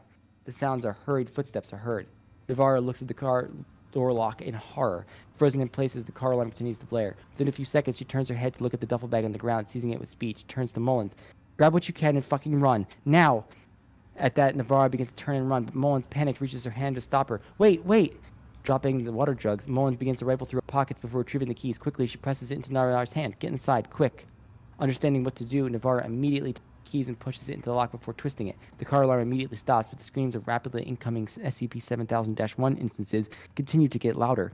Hurriedly, Navarro opens the car door, rushing to a seat herself on the driver's side before pushing the keys into the ignition and twisting it to the right. As she does so, the car immediately starts, causing Navarro to look up at Mullins. Her eyes are panicked, but her expression shows determination. Get the jugs in the back, and let's get the fuck out of here.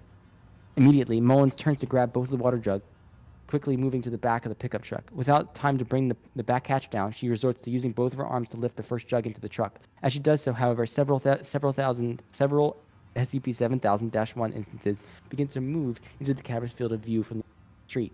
Each of the instances move in differing ways. None of them use their host's lower legs to run. Instead, each of the instances attempt to cooperate between each pedal instance in order to use their arms to locomote forward, to varying degrees of success. Some instances continue to wave their arms in the air, as if to vector removed, screaming as they do so. The words vector removed and vector removed are heard prominently in their speech, with less than half of the vocalizing instances doing so in English. As Mullins watches the SCP-7000-1 instances continue to run towards her, she immediately screams in pain, causing her to let go of the water jug in her hands. The water jug falls to the cargo bed with a loud sound, which causes the car to shake. As she lets go of the jug, Mullins crumbles, clutching her head in pain. As she falls to the ground, Navarro placing both of her hands on either of her ears in order to block the sound. She runs to Mullins, crouching down as she removes her hands from her companion. As she does so, however, she screams in pain, but not enough to dissuade her from pulling Mullins up. As both operatives stagger to the front of the car, Navarro ushers Mullins into the driver's seat before closing the door with a bang. At once, the scream becomes muffled, allowing Mullins to come to her senses. Confused, she looks around for Navarro before hearing the passenger side door open. Ma'am? As she speaks, Navarro enters the passenger side, screaming in pain as she holds both of her hands to her ears. Mullins, still confused, attempts to reach over to Navarro. Ma'am, are you? Suddenly, the sound of an object slamming against the car is heard. As Mullins instinctively see what is making the sound, she sees 3 human faces screaming in a muffled manner, banging against the car window with open palms. The words H vector removed us are intelligible as they continue to scream. As Mullins looks in horror at the SCP-7000-1 entities, Navarro places her hand on Mullins' arm. As Mullins turns to her to look at Navarra, she mouths the word drive before screaming again as another SCP-1000-1 entity appears at the passenger window, screaming almost purely unintelligible phrases. At this, Mullins reflexively presses the pedal, causing the car to lurch forward. She then jerks the steering wheel hard to the left, causing the car's wheels to emit a loud whining sound as she does so. With the car turning to the left, Mullins instinctively steers towards the road, jerking it right again as she moves onto the asphalt. As she does so, the loud sound of an impact is heard, immediately followed by loud, anguished screaming. The sound of the other SCP-7000-1 instances, vocalizations become even more panicked as this happens, but she manages to steer safely onto the road before slamming on the pedal again, allowing the car to quickly leave behind the 7,000 instances. As they leave the town, Navarro lets out a groan. Mullins turns to look at her. As Navarro comes into view, she has crumpled herself into the fetal position, still pressing both of her hands to her ears. She lets out another noise, twitching with pain. Hey, it's okay. We're okay now, ma'am. We left them. Mullins lets out a groan of her own, unconsciously twitching and attempts to acclimate. God. Mullins turns her head around to look at the rapidly disappearing town. The figures of the SCP-7000-1 instances waving their arms can still be seen. Were they... Don't think about it. Remember what Navarro grows in pain again, continuing to shrink tighter into a position in her seat. Mullins shakes her head. Her hands are shaking as she holds onto the wheel. She groans loudly in pain again. Suddenly, she slams on the brakes, causing the vehicle to whine once more as it comes to a stop. Mullins sits frozen for several seconds. She slowly and shakingly removes the clasp, tying her head to her helmet, before taking the helmet off her head entirely. She brings it in her lap to hold it, placing both of her hands on it. Oh God. Mullins' voice shakes as she repeats. Her breathing continues to be quick and heavy. Oh God. Mullins attempts to slow down her breathing. Beside her, Navarra still remains curled up but is no longer groaning in pain. Her eyes are closed, and her breaths are shallow and quick. Don't think about it, Cassandra. Don't think about it. Forget it. Forget it all. Mullins clings tighter to the helmet in her lap. They're monsters. They're monsters. They're nothing but skips. That's all they are. Slowly, Mullins attempts to breathe in. Through her attempts to inhale are met with shaking. She breathes out. Ignore the pain. Ignore the screams. Ignore it all. Mullins continues to slowly and deliberately breathe in and out for the next minute. She opens her eyes shakily. She moves her head she moves her hand to the helmet's off switch. Mullins, Cassandra. Mullins looks to her right, at the passenger side. Slowly, a hand shakily moves out into frame, touching Mullins' arm as it gives her a reassuring squeeze. Mullins' eyes soften before looking down at the helmet camera. A tear runs down her face. Ignore it all. The sound of the switch being flicked is heard. The video ends. Okay. New update detected. Display. Okay. Update. July 29th, 2021. A new exploration log has been added to SCP-7000. Due to lack of specified credentials, this exploration log is Exploration Log 7000.4. Location. Alaska Highway, British Columbia, Canada. Time. 6 hours 24 minutes. GMT-8, July 29th, 2021. The low droning of the car driving on the highway is only starts. From the perspective of the camera, only the open road can be seen, quickly passing by as the car continues on the highway. In the distance, a large faraway mountain range can be seen on the side, hypothesized to be the Northern Rocky Mountains, followed by a larger and more distant, identified mountain range ahead of the car. Aside from the droning of the car, the interior of the truck is silent. Only the quickly diminishing road, the mountain ranges, and the endless grassy fields outside can be seen. After one minute, the voice of team leader Lena Navarro breaks the silence. Where are we? Navarro's voice is groggy, as if emerging from a long sleep. The sound of car seat shifting is heard. As opposed to Navarro's voice, Mullins' voice belies her exhaustion. Her words are slow and slurred.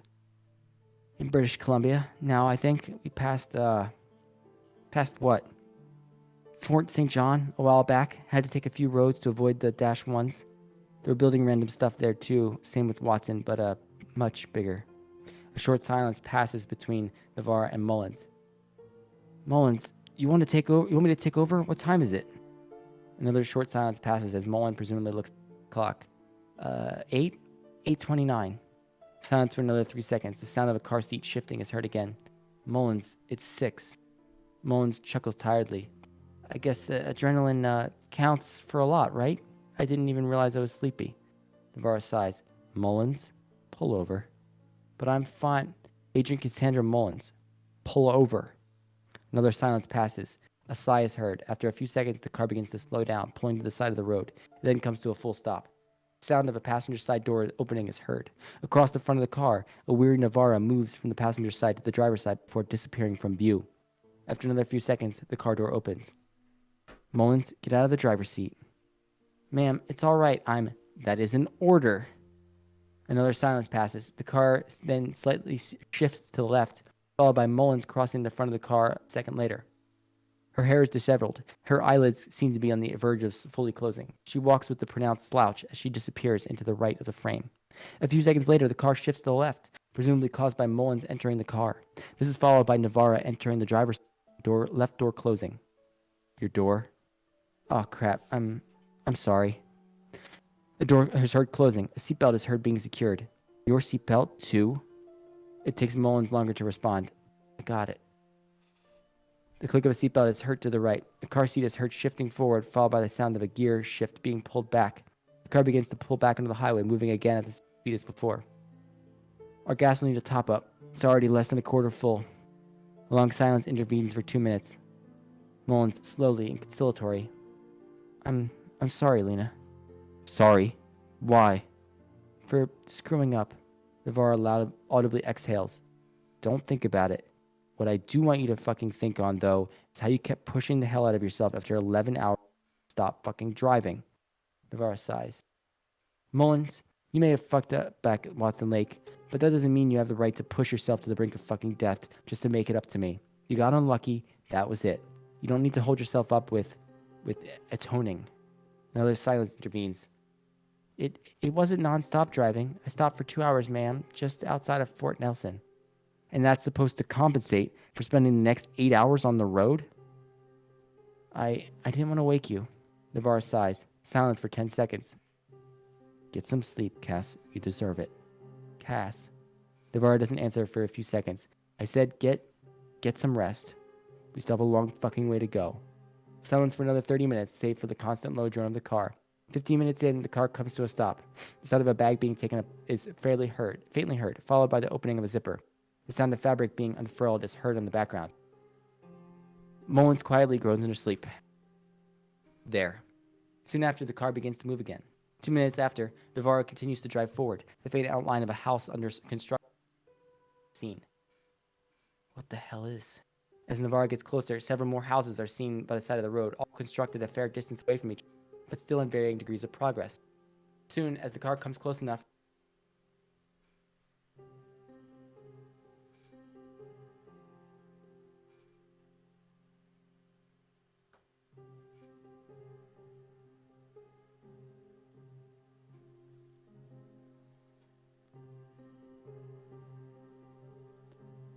Billith, I am not getting sound from your microphone, mate.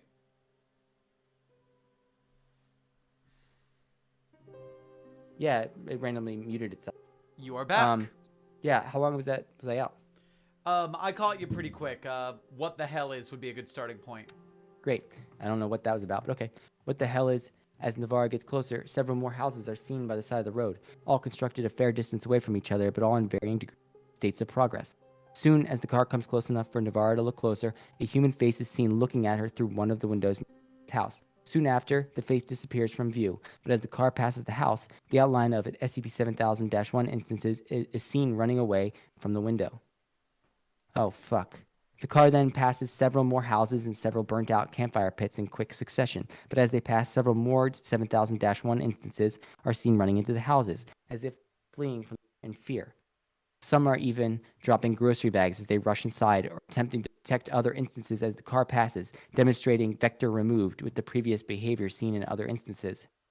Alarmed at the quantity of 7000-1 instances surrounding the road, Navarro starts speeding up the car, quickly leaving the, quote, village behind. Beside her, Mullins stirs but does not wake. It takes a few minutes for Navarro's breathing to relax. 10 minutes later, the sound of beeping interrupts the silence. A robotic voice quietly speaks. GPS on. Positioning your vehicle. Please stand by. Silence for another several seconds. A series of beeps are heard, possibly Navarro tapping on the screen. Calculating the distance to Edmonton. Please stand by. Another silence intervenes. The sound of Mullins quietly snoring is heard. A seat is heard shifting from the driver's side. Edmonton is 500 kilometers away. Estimate time of arrival is 5 hours and 50 minutes. Navarro sighs. From your current position, Edmonton is to the southwest. From your perspective, it is to your front. My front? A silence is heard for the next 4 seconds. Oh my fucking god. Immediately, the car comes to a stop. The sound of a car door is heard opening, followed by Navarra emerging into view, holding a pair of binoculars. She is seen attempting to view the distant mountain range. After a few seconds, she lowers it. A look of shock can be seen on her face. The sound of the car window opening is heard. Ma'am? What is it? Navarra lowers her binoculars, looking in the direction of Mullins. She rushes out of frame. Her voice can be heard to the left side. Mullins, look here, look there, in that direction. What do you see? Silence for 5 seconds. A mountain range, ma'am. What do you... Now look through those binoculars. What do you see? The sound of binoculars being handed off is heard. Mullins groaned as he heard sitting up. Silence for 6 seconds. Is that... Buildings, yeah. Stacked on top of one another. Then, that's no mountain range. It's a fucking city. The skips just kept building on top of it. Thousands, maybe 1 million of them. Like the Signpost Forest, like your Fort St. John. The buildings, they don't look like ours, like what we're familiar with. Plus, that's gotta be 1 kilometer high at least. Yeah, exactly. Navarra is heard sighing. We can't risk that. We have to go around it. You know any alternate routes? No, but we can make a way through through the Central Rockies, go by the parks and the parkways. It should be far enough. By the time we go downhill across the border, it'll be Montana. Then we won't have to deal with any big urban centers before we get to Yellowstone. Well, hopefully Montana's all intact in this one. We've got a plan then. I don't know if we have enough gas to do it, but let's hope. Navarra is seen moving across the front of the driver's side before opening the door. The sound of her entering the car is heard. Rockies. Here we go. Let's hope you're as far from the Rockies as we think. I hope so, ma'am. Navarra doesn't respond for several seconds. Call me Lena, all right? We've been around each other long enough to do away with the ma'ams. A silence ensues. Affirmative, Lena? Navarra chuckles. Yeah, we'll fucking work on that. Let's go. As Navarra shifts gears and begins to drive forward, the words battery low begin to flash on top of the video. After several seconds, it turns off. Video ends. Update, July 29th, 2021. A series of short videos have been added to SCP-7000. As these videos have been taken in close succession, all of them have been combined and classified as Exploration Log 7000.6. Location, Icefields Parkway, the Central Rockies, Alberta, Canada. Time, 10 hours, 24 minutes, GMT-6, July 29th, 2021. The video begins with a truck ascending a steep road, possibly moving up a mountain. Unlike the last video, the camera seems to be held by Agent Cassandra Mullins, who then points the camera at team leader Lena Navarra. Conserve the battery on that thing. You got lucky scoring it back at Wanson Lake. We don't know if we'll have that same luck again. Navarra sighs. And we still need gas. Navarra seems to be concentrating on driving the vehicle with her body language and a tense demeanor. Ooh, easy does it. As the pickup truck continues to move forward, Mullins points the camera away from Navarra into the back of the vehicle, towards the cargo bed. A massive gray collection of buildings can be seen in the distance, with many seeming to equal the altitude of the vehicle itself. It extends nearly across the horizon, vanishing past the line of the surrounding mountains. That's Edmonton over there. We don't even know how far it goes. Mullins points at the city, which seems to have grown since the last exploration log hours before. Even from the distant standpoint of the camera's perspective, the gray color of Edmonton appears to encompass nearly the entirety of the view from the back window. Massive buildings are stacked on top of one another, constructed in seemingly illogical ways. A tower can be seen diagonally sprouting up from a larger rectangular building, while a spire seems to jut dangerously from the top of another building further up. As Mullins allows the camera to dwell on Edmonton, Navarra begins to guide the vehicle into a flatter road. She sighs with relief as she does so. Glad that's fucking over. Navarra momentarily chuckles with relief. Mullins points the camera at her, which prompts Navarra to finally look directly at the camera as she allows herself to recline. We're hoping to further south will be a bit better, especially in Montana. We aren't counting on it. If Edmonton's really this big, who knows how large Calgary would be. Navarra's gaze lingers on the camera for another few moments before looking back at the road. All right, turn that thing off. Save the battery. Mullins chuckles quietly. All right, ma'am. Navarra pauses for a moment before turning to Mullins, an incredulous smile seen on her face. Hey, I said no more Mullins is heard flicking the switch on the camera. The video ends. Location, Icefields Parkway, Central Rockies, Alberta, Canada. Time, 10 hours, 54 minutes, GMT-6 of July 29th, 2021. As the video begins, the tall peaks of the nearby mountain lining the Icefields Parkway are seen dominating the view. The vehicle continues forward at a constant pace, passing undisturbed forests and meadows. Though the weather is cloudy, with the distant fog occluding the peaks in the mountains from view, a large amount of the natural scenery can still be seen. Pretty view, huh? I guess you've gone through here before? Mullins chuckles. You haven't? Navarro shrugs, grinning slightly. Never had the chance to come out here when with the constant deployments. The vehicle continues to move forward, but after several seconds, Navarro begins to cause it to slow. Wait, what the hell is... She points at a spot in the windshield. What? As the car approaches, a scattered group of 5 7000-1 instances, all of which are covered in thick blankets, are seen running in the opposite direction from where the car is going. The two are attempting to use their arms to protectively cover the others, which are composed purely of roughly 10 juvenile petal instances between the 3 other entities.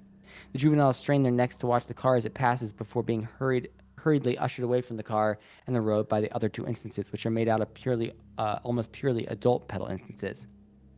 What the hell are they doing? They're running. Running away. From what? Suddenly, Mullins' attention is drawn to something in front of her. There. Look there. Mullins leans forward, pressing the camera close to the windshield in the direction that she previously leaned in. In the distance, a faint rectangular shadow is seen. Crap. Navarro sighs. Cass, get the duffel bag. Take out the earplugs. Now. The video ends.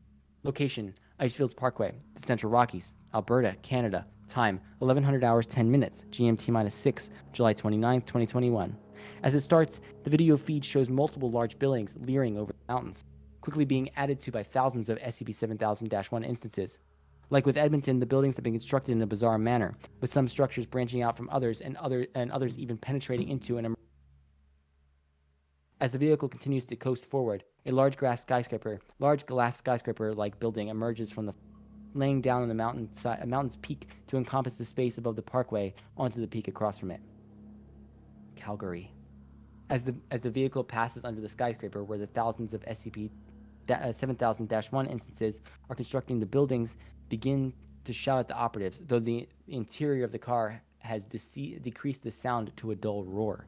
Each petal instance waves their arms with urgency as the car approaches, as if trying to get the attention of the... Navarro, who is wearing earplugs, ignores the instant she passes by, speeding the vehicle up in order to quickly leave the area. As she does so, however, more buildings continue to emerge from the fog, with several other buildings, like the skyscraper, acting as bridges from one peak to another across the space above the parkway. More 7000-1 instances wave desperately to the surface of the buildings. Fuck. It's the heart of the city. We're heading right into it. Video ends. Location, Icefields Parkway, Central Rockies, Canada. Time, 11:23. GMT-6, July 29, 2021. As the vehicle continues to cruise through the parkway, the increases, causing the roads to become dark. Some have even been constructed to loom low over the parkway, 1,000 clinging to the bottom of the buildings in an attempt to reach the car. Sounds of fingers scraping against the roof of the car. Navarro continues to increase the dull roar begin to increase in volume. Voices and individuals becoming clearly distinguished. I can hear them. I can hear them. Hold on!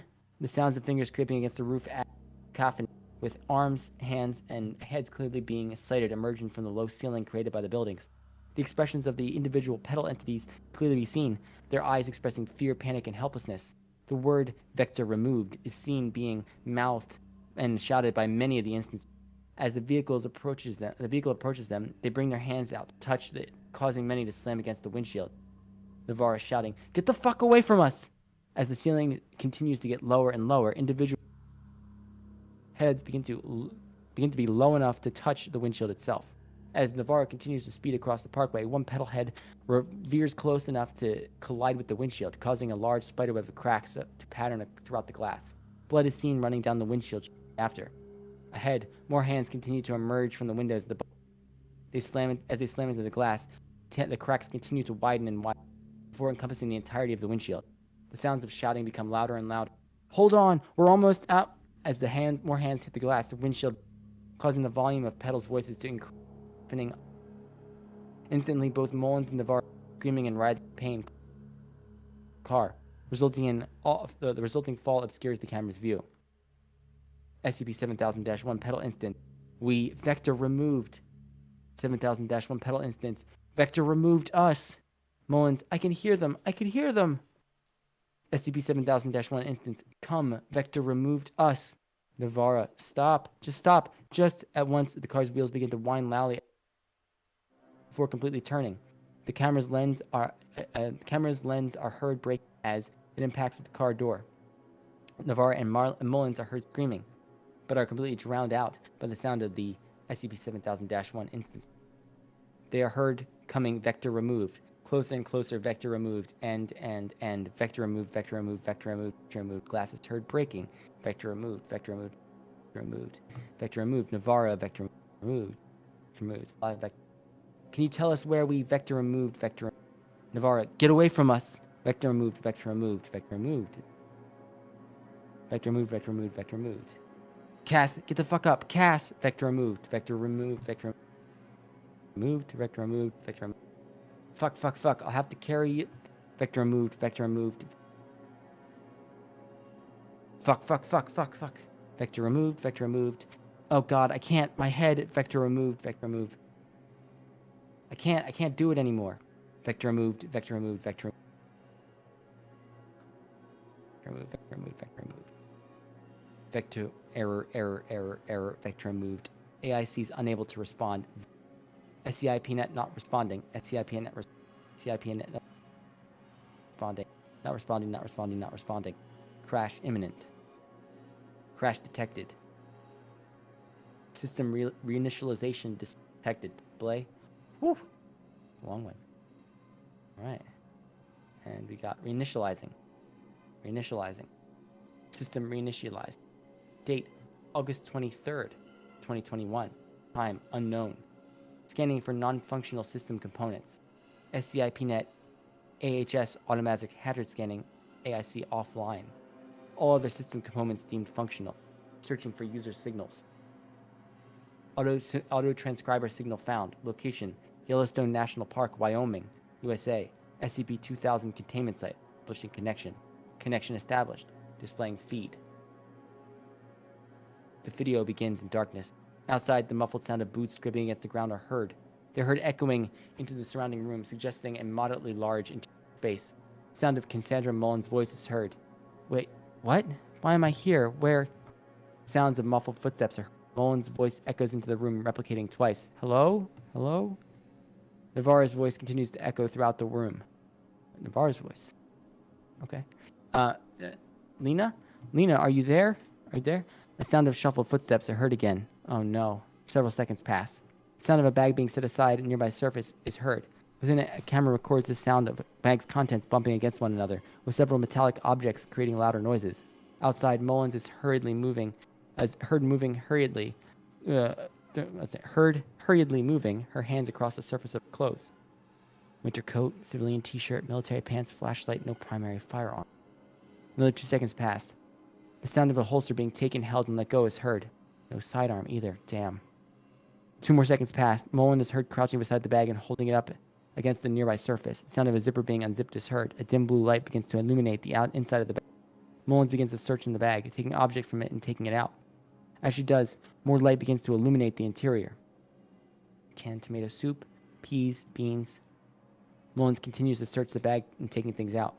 Torn space blanket, water, more water. Mullins has almost reached the bottom of the bag. My wallet, I'm at least taking that with me.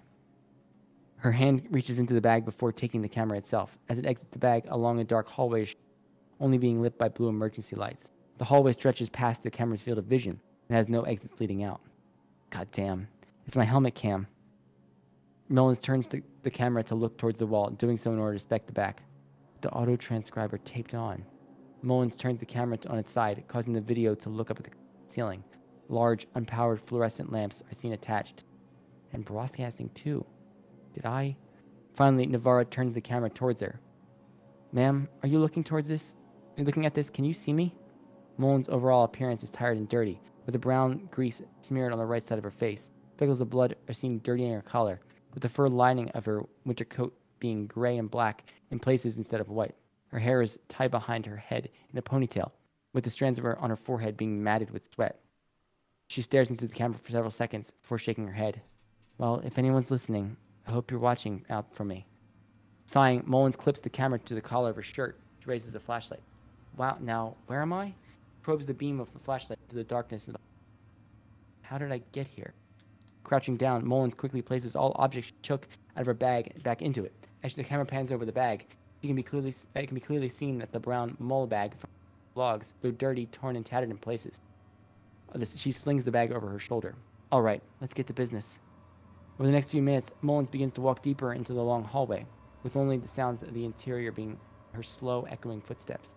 After 3 minutes, the door can be seen to the left. Mullins turns to it, beams the flashlight to the surroundings of the door. The words "Maintenance Tunnel" are seen written on a sign located above it. Huh. Turning away, Mullins beams the flashlight down the long, dark hallway, which continues on scene.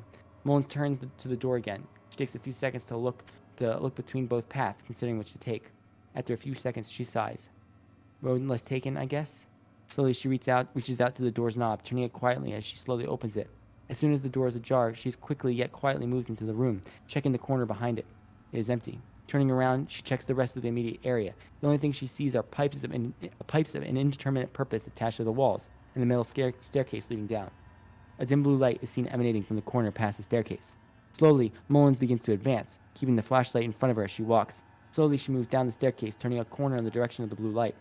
Like the blue light seen earlier, this lamp again emanates from an emergency lamp placed high on the wall. Below it, the words AWL, all that are sane are to follow this path to main evac, are untidily scrawled on the wall with white chalk in a manner similar to the writings of a child. Below it, an arrow pointing further down the hall is seen scrawled in the same chalk. Sane? Main evac? Mullins points the flashlight further down the narrow corridor. Nothing else can be seen but the head. Ah, crap. Slowly, Mullins begins to walk forward again, keeping the light in front. Her footsteps continue to echo through the hallway. After several minutes, a second pair of feet are heard echoing throughout the chamber, keeping pace with Mullins. However, she does not notice this, instead walking forward for the next several minutes. The footsteps keep in almost perfect pace with Mullins, although one seems to drag, like that of a slight limp. Ahead, another blue emergency light can be seen, underneath of which can be seen another note written again in chalk. Interested, Mullins begins to increase her pace. The footsteps behind her attempt to compensate, quietly scraping across the ground in an attempt to do so. Mullins kneels down to look at the writing on the wall. The words, 2 labs, right, 2 evac, left. Keep any insane out. Many have already dead. Keep any insane out. Many have already died. She stands up. Slowly, she moves backwards. What does any of this? Surprised, the footsteps behind her begin to backtrack, but unable to keep pace with Mullins. A loud stumble is heard behind her. What the? Turning around, Mullins brings the flashlight to bear behind her. Shining light on an SCP-7000-1 and laying on the ground, it brings one of its hands up in a gesture that causes Mullins to stop. 7000-1 pedal instance. No, please, incomprehensible, don't hurt us. Unlike the other instances, which are unclothed, this instance has a large, thick but dirty fur blanket wrapped around the region of. This obscures any possible pedal entity aside from the one speaking. This particular instance resembles a 13-year-old with matted blonde hair and a face smeared with ash. His expression shows pure fear. What are you? No, please, don't. Incomprehensible. Hurt us. Mullins is unable to speak. She stares at the SCP-7000-1 and shaking her head slightly in disbelief and shock. No.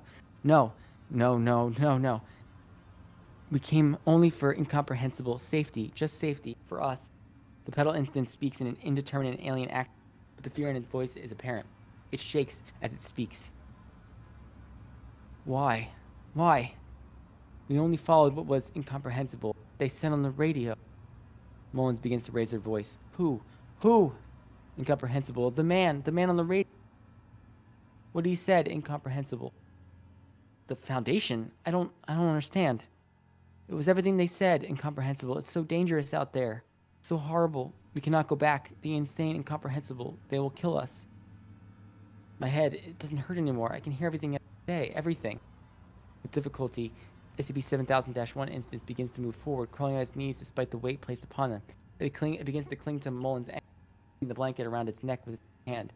Tears run down its face as it tries to plead.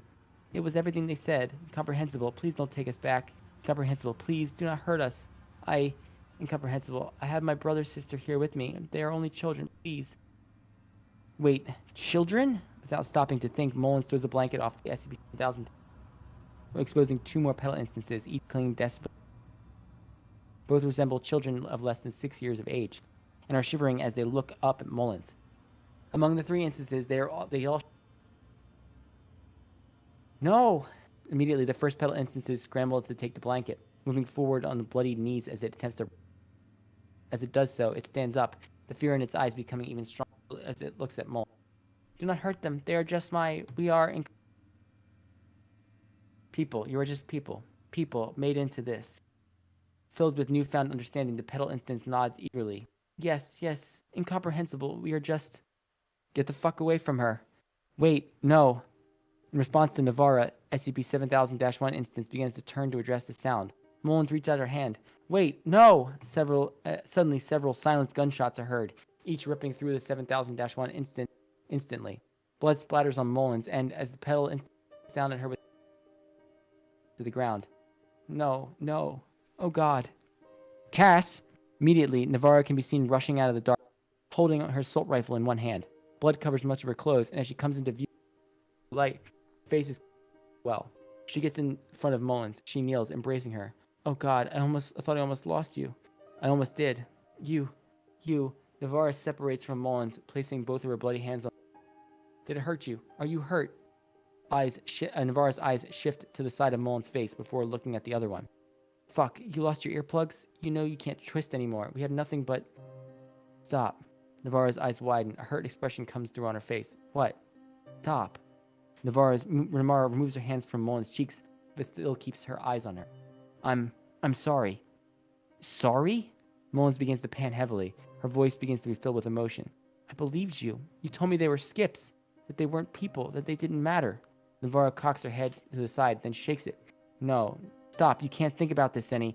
Why not? Navarra stares at Mullins, her eyes wide. That man and his daughter, that person that tried to get in front of my car, all the ones back in... The man was using a radio to get here. The person that got in front of my car tried to stop me. And I killed them all. All those people in the mountains, all the ones building the towers in Calgary, waving their... They were trying to touch the car, get our attention, ask for help. And we ran them over. Mullins raises her hand, pointing a quaking figure at the corpse in front of her. That girl, she was trying to escape with her family, her siblings. She finally got here and... Mullins, shaking with anger, moves in close to Navarra. And you shot them dead. Over the course of the next few seconds, as Mullins speaks, Navarra's expression turns from puzzlement to horror. She shakes her head. No. She places both her hands on Mullins' shoulders, looking to her eyes. You can't be falling for this. You can't be. Not now. Not now. A tear runs down Navarra's cheek. Her upper lip quivers. I went through hell and high water to get us here. I dragged you out of that wreck in the mountains when you couldn't stop screaming from the pain. I nursed you back to health. I fought tooth and nail to keep you alive for 1,000 fucking miles. Navarra shakes Mullins violently by her shoulder. She gnashes her teeth as she does so, while tears begin to run down her cheeks. You will fucking fight. You hear me? You will keep going and forget. You will be right by me when we fucking end this because... Navarra exhales. Her shoulders deflate. At once, she goes from being at the height of her rage to looking completely defeated. You're the only one I have left.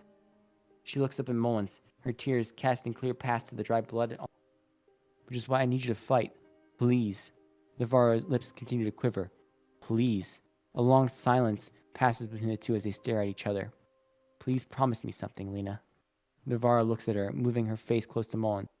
When you get out there and end this thing. Mullins stands up, with Navarra following suit, nodding along as Mullins speaks. Her expression is as hopeful as she listens. Mullins holds Navarra's hands and squeezes them. Do it. For them. She looks back at the 7000-1 corpse behind her. As she turns to Navarra, the latter's eyes begin to widen. No, stop. Because, honestly, Mullins' eyes begin to tear up as if realizing the gravity of what she's about to say. Slowly, she removes the camera from her shirt collar, pinning it to Navarra's. Navarra looks up at her, horror crossing her expression. Cass, no. Mullins smiles. Despite this, tears can be seen welling up in her eyes. Navarra places her hands on Mullins' cheeks. She is shaking her head, muttering as if in denial. Stop thinking about it. Stop. Mullins breathes in, deeply. Lena, they're just... Suddenly, Mullins begins to heave as if wanting to vomit. Continue to stay on Navarra.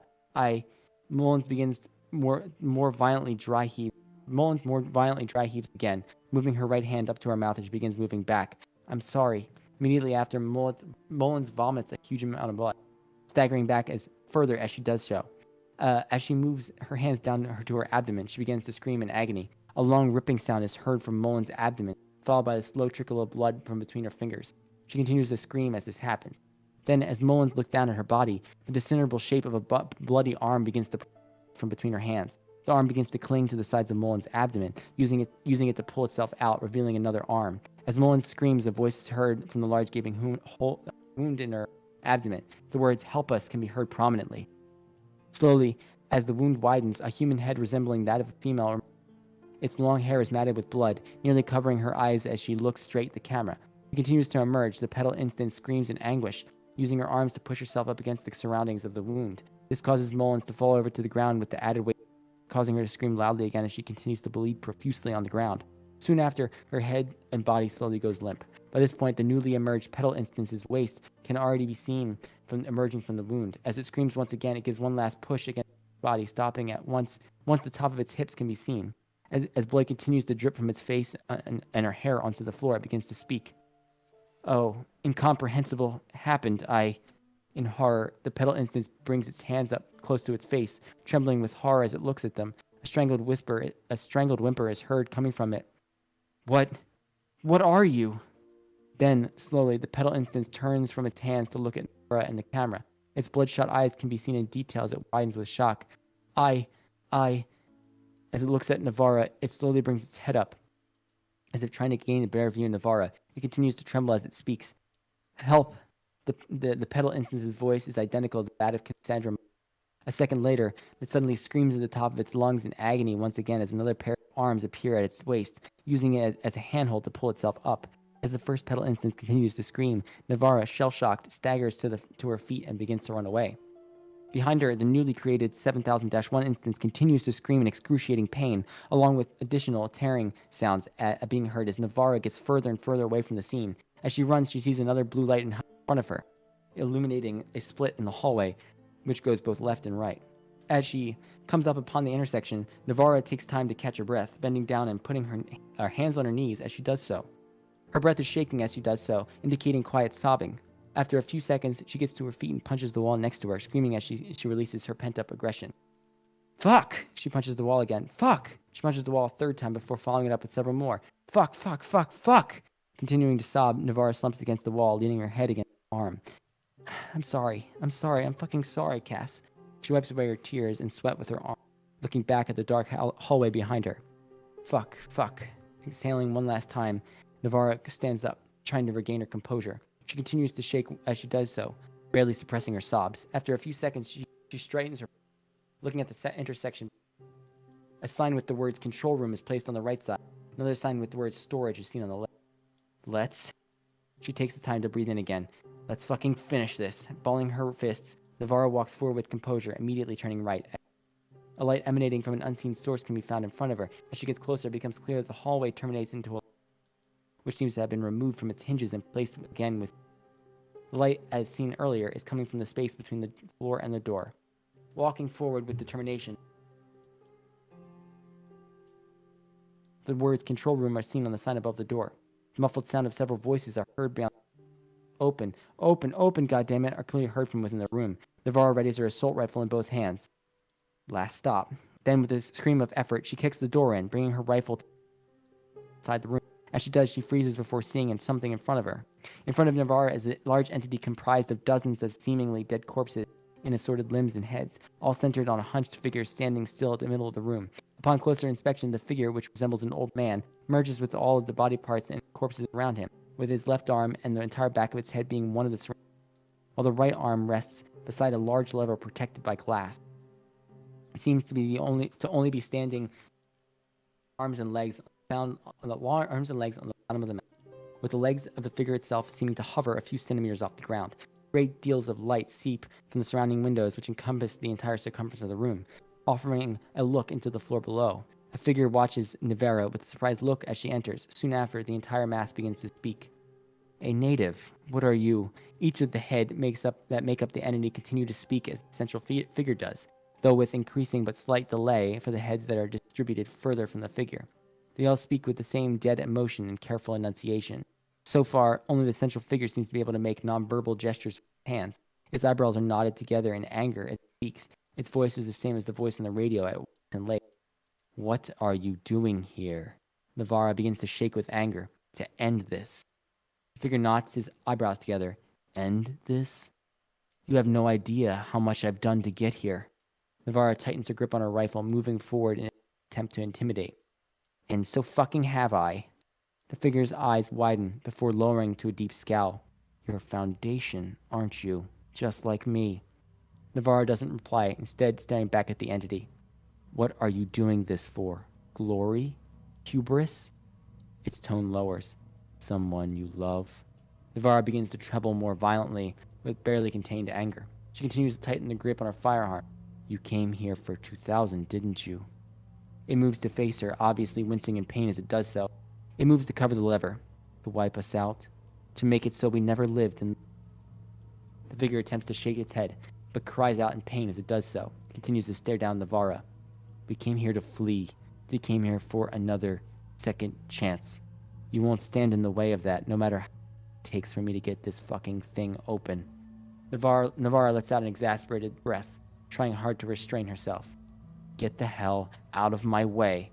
The entity moves forward suddenly, causing Navarra to step back. You came here for nothing. It won't let me in. The figure coughs suddenly before looking back up at Navarra. And I doubt you have the clearance to do it either. Navarra doesn't reply, instead staring back at the figure. Go back. He takes another pained step forward. Then, along with the figure, the entity raises all the bodies with it to point at the hallway behind her. Go back. Navarra stays still. After a few seconds, realization dawns on the entity.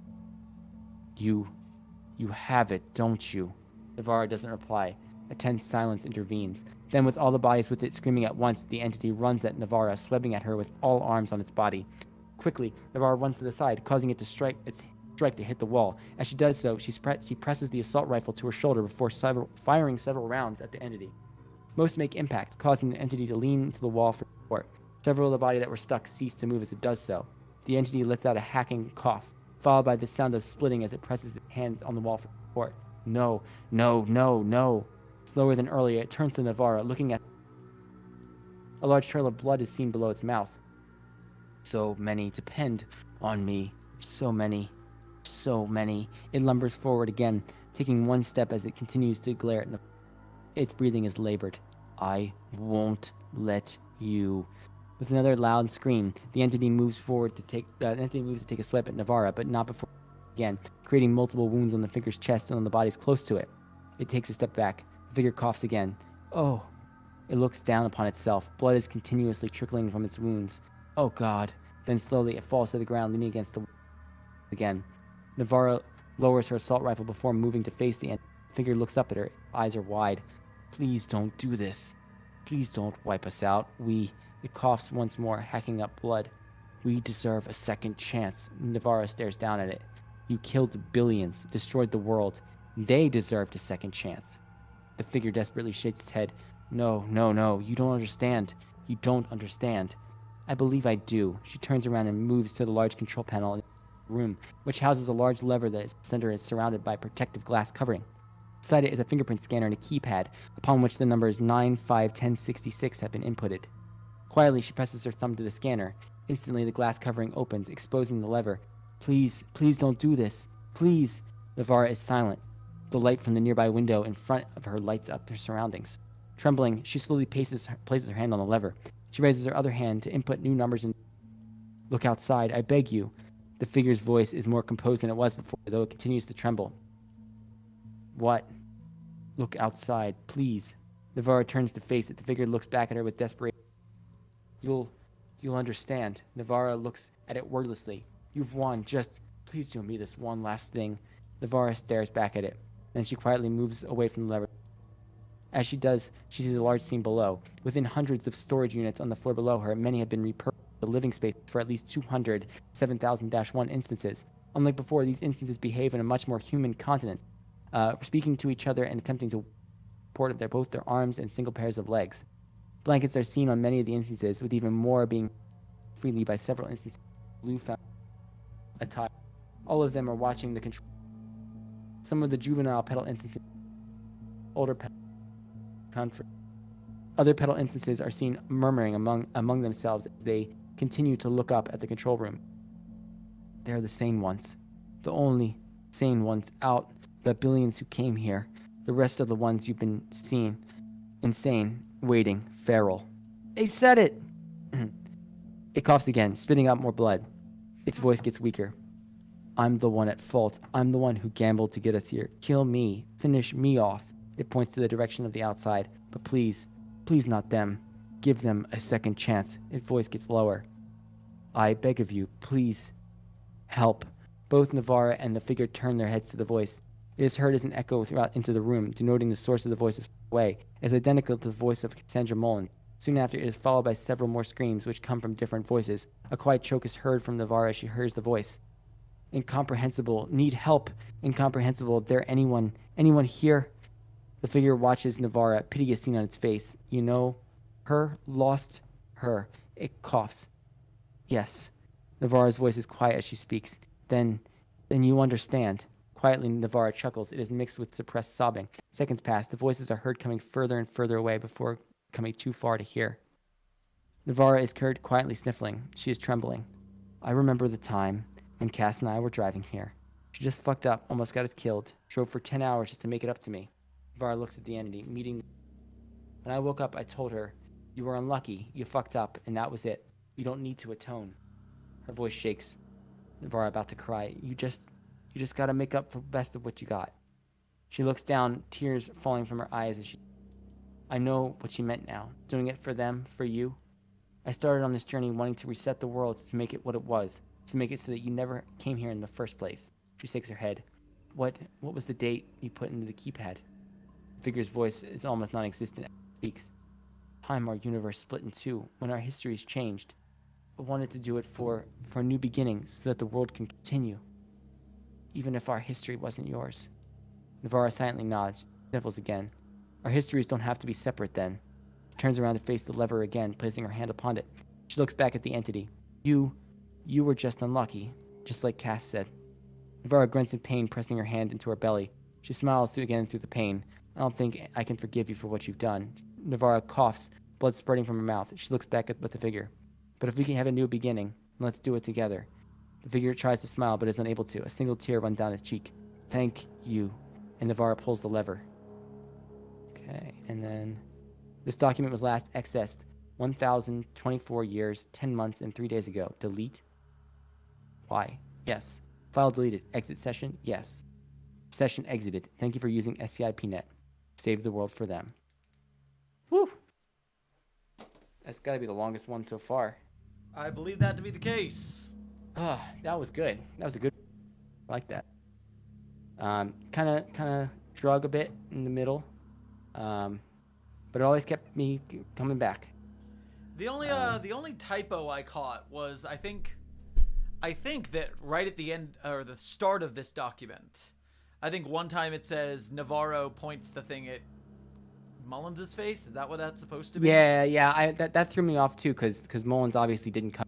Or sorry, Navarro didn't come until later. And there's actually a couple times where it says that in that first paragraph or the first couple paragraphs of that segment that you're referring to. But yeah, I mean that's pretty good. I mean, considering how much text is here, I'm impressed that it was as cogent and well written as it was. There's a few times where like there's a word was repeated very closely next to another, kind of made it sound clunky, but like I can easily forget something like that considering the content. I mean, it's a good article, very good stuff. Good job, Akronek. Akronax right. in the chat Akronek has been watching this go, so... Well, I appreciate you watching. Sorry that I never read anything that long. Whew! That one got me. That was a tough. Phew. Yeah, that was impressive. Impressive article. The luck aspect, I feel like it was more of a story beat. Like I don't know I mean, I have to go back and read the original. The info hazard is the main anomaly, but I mean, I get that the whole emotional through line was being lucky in this case. So that fits in my mind. For me, I'm just like, I mean, there's so much good things to say about this story overall, and right. From the emotional angles, from the conversations, from the character work, from the concept and the info hazard and everything. Yeah. I'm Yeah, just that's- trying to figure out the mechanics of the, the petals and the blossoms in relation to SCP-2000, like, straightforwardly.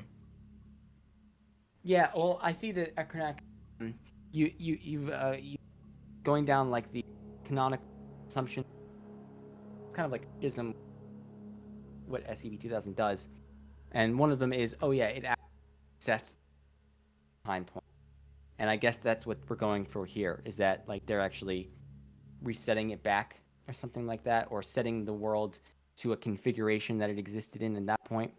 I know Right. the most common one nowadays is that this is large humans at a specific configuration. I guess it could produce petal instances, like the whole like a blossomed humans. I'm not sure. Maybe Ekronak can give his information. But I'm gonna go and look at the discussion, see if there's a option. They were just unlucky. Here's my 7,000 contest entry. It's such a nerve-wracking journey. The announcement of the theme up to my posting in the end. It's far more than a triple word count of my previously CP. It's such a far cry from our normal writing process. Burn out on it more than a few occasions. Fair. That's a long one. Let's see. I don't see any. Yeah, there's no breakdown in the. Yeah, no author breakdown. But if you're still in the chat, I'd love to hear, your take on the whole SCP thing. What's your interpretation of what SCP-2000 does, and how does it relate to the petal/blossom instance? If you're still there, I don't know. That was good though. 2000 resets the world in the article, allowing both universes to move forward together from a point in the past before they diverge into separate timelines. Yeah. That's the that one specific interpretation of SCP-2000. Yeah. Very cool. All right. I'm burned out just reading that. That was I could tell you worked really hard on that. Good job. We're checking that fundraiser now. Checking that fundraiser. If you don't want to do it for Cimmerian, do it for me. For me reading that. I put a lot of effort into that. No, I'm just kidding. Cimmerian. Cimmerian deserves the money. He recently killed by a tree. Almost was killed by a tree. And the tree nearly got him. Every actually dollar did get that him, you give to Cimmerian's charity makes the tree scream. That's how it works. Absolutely. Yep. And it did get him, but we had to use line in order to get him back, and that was a lot of money. Really would like for you to donate to that GoFundMe. Cimmerian will be very happy because we had to take the funds out of his bank account. Set. All right, we are on Losing Interest by Andromedes. And I know Greg is in the chat hoping we're going to get to Misfortune Gorge, which is up next. So that one's you. Great. And I believe for Greg's query that the sound on the commercials will play. So whenever we get to the little videos that are included in Misfortune Gorge, I can make those happen on my end. Perfect. All right, so bam, here we go. Let's get this looking good aesthetically here. There's our bar. Push it to the side. Can't push it to the side. All right, so that's the page. We are set. Hello, 051. Council vote 1379 requires your attention. Access vote? Yes. Accessing. Please view relevant file. Item number, SCP-7000. Classification level 5, top secret. Containment class, Keter. Disruption class, Amida. Risk class, danger.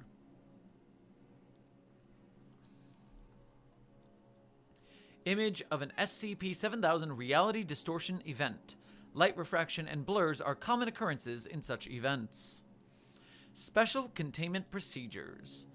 Due to the unpredictable nature of SCP-7000 occurrences, no feasible containment methods have been devised. Any research inquiries providing potential ways of stopping or reducing SCP-7000 occurrences in the universe are open for consideration. At present, no temporary or permanent solution has been discovered. Currently, all research and matters related to SCP-7000 have been overtaken by the Pataphysics Department. Description: SCP-7000 is the designation given to a series of anomalous occurrences resulting from an ongoing decrease of Hume levels within the universe. Currently, Hume levels have been decreased by approximately 2.8% since 2059. This process appears to be accelerating, with Hume levels expected to be halved by 2067. SCP-7000 occurrences include the following: spontaneous destruction of objects within the universe. Only 3 such events have been observed, but it is theorized that these events will be more common as Hume levels continue to drop. Events labeled as reality distortions. These events occur randomly and cause the restructuring of matter within an area into unrecognizable forms. The matter within the area affected evaporates after a random number of days without leaving traces. The first SCP-7000 occurrences were observed in September of 2059, shortly before the discovery of decreasing Hume levels.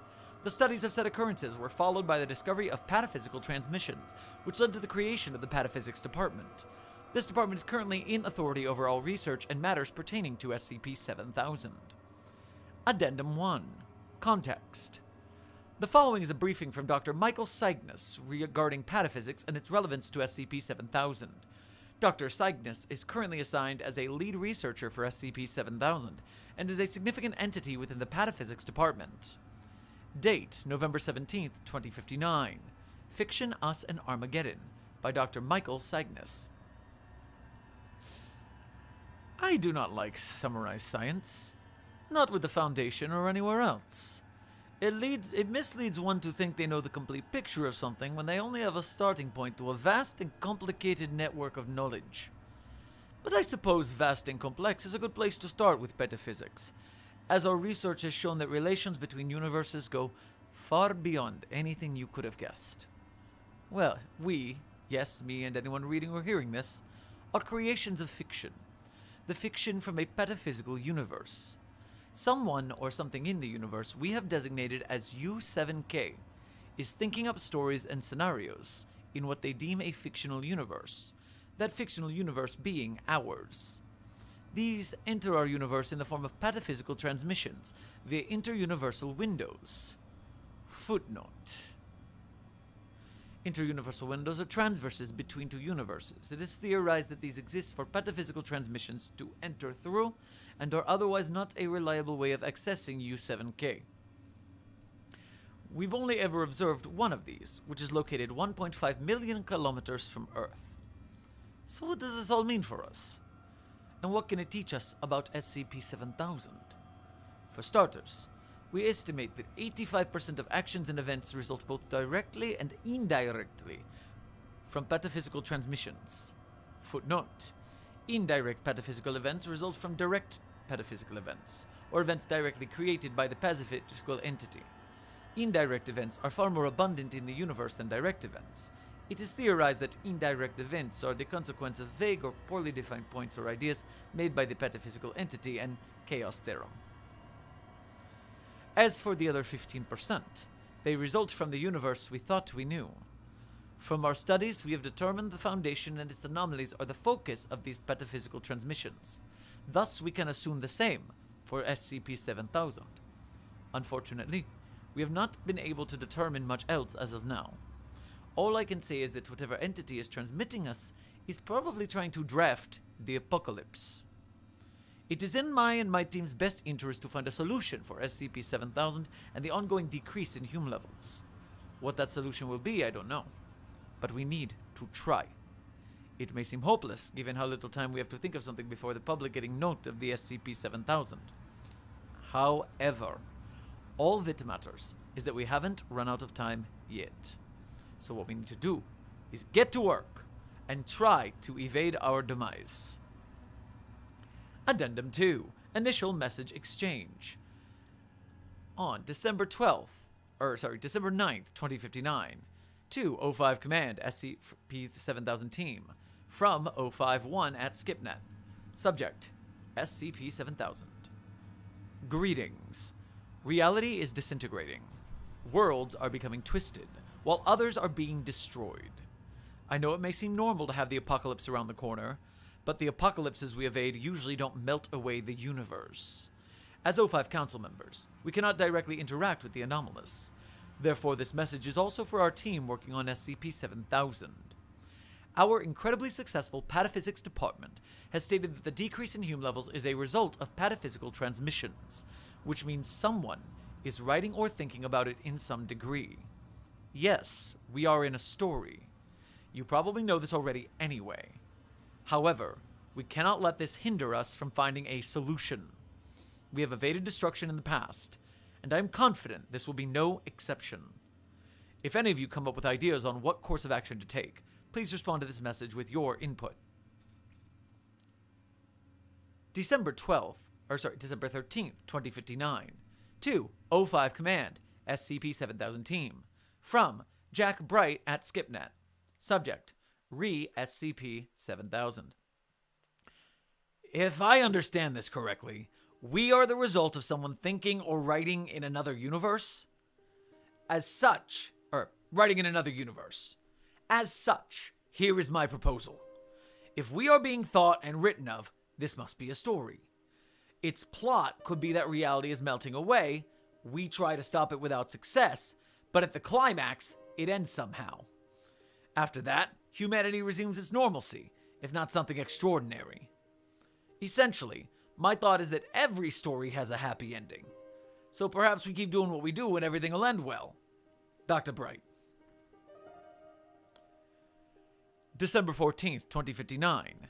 To Jack Bright at SkipNet from O51 at SkipNet. Subject regarding SCP-7000. Your proposal is denied.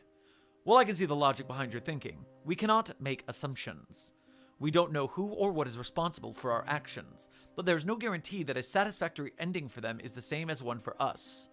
Even if not doing anything ends with a solution later, we need a solution sooner. Later means more chances for potentially catastrophic consequences. 051. December 17th, 2059, to O5 Command and the 7000 Team from O512 regarding SCP-7000. I think we should further our research into the pataphysical, not with the transmissions, but with the library. The dimension that has all the collective knowledge we know and don't know. Surely an answer has to lie there. Acknowledging that we lack a reliable way to access the library, perhaps we could set aside our differences with the Serpent's Hand. They must know what is happening and understand the seriousness of it. If we cannot come to terms, we'll commence raids of their sites. 0512. December 18th, 2059. To 0512 from Tilda Moose regarding SCP-7000. The Serpent's Hand is very aware of what is happening. However, they won't be beneficial to us.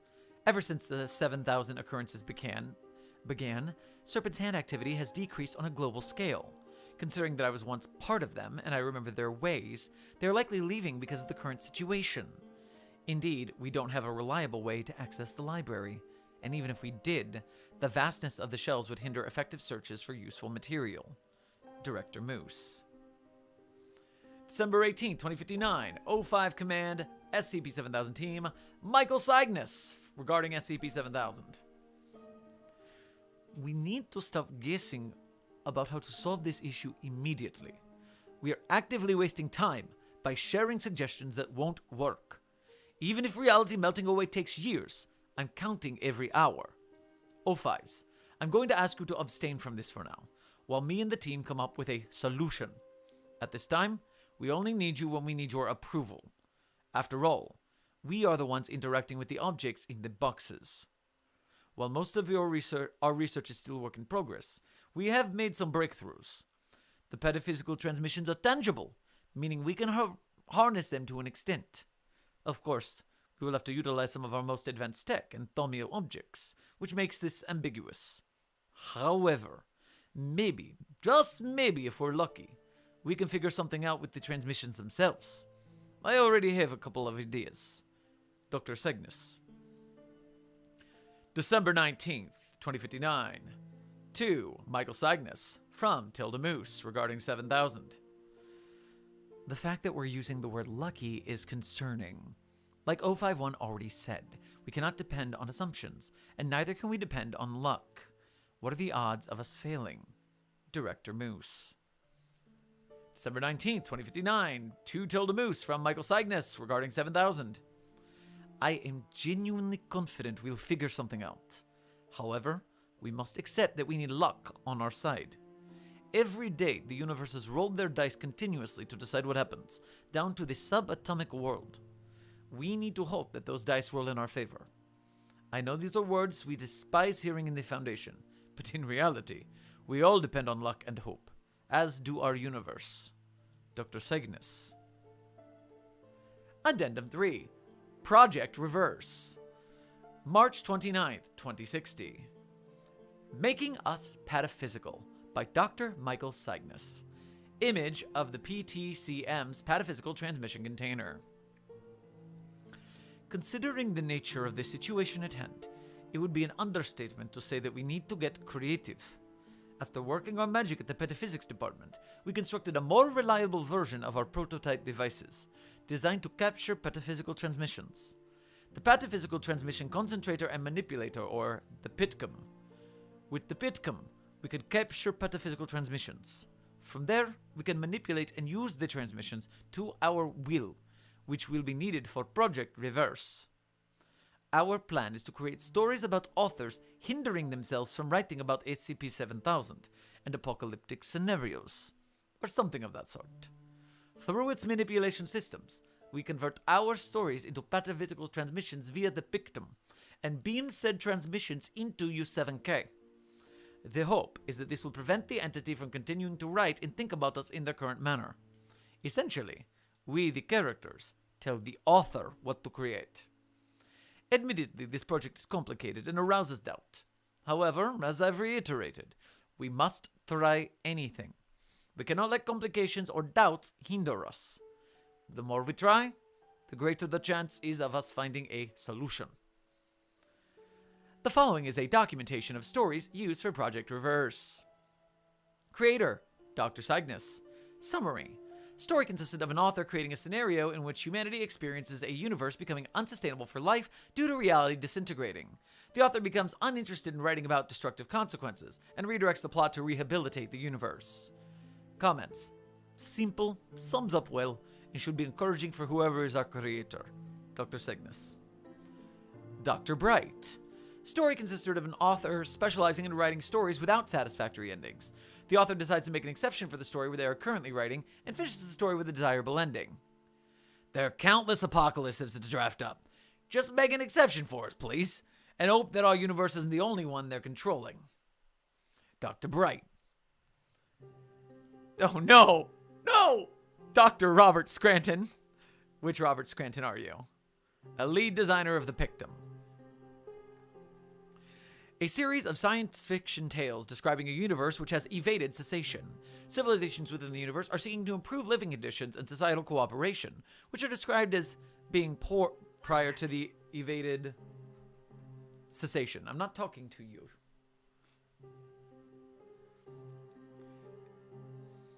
If we can overcome this, perhaps we could learn to settle our differences and seek to become a better society. Scranton. On April 17, 2060, all three of these stories were transmitted into U7K. Analyses indicates that the transmission successfully entered U7K. On May 14, 2060, a SCP-7000 reality distortion event occurred near Namangan, Uzbekistan. This occurred in close proximity with civilian housing and became the most difficult SCP-7000 occurrence to cover up.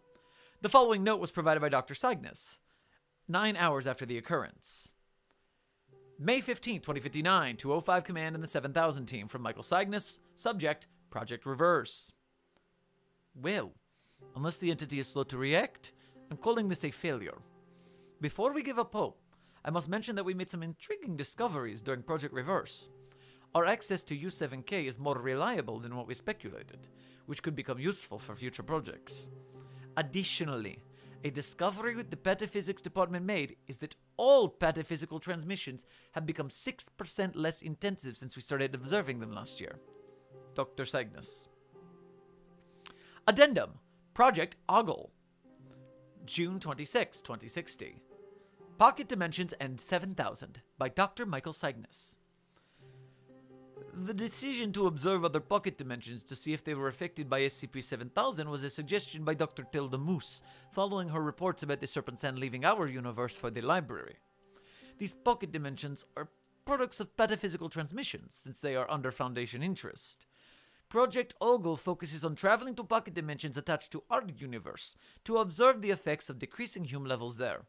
Perhaps if we are lucky, someone from one of them may provide insight on a solution. The following is a collection of logs acquired from the two most significant Project Ogle explorations. Land of the Unnameable Folk. Image of SCP-7000 occurrences within the Forest Beyond Worlds. Which, that's just green text. These aren't links. These are just colored. Okay. Oh, here we go. Taboo is the Wood Without Monikers. A single team was dispatched into the Wood Without Monikers per protocol for a standard exploration. Large numbers of SCP-7000 occurrences had distorted sections of the grove beyond the well, with some causing difficulties in exploration as they overlap with the only path out of the nameless realm, or the only path of the nameless realm. The exploration team noted the absence of native entities during the exploration. The following is a journal page recovered from the exploration previously owned by a native entity.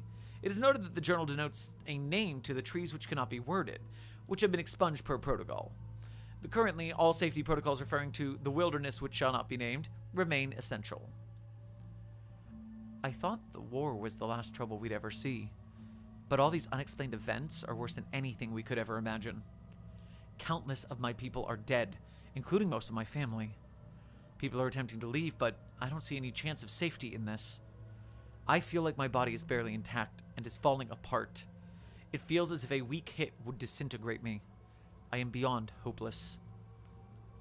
I remember the first time I was told about our absence of names. How we could not designate this by name. However, here I am doing so. I only noticed when someone tried putting it to the test yesterday. Something's not right. Whatever is causing this may be giving us our names back. But what good are those if we're all dying? I recall my family telling me about how one should hold on to something they enjoyed, even if they lost interest in it. They said everything I used to enjoy still had treasure in it, and losing it causes regret and disaster. I don't know what they meant by that, but the only thing I enjoy are these, and I will not lose interest in them, no matter how ruined they get. Not until I'm next to die. They are my only home, after all. Corbenic. 6 members of Mobile Task Force Omega-16 were dispatched into SCP-2922-C. Communication with the team remained unstable throughout their exploration, indicating an error with SCP-2922. Stop it. Mobile Task member Omega-16, Dune, maintained communication throughout the exploration, with communication exchanges being logged below. L1. Director, hello. We're here, in the desert. I read you, Dune. What does the area look like? How it usually does. Green sky, dim light, cold wind. Although the moons in the sky appear off. They have swirls and twists on them. Understood. Please get to the Valley of Striders. Call me when you reach it. Understood, Director. We're... and we'll... Level 2. Director, we've arrived at the valley, and in case you're wondering, we don't feel starved or dehydrated. Copy that. What do you see?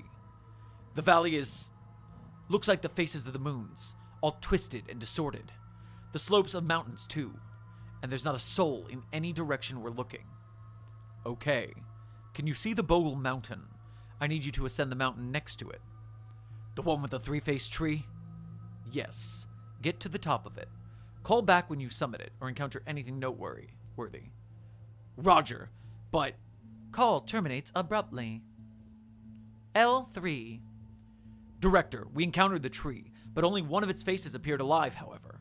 The other 2 were gone. Understood. Did you ask it anything? Yes.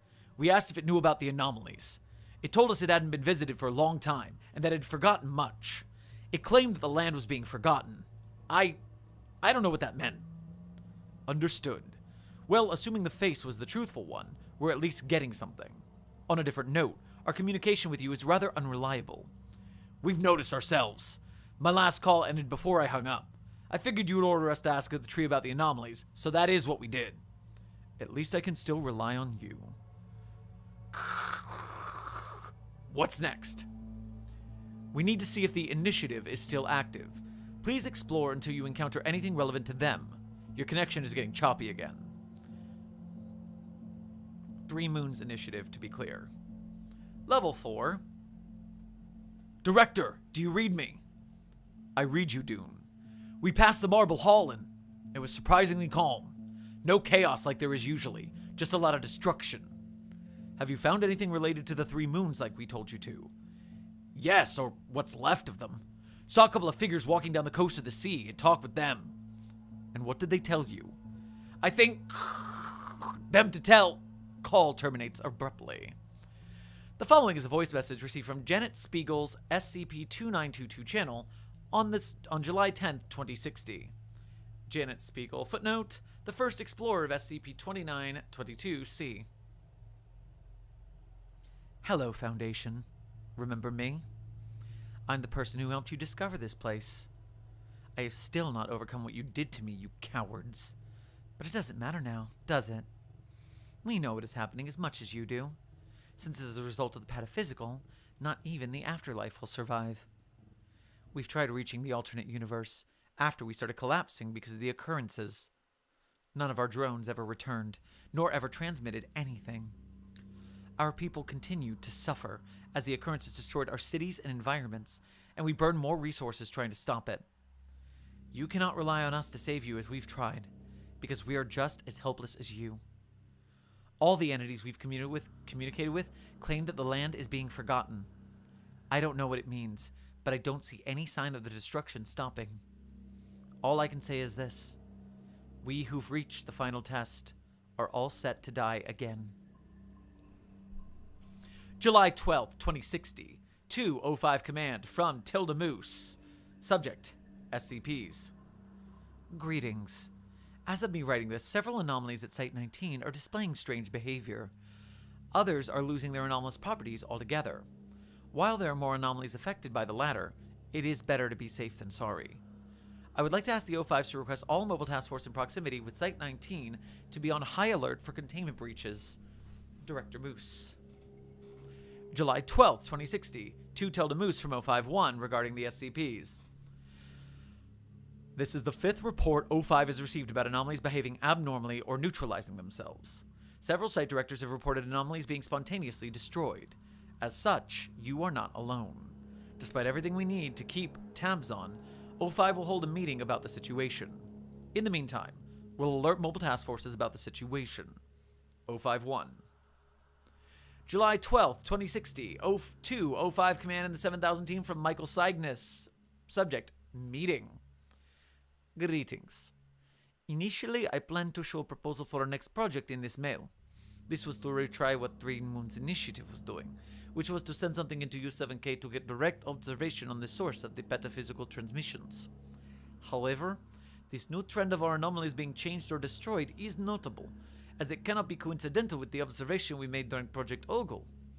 As I've mentioned before, we, the Foundation, and our anomalies are the focus of the petaphysical transmissions. The note we recovered from the first exploration gave a name to, well, you know. Also, SCP-2922 kept malfunctioning during our exploration of Korbenek. What I'm saying is that even the anomalies we are not directly containing are being affected. I would like to state something else in this message as I'm typing. I think this needs to be a group effort. It ought to be one anyway. We, the Foundation, need to learn to set aside differences when situations get serious. I would like O5s to organize a meeting with significant groups of interest if possible. We need to gain insight into the situation from their perspective. Dr. Cygnus. On July 15th, 2060, the O5 Council agreed to organize a meeting with groups of interest willing to attend. The meeting was held on July 25th, 2060 at Site 14. The day before the meeting, the following note was found in Dr. Cygnus' office. Oh no.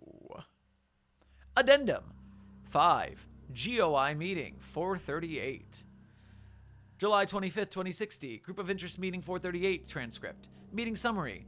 Meeting held between the Foundation, the Global Occult Coalition, the Horizon Initiative, and the Church of the Broken God regarding SCP-7000.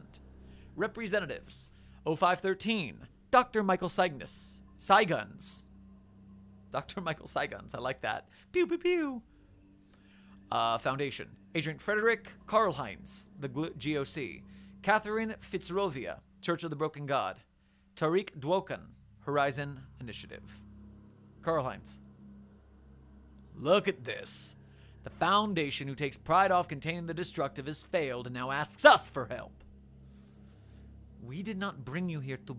0513. Did I do a high voice for him? I think I did a high voice for him. We did not bring you here to bicker. Our situation is serious and we need you to remain competent. What is your input, Fitzrovia? I'm afraid I have to occur with the GOC. We've tried to bring humanity together for centuries, to bring civilization to levels never imagined before. And the Foundation, and all the Foundation has done is hindered our efforts for the sake of preserving this petty thing called normalcy.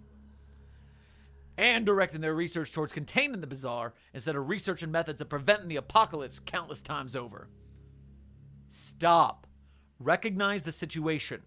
We need to settle our differences for now and find a solution. That is what the Foundation told us. Thank you, Dwoken. Now everyone, please sit down. Can I be sure this guy won't shoot me the first time? Can I be sure this guy won't shoot me the first chance he gets, given our relations? Fitzrovia pointed at Dwoken. This meeting is secure. No one here has weapons. Now let's get to business. 0513 looks through her papers. Reality is becoming less real. I'm sure you're all aware of that.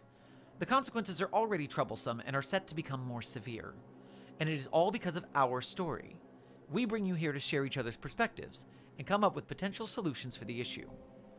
Well, our solution is to put more pressure on us to rebuild McCain. Our progress with collecting parts has been increasing in the past few decades. McCain will...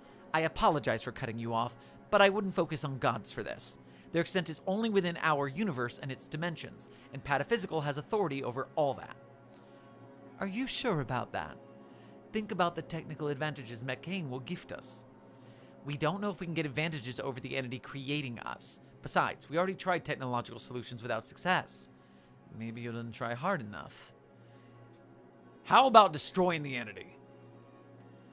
Actually, we are working on a project to send a probe into the Pataphysical universe to get observations on this entity. But as far as we're concerned, creating all the nuclear bombs and mass destruction weapons we can is dumb and short-sighted. That's not us. I know that's how the Foundation views the GOC, but let me throw in the Horizon Initiative's 2 cents. We concur with Fitzrovia in that our faith is what we are relying on to get us through this. I thought we made it clear that our gods won't be useful and that they are within the boundaries of pataphysical creation. Faith isn't something with borders, and we are staying on our path. We'll agree with whatever plan is decided on. The problem is that we don't have a plan right now. May I ask now, what efforts have you made in an attempt to stop the destruction of reality? 5 second period of silence occurs. We tried removing the distortions. It didn't work, not to... Well, of course not. They dissolved by themselves after some time. At least we tried. And what have you done? Tried rebuilding your god like you have for centuries? Which is a better course of action than doing something that is essentially nothing. Nothing. You're the one who has wasted time rebuilding a useless deity. How dare you blaspheme McCain? You... Stop! We cannot continue this behavior. By the sounds of it, no one here has put enough serious effort into hindering the loss of reality, or SCP-7000. We at the Foundation have done research into the pataphysical transmissions, gathered information on the situation, and made attempts to stop all this. And what have you found? Intriguing discoveries. Among others, we noticed that the transmissions have become less intensive. We already know how that works. What about fixing? Dr. Cygnus emerges from his seat in the right corner of the room. Mind if I say something? I thought I told you I would do the talking, but you don't know everything, and I have something that needs addressing. Dr. Cygnus lays a set of papers on the table. Our ideas for preventing a total reality collapse have all been based on one assumption: that we are in a story and our author is writing the apocalypse. This apocalypse comes in the form of human levels dropping and the occurrences of SCP-7000 as a result. Our most recent studies of the transmissions and data gathered from Project Ogle suggest a concerning new reality. What's that? We are fading away from the entity as it thinks less and less about us. What are you talking about, Cygnus? Most of us can only hold on to interests for limited periods of time. This also looks to be the case for the entity. Could you describe what your most recent studies are? The data gathered from the anomalies within pocket dimensions visited during Project Ogle follow the theme of forgetting or losing interest. While it may not be our most reliable data, considering how little we trust those anomalies, something I can confirm is that petaphysical transmissions are getting less intensive. The percentage of reality they contribute to is decreasing. And what does that mean for us? Nothing good. What exactly? We are not living in an apocalyptic story. We are living at the end of our story's timeline. We are on the last chapter, without the author even knowing or caring. 5 seconds of silence occur. What do you mean? The author is losing interest in our universe. The author is forgetting about our story and is moving on from us. Within a few years, as the interest in the anomalous and the Foundation grows weaker, our universe will continue to become less real. But you said that pataphysical transmissions are contributing less to reality. What if the small part of the universe is controlled by... what if the small part of the universe controlled by itself will replace the fewer transmissions? I wish it were that way. But judging by our situation, it appears that the replacement for the missing transmissions is nothing. Just a void. In 15% of reality, which won't be able to sustain us. 6 seconds of silence occurs. Well, fuck. Addendum 6. Pictum update. Or Pitcom update. September 15, 2060. SCP-7000 team getting an email from Robert Scranton. Subject, Pitcom. Greetings, y'all. Some major breakthroughs at the Pataphysics Department. We recently completed the construction of a highly advanced pataphysical transmission sensors, which are able to detect pataphysical transmissions and their consequences in a given area. In other words, we can now discern the 15% of reality which is unaffected by transmissions. Any thoughts on this being useful? September 15th, 2060. To Robert Scranton from Michael Cygnus. Subject, regarding Pitcom. That is actually... That was too much. That was too thick even for my bad accent. That is actually great. I think the Pitcom may become useful again for next projects. I'm still on the come down from our meeting back in July, so I haven't given them enough thought. Dr. Cygnus. Addendum 7. Final 05 ruling. March 21st, 2061. Ending our story by Dr. Michael Cygnus. After more time and effort and use of the Foundation we've gathered over the past year, the Foundation has pushed forward 3 proposals for fixing SCP-7000 and the loss of our reality. It's now up to the O5s to vote on what is best. Despite me being initially hesitant to have input from them, I say they followed our developments for enough time to make crucial decisions. They still govern the Foundation's decision-making after all. All 3 of the proposals involve the Pitcom, and I wish I could say that they are all carefully planned out. In actuality, they fall more into the category of so absurd they just might work. Project Set Free. This project intends to close the window to U7K and cut off pataphysical transmissions altogether, via the use of still existing ontokinetic anomalies. This, in theory, will separate our universe from the pataphysical universe. This is the one I'm least in favor of, considering that the less intensive transmissions are the problem. It also goes off the assumption that the petaphysical transmissions come to our universe long after it was created and began dictating occurrences within it. It is uncertain if that is the case, but what isn't at this point? Project Action. This is a rework of Project Reverse. It uses a similar method, but on a larger scale. Its intention is to motivate our author to write and think about us again. As the Foundation and the Anomalous have been the primary focus of the story, we need to go beyond an organization that locks objects into boxes, writes a few documents about them, and prevents others from getting to them. This is again going off an assumption, which is that author began losing interest in us because of our monotonous ways. Project Change. Finally, there's the plan I've been the head of developing. Project Change. We've only shared its details with the O5s, and this is by far the one they are most skeptical about. One of them even called it completely nonsensical. Never thought I'd hear the O5s diss our work like that.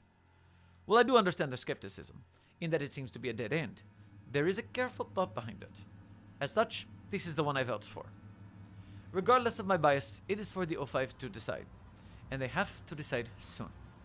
The SCP-7000 occurrences are becoming more frequent by the month and harder to cover up. There were already drafts for a BM Broken Masquerade scenario, where we lift the veil and expose ourselves. As tired and burnt out as I am, which is expected given how straining conducting research at the department is, I have not lost myself. I am both confident and hopeful in our organization. This is more true than ever now, considering we have these 3 projects, and maybe, just maybe if we're lucky, we choose the happy ending. Please select your desired proposal for resolving SCP-7000. You have to make one of 3 choices. Oh, Lord. Take a big sip.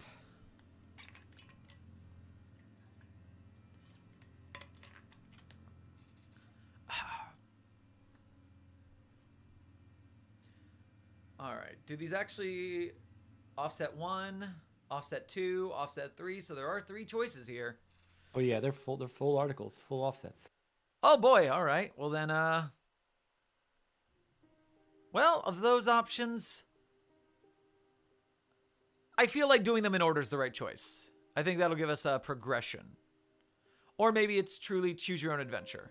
Let me open these in separate tabs. Boom, boom, boom. All right, so, and given I would vote with Cygnus as personally, so that's going to be my canon ending if there's a canon ending. I'm putting that out there now. So, change is my canon ending, but let's check them all. Project Sit Free is successful. Item number, SCP-7000. Classification Level 1, Unrestricted. Containment Class, Esoteric. Secondary Class, Apollyon. Disruption Class, Amida. Risk Class, Critical. Special Containment Procedures. Containment of SCP-7000 has been declared a failure. Due to the rapid deterioration of the universe and the imminent annihilation of humanity, no further efforts of stopping or slowing SCP-7000 are being considered. Description. SCP-7000 is the designation given the ongoing deterioration of the universe, resulting from decreasing Hume levels. SCP-7000 is expected to cause a ZK-class reality failure within the next week. While the presence of SCP-7000 was discovered in 2059, the catalyst for accelerated deterioration is the result of Foundation-initiated Project Set Free. This plan was initiated with the intent to eliminate all pataphysical connections to alternate universe U7K at recording K6152.net. Why am I even writing this? Nearly everyone is dead, and anyone still out there will be gone soon. Why am I even writing this? Nearly everyone is dead. Anyone who's still out there will be gone soon. The stars in the sky are turning their lights out. I'm Dr. Michael Cygnus, Level 4 researcher. I tried. I thought I knew what I was doing. I hoped they would make the right choice. I was confident. But soon, we're gone. The walls of the room around me look like they were photographed out of focus. Others look like they're melting. Objects are floating and becoming more distorted. I feel so cold, but also warm at the same time. I don't feel good. I guess this is it. My arms are dissolving as I'm speaking. Blood is clogging up my vocal cords and getting everywhere as I speak. My body feels like it's falling to itself. Disintegrating. I've never had the chance to say goodbye to close ones. They're probably gone anyways. But know that I love you all. Please, just Violent coughing and gagging occurs. Splattering and gagging noises. Error. Software has been corrupted. Lockout initiated. Hardware failure detected. Shutting down. Line breaks. Okay. All right. So, set free was not fun. Let's try this again. Next up, Project Action.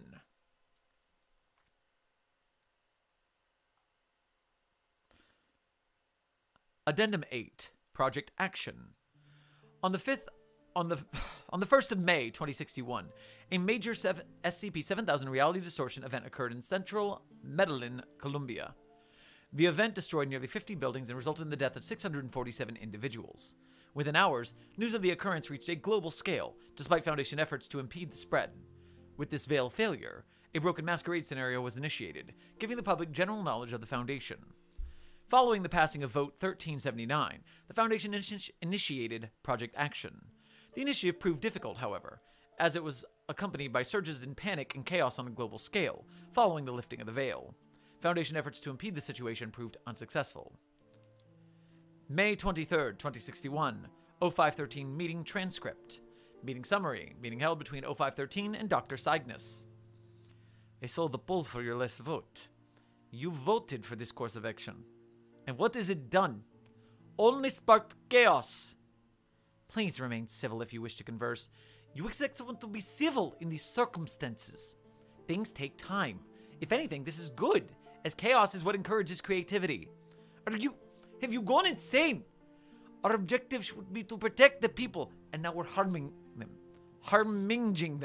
We're harming them! The stocks are tanking because people don't want to work for what they think are corrupt governments. Violent riots are taking lives as we speak.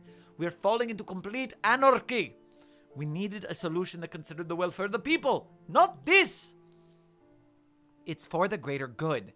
While yes, this may not have been according to our initial plan, we have tried to mitigate these effects. Perhaps it's not necessary. And we encourage the entity to think about chaos. Next thing you know, they'll draft up the next global conflict. Is that the greater good? Those events are a better outcome than a loss of reality, though. Fictional conflicts are not usually resolved through diplomacy. I know I've reiterated time and time again that we do not know this entity's preferred fiction, but it does not make a difference when the world is ending. Look, we've yet to see if this works. The Pataphysics Department is still tasked with observing the transmissions. We can draw better conclusions with those. All while violating our ethos. Wasn't the objective of the Foundation to make the public feel safe? Telling them that there are entities and objects that could end the world if one thing goes wrong isn't exactly comforting. The O5s even addressed that the veil would never be broken unless it failed or we became desperate. Isn't that our situation? Well, I still don't think we needed to be so drastic. I'm gonna run to the bathroom real quick. Keep going. I'll keep running. On May 31st, 2061, a measurement of pataphysical transmission intensity was taken. The final measurement indicated that the pataphysical transmissions were regaining strength. Further research indicated that Hume levels were increasing, which ultimately led to less SCP-7000 occurrences. June 2nd, 2061, Dystopia Ending by Dr. Michael Cygnus. I've read several novels where the world they're set in is saved, but it ends badly for the characters. I'm now concerned this is how this story ends. We may have solved the issue with losing reality. The Hume levels are increasing again, and the SCP-7000 occurrences are becoming less frequent. We may have regained the interest of the entity, but not in the right way. Geopolitical tensions are increasing everywhere. The economy is headed for an all-time low. Trade has halted as people refuse to work for nations they don't trust. Governments are trying to pin the economic crisis on each other despite being completely aware of the once hidden Foundation. This reaction to the Foundation going public was far worse than I would have imagined. The disruption among people is still getting worse, and everyone feels insecure. I'd be lying if I said I didn't agree. With all this chaos, the world feels like a pile of dry wood and lighter fluid, just waiting for a spark. And if I had to guess, the author is getting ready to strike a match. During the rest of 2061, several wars broke out between nations following diplomatic failures. The casualties resulting from this war exceeded that of any previous conflicts, resulting in the deaths of over 70 million people between June and December. As the conflicts continued into 2062, desperation grew on all fronts due to the resource scarcities. Belligerents with access to nuclear weapons began considering the usage of such weaponry. File update, December 19th, 2074. Recording K13.net. Hello. I am Michael Cygnus. This is my first time using our terminals in over 10 years. The world has warmed up, and it is at least safer for exploration. Civilization is mostly destroyed, only being held up by people like us. It's actually somewhat peaceful. My group decided we should venture to the place where the Pitcom was, and here we are. And luckily for us, the facility's backup power generator was still intact and ready to activate. Since there says nothing on this file about what came of Project Action, I'll summarize. In March of 2062, the North American Federation had depleted up to 97% of their military resources in the fight within both the Pacific and European fronts. What little was left of the government decided there was no other option, and launched nuclear strikes on several cities belonging or occupied by other global superpowers. The next day, Helsinki, Ankara, Tehran, Taipei, and countless other cities were incinerated. A day later, however, the Federation was no more. But neither were most other nations. Me and the group I've made have been trying to locate the overseers, who had their own plan if civilization went to shit. Don't know what that plan was. But I don't think it involved getting into space shuttles, so they're out there somewhere. I would say it's odd we're alive, but I already know why. When we activated the sensors to view the pataphysical transmissions, I saw them on the monitor. We were covered in them, like rain falling onto and running off of us. I wish we had applied harder pressure on them to choose our proposal. I know I don't like seeing myself as superior, but I had repeatedly warned for the potential consequences of the first two proposals. And unfortunately, I was right. We may have evaded the loss of reality, and regained the interest of the author. However, it came at the price of billions of lives. Lives that didn't need to be ended. There is no doubt that those I still held close were part of that price. And all because the council thought that the easier wrong seemed better than the harder right. I think this will be the last log for now. But now you, if anyone is reading this, know we're still here. In a world controlled by an author who is content with writing about people trying to survive in a post-apocalyptic world.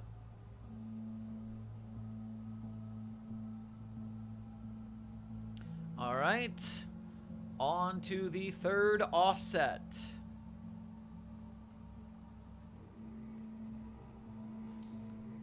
Vote for project to resolve SCP-7000. Project Change is the winner. And we were the deciding vote. Coincidentally.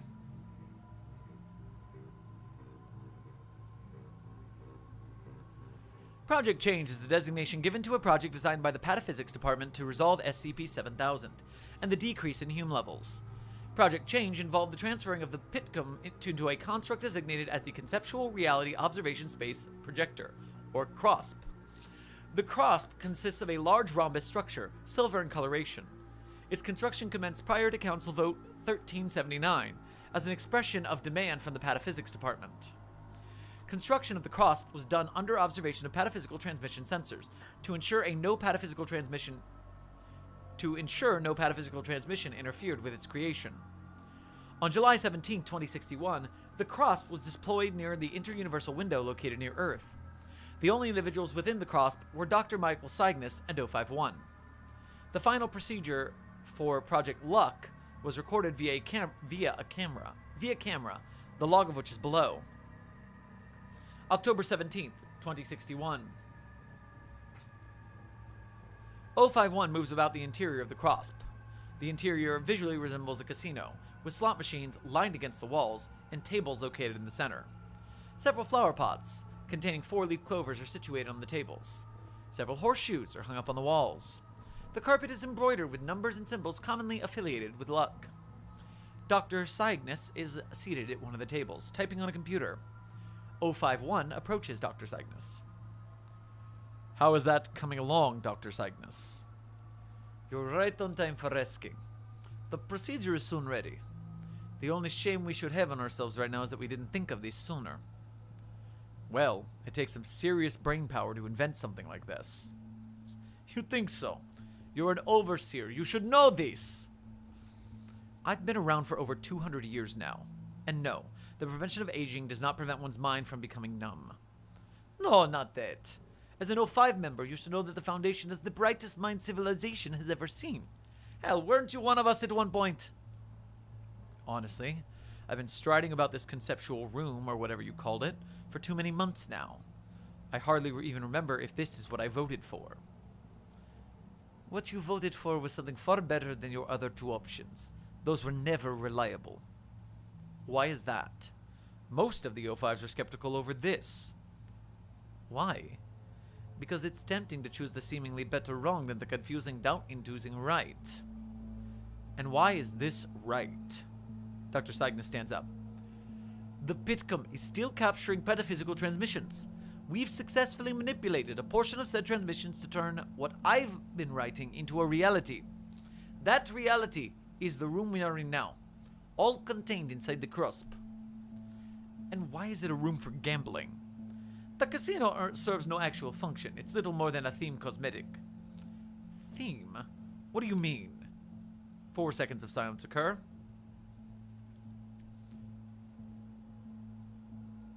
Overseer, do you know what is the primary driving force of events across all universes? What had driven us to this very point? Time? Not quite. Time does feed it, though. Please state. I don't like guessing games. Look. Luck? What do you mean by luck? Every day, the universes roll their dice to decide what happens, down to the subatomic world. Us discovering that our author was losing interest in us was because of luck. Our author bringing us into existence in the first place is because of luck. The fact that the author exists is because of luck. The fact that life exists in all the universes to perceive their beauty is because of luck.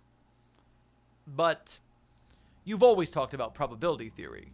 None of this should be news. The difference here being that you've evaded destruction. I know the O5s had serious doubts that this would work out. The other two proposals were so much more comprehensible. What had pressured you was that we'd already started working on it. We were lucky that Project Luck won the vote by 1. What would happen if it didn't? Well, we don't live in an alternate timeline. But both I and most of the Petaphysics department warned of the unreliability of the first two proposals. Sure, they seem more reasonable, but were built on speculation. What we've done here was free of speculation. But that still doesn't explain how this conceptual casino will help us. What even is this conceptual reality you've created? As I said, luck has been our best friend. We need to get lucky in order for our author to think and write about us again. While it's been a headache to write for everyone who's worked on it, the script I projected into the crusp is about luck, and how it has helped us, and how we need it for this project. Put simply, this conceptual reality is our luck in tangible form. 051 looks around the room for a few seconds, before looking back at Dr. Cygnus. Once I release our luck into U7K through that inter-universal window, we're done. Well, I can only hope it works. Like I said, my mind has become too worn out to properly comprehend all this. Perhaps it's for the best I don't interact with our boxes anymore. Well, there is only one way to find out. But hope isn't necessary, because this is going to work. Dr. Cygnus knocks his head. Come, 051. I think it's time. The procedure is ready. 051 and Dr. Cygnus approaches a transparent section of the right wall from the camera. The inter-universal window comes into view outside. Within the window, the view of a computer keyboard comes into view. An unidentified human figure can be seen typing at the keyboard. Is that the entity? Yes. Who are they? Who knows? Perhaps it's best as us, the characters, not to know that. Now, let's save the universe. Dr. Cygnus returns to his computer and hits a key. The room becomes distorting and moves towards the transparent section of the wall. As it passes through the wall, it turns purple and unrecognizable from the original room. The purple flow can be seen entering into the inter-universal window. After 2 minutes, a black void emerges in place of the room. Only the transparent section of the wall, 051, and Dr. Cygnus and Dr. Cygnus's computer are visible. Within the universal window, the figure opens a new tab on its computer. It opens to a page with a black and red header with the SCP Foundation logo on the left. The reaction from the figure indicates that this action was accidental. The figure does not close the tab and instead begins to browse the open site. This is us! The figure creates another tab and opens up a page containing what resembles a standard SCP document. The figure sits still at the computer for several minutes before it nods its head. It soon begins typing at the document. Is that? No. Is that? Hold on, let me check the pitcom. Dr. Cygnus types at his computer for a few seconds. He soon stands up out of excitement. Oh my... Eureka! Is it working? The pataphysical transmissions are increasing in intensity. The human levels are rising. You can view all that just from the desktop? Yes, it definitely puts strain on it, but that doesn't matter now. We've done it. The apocalypse is averted. Well, I guess you were right. What do we do now? I congratulate you. For what? For choosing the happy ending. On October 18, 2061, Dr. Cygnus and 051 safely returned to Earth. No further instances of SCP-7000 have occurred to date. Anomaly is pending reclassification to neutralized. What'd you think?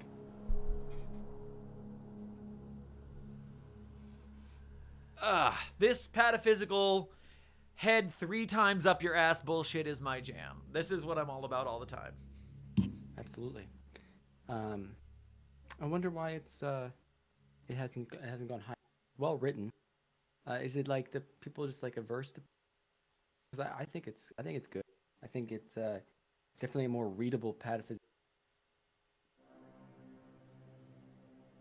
in terms of like approachability. You know, it's fun. It's engaging. I like this one a lot. It's a wholehearted up.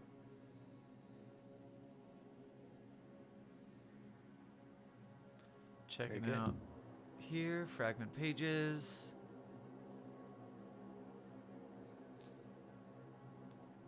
Cool. Very nice. Checking the fundraiser now. Checking on the fundraiser. I know we got another donation in the chat. Oh, huzzah. Let me grow my chat here so I can see it.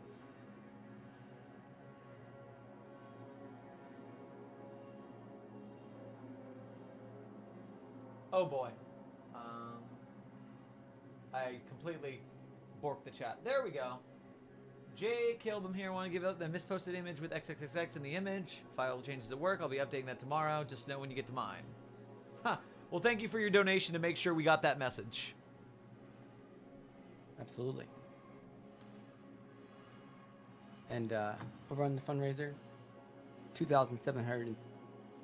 Thank you for our most recent donator, Henry, for your $10. It's much appreciated. All right. I know what the next one is because everyone keeps telling me.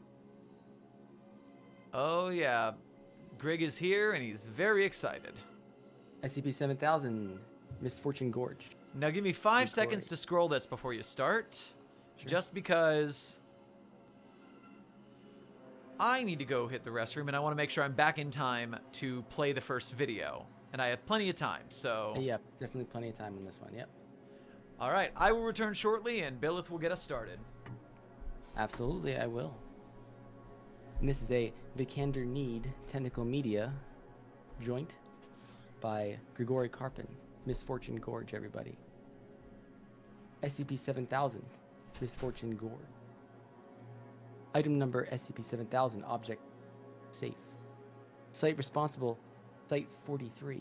Big fan of Site 43. Director, Alan J. McInnes. Research head, Dr. Lillian S. Lilyhammer. Okay. Assigned task force is MTF Kappa 43. That's a new one. Level 5. Image caption says SCP-7000. Images says Misfortune Gorge, a VK production. Special containment procedures.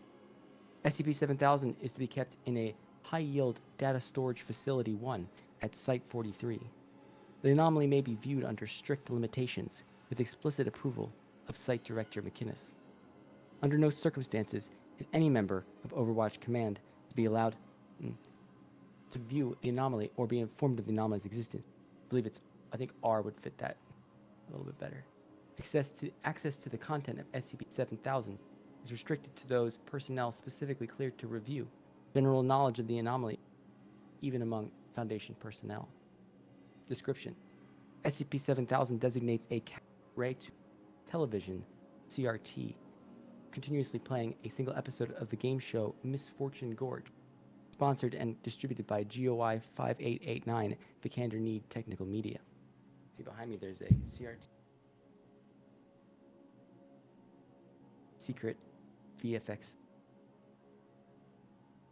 The episode is apparently from an established series, but no reference to other episodes has been found within the database. The recording... sorry, I'm trying to recite the chat in here so I can see everyone's beautiful words. Alright. Recording consistently displays image degradation, static and warping lasting for brief periods. However, the audio is consistent with 1990s recording. Despite this, Misfortune Gorge's opening crawl alleges the episode was filmed in front of a live studio audience and contains copyright information indicating it was distributed in 2022. Footnote: the identifying copyright number does not match any record within the U.S. of Copyright or U.S. Office of Copyright or any other nation's equivalent federal body. The manner and technique of storing the video file on SCP-7000 has not been discovered. The television appears to be of standard production, and no obvious mechanical modifications have been discovered upon disassembly that would explain its ability to store video files. The anomaly has no need for electrical current to maintain operation, and if an individual enters the containment in the midst of an episode's playtime, the anomaly will reset and start the episode from the beginning. Individuals who watch the episode are convinced of the veracity of everything depicted during its runtime of 43 minutes. This conviction will begin to affect the behavior of viewers in predictable ways. They believe the events actually occurred and react accordingly.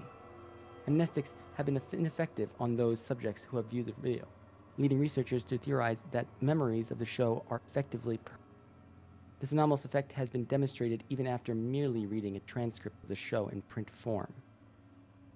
On 25 July 2022, the anomaly was received at Site 43 in a Foundation-issued secure artifact case, with a label indicating it was shipped with escalated security protocols from Area...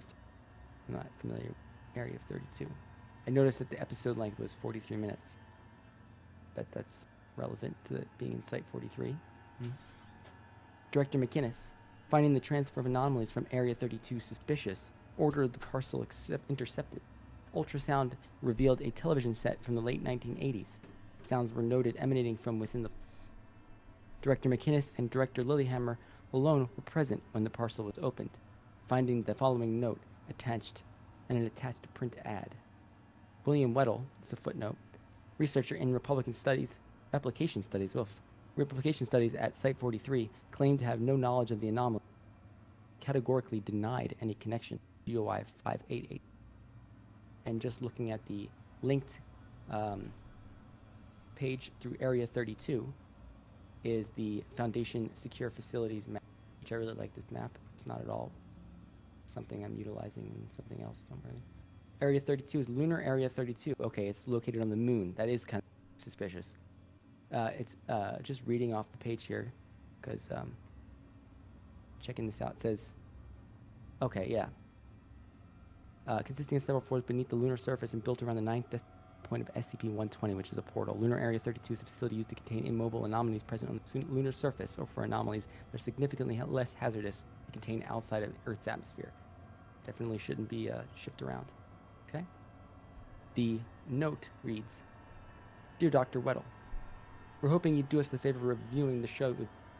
Your organization is quite large, and we were hoping to get some beta feedback on whether or not the show works from a perspective within the Foundation. Don't worry about reporting this. As you can see from the video, the O5 Council is... So let's keep it between us for now. We want the episode to be a surprise. Best, your friends at Vikander Need. Notice from the Foundation Records and Information Security Administration. Further review of this file is inadvisable, as even the most powerful amnestics showed to be ineffective. Read on at your own risk.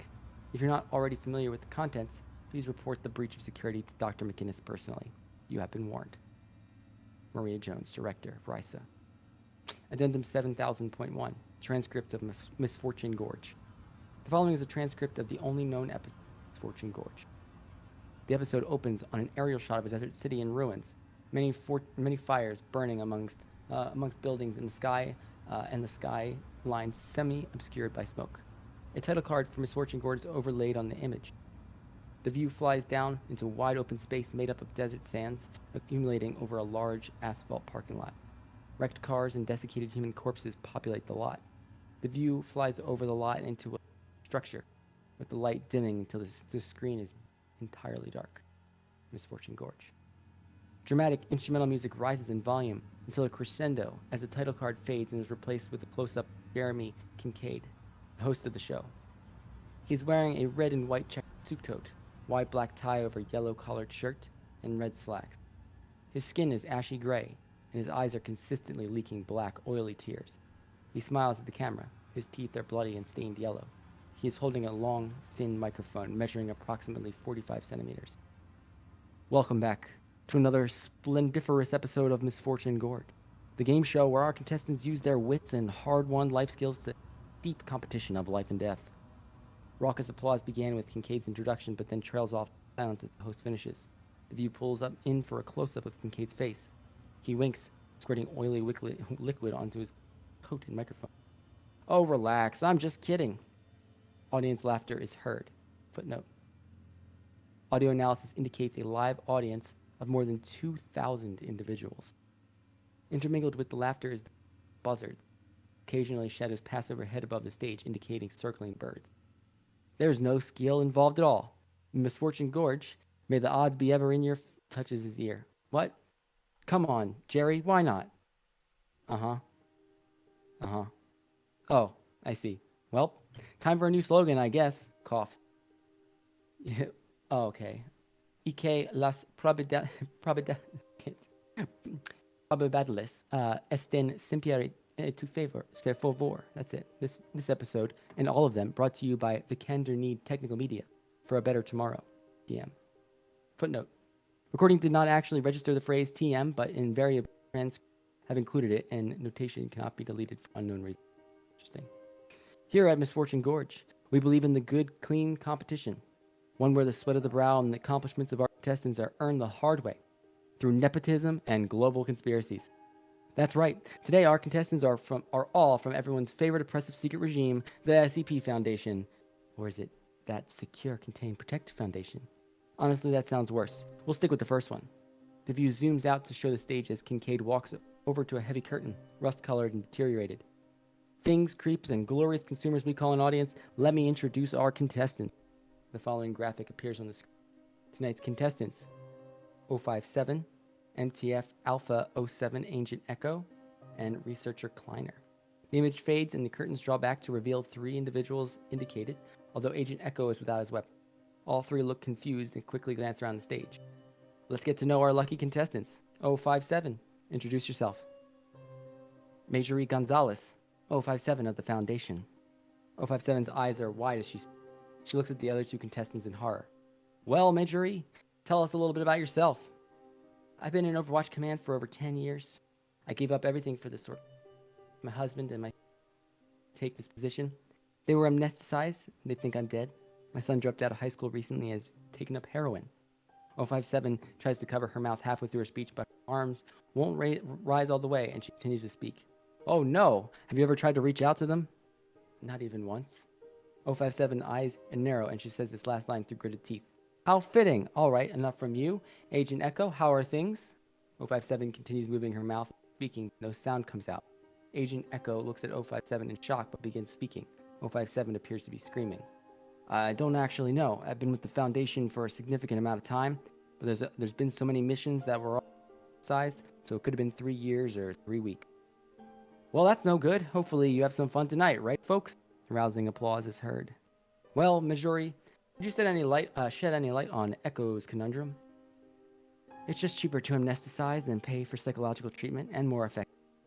Well, isn't that interesting? How do you feel about that, Echo? Echo stares at 057. She avoids his gaze. Well, that's just flat out stupefied. Folks, Majori, anything else? We need our agents working at peak efficiency, and even if they experience a lot of trauma, not to mention are sometimes asked to do actions. So amnestization is better for that way they're still useful. 057 flips off Kincaid, which is blurred on the video. Now, that's no good. We're a family show here at Misfortune Gorge. The audience boos, prompting 057 to flip off the audience. As she focuses off camera, she takes a step back. Her mouth opens wide.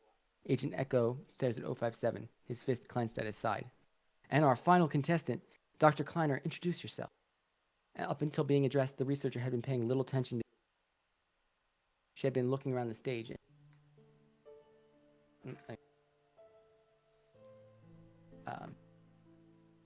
She does not cease her observations, but does not respond to the host.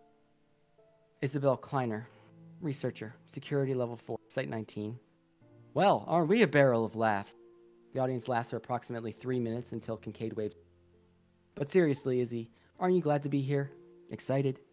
You brought us here against our will and are forcing us to divulge classified intel. I would not say I'm happy about this, no. Interested? Yes. Professionally speaking, I don't know how I got here, and I want to. Oh, sounds like we've got a contender here. A medium-build, middle-aged man dressed in slacks and a tucked-in button-down shirt emerges behind. A look of confusion is on his face. What? What the? You! The individual points at Kincaid and advances towards him. Footnote. Matching the description of Kevin Fillmore, an administrator working for the Phoenix Police Department in Phoenix, Arizona. You did this again? Oh, right. I remember you now. And the link is to 5861. I gotta look at it there. 5681. Yeah, I got it. One of mine. I'm like, I don't know how that relates, but that's cool. Great. And I don't know this one. Wait, what are you doing here? You tell me. Well, it seems like you're ruining a perfectly good episode. I don't want to be here, and certainly don't want to see you. If you need to address this, maybe we could get out of your way and... Nonsense. We'll cut it in post. Putting his finger to his ear and talk. Jerry, what the fuck? Get security out here. We can hear you. No, you can't. Don't gaslight me, Kevin. Anyway, it's you. A word from our sponsors. To address this, maybe we could get out of your way and this. Nonsense. Hopefully. We'll cut it in post. Putting his finger to his ear and talk. Jerry, what the fuck? Get security out here. We can hear you. No, you can't. Don't gaslight me, Kevin. Anyway, it's a word from our sponsors. There are those who would say that VKTM is anti-religion. This is categorically false. We're pro-religion. We want you to worship the media. Call now for your free VKTM branded sacrificial altar. Just $29.99 shipping and handling. Call 1-800-PRS-SATAN. That's 1-800-PRS-SATAN. Day 3. The mountains conspire against us. The climb is arduous beyond compare. We had already lost 3 of the mules, devastating our supplies to a dangerous level. Maxwell says we must turn back, but I cannot. The answers are here. I can feel it. Must rest. We have something to confess. VKTM helped engineer Stanley Kubrick's Moon. Second segment. The screen fades in to show all 3 contestants behind podium. Kincaid walking in front of them facing the camera. Welcome back, folks, to Misfortune Gorge, the game show where life hangs in the balance. Don't worry, it's just bullshit. Kevin wanders behind the contestants looking for an exit. Please go. I thought there was supposed to be a gorge. Just shut the fuck up, Keith. I'm not even a contestant. I don't even know why I'm here. Me either, Brian. Why don't you leave? You took me from my home. Again. Details, details.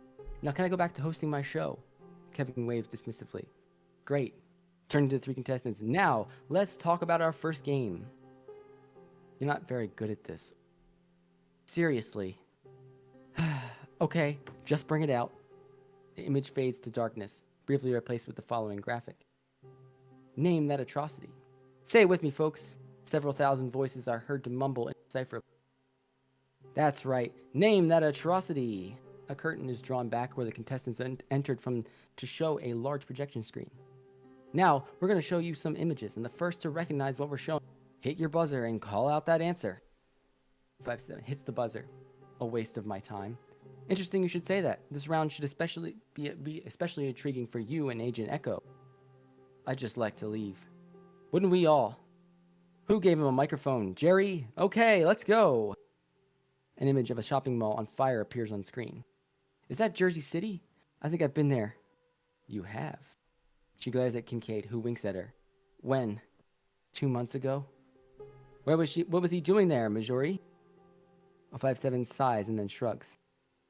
You were on containment deployment that went bad. You were forced to make some tough decisions. No euphemisms allowed. Went bad how? Are you putting on a show with this innocent act, Echo? Civilians died, and we had to anesthetize half the city's police force in emergency. What does that mean? What does it ever mean when something went bad on containment? Oh. How many people? 15? Why can't I remember it? Dr. Kleiner groans and rolls her eyes. She hits a buzzer. Failure to contain an undesignated Sabaros, and 15 people had to cover it up. It's called a name that atrocity, Doctor. Operation Moon Hits Your Eye. Kincaid laughs. Now, isn't that a riot, folks? The audience applauds. 1 point for Majori. For a bonus, how many people did Echo's team lose? Closing her eyes. 3. And one of them was his fiancée. I have a fiancé?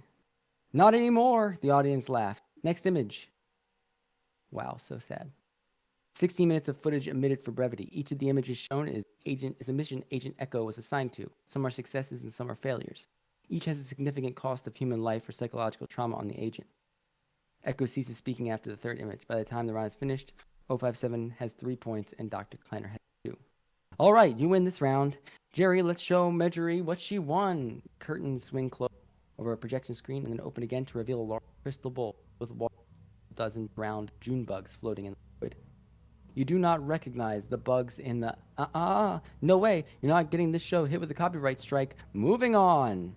Commercial break. Curtains swing closed over a projection screen and then open again to reveal a large crystal bowl with a dozen round June bugs floating in the void. You do not recognize the bugs in the... No way. You're not getting this show hit with a copyright strike. Moving on. Commercial break.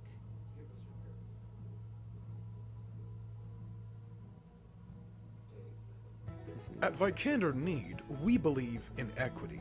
Specifically, the equity in your parents' house. We believe in it because we want it. Give us your parents' equity. Day 7. The weather has turned. A blight for the mountain's ire. Sleet and ash in equal measure. Visibility has been reduced to such a level that we can barely see 3 feet in front of us. Where we found the pass tonight, just before the light failed. If my research is right, the secret is within the crevasse. We lost Stanley today. I shall mourn him. His poor new bride waiting for a husband that shall never return. We must make his sacrifice worth it. Oh, hello. Didn't see you there. Wanna know a secret? Media isn't really about communicating an idea. Okay. It's about Third segment. sharing a mindset. Welcome back, folks. Now Our that you've paid mindset some of is our bills, all maybe about we how can pay good some our success. media is. Let's move on to the next and game. nothing else. The Wheel of Kevin. This message paid for by the VKTM The rusty Liberation for All curtains draw back and Mankind. reveal a large spinning wheel at least 3 meters in diameter separated into 7 numbered equally sized segments. Wheel of Kevin? What the hell? You can't even remember my name, but you name a game after me? I have no idea who you are. Security. Attached to the wheel is a human crucified corpse resembling depictions of Jesus Christ. including a crown of thorns. That's not me. You're right, that's Jesus. Who is going to mistake you for our one true savior? Get out of here. But it's the wheel of Kevin. I don't understand your point. 057 clears the throat. What? Are we going to be here all night? Maybe. Turns and winks at the camera. The audience laughs. Okay, so here's the rules of the game. Kincaid walks over to the wheel. Each spin of the wheel grants an opportunity to win some points based on a specific challenge. But be careful. Some segments of the wheel provide a penalty. Oh, this will be good. Will you leave? I'd love to. Kincaid shakes his head and returns back to the contestants.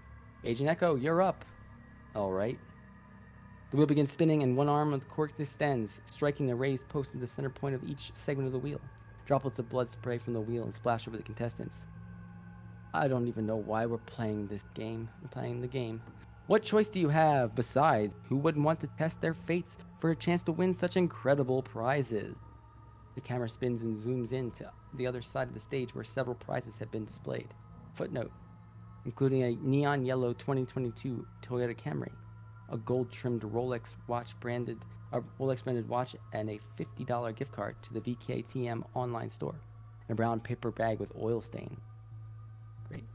The camera spins back to the wheel as it slows and the hand of Christ lands on the post in the section 2. The post perfectly fits within the hole of the wrist. Oh no, it looks like you've landed on one of the penalty tiles. How many points do I lose? None. It says here, you will be stabbed at some point during the show. Fun. 057. What the fuck is wrong with this show? It's hell. Absolutely nothing. Narrowing his eyes. Don't mind him. Okay, majority. 14 minutes omitted for brevity. 057 land 3, resulting in Kincaid bankrupt and a loss of all her points. Dr. Kleiner landed on 7, which is described as don't look behind you and gained. Footnote. An entity comprised of shadows with red glowing eyes appeared behind the researcher and grasped her head, keeping it immobile. It would not allow her to turn and look behind her. Agent Echo landed on segment 5 and was challenged to throw a rock at Kevin. A small stone materialized at his podium, but Agent Echo refused to do so and gained 0. All right, Dr. Kleiner, you're up. The wheel spins and the hand of Christ falls in segment 1. Fill some blood in this cup for 2 points. A paring knife and a styrofoam cup appear on Dr. Kleiner's podium. He picks up the knife and cup and examines them. What's the matter? Not so appealing when you have to do your own dirty. Dr. Kleiner stares at Kincaid and then throws the knife at him. It disappears after leaving her fingers back on the podium. Kincaid smiles and waggles his finger back. I appreciate your initiative, but that's not going to work. Come on now, you can't have a problem with a little bloodletting, surely. Look who you work for. Dr. Kleiner walks over to Agent Echo and slashes his forearm. He screams and pushes her away from him. What's your problem, lady? The sooner we win, the sooner we can go home. I've read the files of Vikander Need. They don't kill people, right? Kincaid smiles and shakes his head. The cameras zoom in the background behind the contestant. Ignore him! Kincaid throws a rock at Kevin that Echo refused to. I'm in the lead, so it gives me the best chance of winning if I'm uninjured. You're the most likely to be able to operate with such a... So, Dr. Kleiner holds out the styrofoam cup. Agent Echo curses and holds out his arm. Blood from his wound drips. Kincaid suddenly appears from off camera, grabbing the styrofoam cup and upending it out. And blood mixes with the oily black substance leaking from his eyes and turns it a rough brown color. The rest of the episode, the substance retains that color. Oh, thank God, I was so parched. Kleiner backs away and turns to her podium. The point tally under her name goes, putting her at 5 points total. Kincaid is running his fingers inside the cup and then rubbing the remnants of his eyes. He returns to standing in front of the wheel. Right. Marjorie. I have a title. Couldn't you? Your name is Marjorie.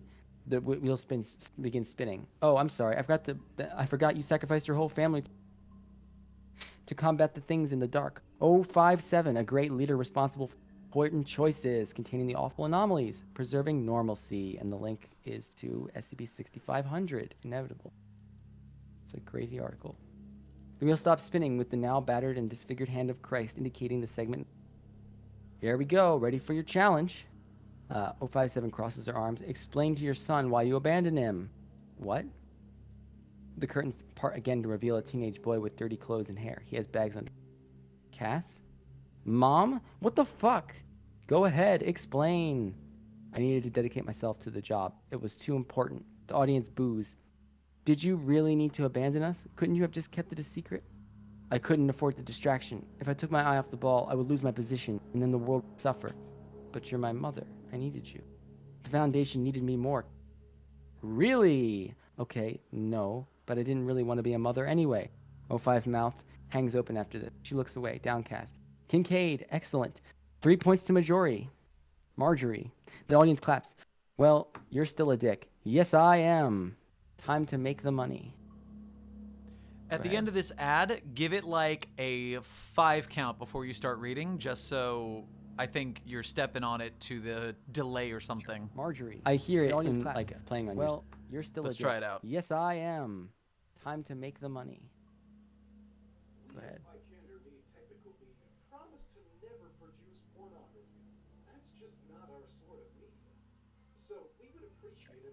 I hear it in, like playing on your...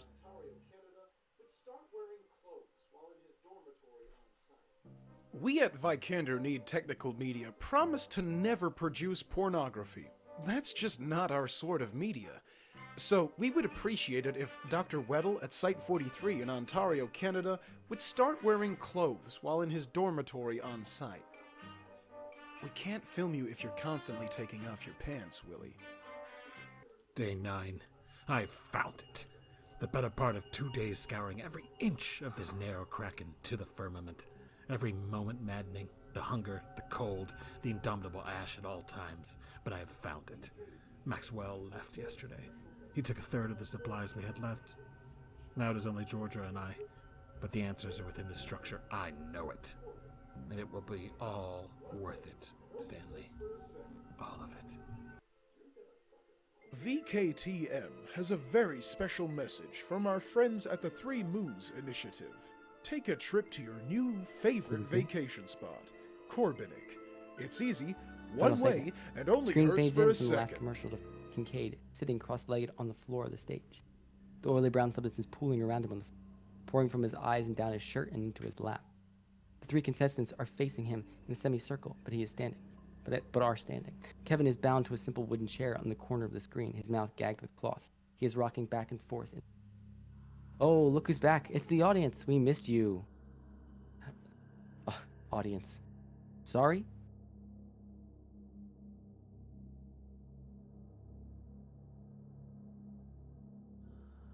I'm sorry? I'm sorry, was my mic on? Yes. Damn it, I thought I turned it off. It didn't work. My apologies for interrupting. All right, go ahead. Now, I'll resume. What audience? Kincaid pointing at the camera. The audience. 057 moves over to the camera and turns it around. Footnote. Interestingly, as the view rotates 180 degrees, there is no camera scene. The audience is an American football-sized field coliseum. At least 70,000 people sit in the stands. The closest seats are visible as the camera pans by. Filling each seat is a humanoid corpse in various states of decomposition. Stop it! The camera circles back to the stage and Kincaid ushers 057 back to where she was before. They're shy. Kincaid winks at the camera. All right, who's ready for the last part of the show? Good God, yes. Let's get this over with. I have research I could... Yeah, I'm done here. Oh, yes. Important things to get back to. And then you get your memory erased. Fun.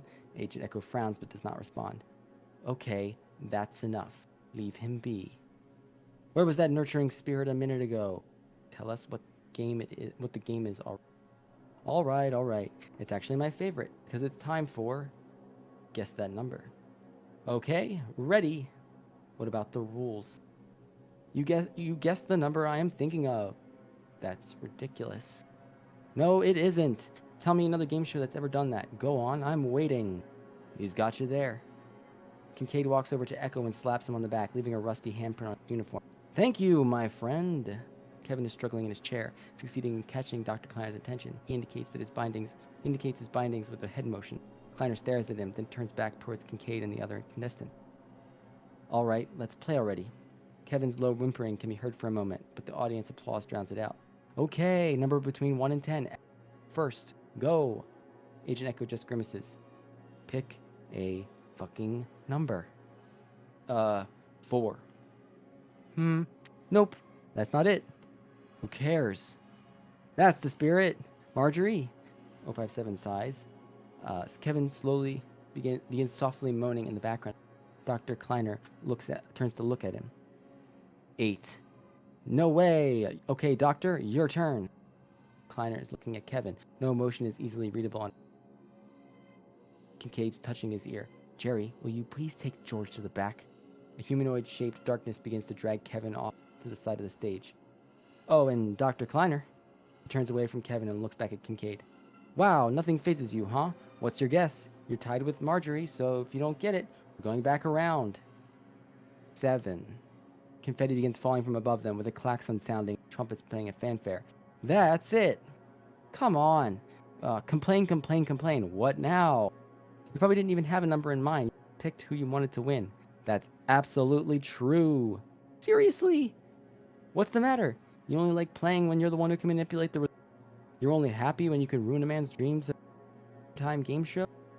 What are you talking about? Why do you do it, anyway? Don't tell me that nonsense about dying in the... Why must you insist on containing everything? I worked for years on that show. One simple decision by you fucks and it's all up in smoke. So tell me, why contain the things that aren't nightmares? No more bullshit. We've been doing it so long. We don't know how to exist any other way. And we don't want to let go. Of what? Control. It's in the name, for fuck's sake. And if the anomalies weren't around to control anymore, we'd lose what we have. And the link is to P6500. Inspiring. Oh, the Kleiner says. Inspiring. Can we leave now? Kincaid points at Echo and 057 snapping. They can! Tendrils of black sludge reach up from the floor of the stage, wrapping themselves around Echo and 057, dragging them in the floor. Listen, I don't care what you do to them. I'm going home. What about your prize? I don't care. Kincaid snaps his fingers again, and the prize are all laid out in front of them. He walks over and lifts the paper bag, standing it further with his fingers covered in brown fluid. At this point, only distinguishing feature on Kincaid is the eyes, glowing a dull yellow. He walks over and hands her the bag. She gingerly opens it, trying to avoid the residue from its touch. She pulls out a crumpled pile of papers. She looks at them and glances up at the camera, her eyes wide. An exclusive employment contract with Planning and Statistics Department already signed. Dr. Kleiner frantically flips to the last pages. Hey, my signature is there. I didn't sign this. I think you'll find that you did. Kincaid turns to the camera with his arms open. The spray of the brown fluid hits Kleiner. Well, that's all, folks. We're out of time here at Misfortune Gorge. I hope you all had a good time. I know our very own Dr. Kleiner did. Don't worry, you'll be seeing a lot of her in the future. VKA material. The fuck I am. Just smell the gumption, folks. Can't wait to get started. Thank you to our sponsors, Vikander Need Technical Media, for TM. Good night, America. Credits begin to roll as the camera pulls back.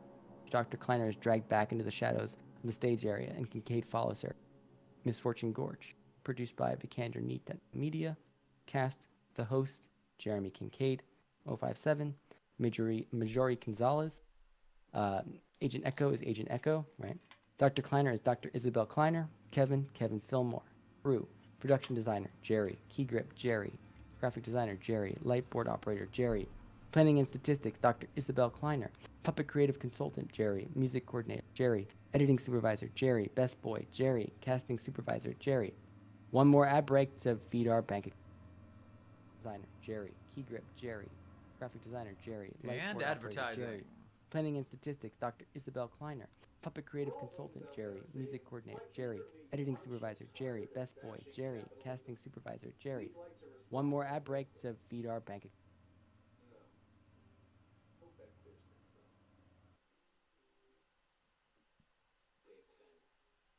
For all those out there saying, Vikander Need, aren't you tired of bashing capitalism? We'd like to respond directly. No. Hope that clears things up. Day 10. This is a temple. A ziggurat turned in on itself, built into the mountain, carved into it, each level deeper and yet narrower than the one preceding. The horrors we have witnessed, the endless dead, Stanley's loss, it has all been worth it for this moment. I write this at the precipice of greatness. Beyond the stone doors in front of me lie the secrets of an unknown world, a foundation for a new knowledge, the basis of which is grown from myth and rumor. All I must do now is open the doors, and so I shall. We do not have enough supplies for the return trip. I shall not tell Georgia. For this is all for a better We at Vikander Need are excited to bring you this exclusive offer from the fine folks at Nalka, Inc. Have you ever wanted to bulk up fast? Do you ever wish you had more than the limited capabilities of your body as defined by the material plane?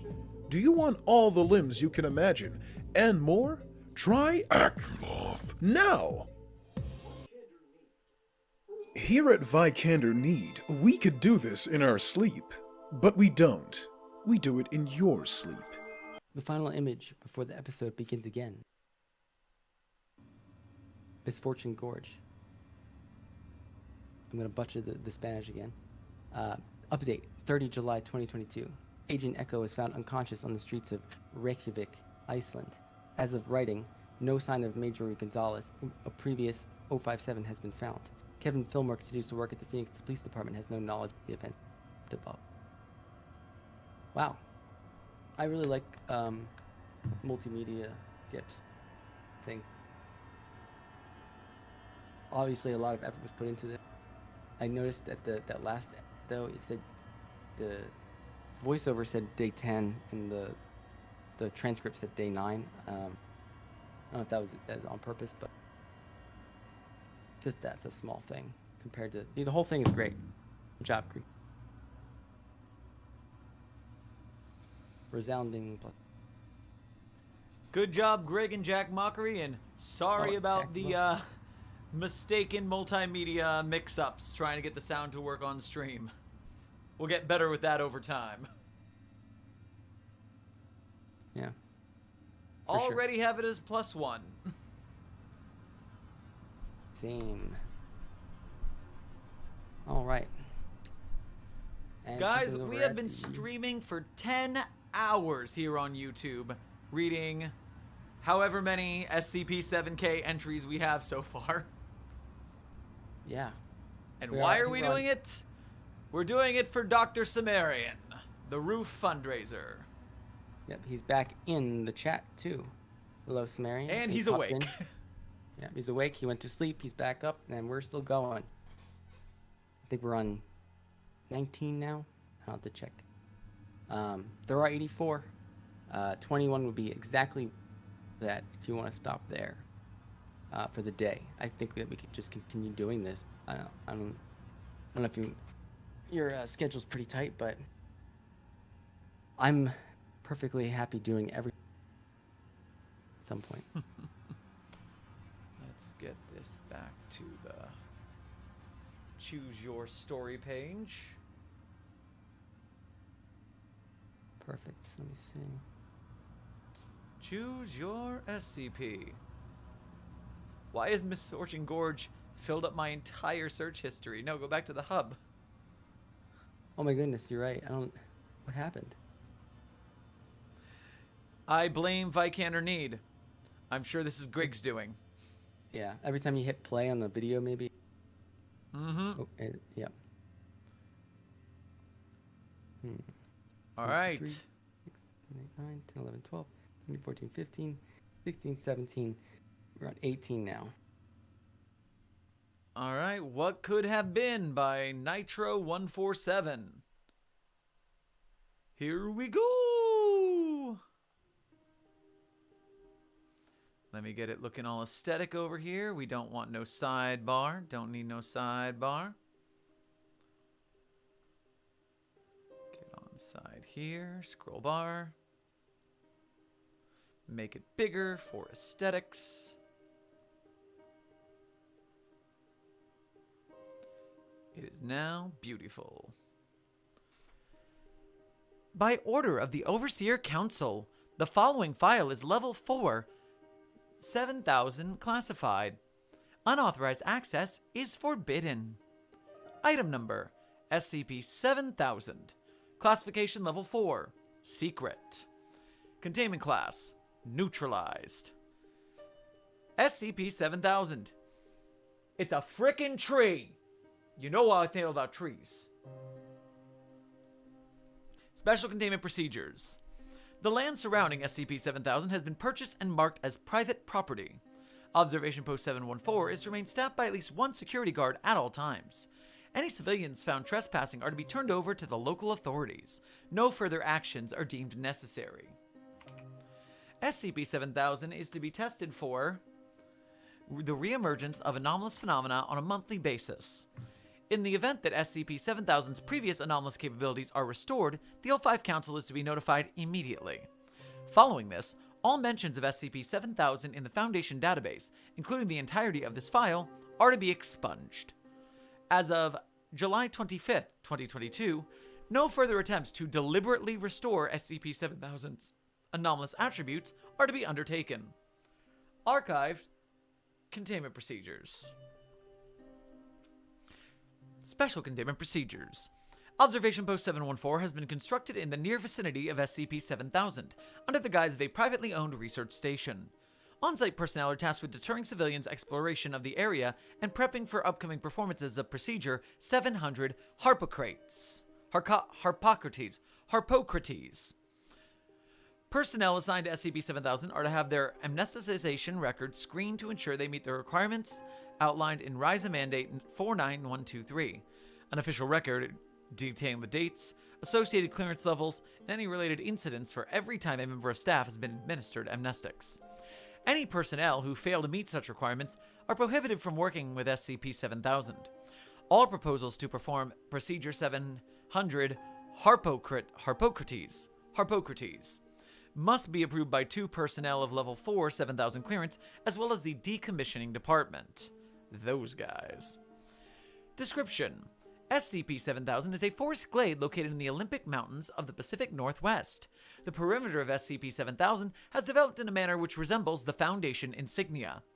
Prior to May 17, 2022, any objects, entities, or concepts recognized as anomalous by the Foundation that were brought into SCP-7000 would either disappear entirely or be permanently altered in such a way as to conform with consensus reality, effectively neutralizing all anomalous phenomena. Addendum 7000-1 Discovery. SCP-7000 was first encountered by members of Mobile Task Force Beta-4, codename Castaways, on March 5th, 2022. The detachment was in the process of tracking 4 instances of SCP-Redacted, which had recently escaped from a nearby Group of Interest 466, codename Wilson's Wildlife Solutions, facility.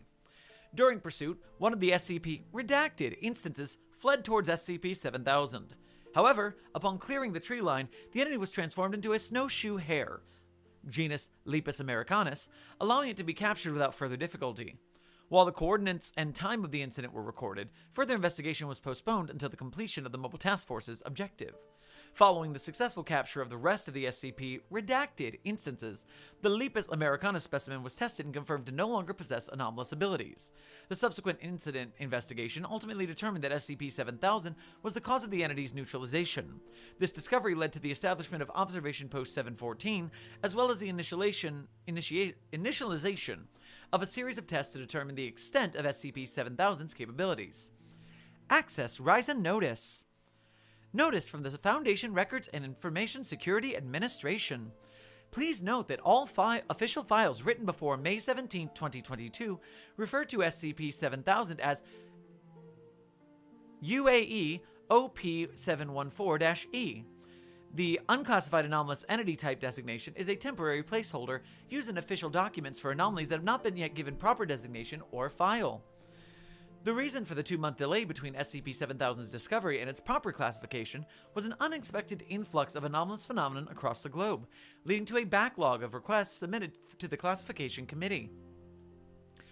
Addendum 7002 Test Logs.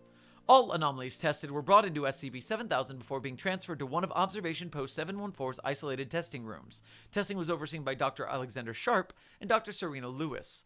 Below is an abridged test log. Access abridged test log. Anomaly tested. AO00187 is a 6-sided die which occasionally lands on a 7. AO results. AO00187 has not been observed to land on a 7 since entering UAE OP714-1. SCP-444. Test was conducted to determine the effect of the anomaly on individuals afflicted by a memetic pathogen. Testing procedure consisted of the subject being infected with SCP-444 being brought within the anomaly. Language recognition software was then used to determine if they were still infected. Agents present for the test were provided with appropriate noise-canceling headsets. Results. Upon entering, the subject appeared to be confused and disoriented. After some time, they spoke the English word hello and recoiled in surprise, at which point they were removed from the anomaly. Post-test analysis has revealed that all changes to brain structure caused by SCP-444 were reverted. Additionally, the subject's memories were altered such that all echoic memories of SCP-444 had been removed, leaving them to believe they'd spent the past several months in silence. Footnote: memories of auditory stimuli. Y909. Notes: no plan to test the Y909 substance were ever made. However, Agent Finnegan, who was assisting in testing the anomaly, had been previously administered Y909 derivative amnestics. That's not going to be good. Entering the anomaly, Agent Finnegan regained memories previously removed by Y909-based amnestics. Though this initially went unnoticed, Agent Finnegan reported himself to his superior under the belief that the re-emerging memories were invasive thoughts brought on by a memetic hazard. Following this incident, all staff assigned to work on the anomaly are to have their amnesticization records screened to prevent breaches of informational security. Cont counter.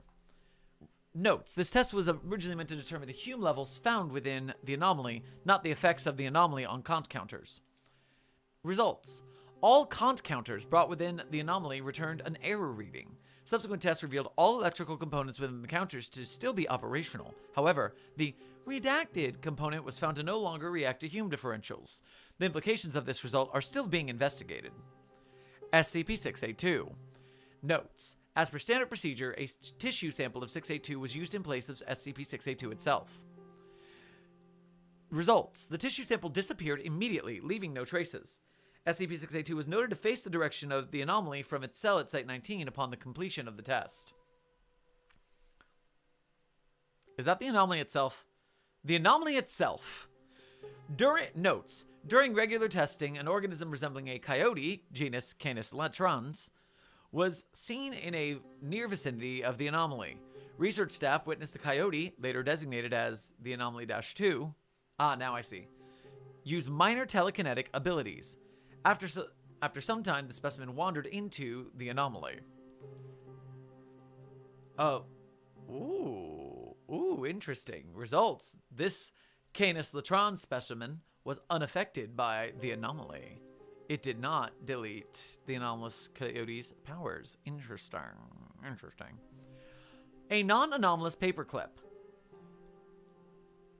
Notes: Dr. Lewis proposed the creation of a fake SCP file with the subject being a non-anomalous paperclip. The file described the existence of the paperclip as anomalous. This paperclip was then brought within the anomaly.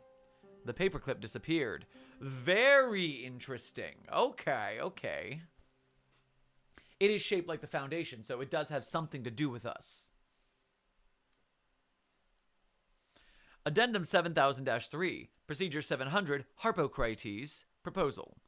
Upon the completion of the initial battery of tests, the following memorandum and proposal were submitted to the O5 Council. Access Memorandum. To the Office of the O5, from Director Alexander Sharp.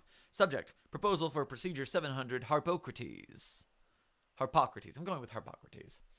Esteemed members of the O5 Council, I am writing to inform you of a major breakthrough with the anomaly. The recent anomalous glade discovered on the Olympic Mountains. Unfortunately, due to the recent upsurge of anomalies coming into existence, the Classification Committee has had their hands full, and have therefore been unable to assign the glade a proper SCP designation at this time. Though I originally considered this to be a minor annoyance, I've now come to see it as an extension of the luck we as an organization have been bestowed. For this particular anomaly deserves the care and attention of your eyes and wisdom before it is given a proper file. In my years of working for the Foundation, I've encountered miracles and monsters alike. I have seen individuals make the ultimate sacrifice time and time again, and yet we are no closer to securing a better future for humanity. Even this recent increase in the anomalous phenomena is proof that despite our best efforts, we are failing. However, that ends now, for we have been granted a boon, a genuine stroke of good luck. The glade does not simply neutralize anomalies. Instead, it neutralizes whatever the Foundation recognizes as anomalous. This small distinction has opened a number of possibilities for us. The Foundation will be able to neutralize anomalies that cannot be successfully transported to the Glade. By creating an SCP file that designates a proxy item as the source of a separate anomaly's effects, we would only need to bring the proxy within the anomaly to be rid of the first anomaly. The Foundation will be able to neutralize non-localized anomalies, see above. The Foundation would be able to neutralize non-anomalous threats. While this may seem to go beyond our jurisdiction, we are often forced to deal with groups of interest which, while not inherently anomalous, utilize anomalies for their own benefit. The Foundation will be able to neutralize certain harmful aspects of anomalies while keeping those components which we deem beneficial. This could be accomplished through precise rewrites of our files that would outline certain undesirable features as anomalous, while noting other features to be accepted as part of baseline reality. I recognize that the Foundation is not in the business of destroying the anomalous, and that manipulating the non-anomalous to our benefit may not align with our modus operandi. However, we have clearly been given an opportunity. I have neglected to mention that the Glade has taken the shape of our insignia. If this is not a clear declaration from the universe in its trust of our mission, of our capabilities, then I do not know what it is. Secure, contain, protect. Co-lead researcher of Observation Post 714, Dr. Alexander Sharp.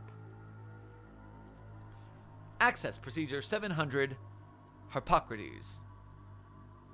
Procedure designation, Procedure 700 Harpocrates. Procedure type, digital file creation. Primary aim, to decommission threats to the Foundation and humanity as a whole. Required materials, the anomaly. Administrative clearance to alter the Foundation database as necessary. Required funding, not applicable. Involved persons, head researcher of the anomaly, Dr. Alexander Sharp. Decommissioning department liaison, role unassigned. RISE liaison, role unassigned. O5 Council liaison, role unassigned. Execution.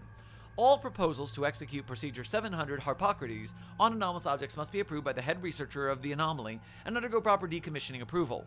Upon receiving approval, an SCP file will be drafted which highlights the undesired anomalous phenomena as being caused by a harmless proxy object located at Observation Post 714. This file will then be uploaded to a secure Foundation server by the designated RISA liaison, and the proxy object will be brought within the anomaly. Once the decommissioning is confirmed, the file is to be designated as a -D or fully expunged. The uses of Procedure 700 Harpocrates on non-anomalous objects, entities, phenomena must receive additional approval from the Office of the O5 to ensure the procedure is used in accordance with the Foundation's mission statement. Contingencies. To protect the anomaly's anomalous effects from affecting itself, any files which detail the anomaly or its effects must explicitly refer to it as non-anomalous. This would require the following actions to be undertaken.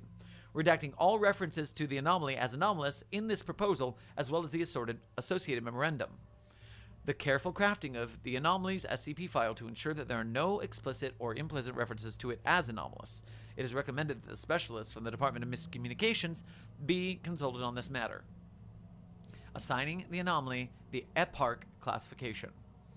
After careful deliberation, the O5 Council voted in favor of a slightly modified version of Procedure 700 Harpocrates, with several changes being added in the approval process. Firstly, all proposals regarding non-anomalous entities must be approved by the Ethics Committee. Second, the number of Level 4 7000 personnel required to receive approval was changed to 2. Addendum 7000-4, Incident 7000-1 Investigation. On May 17, 2022, the anomaly was assigned the official designation of SCP-7000. Despite all contingency plans being followed, SCP-7000 was found to be neutralized. Immediate investigation revealed a single note to be located at the center of SCP-7000. Am I really one of them? I'm sorry. Attempts to restore SCP-7000 to its previous state were initiated soon thereafter under the direction of Dr. Sharp. The methods employed range from a full expungement of SCP-7000 from the Foundation database, to thaumaturgic manipulation of the area, to attempting to have a past iteration of SCP-7000 act upon its eventual neutralization. Ultimately, all such attempts failed, and the project was shut down on July 25, 2022, with the SCP-7000 file being recreated for administrative and record-keeping purposes. During these restoration attempts, Dr. Lewis conducted a full investigation into SCP-7000's neutralization, the results of which have been documented below. Access Post-Incident 7000-1 Investigation. Incident 7000-1 Investigation Summary. Report compiled by Dr. Serena Lewis, July 24th, 2022. Nope, go back. Having completed the investigation into SCP-7000's neutralization, I have arrived at one simple conclusion. This was never about luck. During our time researching SCP-7000, it became clear that our understanding of it was lacking. Yes, it took up the shape of our insignia, and yes, it specifically targeted what qualities we outlined as anomalous, but there was more to it than that. Sometimes it altered things into a non-anomalous form, while others it just got rid of the anomaly entirely. Why not just erase all anomalies? Why did it bother making some of them safe? How did it know what we considered anomalous? Perhaps the biggest hole in our understanding was the origin of SCP-7000's anomalous abilities. We had no idea when or how it gained its unique abilities. There was no local folklore, no obscure religious groups that we could turn to for answers. As far as we could tell, no one even knew this existed before we stumbled upon it. The only avenue of investigation we really had was our own records. The Pacific Northwest is an hotspot, that's not where an and goes, when it comes to biological anomalies, so I was hoping some past incident in the region could shed some light on SCP-7000. After weeks of searching, the investigation led me to Incident Redacted-N-5-19 in October 1977. Unfortunately, whatever SCP-Redacted-N-5 actually was beyond my clearance. However, what I have been able to gather from the incident report is that it was a Keter-class anomaly that was somehow capable of burning down the entirety of the Olympic National Forest. SCP-Redacted-N-5 had somehow escaped containment and fled into the forest. Evidently, it was only a fire hazard when it chose to be. At one point during recontainment efforts, it decided to ignite in order to avoid capture. Seeing no other option to avoid a massive incident, in the in-command Mobile Task Force officer ordered his team to neutralize SCP-Redacted-N-5. This ultimately succeeded, and the Mobile Task Force was able to put out the fire before it spread any further. The part of the forest that was burned away by SCP-Redacted-N-5 eventually became the glade that we know as SCP-7000. As I previously said, this was never about luck. This was not a gift from the universe for the Foundation's efforts, as Dr. Sharp would have you believe. SCP-7000 was trying to thank us for saving its life. This was a gesture of appreciation for the Foundation accidentally doing the right thing. And how do we return the favor? We put it in the same class as the thing that almost killed it.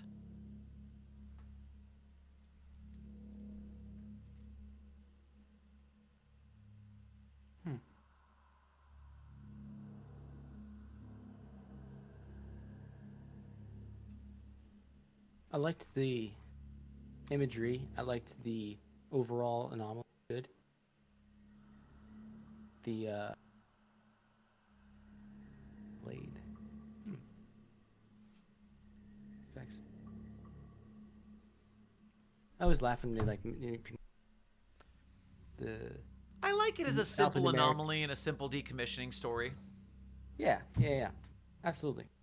The alphanumeric. Doing a reading out loud. You got cut off for a second by Discord. Try that again. Can you hear me all right? Yeah. All right, yeah. Just the long alphanumeric designations loud it kind of gets clunky, but when you're just reading it, it's not a big deal. Yeah. But yeah, no, it's good. I like it. It kind of reminds me of something in particular, but I can't place it. There's something akin to this where it's like a neutralization, like a location SCP. Vaguely familiar. I don't know, but it's good. I like it. Definitely a plus. I'm putting an update on it. Yeah, for sure. All and right, just getting a quick check on the GoFundMe. Another 7K down. Let's look at the charity. Refreshing. For those of us just joining, it's a GoFundMe for our friend Cimmerian, who's in the chat. He was recently targeted by a tree who tried to kill him, but instead it just destroyed his house, all of his possessions. So we are trying to get him the funds he needs to return to normalcy. So we do. Every dollar donated to the GoFundMe makes the tree scream. SCP-4521 is going to scream if you donate to the GoFundMe. And if you don't like that idea, it's going to scream if you don't donate to the GoFundMe. Works both Very ways. versatile tree, yeah. Yeah. And we're almost a fifth of the way to our goal. Great. Considering this is our first actual long form live event We have other things planned. But consider donating, for sure. Let's go back to the contest page. That was what could have been. I like the title for that. Pretty good. That's the one we just read. Yeah, no, I was just saying Okay. that was what could have been. I like the name. And now The we're next one moving is on. SCP-7000 Bets Against the... I know this one. I like this concept, so I'm glad I'm reading this one. Item number 7000. Level 2 restricted. Containment class pending. Special containment procedures. The file containing SCP-7000 is to remain undisturbed at present time, pending relocation decisions from the O5 Council. Under no circumstances are Foundation personnel allowed to experiment with concepts of quantum immortality and the many worlds theory, unless explicitly assigned to such research. Description. SCP-7000 designates the singular file uploaded to the SCIPnet directly at a directory at exactly 0000 on July 25th, 2022. The file is, at time of posting, compatible with the SCIPnet directory and takes the form of a standard SCP entry, though using Foundation classification techniques which began to be phased out in the mid-1960s. SCP-7000 contains, in addition to a standard entry, hidden text and video components which have been extracted. GPS signatures found in the document indicated this file originated from a Foundation safehouse/nuclear weapons storage facility located in Acadia National Park, Maine. This safehouse, after investigation, has been deemed abandoned since 1943. After its initial posting, the contents of SCP-7000 have been locked on order of the Council. By order of the Overseer Council, the following file is Level 5/7000 classified. Unauthorized access forbidden. Any attempt to access this file will be tracked. Input credentials. Welcome, 056. Notice. Researcher Andrew Dillon was recorded as AWOL in 1955. Mobile Task Force Beta 7 is currently en route to Mount Desert Island. SCP-7000 files are currently available. Open original files. SCP-7000. Object Class Keter. Special Containment Procedures. As SCP-7000 is the result of actions, the only feasible method of is a complete disconnect of our universe from all others. This can be accomplished through use of a universal exclusion device. When activated, this device will first broadcast a copy of the SCP-7000 file to all SCP Foundation databases, and then remove the affected universe from all interaction with other adjacent universes. Description. SCP-7000 designates the concept of quantum immortality, which is the theory that consciousness persists through many alternate universes. For example, should one die in an accident in one universe, their consciousness would be moved to a universe in which they had survived this accident. This theory posits the human consciousness is functionally immortal from its own perspective, though not the perspective of others. While Foundation research into this perspective has been ongoing, it is worth noting that no Foundation experiment has been proposed thus far which has officially proven the concrete transfer between worlds via death. The fact that the phenomenon can only be observed by the test subjects results in the procedure of the containment project being assigned only one researcher. Foundation universal transfer meters have determined fluctuating transfer readings among personnel, even those who have not undergone voluntary universal transfer. But the reason for these events is still under investigation. Since the discovery of SCP-7000, Project Janus has been initialized to provide permanent containment via the usage of Universal Exclusion Device under the sole directorship of Andrew Dillon. Open auxiliary files. Entry 1 of January 24th of, I'm guessing, is it 20? It's 1955, got it. All right. Managed to secure 2 weeks off vacation. Foundation's always been tough about time off, but I have enough here to figure it out. Too many close calls in the past. Things I survived, but definitely should not have. I have a theory, though. Some folks outside the exclusionary sites got real weird with death. Cycling between death, life, or whatever it is between, like some kind of Schrodinger's cat. Something to do with probability and shifting, at least from what I've heard. Probability isn't enough to account for what I've been through, though at least I don't believe it is. I'm going to push probability to its limits. Either way, I'm glad the computer system's still running. The keycard I stole to get in there worked too. Lucky me. It's time to find out the truth. All I need now is a neutron detector. Signing off, Andrew Dillon. Video file 001, January 29th of 1955. Warhead Hall camera. 14 hours and 58 minutes. Annotated. Andrew Dillon is seen pacing circles around a modified warhead. The detonation system appears to have been modified with an unidentified component, likely a neutron detector, attached to the trigger mechanism. A few seconds later, the component buzzes, and Dillon looks at his watch. After a few seconds, Dillon looks down at his hands and appears confused. The footage continues in a similar pattern for approximately 40 minutes, with each buzz occurring exactly 1 minute. Footage ends. Entry 002, January 30th of 1955. My God, I don't exactly know what I was expecting, but not that. 24 hours in the chamber with a nuclear weapon set to detonate with a 50% chance every minute? Do you know the odds of that just happening? Do you know what this means? It means I proved it. I proved quantum immortality. I knew the incident back in 45 was too good to be true. Nobody's that lucky. But if I understand this correctly, my consciousness simply shifted to a universe where I did survive. I guess after that was when I started to question if it was all just luck, or perhaps something more. I suppose I should explain the concept for anyone reading this. In a million different universes, I was incinerated in that chamber when the warhead went off. But due to the interconnectedness of consciousness, when I died in that chamber, I was transported to a universe where I didn't, so I could keep on existing. Therefore, I was transported to a universe where the nuke never went off at all. This means that some sort of immortality is an inherent property to the universe. To the person reading this, do you remember when you almost stepped in front of a car, or any other moment where you might have died, but didn't due to sheer luck? In reality, you did die, but your consciousness moved to another universe where you did not. I did not create it. Rather, we have lived with it for our entirety of our history. Each person is condemned to spend a life of immortality in a single universe, becoming more improbable with each second they continue to live.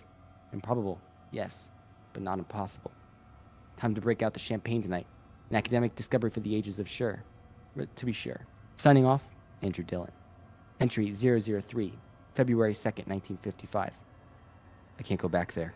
This is my life now. They'll know what I did. They'll have me tortured, probed, dissected once they find out what I've done. They'll know everything. I tried something yesterday. I needed to see if it would work, and I guess I got carried away. I guess it figured if it works, I won't need to worry about it anymore. If it doesn't, then I'll know what the predicament I'm in. Took a piece of the champagne bottle and ran it across. Hurt like hell, and I passed out shortly afterwards. Woke up again in a pool of my own blood.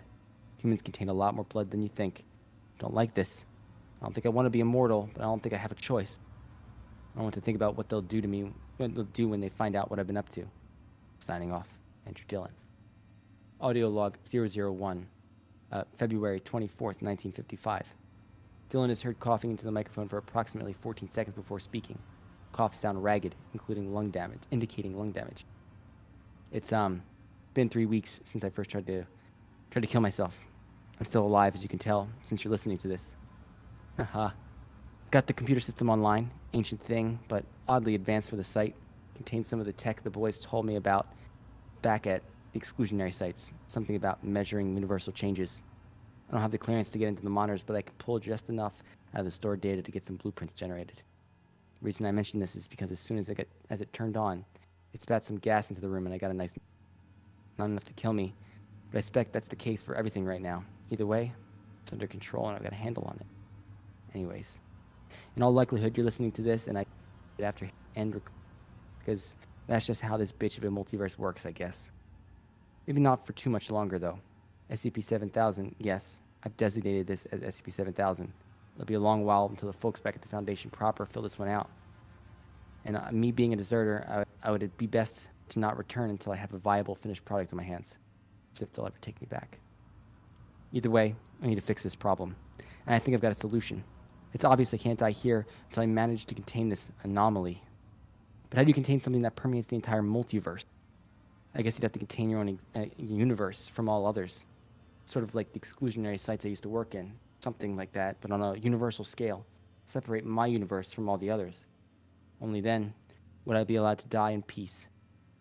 I start work tomorrow. Margot, I'll be with you soon. Signing off, Andrew Dillon. Audio continues for approximately 26 seconds. Paper shuffling and buzzing noises are heard in the background. Entry 076. That's June 18th, 1964. I haven't been keeping up with my journaling lately. Haven't seen the point. It's enough to leave this place and scrounge for supplies nearly every week. On the bright side, I think the Foundation has given up looking for me. Probably assumed I was killed by some anomaly or lost outside an exclusionary site. Happens often enough. They won't think twice. I've been busy lately, as much as one can be in situations like these. Only so many parts one can salvage from nuclear warheads. The rest I've got to pull from local sources. And I can't stay topside for too long, or else someone will see me. But I have figured out what I need to do. My purpose, my salvation, has revealed itself. This was an idea kicked around by some of the more tech-savvy folks at the exclusionary sites, something of a multiversal wire cutter. They called it a universal exclusion device. If one are able to piece together from this blueprint, the machine will disconnect to this universe, and only this one, from the interconnected multiverse via directed energy pulses to various multiversal anchors. But the computer tells me when this thing activates, it's going to eat a lot of power, and it's going to make a lot of light and noise. When it's done, nothing will change from our point of view. However, when I die, I won't go to a new body and a new universe and just keep living. I'll finally go to the afterlife and be reunited with you. I'm going to be honest. I have genuinely no idea how this thing, nor do I really want to. I just need to trust that it does, and I can finally contain this once and for all. For us. How I miss us. Signing off, Andrew Dillon. Video file 045, April 2nd, 1969. Testing chamber, 17 hours, 4 minutes. Annotated. Footage of Andrew Dillon interacting with a large device, cube-sized and approximately 0.4 meters in length is shown. Dillon is wearing a grease-stained clothing and appears to be in significant distress. Andrew Dillon. Computer, can you shine some light over there? A spotlight is directed opposite Dillon to illuminate his workspace. Thanks, I appreciate it. Dillon continues working on the machine for approximately 4 minutes, during which occasional grunts and sounds of distress can be heard. After 4 minutes, the wrench he is holding drops to the floor. Fuck! Footage cuts. Medical report, April 19th, 1969. Certified automated medical report of Andrew J. Dillon. Vital signs, normal. Heart rate, slightly elevated. Investigate further. General health, mild radiation exposure detected. Investigate further. Diagnostics, poor performance in spatial awareness and memory. Recollection skills indicate radiation-induced early-stage dementia. Current treatment, none. Entry 084, November 17th, 1972. Can't pull up the audio logs anymore. I forgot the password. More difficult to remember certain things lately. Can't remember where to find salvage, food, but I can still work the machines. I feel sick. It's as if this machine is the only thing keeping me alive right now, but I know that's not the case. The machine is going to be what finally lets me die, but I'm tired. I'm so tired. I'm going to go to bed. Signing off, Andrew Dillon. Entry 089, December 5th, 1972. Dear Margot, I know you probably can't read this, but I figured I'd type it out anyway. Maybe it's selfish, but I think it would help. It's been 45 years since we married, and 30 since I lost you. They told me the pain would go away. I'd find someone new. I'd go on living just as I had before. They were wrong. I've missed you every day since the day I woke up, and anniversaries are never easy. I still remember the song they played for us that day. I remember holding your waist, looking into your eyes, and thinking how I was right that day, more right than I ever could have imagined. At that moment, I was convinced that nothing could separate us, no force of man or God. I suppose I was too confident. Till death do us part, I suppose. I don't want to set the world on fire. I just want to start a flame in your heart. My dear, my love, forgive me. I may set the world on fire just to see you again. Inkspot. Timely. Video file 063. February 21st, 1973. Manufacturing room. 1400 hours and 45 minutes. Annotation. Andrew Dillon, at this point confined to a wheelchair, is seen holding a mass of diagnostic cables near a much more advanced version of the machine seen in previous video logs. The machine is now approximately 2 cubic meters in volume, most of which is occupied by a toroidal structure at the center. Dillon seems confused by the presence and the purpose of the diagnostic machine cables. After a few minutes of holding the cables, Dillon exhibits signs of significant agitation, culminating in him throwing the cables to the floor and leaving the frame of the video. The manufacturing room remains empty for approximately 14 minutes, after which a small drone enters the chamber and begins to assemble the diagnostic cable in the proper ports. Dillon enters the frame 12 minutes later. He appears to look for the diagnostic cable and is noted as looking confused and crestfallen when he cannot find the cable. Dillon leaves the room after a few minutes. Footage ends. Entry 090, February 25th, 1974. It's cold down here in this bunker. Not so bad, being underground and all, but it could be better. Maybe I've just been getting colder lately. I forgot it was Christmas Day until a few minutes ago, seeing the calendar. How could I forget that? No matter. I remember my first Christmas. I can hardly remember anything else from my childhood. When I sing the carols, though, I can remember. It was 1906. I was 8 years old. I sat with my cousins, singing carols by the fire. It felt so warm on my skin, relaxing. I haven't felt that much warmth in a long time. Just cold on the surface of my skin, cold down to the bone. I know I'm getting older. No use in trying to hide. It's difficult to tell, usually. When I sing the carols to myself, the songs Margaret and I used to sing together, I can see what I'm losing.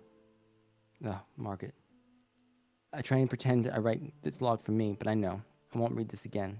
I know I write this for you. I don't want to forget you. I don't want to lose you, your memory, this bleak, forgetful existence I'm trapped in by this godforsaken multiverse. I need to isolate and finally get to see you. The machine is almost complete. I'll be able to see you soon. Video file 068. May 3rd, 1976. Living quarters. 22 hours, 24 minutes. Annotated. Andrew Dillon is seen entering his living quarters. He approaches his bedside table upon which rests his glasses. He appears to attempt to lift himself on his bed, but a combination of the sheets slipping and his arm giving out under the strain result in Dillon falling out of his wheelchair and onto the floor. Sounds indicate multiple bones were broken. Pass out, likely suffering from severe shock. A small drone attempts to move Dillon. The attempt is unsuccessful. The drone connects Dillon to his life support system, which appears to induce a coma. Footage cuts. Automated testing log. June 1st, 1980. Testing chamber. 1000 hours. Testing object. Universal exclusion device Mark 1. Testing objectives. Isolate one object from the multiverse. Input. One Rattus norvegicus or a norvegicus or brown Norway rat. Power usage. 0.00000. Result. Rat was terminated. No universal transfer of consciousness was recorded via universal transfer travel log. Device deemed a success. Testing objectives. Rate system for 0.4 terawatts of power. None. Input. None. Power usage. 0.468 terawatts. Result. None. System remained intact. Device deemed a success. Further human authorization required. To confirm, enter the testing chamber and full device activation will begin. Exploration video log transcript. Date. July 25th, 2022. Exploration team. Mobile Task Force Beta 7. Detachment Charlie. Objective. Locate POI 7000. Recover Foundation Nuclear Storage Site 08. Charlie 1. Okay, this is the last safe house we could be in, so be exceedingly cautious. We have no clue what's been up to down here, what he's been up to down here, and the radiation may pose a danger. POI 7000 is almost certainly dead, but if what's in the initial report is true, he could be alive and needing for questioning. Are we ready? Yes, sir. Yes, sir. All right, let's move. Charlie 1 uses a crowbar to dislodge a drain grate, revealing a metal door. Charlie 1's Geiger counter begins to tick. There's no chance this guy's alive. What, 70 years down here? You and I both seen much worse. We can't know for certain. Let's go. Charlie 1 leads as they go lower into the facility. The team passes the kitchen, monitoring station, and a storeroom, each of which is coated in a thick layer of dust. Some monitors are broken and cameras are dead. The corridor leads to a dilapidated, dated medical room. A body lies on the floor, attached to various tubes and IV drips. A broken medical drone lies next to the figure. From the vital signs on the life support equipment, the subject appears to be in a coma. Looks like he was wrong. Let's grab the body and leave. Wait a minute, 2. We haven't investigated the testing chamber yet. 3. Take the body and go back to the surface and bag him. Command's gonna want to take a look. You got it. Good luck. Testing chamber is sealed. I'm gonna cut door hydraulics. You're gonna enter the chamber slowly. Weapons up. Charlie 3 exits, carrying POI 7000 as Charlie 1 and 2 proceed forward. A loud hiss is heard as Charlie 1 cuts hydraulic control of the testing chamber door. Charlie 2 is seen stepping into the chamber, and all the lights in the building activate. Authorization authorized. Proceed with exclusion. A loud flash is seen, color consistent with massive electrical arcs. When the cameras return to normal, no changes observed. Well, shit. Doesn't look like anything happened. Stay alert. No disturbances on my end. Evacuate and return to site until further notice. We don't want to chance it. Video cuts. Access Universal Travel Log. Universal Log of Transfers. Personnel. Andrew J. Dillon. Total universal transfers. Due to the many worlds and decision splitting, voluntary transfer, use of waves, or otherwise. 0. A typical score on this metric is about 42 transfers per year alive. If your score is significantly higher or lower than this, speak to a Foundation quantum statistician. Have a nice day. External data intercepted. Open. And so the serpent lay, coiled atop the library, as if a protector and captor at once. The serpent watched the multiverse, each universe intersecting with the library painted as a star across the cosmos. Behind each star, in each universe, is an underground bunker. One Dr. Andrew Dillon took his last breath before he could see his wife once more. In each universe, one massive flash of light, sound, and fury ripped through hundreds of thousands of anchors, setting each star adrift in its own course through the inky void. As the serpent stared lazily into the stellar tapestry above it, each star began to go out. I witnessed this, a lowly wanderer before him, and saw your fate outlined in these stars. If you can read this, there is still time. Do not let your star go out. I like it. I feel like it's a topic that is rooted in reality, in the sense that like this is a very common like theory that some people hold. I do like the links to actual sciences, but I'm a nerd, like, which may vary. I think that the whole, like the guy wanting to be with his, late wife, and then the throughout time the sense of like lifetime of desperation, it comes off very cleanly and effectively. I almost felt like earlier on his last name was Dillon's, an S, and then it got changed to Dillon, but I think that might be wrong. I think I just may have misread that. What do you think? Okay, there's Dillon at the top at least. Yeah. I think I made it. So it started off with the luck probability of surviving death, and I was like, oh, Cimmerian's here for that.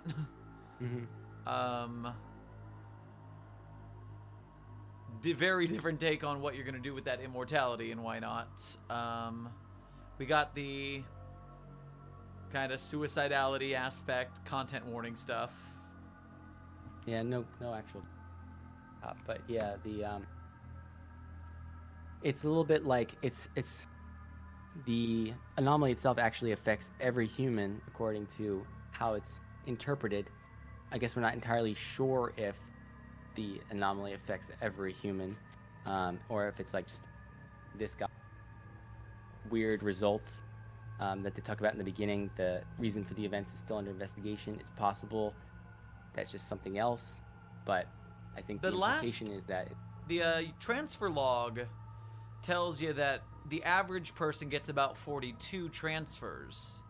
So that tells me there's a high and a low, there's averages. So probably someone like Andrew is just more affected than other people.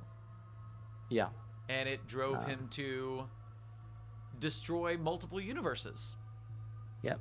And of course, like, the average person is probably not as aware of the actual effect as Andrew Dillon was. He became very aware of it. Whereas with, Cimmerians, it's more of a personal anomaly, but we'll get to that one. Very good. I think the only thing that bugs me in this one is I feel like the emotionality of the logs has been done better on the site in different ways. Like 3001 is this, but in the hell dimension, and he's like melting and going insane. We don't quite get that here. It's true, yeah. I do like that he's trying to Tony Stark it, though. That he is like trying to build his way out of this eventually. That is a neat. I like that better than I like the sad wife stuff. The box of parts, no, it's good. He definitely, I definitely see the Stark resemblance for sure. I think if some of the sad logs got a little bit of a revamp, because the sad wife guy logs are a little cliche. I agree. But if those were jazzed up a little bit in a way, maybe to talk to his determination about building the Tony Stark box of scraps, stuff like that. Something that gave it an angle. 3001, the rant is going insane and you're melting. 3999, the rant is meta. Cimmerian, the rant is meta but not so dark. It's, still a little bit. Yeah, no. But overall, I still like it, and it did its job, and I liked it, so cool. Yeah. Yeah, I think those, those criticisms are all valid. I guess I'm just a sucker for the high concept sci-fi stuff. It's just multiverses are so hot right now. They are really hot. You know what's also hot right now? The Dr. Cimmerian GoFundMe. Yes, we're on a hot streak.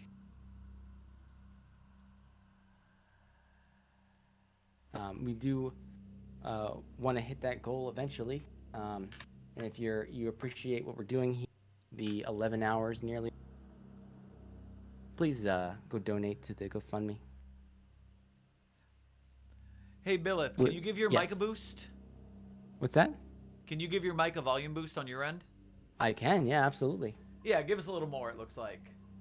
Might as well for the last story that I'm going to read. Okay. How is this? Good? Sounds great. Perfect. All right, so based on our midnight goal, we're looking at The Carnival Game by L. Cardinal. Yeah, Cimmerian's like 8 up, so we're probably not going to reach that tonight. Not tonight, but it'll be a good one to get to. Oh, this is what Cimmerian was talking about. This one's the one that's at neg 13. Oh, well. There's like 2 of them that are under negative. That's is this all right. the one that's also a big long one that's neg 13? It's not too long. No. No, okay, so if this were giant and in deletion, I might kind of be like, what's the point? But could be interesting to take a look and see what's going on with it. Yeah. Yeah, let's play. Here we go. Find in merit, I'm sure. All right, this is called SCP-7000, The Carnival Game by L. Cardinal. Let's see what the dealio is. Let's get the aesthetics a little bit bigger because we got the good page right here. Bam. Item number, SCP-7000. Classification level 3, confidential. Containment class, Euclid. Disruption class, Vlam. Risk class, warning. Containment procedures. They are not special. Containment procedures. SCP-7000 to be kept in a 3 meter by 3 meter by 3 meter room at Site 19. Must be guarded by at least 2 security personnel at all times. The inside of the room is to be monitored with an audio feed and a camera facing the object's front side. Every Thursday, after Event 7000-A is witnessed, a member of D-Class personnel... A member of D-Class personnel is to be instructed to pull the object's lever. Any effects on the subject are to be recorded, and they are to have no further contact with SCP-7000. Should any previous subjects attempt to reach SCP-7000, they must be subdued and given Class C amnestics. Description: SCP-7000 is a rosewood box with dimensions of 1 meter by 1 meter by 2.3 meters. At the front is a sign painted white with red cursive text that reads, Leon's Box of Fortune. It has ornate carvings on 3 sides, the front being simpler in appearance with a fogged glass panel on the top half. At the right side of the box is a functioning lever. The box shows no signs of damage or aging despite a carving on the bottom from the backside dating it to 19 redacted. Chemical analysts have not been able to collect samples from SCP-7000 in order to confirm the date written on the box. The only sign of damage is to the carving of the words, made with the heart of undecipherable, on the back of the box. When looking through the glass panel of the box, red, presumably velvet curtains can be seen, covering the rest of the box's contents. At all times, a quiet mechanical clicking can be heard from in the box's interior. Every Thursday at 6 p.m. local time, the speakers on SCP-7000 turn on and a masculine voice will speak lines that vary each week, depending on the number and type of personnel present in or near its containment chamber.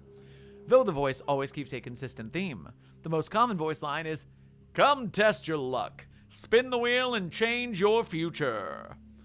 Once sentient beings come within a 3.5 meter radius of SCP-7000, the voice will appear to purposefully coax them into spinning the wheel behind the glass.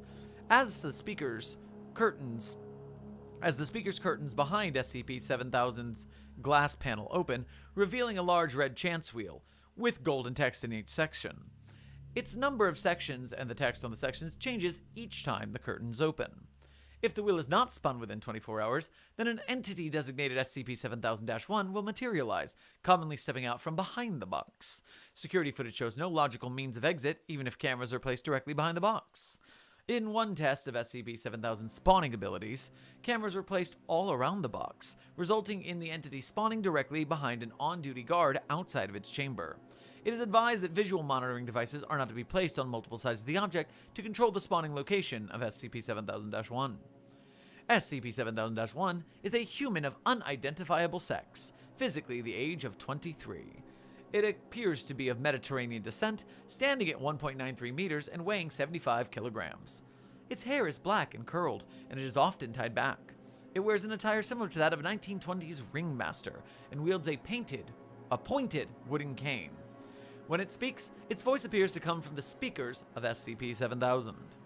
It has proven to be cordial and charismatic in conversation, though described as somewhat anxious and distracted, making repeated attempts to convince its interviewer into engaging with SCP-7000. It has been proven able to speak fluently in both English and Italian. Interviewing this entity has given limited explanation regarding its anomalous properties. 7000-1 describes its dormant period as a sleep-like state, suggesting that the entity is a consciousness trapped inside SCP-7000. SCP-7000-1 has never revealed a name throughout its interviews, insisting on being simply called The Game. On average, SCP-7000-1 will remain present for 2 hours after materializing, and will vanish in a similar fashion to how it appeared. Each day that the wheel in SCP-7000 is not spun, SCP-7000-1 will materialize, and for longer and longer periods of time before dematerializing. As the entity appears for longer durations, its behavior will grow more erratic, and it will attempt to force nearby humanoids into engaging with SCP-7000. In addition to the increase in unpredictability, the volume of 7000-1's voice on the loudspeaker will grow louder. If one does not spin the wheel after the 4th day, SCP-7000-1 will appear once more, the voice from the loudspeaker blaring at near deafening volumes. SCP-7000-1 will violently engage with any sentient beings around it. Once in physical contact with a sentient being, it will violently force them towards SCP-7000. 100% of the time, these attempts are fatal, as the entity uses excessive and unnatural strength, as well as stabbing victims with its pointed cane. It will repeat this process until the wheel is spinned. After this, SCP-7000-1 will dematerialize.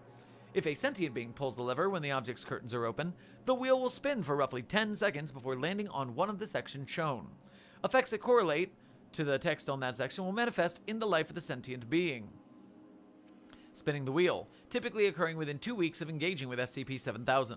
The effects of SCP-7000 are highly debated, as it is unknown whether the object truly changes a person's fate or simply predicts the future. Okay, drop my pen, let me pick that up real quick. Show test log. Test log. Format. Subject, Junior Researcher Jake Redacted. Resulting text, loss of love. Effect on the subject. Later that day, Junior Researcher Jake Redacted discovered that his girlfriend had been cheating on him with another man after looking through her text messages. He remarked that it was unusual that she had left her phone unlocked when confronted on the matter. Subject, Agent Redacted. Resulting text, new life. Effect on subject. Agent Redacted was discovered dead in her home 10 days after engaging with SCP-7000. Her body was rendered physically unidentifiable, as decomposition had been accelerated beyond expected rates, though DNA analysis revealed her identity. Various species of flora and fungi were growing all over her remains, including T. hybridium, H. redii, and undiscovered fungus in the Scutellina genus. Subject, D3562. Resulting text, healing. Effect on subject. A fracture in the index finger of D3562 healed completely a week after the test, a month sooner than predicted by medical personnel. Subject, D2361. Loss of life. Effect on subject. Several hours after this result, SCP Redacted breached containment. D2361 was found dying in his cell hours after SCP Redacted had been contained, being pronounced as deceased just as medical personnel arrived to treat him. His autopsy revealed that he had died due to a heart attack that would not been fatal if a containment breach had not taken precedence over his well-being. Subject: Junior Researcher Athena Redacted. Resulting text: spin again next week. Effect on subject: despite being scheduled to be transferred to another security wing for a month prior to the event, a glitch in the facility scheduling resulted in a change made in Athena Redacted's assignment that allowed her to be present when SCP-7000 became active once more. Upon spinning the wheel a second time, Athena Redacted got the result: loss of life. Her father died in a car accident 3 days later. Subject: SCP Redacted. Resulting text: breath of fresh air. Effect on subject: 2 hours after spinning the wheel, SCP Redacted had exited the containment site's gates. In the process, SCP Redacted was completely unseen by security cameras and personnel alike. It remained undetected for another hour before being recontained. Note: during a containment breach, SCP Redacted managed to enter the containment chamber of SCP-7000. The following information was recovered from security and audio feeds, and confirms the theory that SCP-7000 will attempt to lure sentient beings that are not human. Subject: Dr. Arnold Redacted. Resulting text: Redacted. Effect on subject: Dr. Arnold Redacted became increasingly violent over the period of a week before returning to SCP-7000's containment chamber, attempting to dismantle the machine and data expunged. He did no damage to the box, still attempting to destroy it even as his self-inflicted injuries worsened and guards restrained him.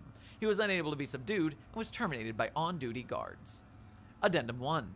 After the incident with Dr. Arnold Redacted, containment procedures of SCP-7000 have been updated to include: any subject who interacts with SCP-7000 is to be given a mandatory psychiatric evaluation and monitored for a week after the incident, regardless of the subject's results from spinning the object's wheel.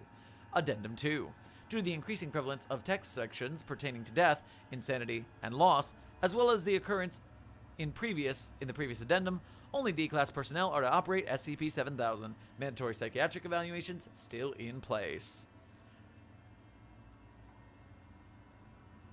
Well, that was. So I think it's hard. It's hard to write about humanoid anomalies, like, especially it's like a thing. What does like it's an anomalous things, and then there's a humanoid anomaly, and it. I have concerns about the structure of this art. Well, it feels the like it falls opening into some salvo pitfalls that are typical for like new authors. But the opening stuff, yeah. The opening ahead. salvo is just like, we've got the classic, like, a 3-meter cube, because why? We've got multiple typos and changing of terminology. It was referred to as 7000-1. It was referred to SCP-7000-1. The upper, what's the word I'm looking for? The warning here is actually encroaching upon the clip here, so that's not formatted right. There's just, this was very much rushed to post. We have a log without bolding in the log here, in the test logs. We have the event 7000-A, which.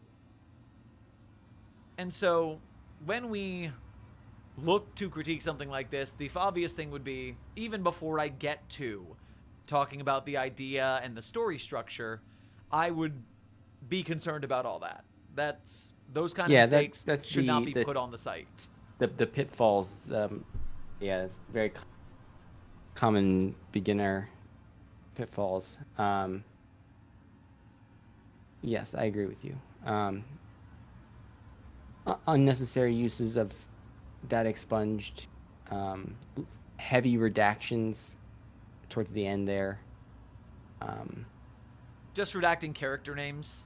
I mean, it's season, like it's the series 1. Undecipherable in bold.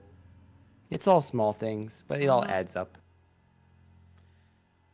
And if I were to go after the story itself, all I would really say is that, like, I'm not against a game show with a weird appearing host and it does weird things. I don't understand. Story-wise, it seems like the guys rush to, like, make sure someone plays it. Doesn't come with a reason. And, like, an interview with him to find out, like, what, maybe trying to figure out why, but he won't tell you, rather than just saying, oh, he's just not very talkative about his stuff. Yeah. And when was this posted? It was posted. Yeah, I mean, like, it's been edited 5 times since, so I feel like, you know, I wonder how much critique they got. I would hope that that they had gotten at least some critique, but at the same time, I think that it's indicative of, I'd rather them have not than have gotten critique and just not, or have gotten critique and have it be bad critique. You know what I mean? Because at least now that, you know, the and votes discussion, will this is their, indicate that work needs to be done. Hopefully they'll go to the drawing board. They'll you know, look at discussion. it. This and is their they'll first have it, attempt you at know, an SCP. They they'll came in. run it by some people. You know what I mean?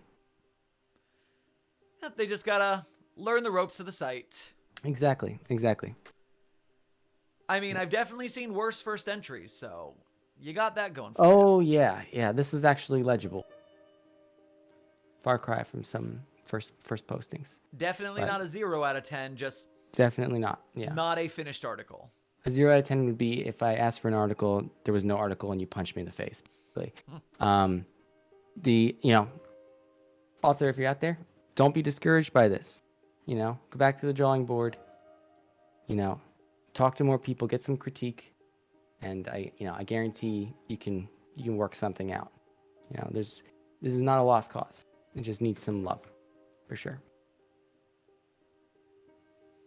Yeah. I would read the next one, but it looks like that one is literally 13,000 words. Oh boy!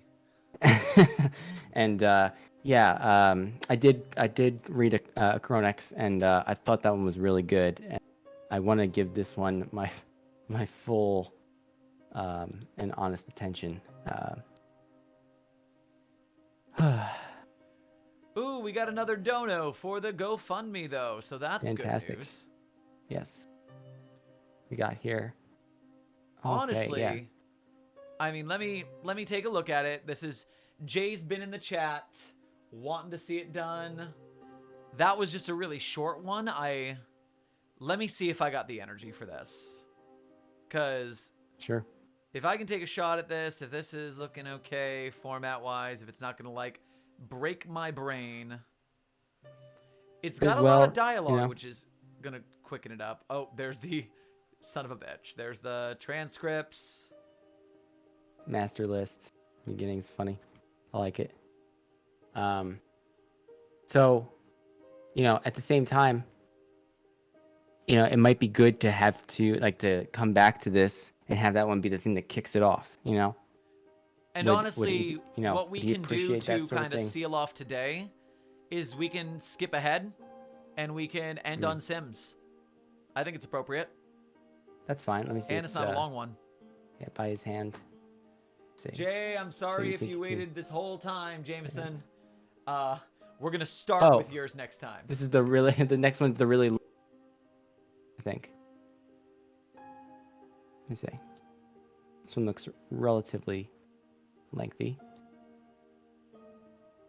Because, yes, Sims is fairly short, and it's appropriate to what we did tonight. Oh, Cimmerians. Yeah, I'll absolutely read that one. I didn't hear you say that. I think it got No cut problem. off or something. Yeah, I will happily read. This is SCP-7000. Dr. Cimmerian almost goes out on a limb. I love it. Item number SCP-7000. Object class Euclid. Special containment procedures. SCP-7000-1 is not allowed to leave Foundation employment for any reason. SCP-7000-1 is to be monitored at all times, and improbable events should be logged. Additional measures are to be taken once there is a better understanding of the core anomaly or anomalies involving SCP-7000. Description: SCP-7000 is an unexplained probabilistic phenomenon surrounding Dr. Jeremiah Cimmerian, hereafter referred to as SCP-7000-1. This phenomenon causes unusual and unlikely events to occur in any situation where SCP-7000-1's life is in danger. While these unusual probabilistic outcomes do not necessarily result in SCP-7000-1 remaining it has uniformly led to its survival in all recorded circumstances. This effect does not extend to any other individuals or property surrounding or near to SCP-7000-1. SCP-7000 occurs without the need of conscious thought, without any regard for the wishes of SCP-7000-1. Additionally, when SCP-7000-1 deliberately places it in life-threatening situations, SCP-7000 will still prevent SCP-7000-1's death. Current understanding of this effect indicates that it has been in place since SCP-7000-1's birth. It is also believed that some or all information regarding SCP-7000-1's life prior to Foundation employment is fabricated. SCP-7000-1 has not visibly aged during his 10 years in Foundation employ, though given the short time period, this is not a definitive indicator.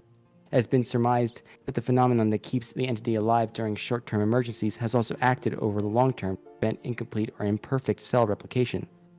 Tissue samples extracted from SCP-7000-1 are not under the effects of SCP-7000 and appear to replicate and die normally. Show SCP-7000-A incident. The following is a log of the investigation which led to SCP-7000. On July 21st, 2022, Dr. Cimmerian was staying at a Foundation safe house in central Alabama. Around 1600 hours local time, a flash storm generated severe winds. These winds sheared off a large section of a tree, which then fell into the room that SCP-7000-1 was working from. Despite total destruction of the room, SCP-7000-1 suffered no serious harm. As part of the project Dr. Cimmerian was investigating per his duties as a floating ethics committee liaison, several macroscopic probability detectors have been placed around this safe house to protect against the incursion by agents of the Serpent's Hand following an attack the previous month. These detectors recorded a spike of 16 dimorphs. Dimorphs. I don't know how to pronounce that. A dimorph is a general measurement of how much a particular incident deviates from a standard probabilistic predictions. A higher number indicates a more improbable at the time of the event. Given that dimorph scale's baseline of 1, this was determined to be significant enough to investigate. This investigation came to 3 conclusions. 1. The probability event was of a significant value and protected SCP-7000-1 from harm.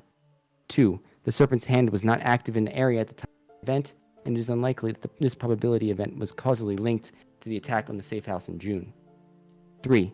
Dr. Cimmerian's personal history both before and during his Foundation employment indicates frequent similar events. Considering this, the Ethics Committee has placed Dr. Cimmerian on administrative leave until such time as this and similar events can be fully investigated. Show record of potential SCP-7000-1 incidents. The following is an incomplete log of events gathered in the last 48 hours involving Dr. Cimmerian both before and during his employment at the SCP Foundation. Event date, location, estimated dimorph rating, and log of events. December 8, 2009, Maputo, Mozambique, with a dimorph rating of 4. A helicopter Dr. Cimmerian was riding in suffered a severe mechanical failure resulting from an impact with a rocket-propelled grenade which did not detonate. The helicopter was able to make a safe landing and crew and passengers survived. March 19, 2010, in Vladivostok, Russia, with a rating of 12. During a fact-finding mission in eastern Russia, Dr. Cimmerian became involved in a short relationship with a Russian GRU agent. This mission ended after Dr. Cimmerian's hospitalization following a bomb explosion and derailment of the train in which he was riding. He was one of 2 survivors of that event. April 26, 2012, in Erie, Indiana. Unknown. Dr. Cimmerian was isolated from his team during an investigation into an organization that was attempting to summon a trio of deities. He used the gun of one of the fallen agents and eliminated the emergent entity formed. October 11th, 2014. Mobile, Alabama. A reading of 3 to 6. While shopping, Dr. Cimmerian was trapped under 3 Sealy Posturepedic hybrid mattresses for 28 hours. He was freed after the store owner returned on Monday morning. While this is reported anecdotally by others who learned of it afterward, it has not yet been independently verified. February 29th, 2016.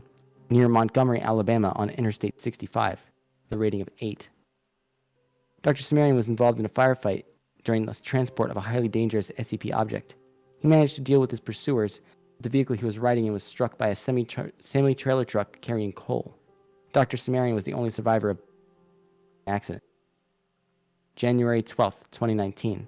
In Biloxi, Mississippi, the rating of 24.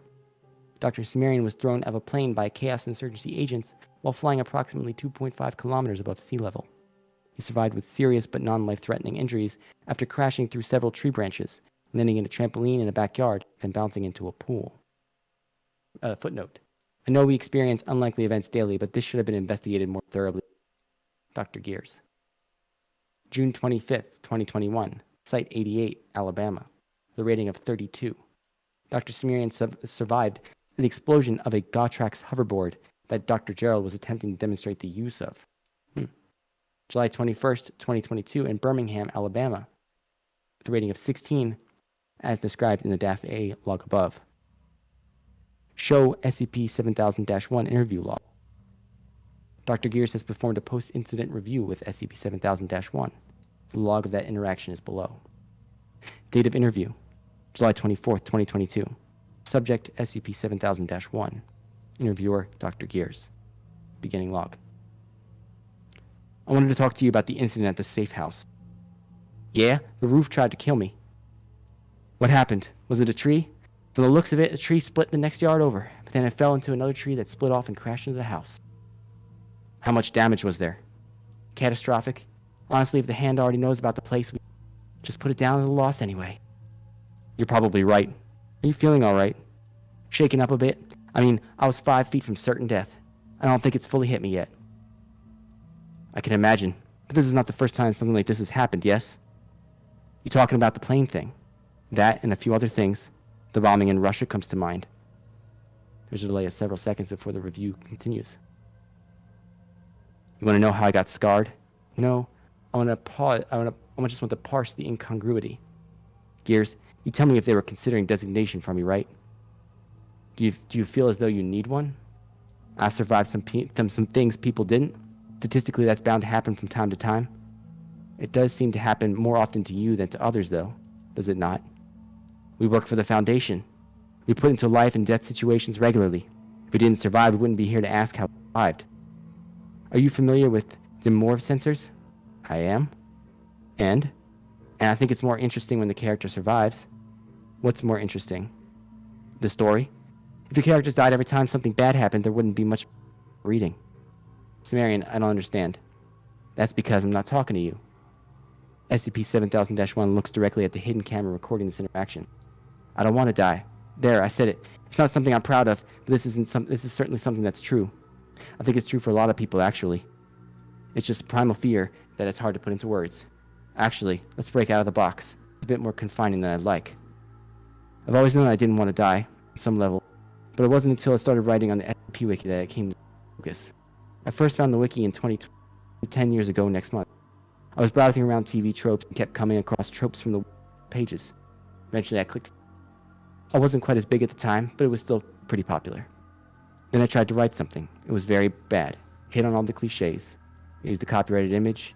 It was on some level embarrassing, I think. So I left. I came back in 2014 and tried again. The wiki's attitude at the time wasn't necessarily always positive to new writers, but I persevered and made something that stuck. It also wasn't very good, but it was certainly good enough. After that, I bounced around for a while, finding writers I liked, learning from them, then bouncing off when they disappeared, and on and on and on. Now I'm one of the site's most recognizable authors, right or wrong, it's certainly. But what does any of this have to do with my fear of death? I create in order to be unforgettable, to be undeniable. I want to make worlds and stories that will be told long after I'm gone. My immortality is in my work. My work is how I breathe. I create a character that hates himself and people love him. I create continents and forests and mountains and nations with long storied histories, and I shatter them in a moment. It's all there, and it's all part of me. So always, for all time, writing is how I know myself. I've always held that to be the truest purpose to create anything, to know oneself. I started to find patterns in my writing too. I write about immortal white guy. What does that say about me?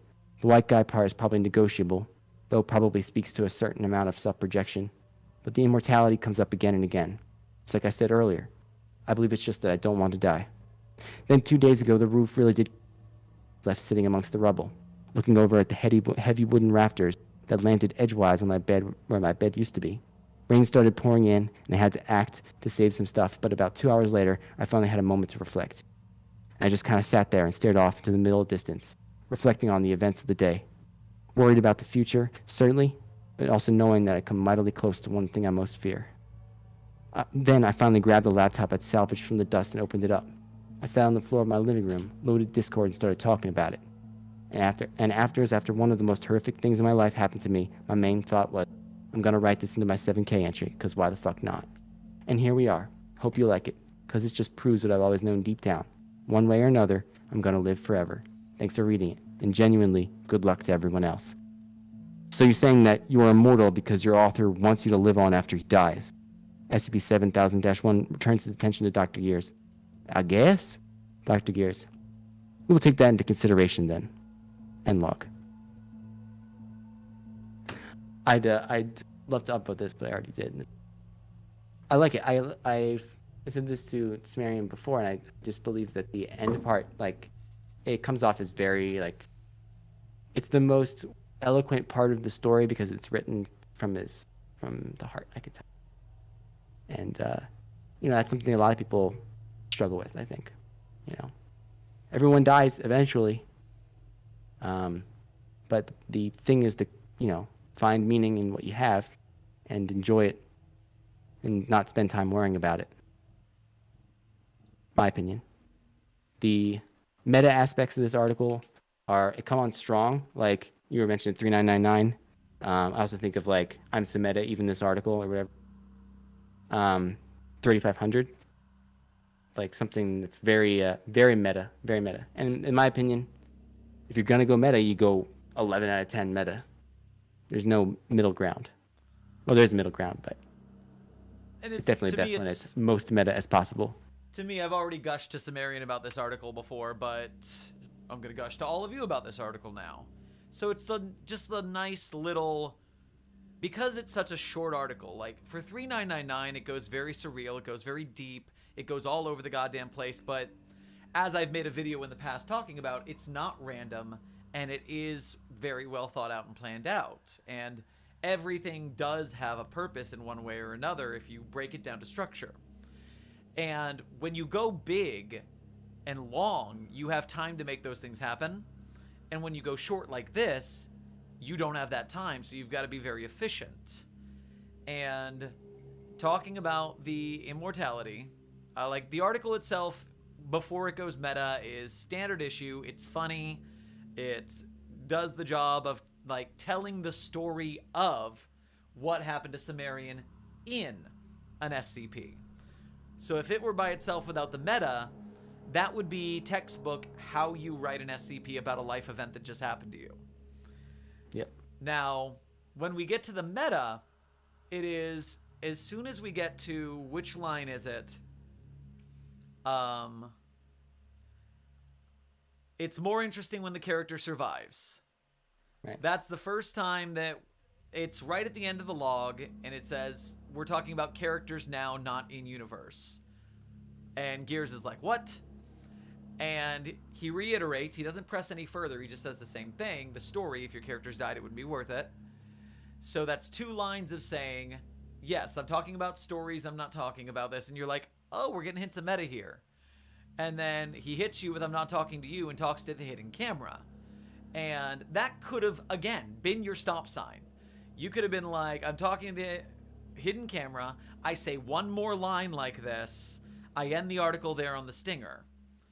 But the balls to say, you know what, I am gonna fucking do this now and make it a diary entry. And then I love the pun of let's break out of the box, and he breaks out of the dialogue box. It is a progression of going more and more meta and taking it to that point. And structurally, when you don't have a lot of space, you've got to be ruthlessly efficient. And that is what that is. And tells the story, doesn't gush, doesn't go too philosophical, I believe, because you don't have enough time to go on long diatribes. This is fairly short comparing it to like 3999 again.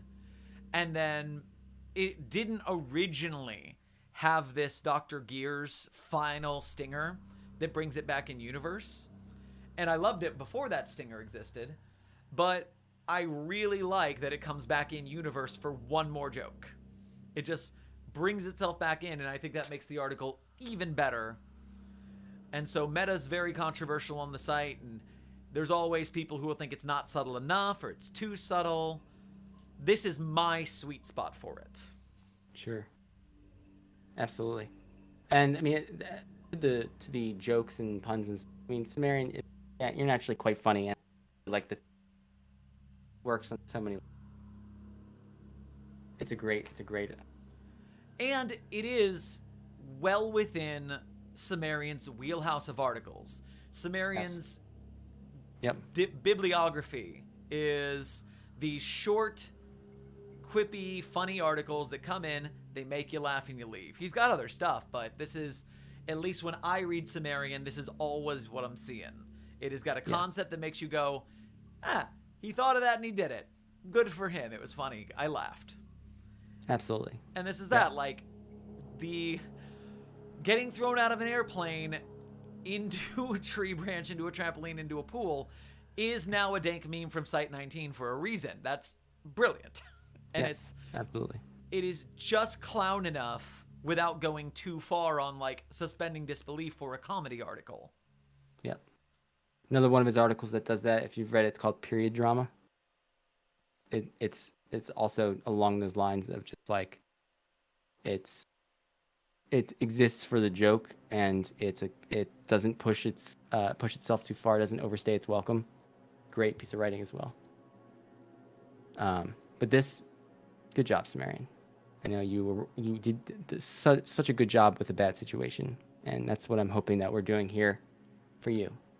You know, that's what we want for you. And with that note, how is current, that fundraiser doing? Well, I don't know. I don't know. But I was just noting that the total is the same number as the designation of most popular article on the site. I appreciate most that. All popular the article donors on the that have site? did so far, all 47 of you. Appreciate that. I don't even know which one that is. The archetype, of course, SCP-2786, one of Volgan's favorite articles as well. I don't know that I've 2786. I feel like I've heard of this. I definitely haven't read it. It is meta. It's meta in a way. For sure. I'm going on my off screen over here. That's fine. Yeah, if you have the time, chat, you can go and watch the Volgan's reading of that article. I'm surprised that he was able to turn that into a reading, because it is quite a format screw. I considered it to be like not an article that you want to read on a stream or like in a video or anything. Pulled it off. But it's not about me, it's about Cimmerian and his life event that we are trying to mitigate with cold hard cash right into Cimmerian's pocket. Let's make this a net positive for Sim. Absolutely. But everyone that has donated today, appreciated that. Were you interested in resuming this next week? Because I'm down. So I do have to sit back and decide if I want to keep doing 12-hour streams each week, or if I want to. We can talk the details, see if we want to do something else, because I still want to get through them all. Now that we've started, because this has been a lot of fun. Yeah, we could do a couple each day. We can pare it down to like a 3-hour stream, depending on how many long ones we fit in. We'll be doing it for the rest of the year, though. Yeah, no. That's true. We got to get through, gosh darn, 80 or so of these. Yep, and I'm only imagining it's gonna go up. A few of them are gonna be removed, I'm sure. Overall number is gonna go up. Tiger Glory in the chat. I do check the chat once in a while for questions, but I don't like to do things that are off topic from what we're talking about. And also, I apologize, I don't know the SCP you listed, so I can't answer your question. Do you know what would happen if you turned 1689 inside out? 1689 being the bag of potatoes, the one that was mentioned earlier. Oh, is that the bag of potatoes? I'm seeing, yep, the burlap bag of potatoes. Yep. If you turn it inside out, it would. Well, first of all, you probably can't turn it inside out, but if you could, it would probably cause an EK class gray goo scenario, and the entire planet would fill up with potatoes. And maybe the reality that is containing all the potatoes would be empty of potatoes, and then someone would find the bag on that side, and then we would be the one with potatoes to the brim. I don't know. Maybe there's already a potato world of potato engorged people on that side, and you'd be like freeing them from the potato plague. Yeah. It's like a reverse potato cost, famine. I did notice a number of like Billith streams. non-linked references to other SCPs in some of the ones today. Yeah, for everyone who was worried in the chat all day, Billith streams for multiple hours a day. I have run several 24-hour charity streams in the past, and 12-hour streams. We are marathoners. We train for this, yo. Yeah, Nikki, I know Nikki keeps urging us to cut it here, but you know, I actually streamed with Nikki. It was a weekend. We did 20 hours over the weekend. Damn. Oh, okay. Yeah. And we did that just fine. You know, I mean, it was a little tiring, but it's. I mean, you and I did this with one bathroom break each, and I had some mozzarella sticks and a boba tea, so I'm chill. I was actually eating the whole time.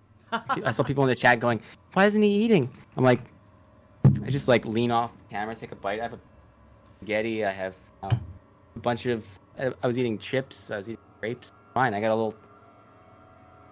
I had a really big meal beforehand because I didn't want to have to eat. Yeah, I did too, but you know, 12 hours. Mm-hmm. Gotta eat sometime. So guys, on the way out, make sure that you donate to the GoFundMe on the way out the door. Even $1 helps because, you know, we have 70,000 subscribers on YouTube now. That was this week. 70,000 subscribers during 7K Con. And if everyone gets $1 to Cimmerian, then this 15K is not even going to be a problem. Not at all. Yeah, it'll be great. Make sure that you go check out the description for that link, and also all of Billith's support links are in there. So if you have not met Billith before today, you can go chase him down on those other sources. Yeah, absolutely. Come take a look. My support links are there for all my merch and stuff like that. And if you're in the chat saying I'm poor, sorry, you can help us by subscribing to everybody and sharing the videos around. Tell your friends about Site 42 and the SCP Foundation, because we want to make big old movies, and if you can't help by paying us, then you can share us and help Signal boost our strength. Absolutely. Absolutely. Looking forward to some of that, some of the stuff you've got in the works. Sounds cool. But this will be our evening sign-off, so thank you guys so much. Be safe, be well, secure, contain, protect. Good night.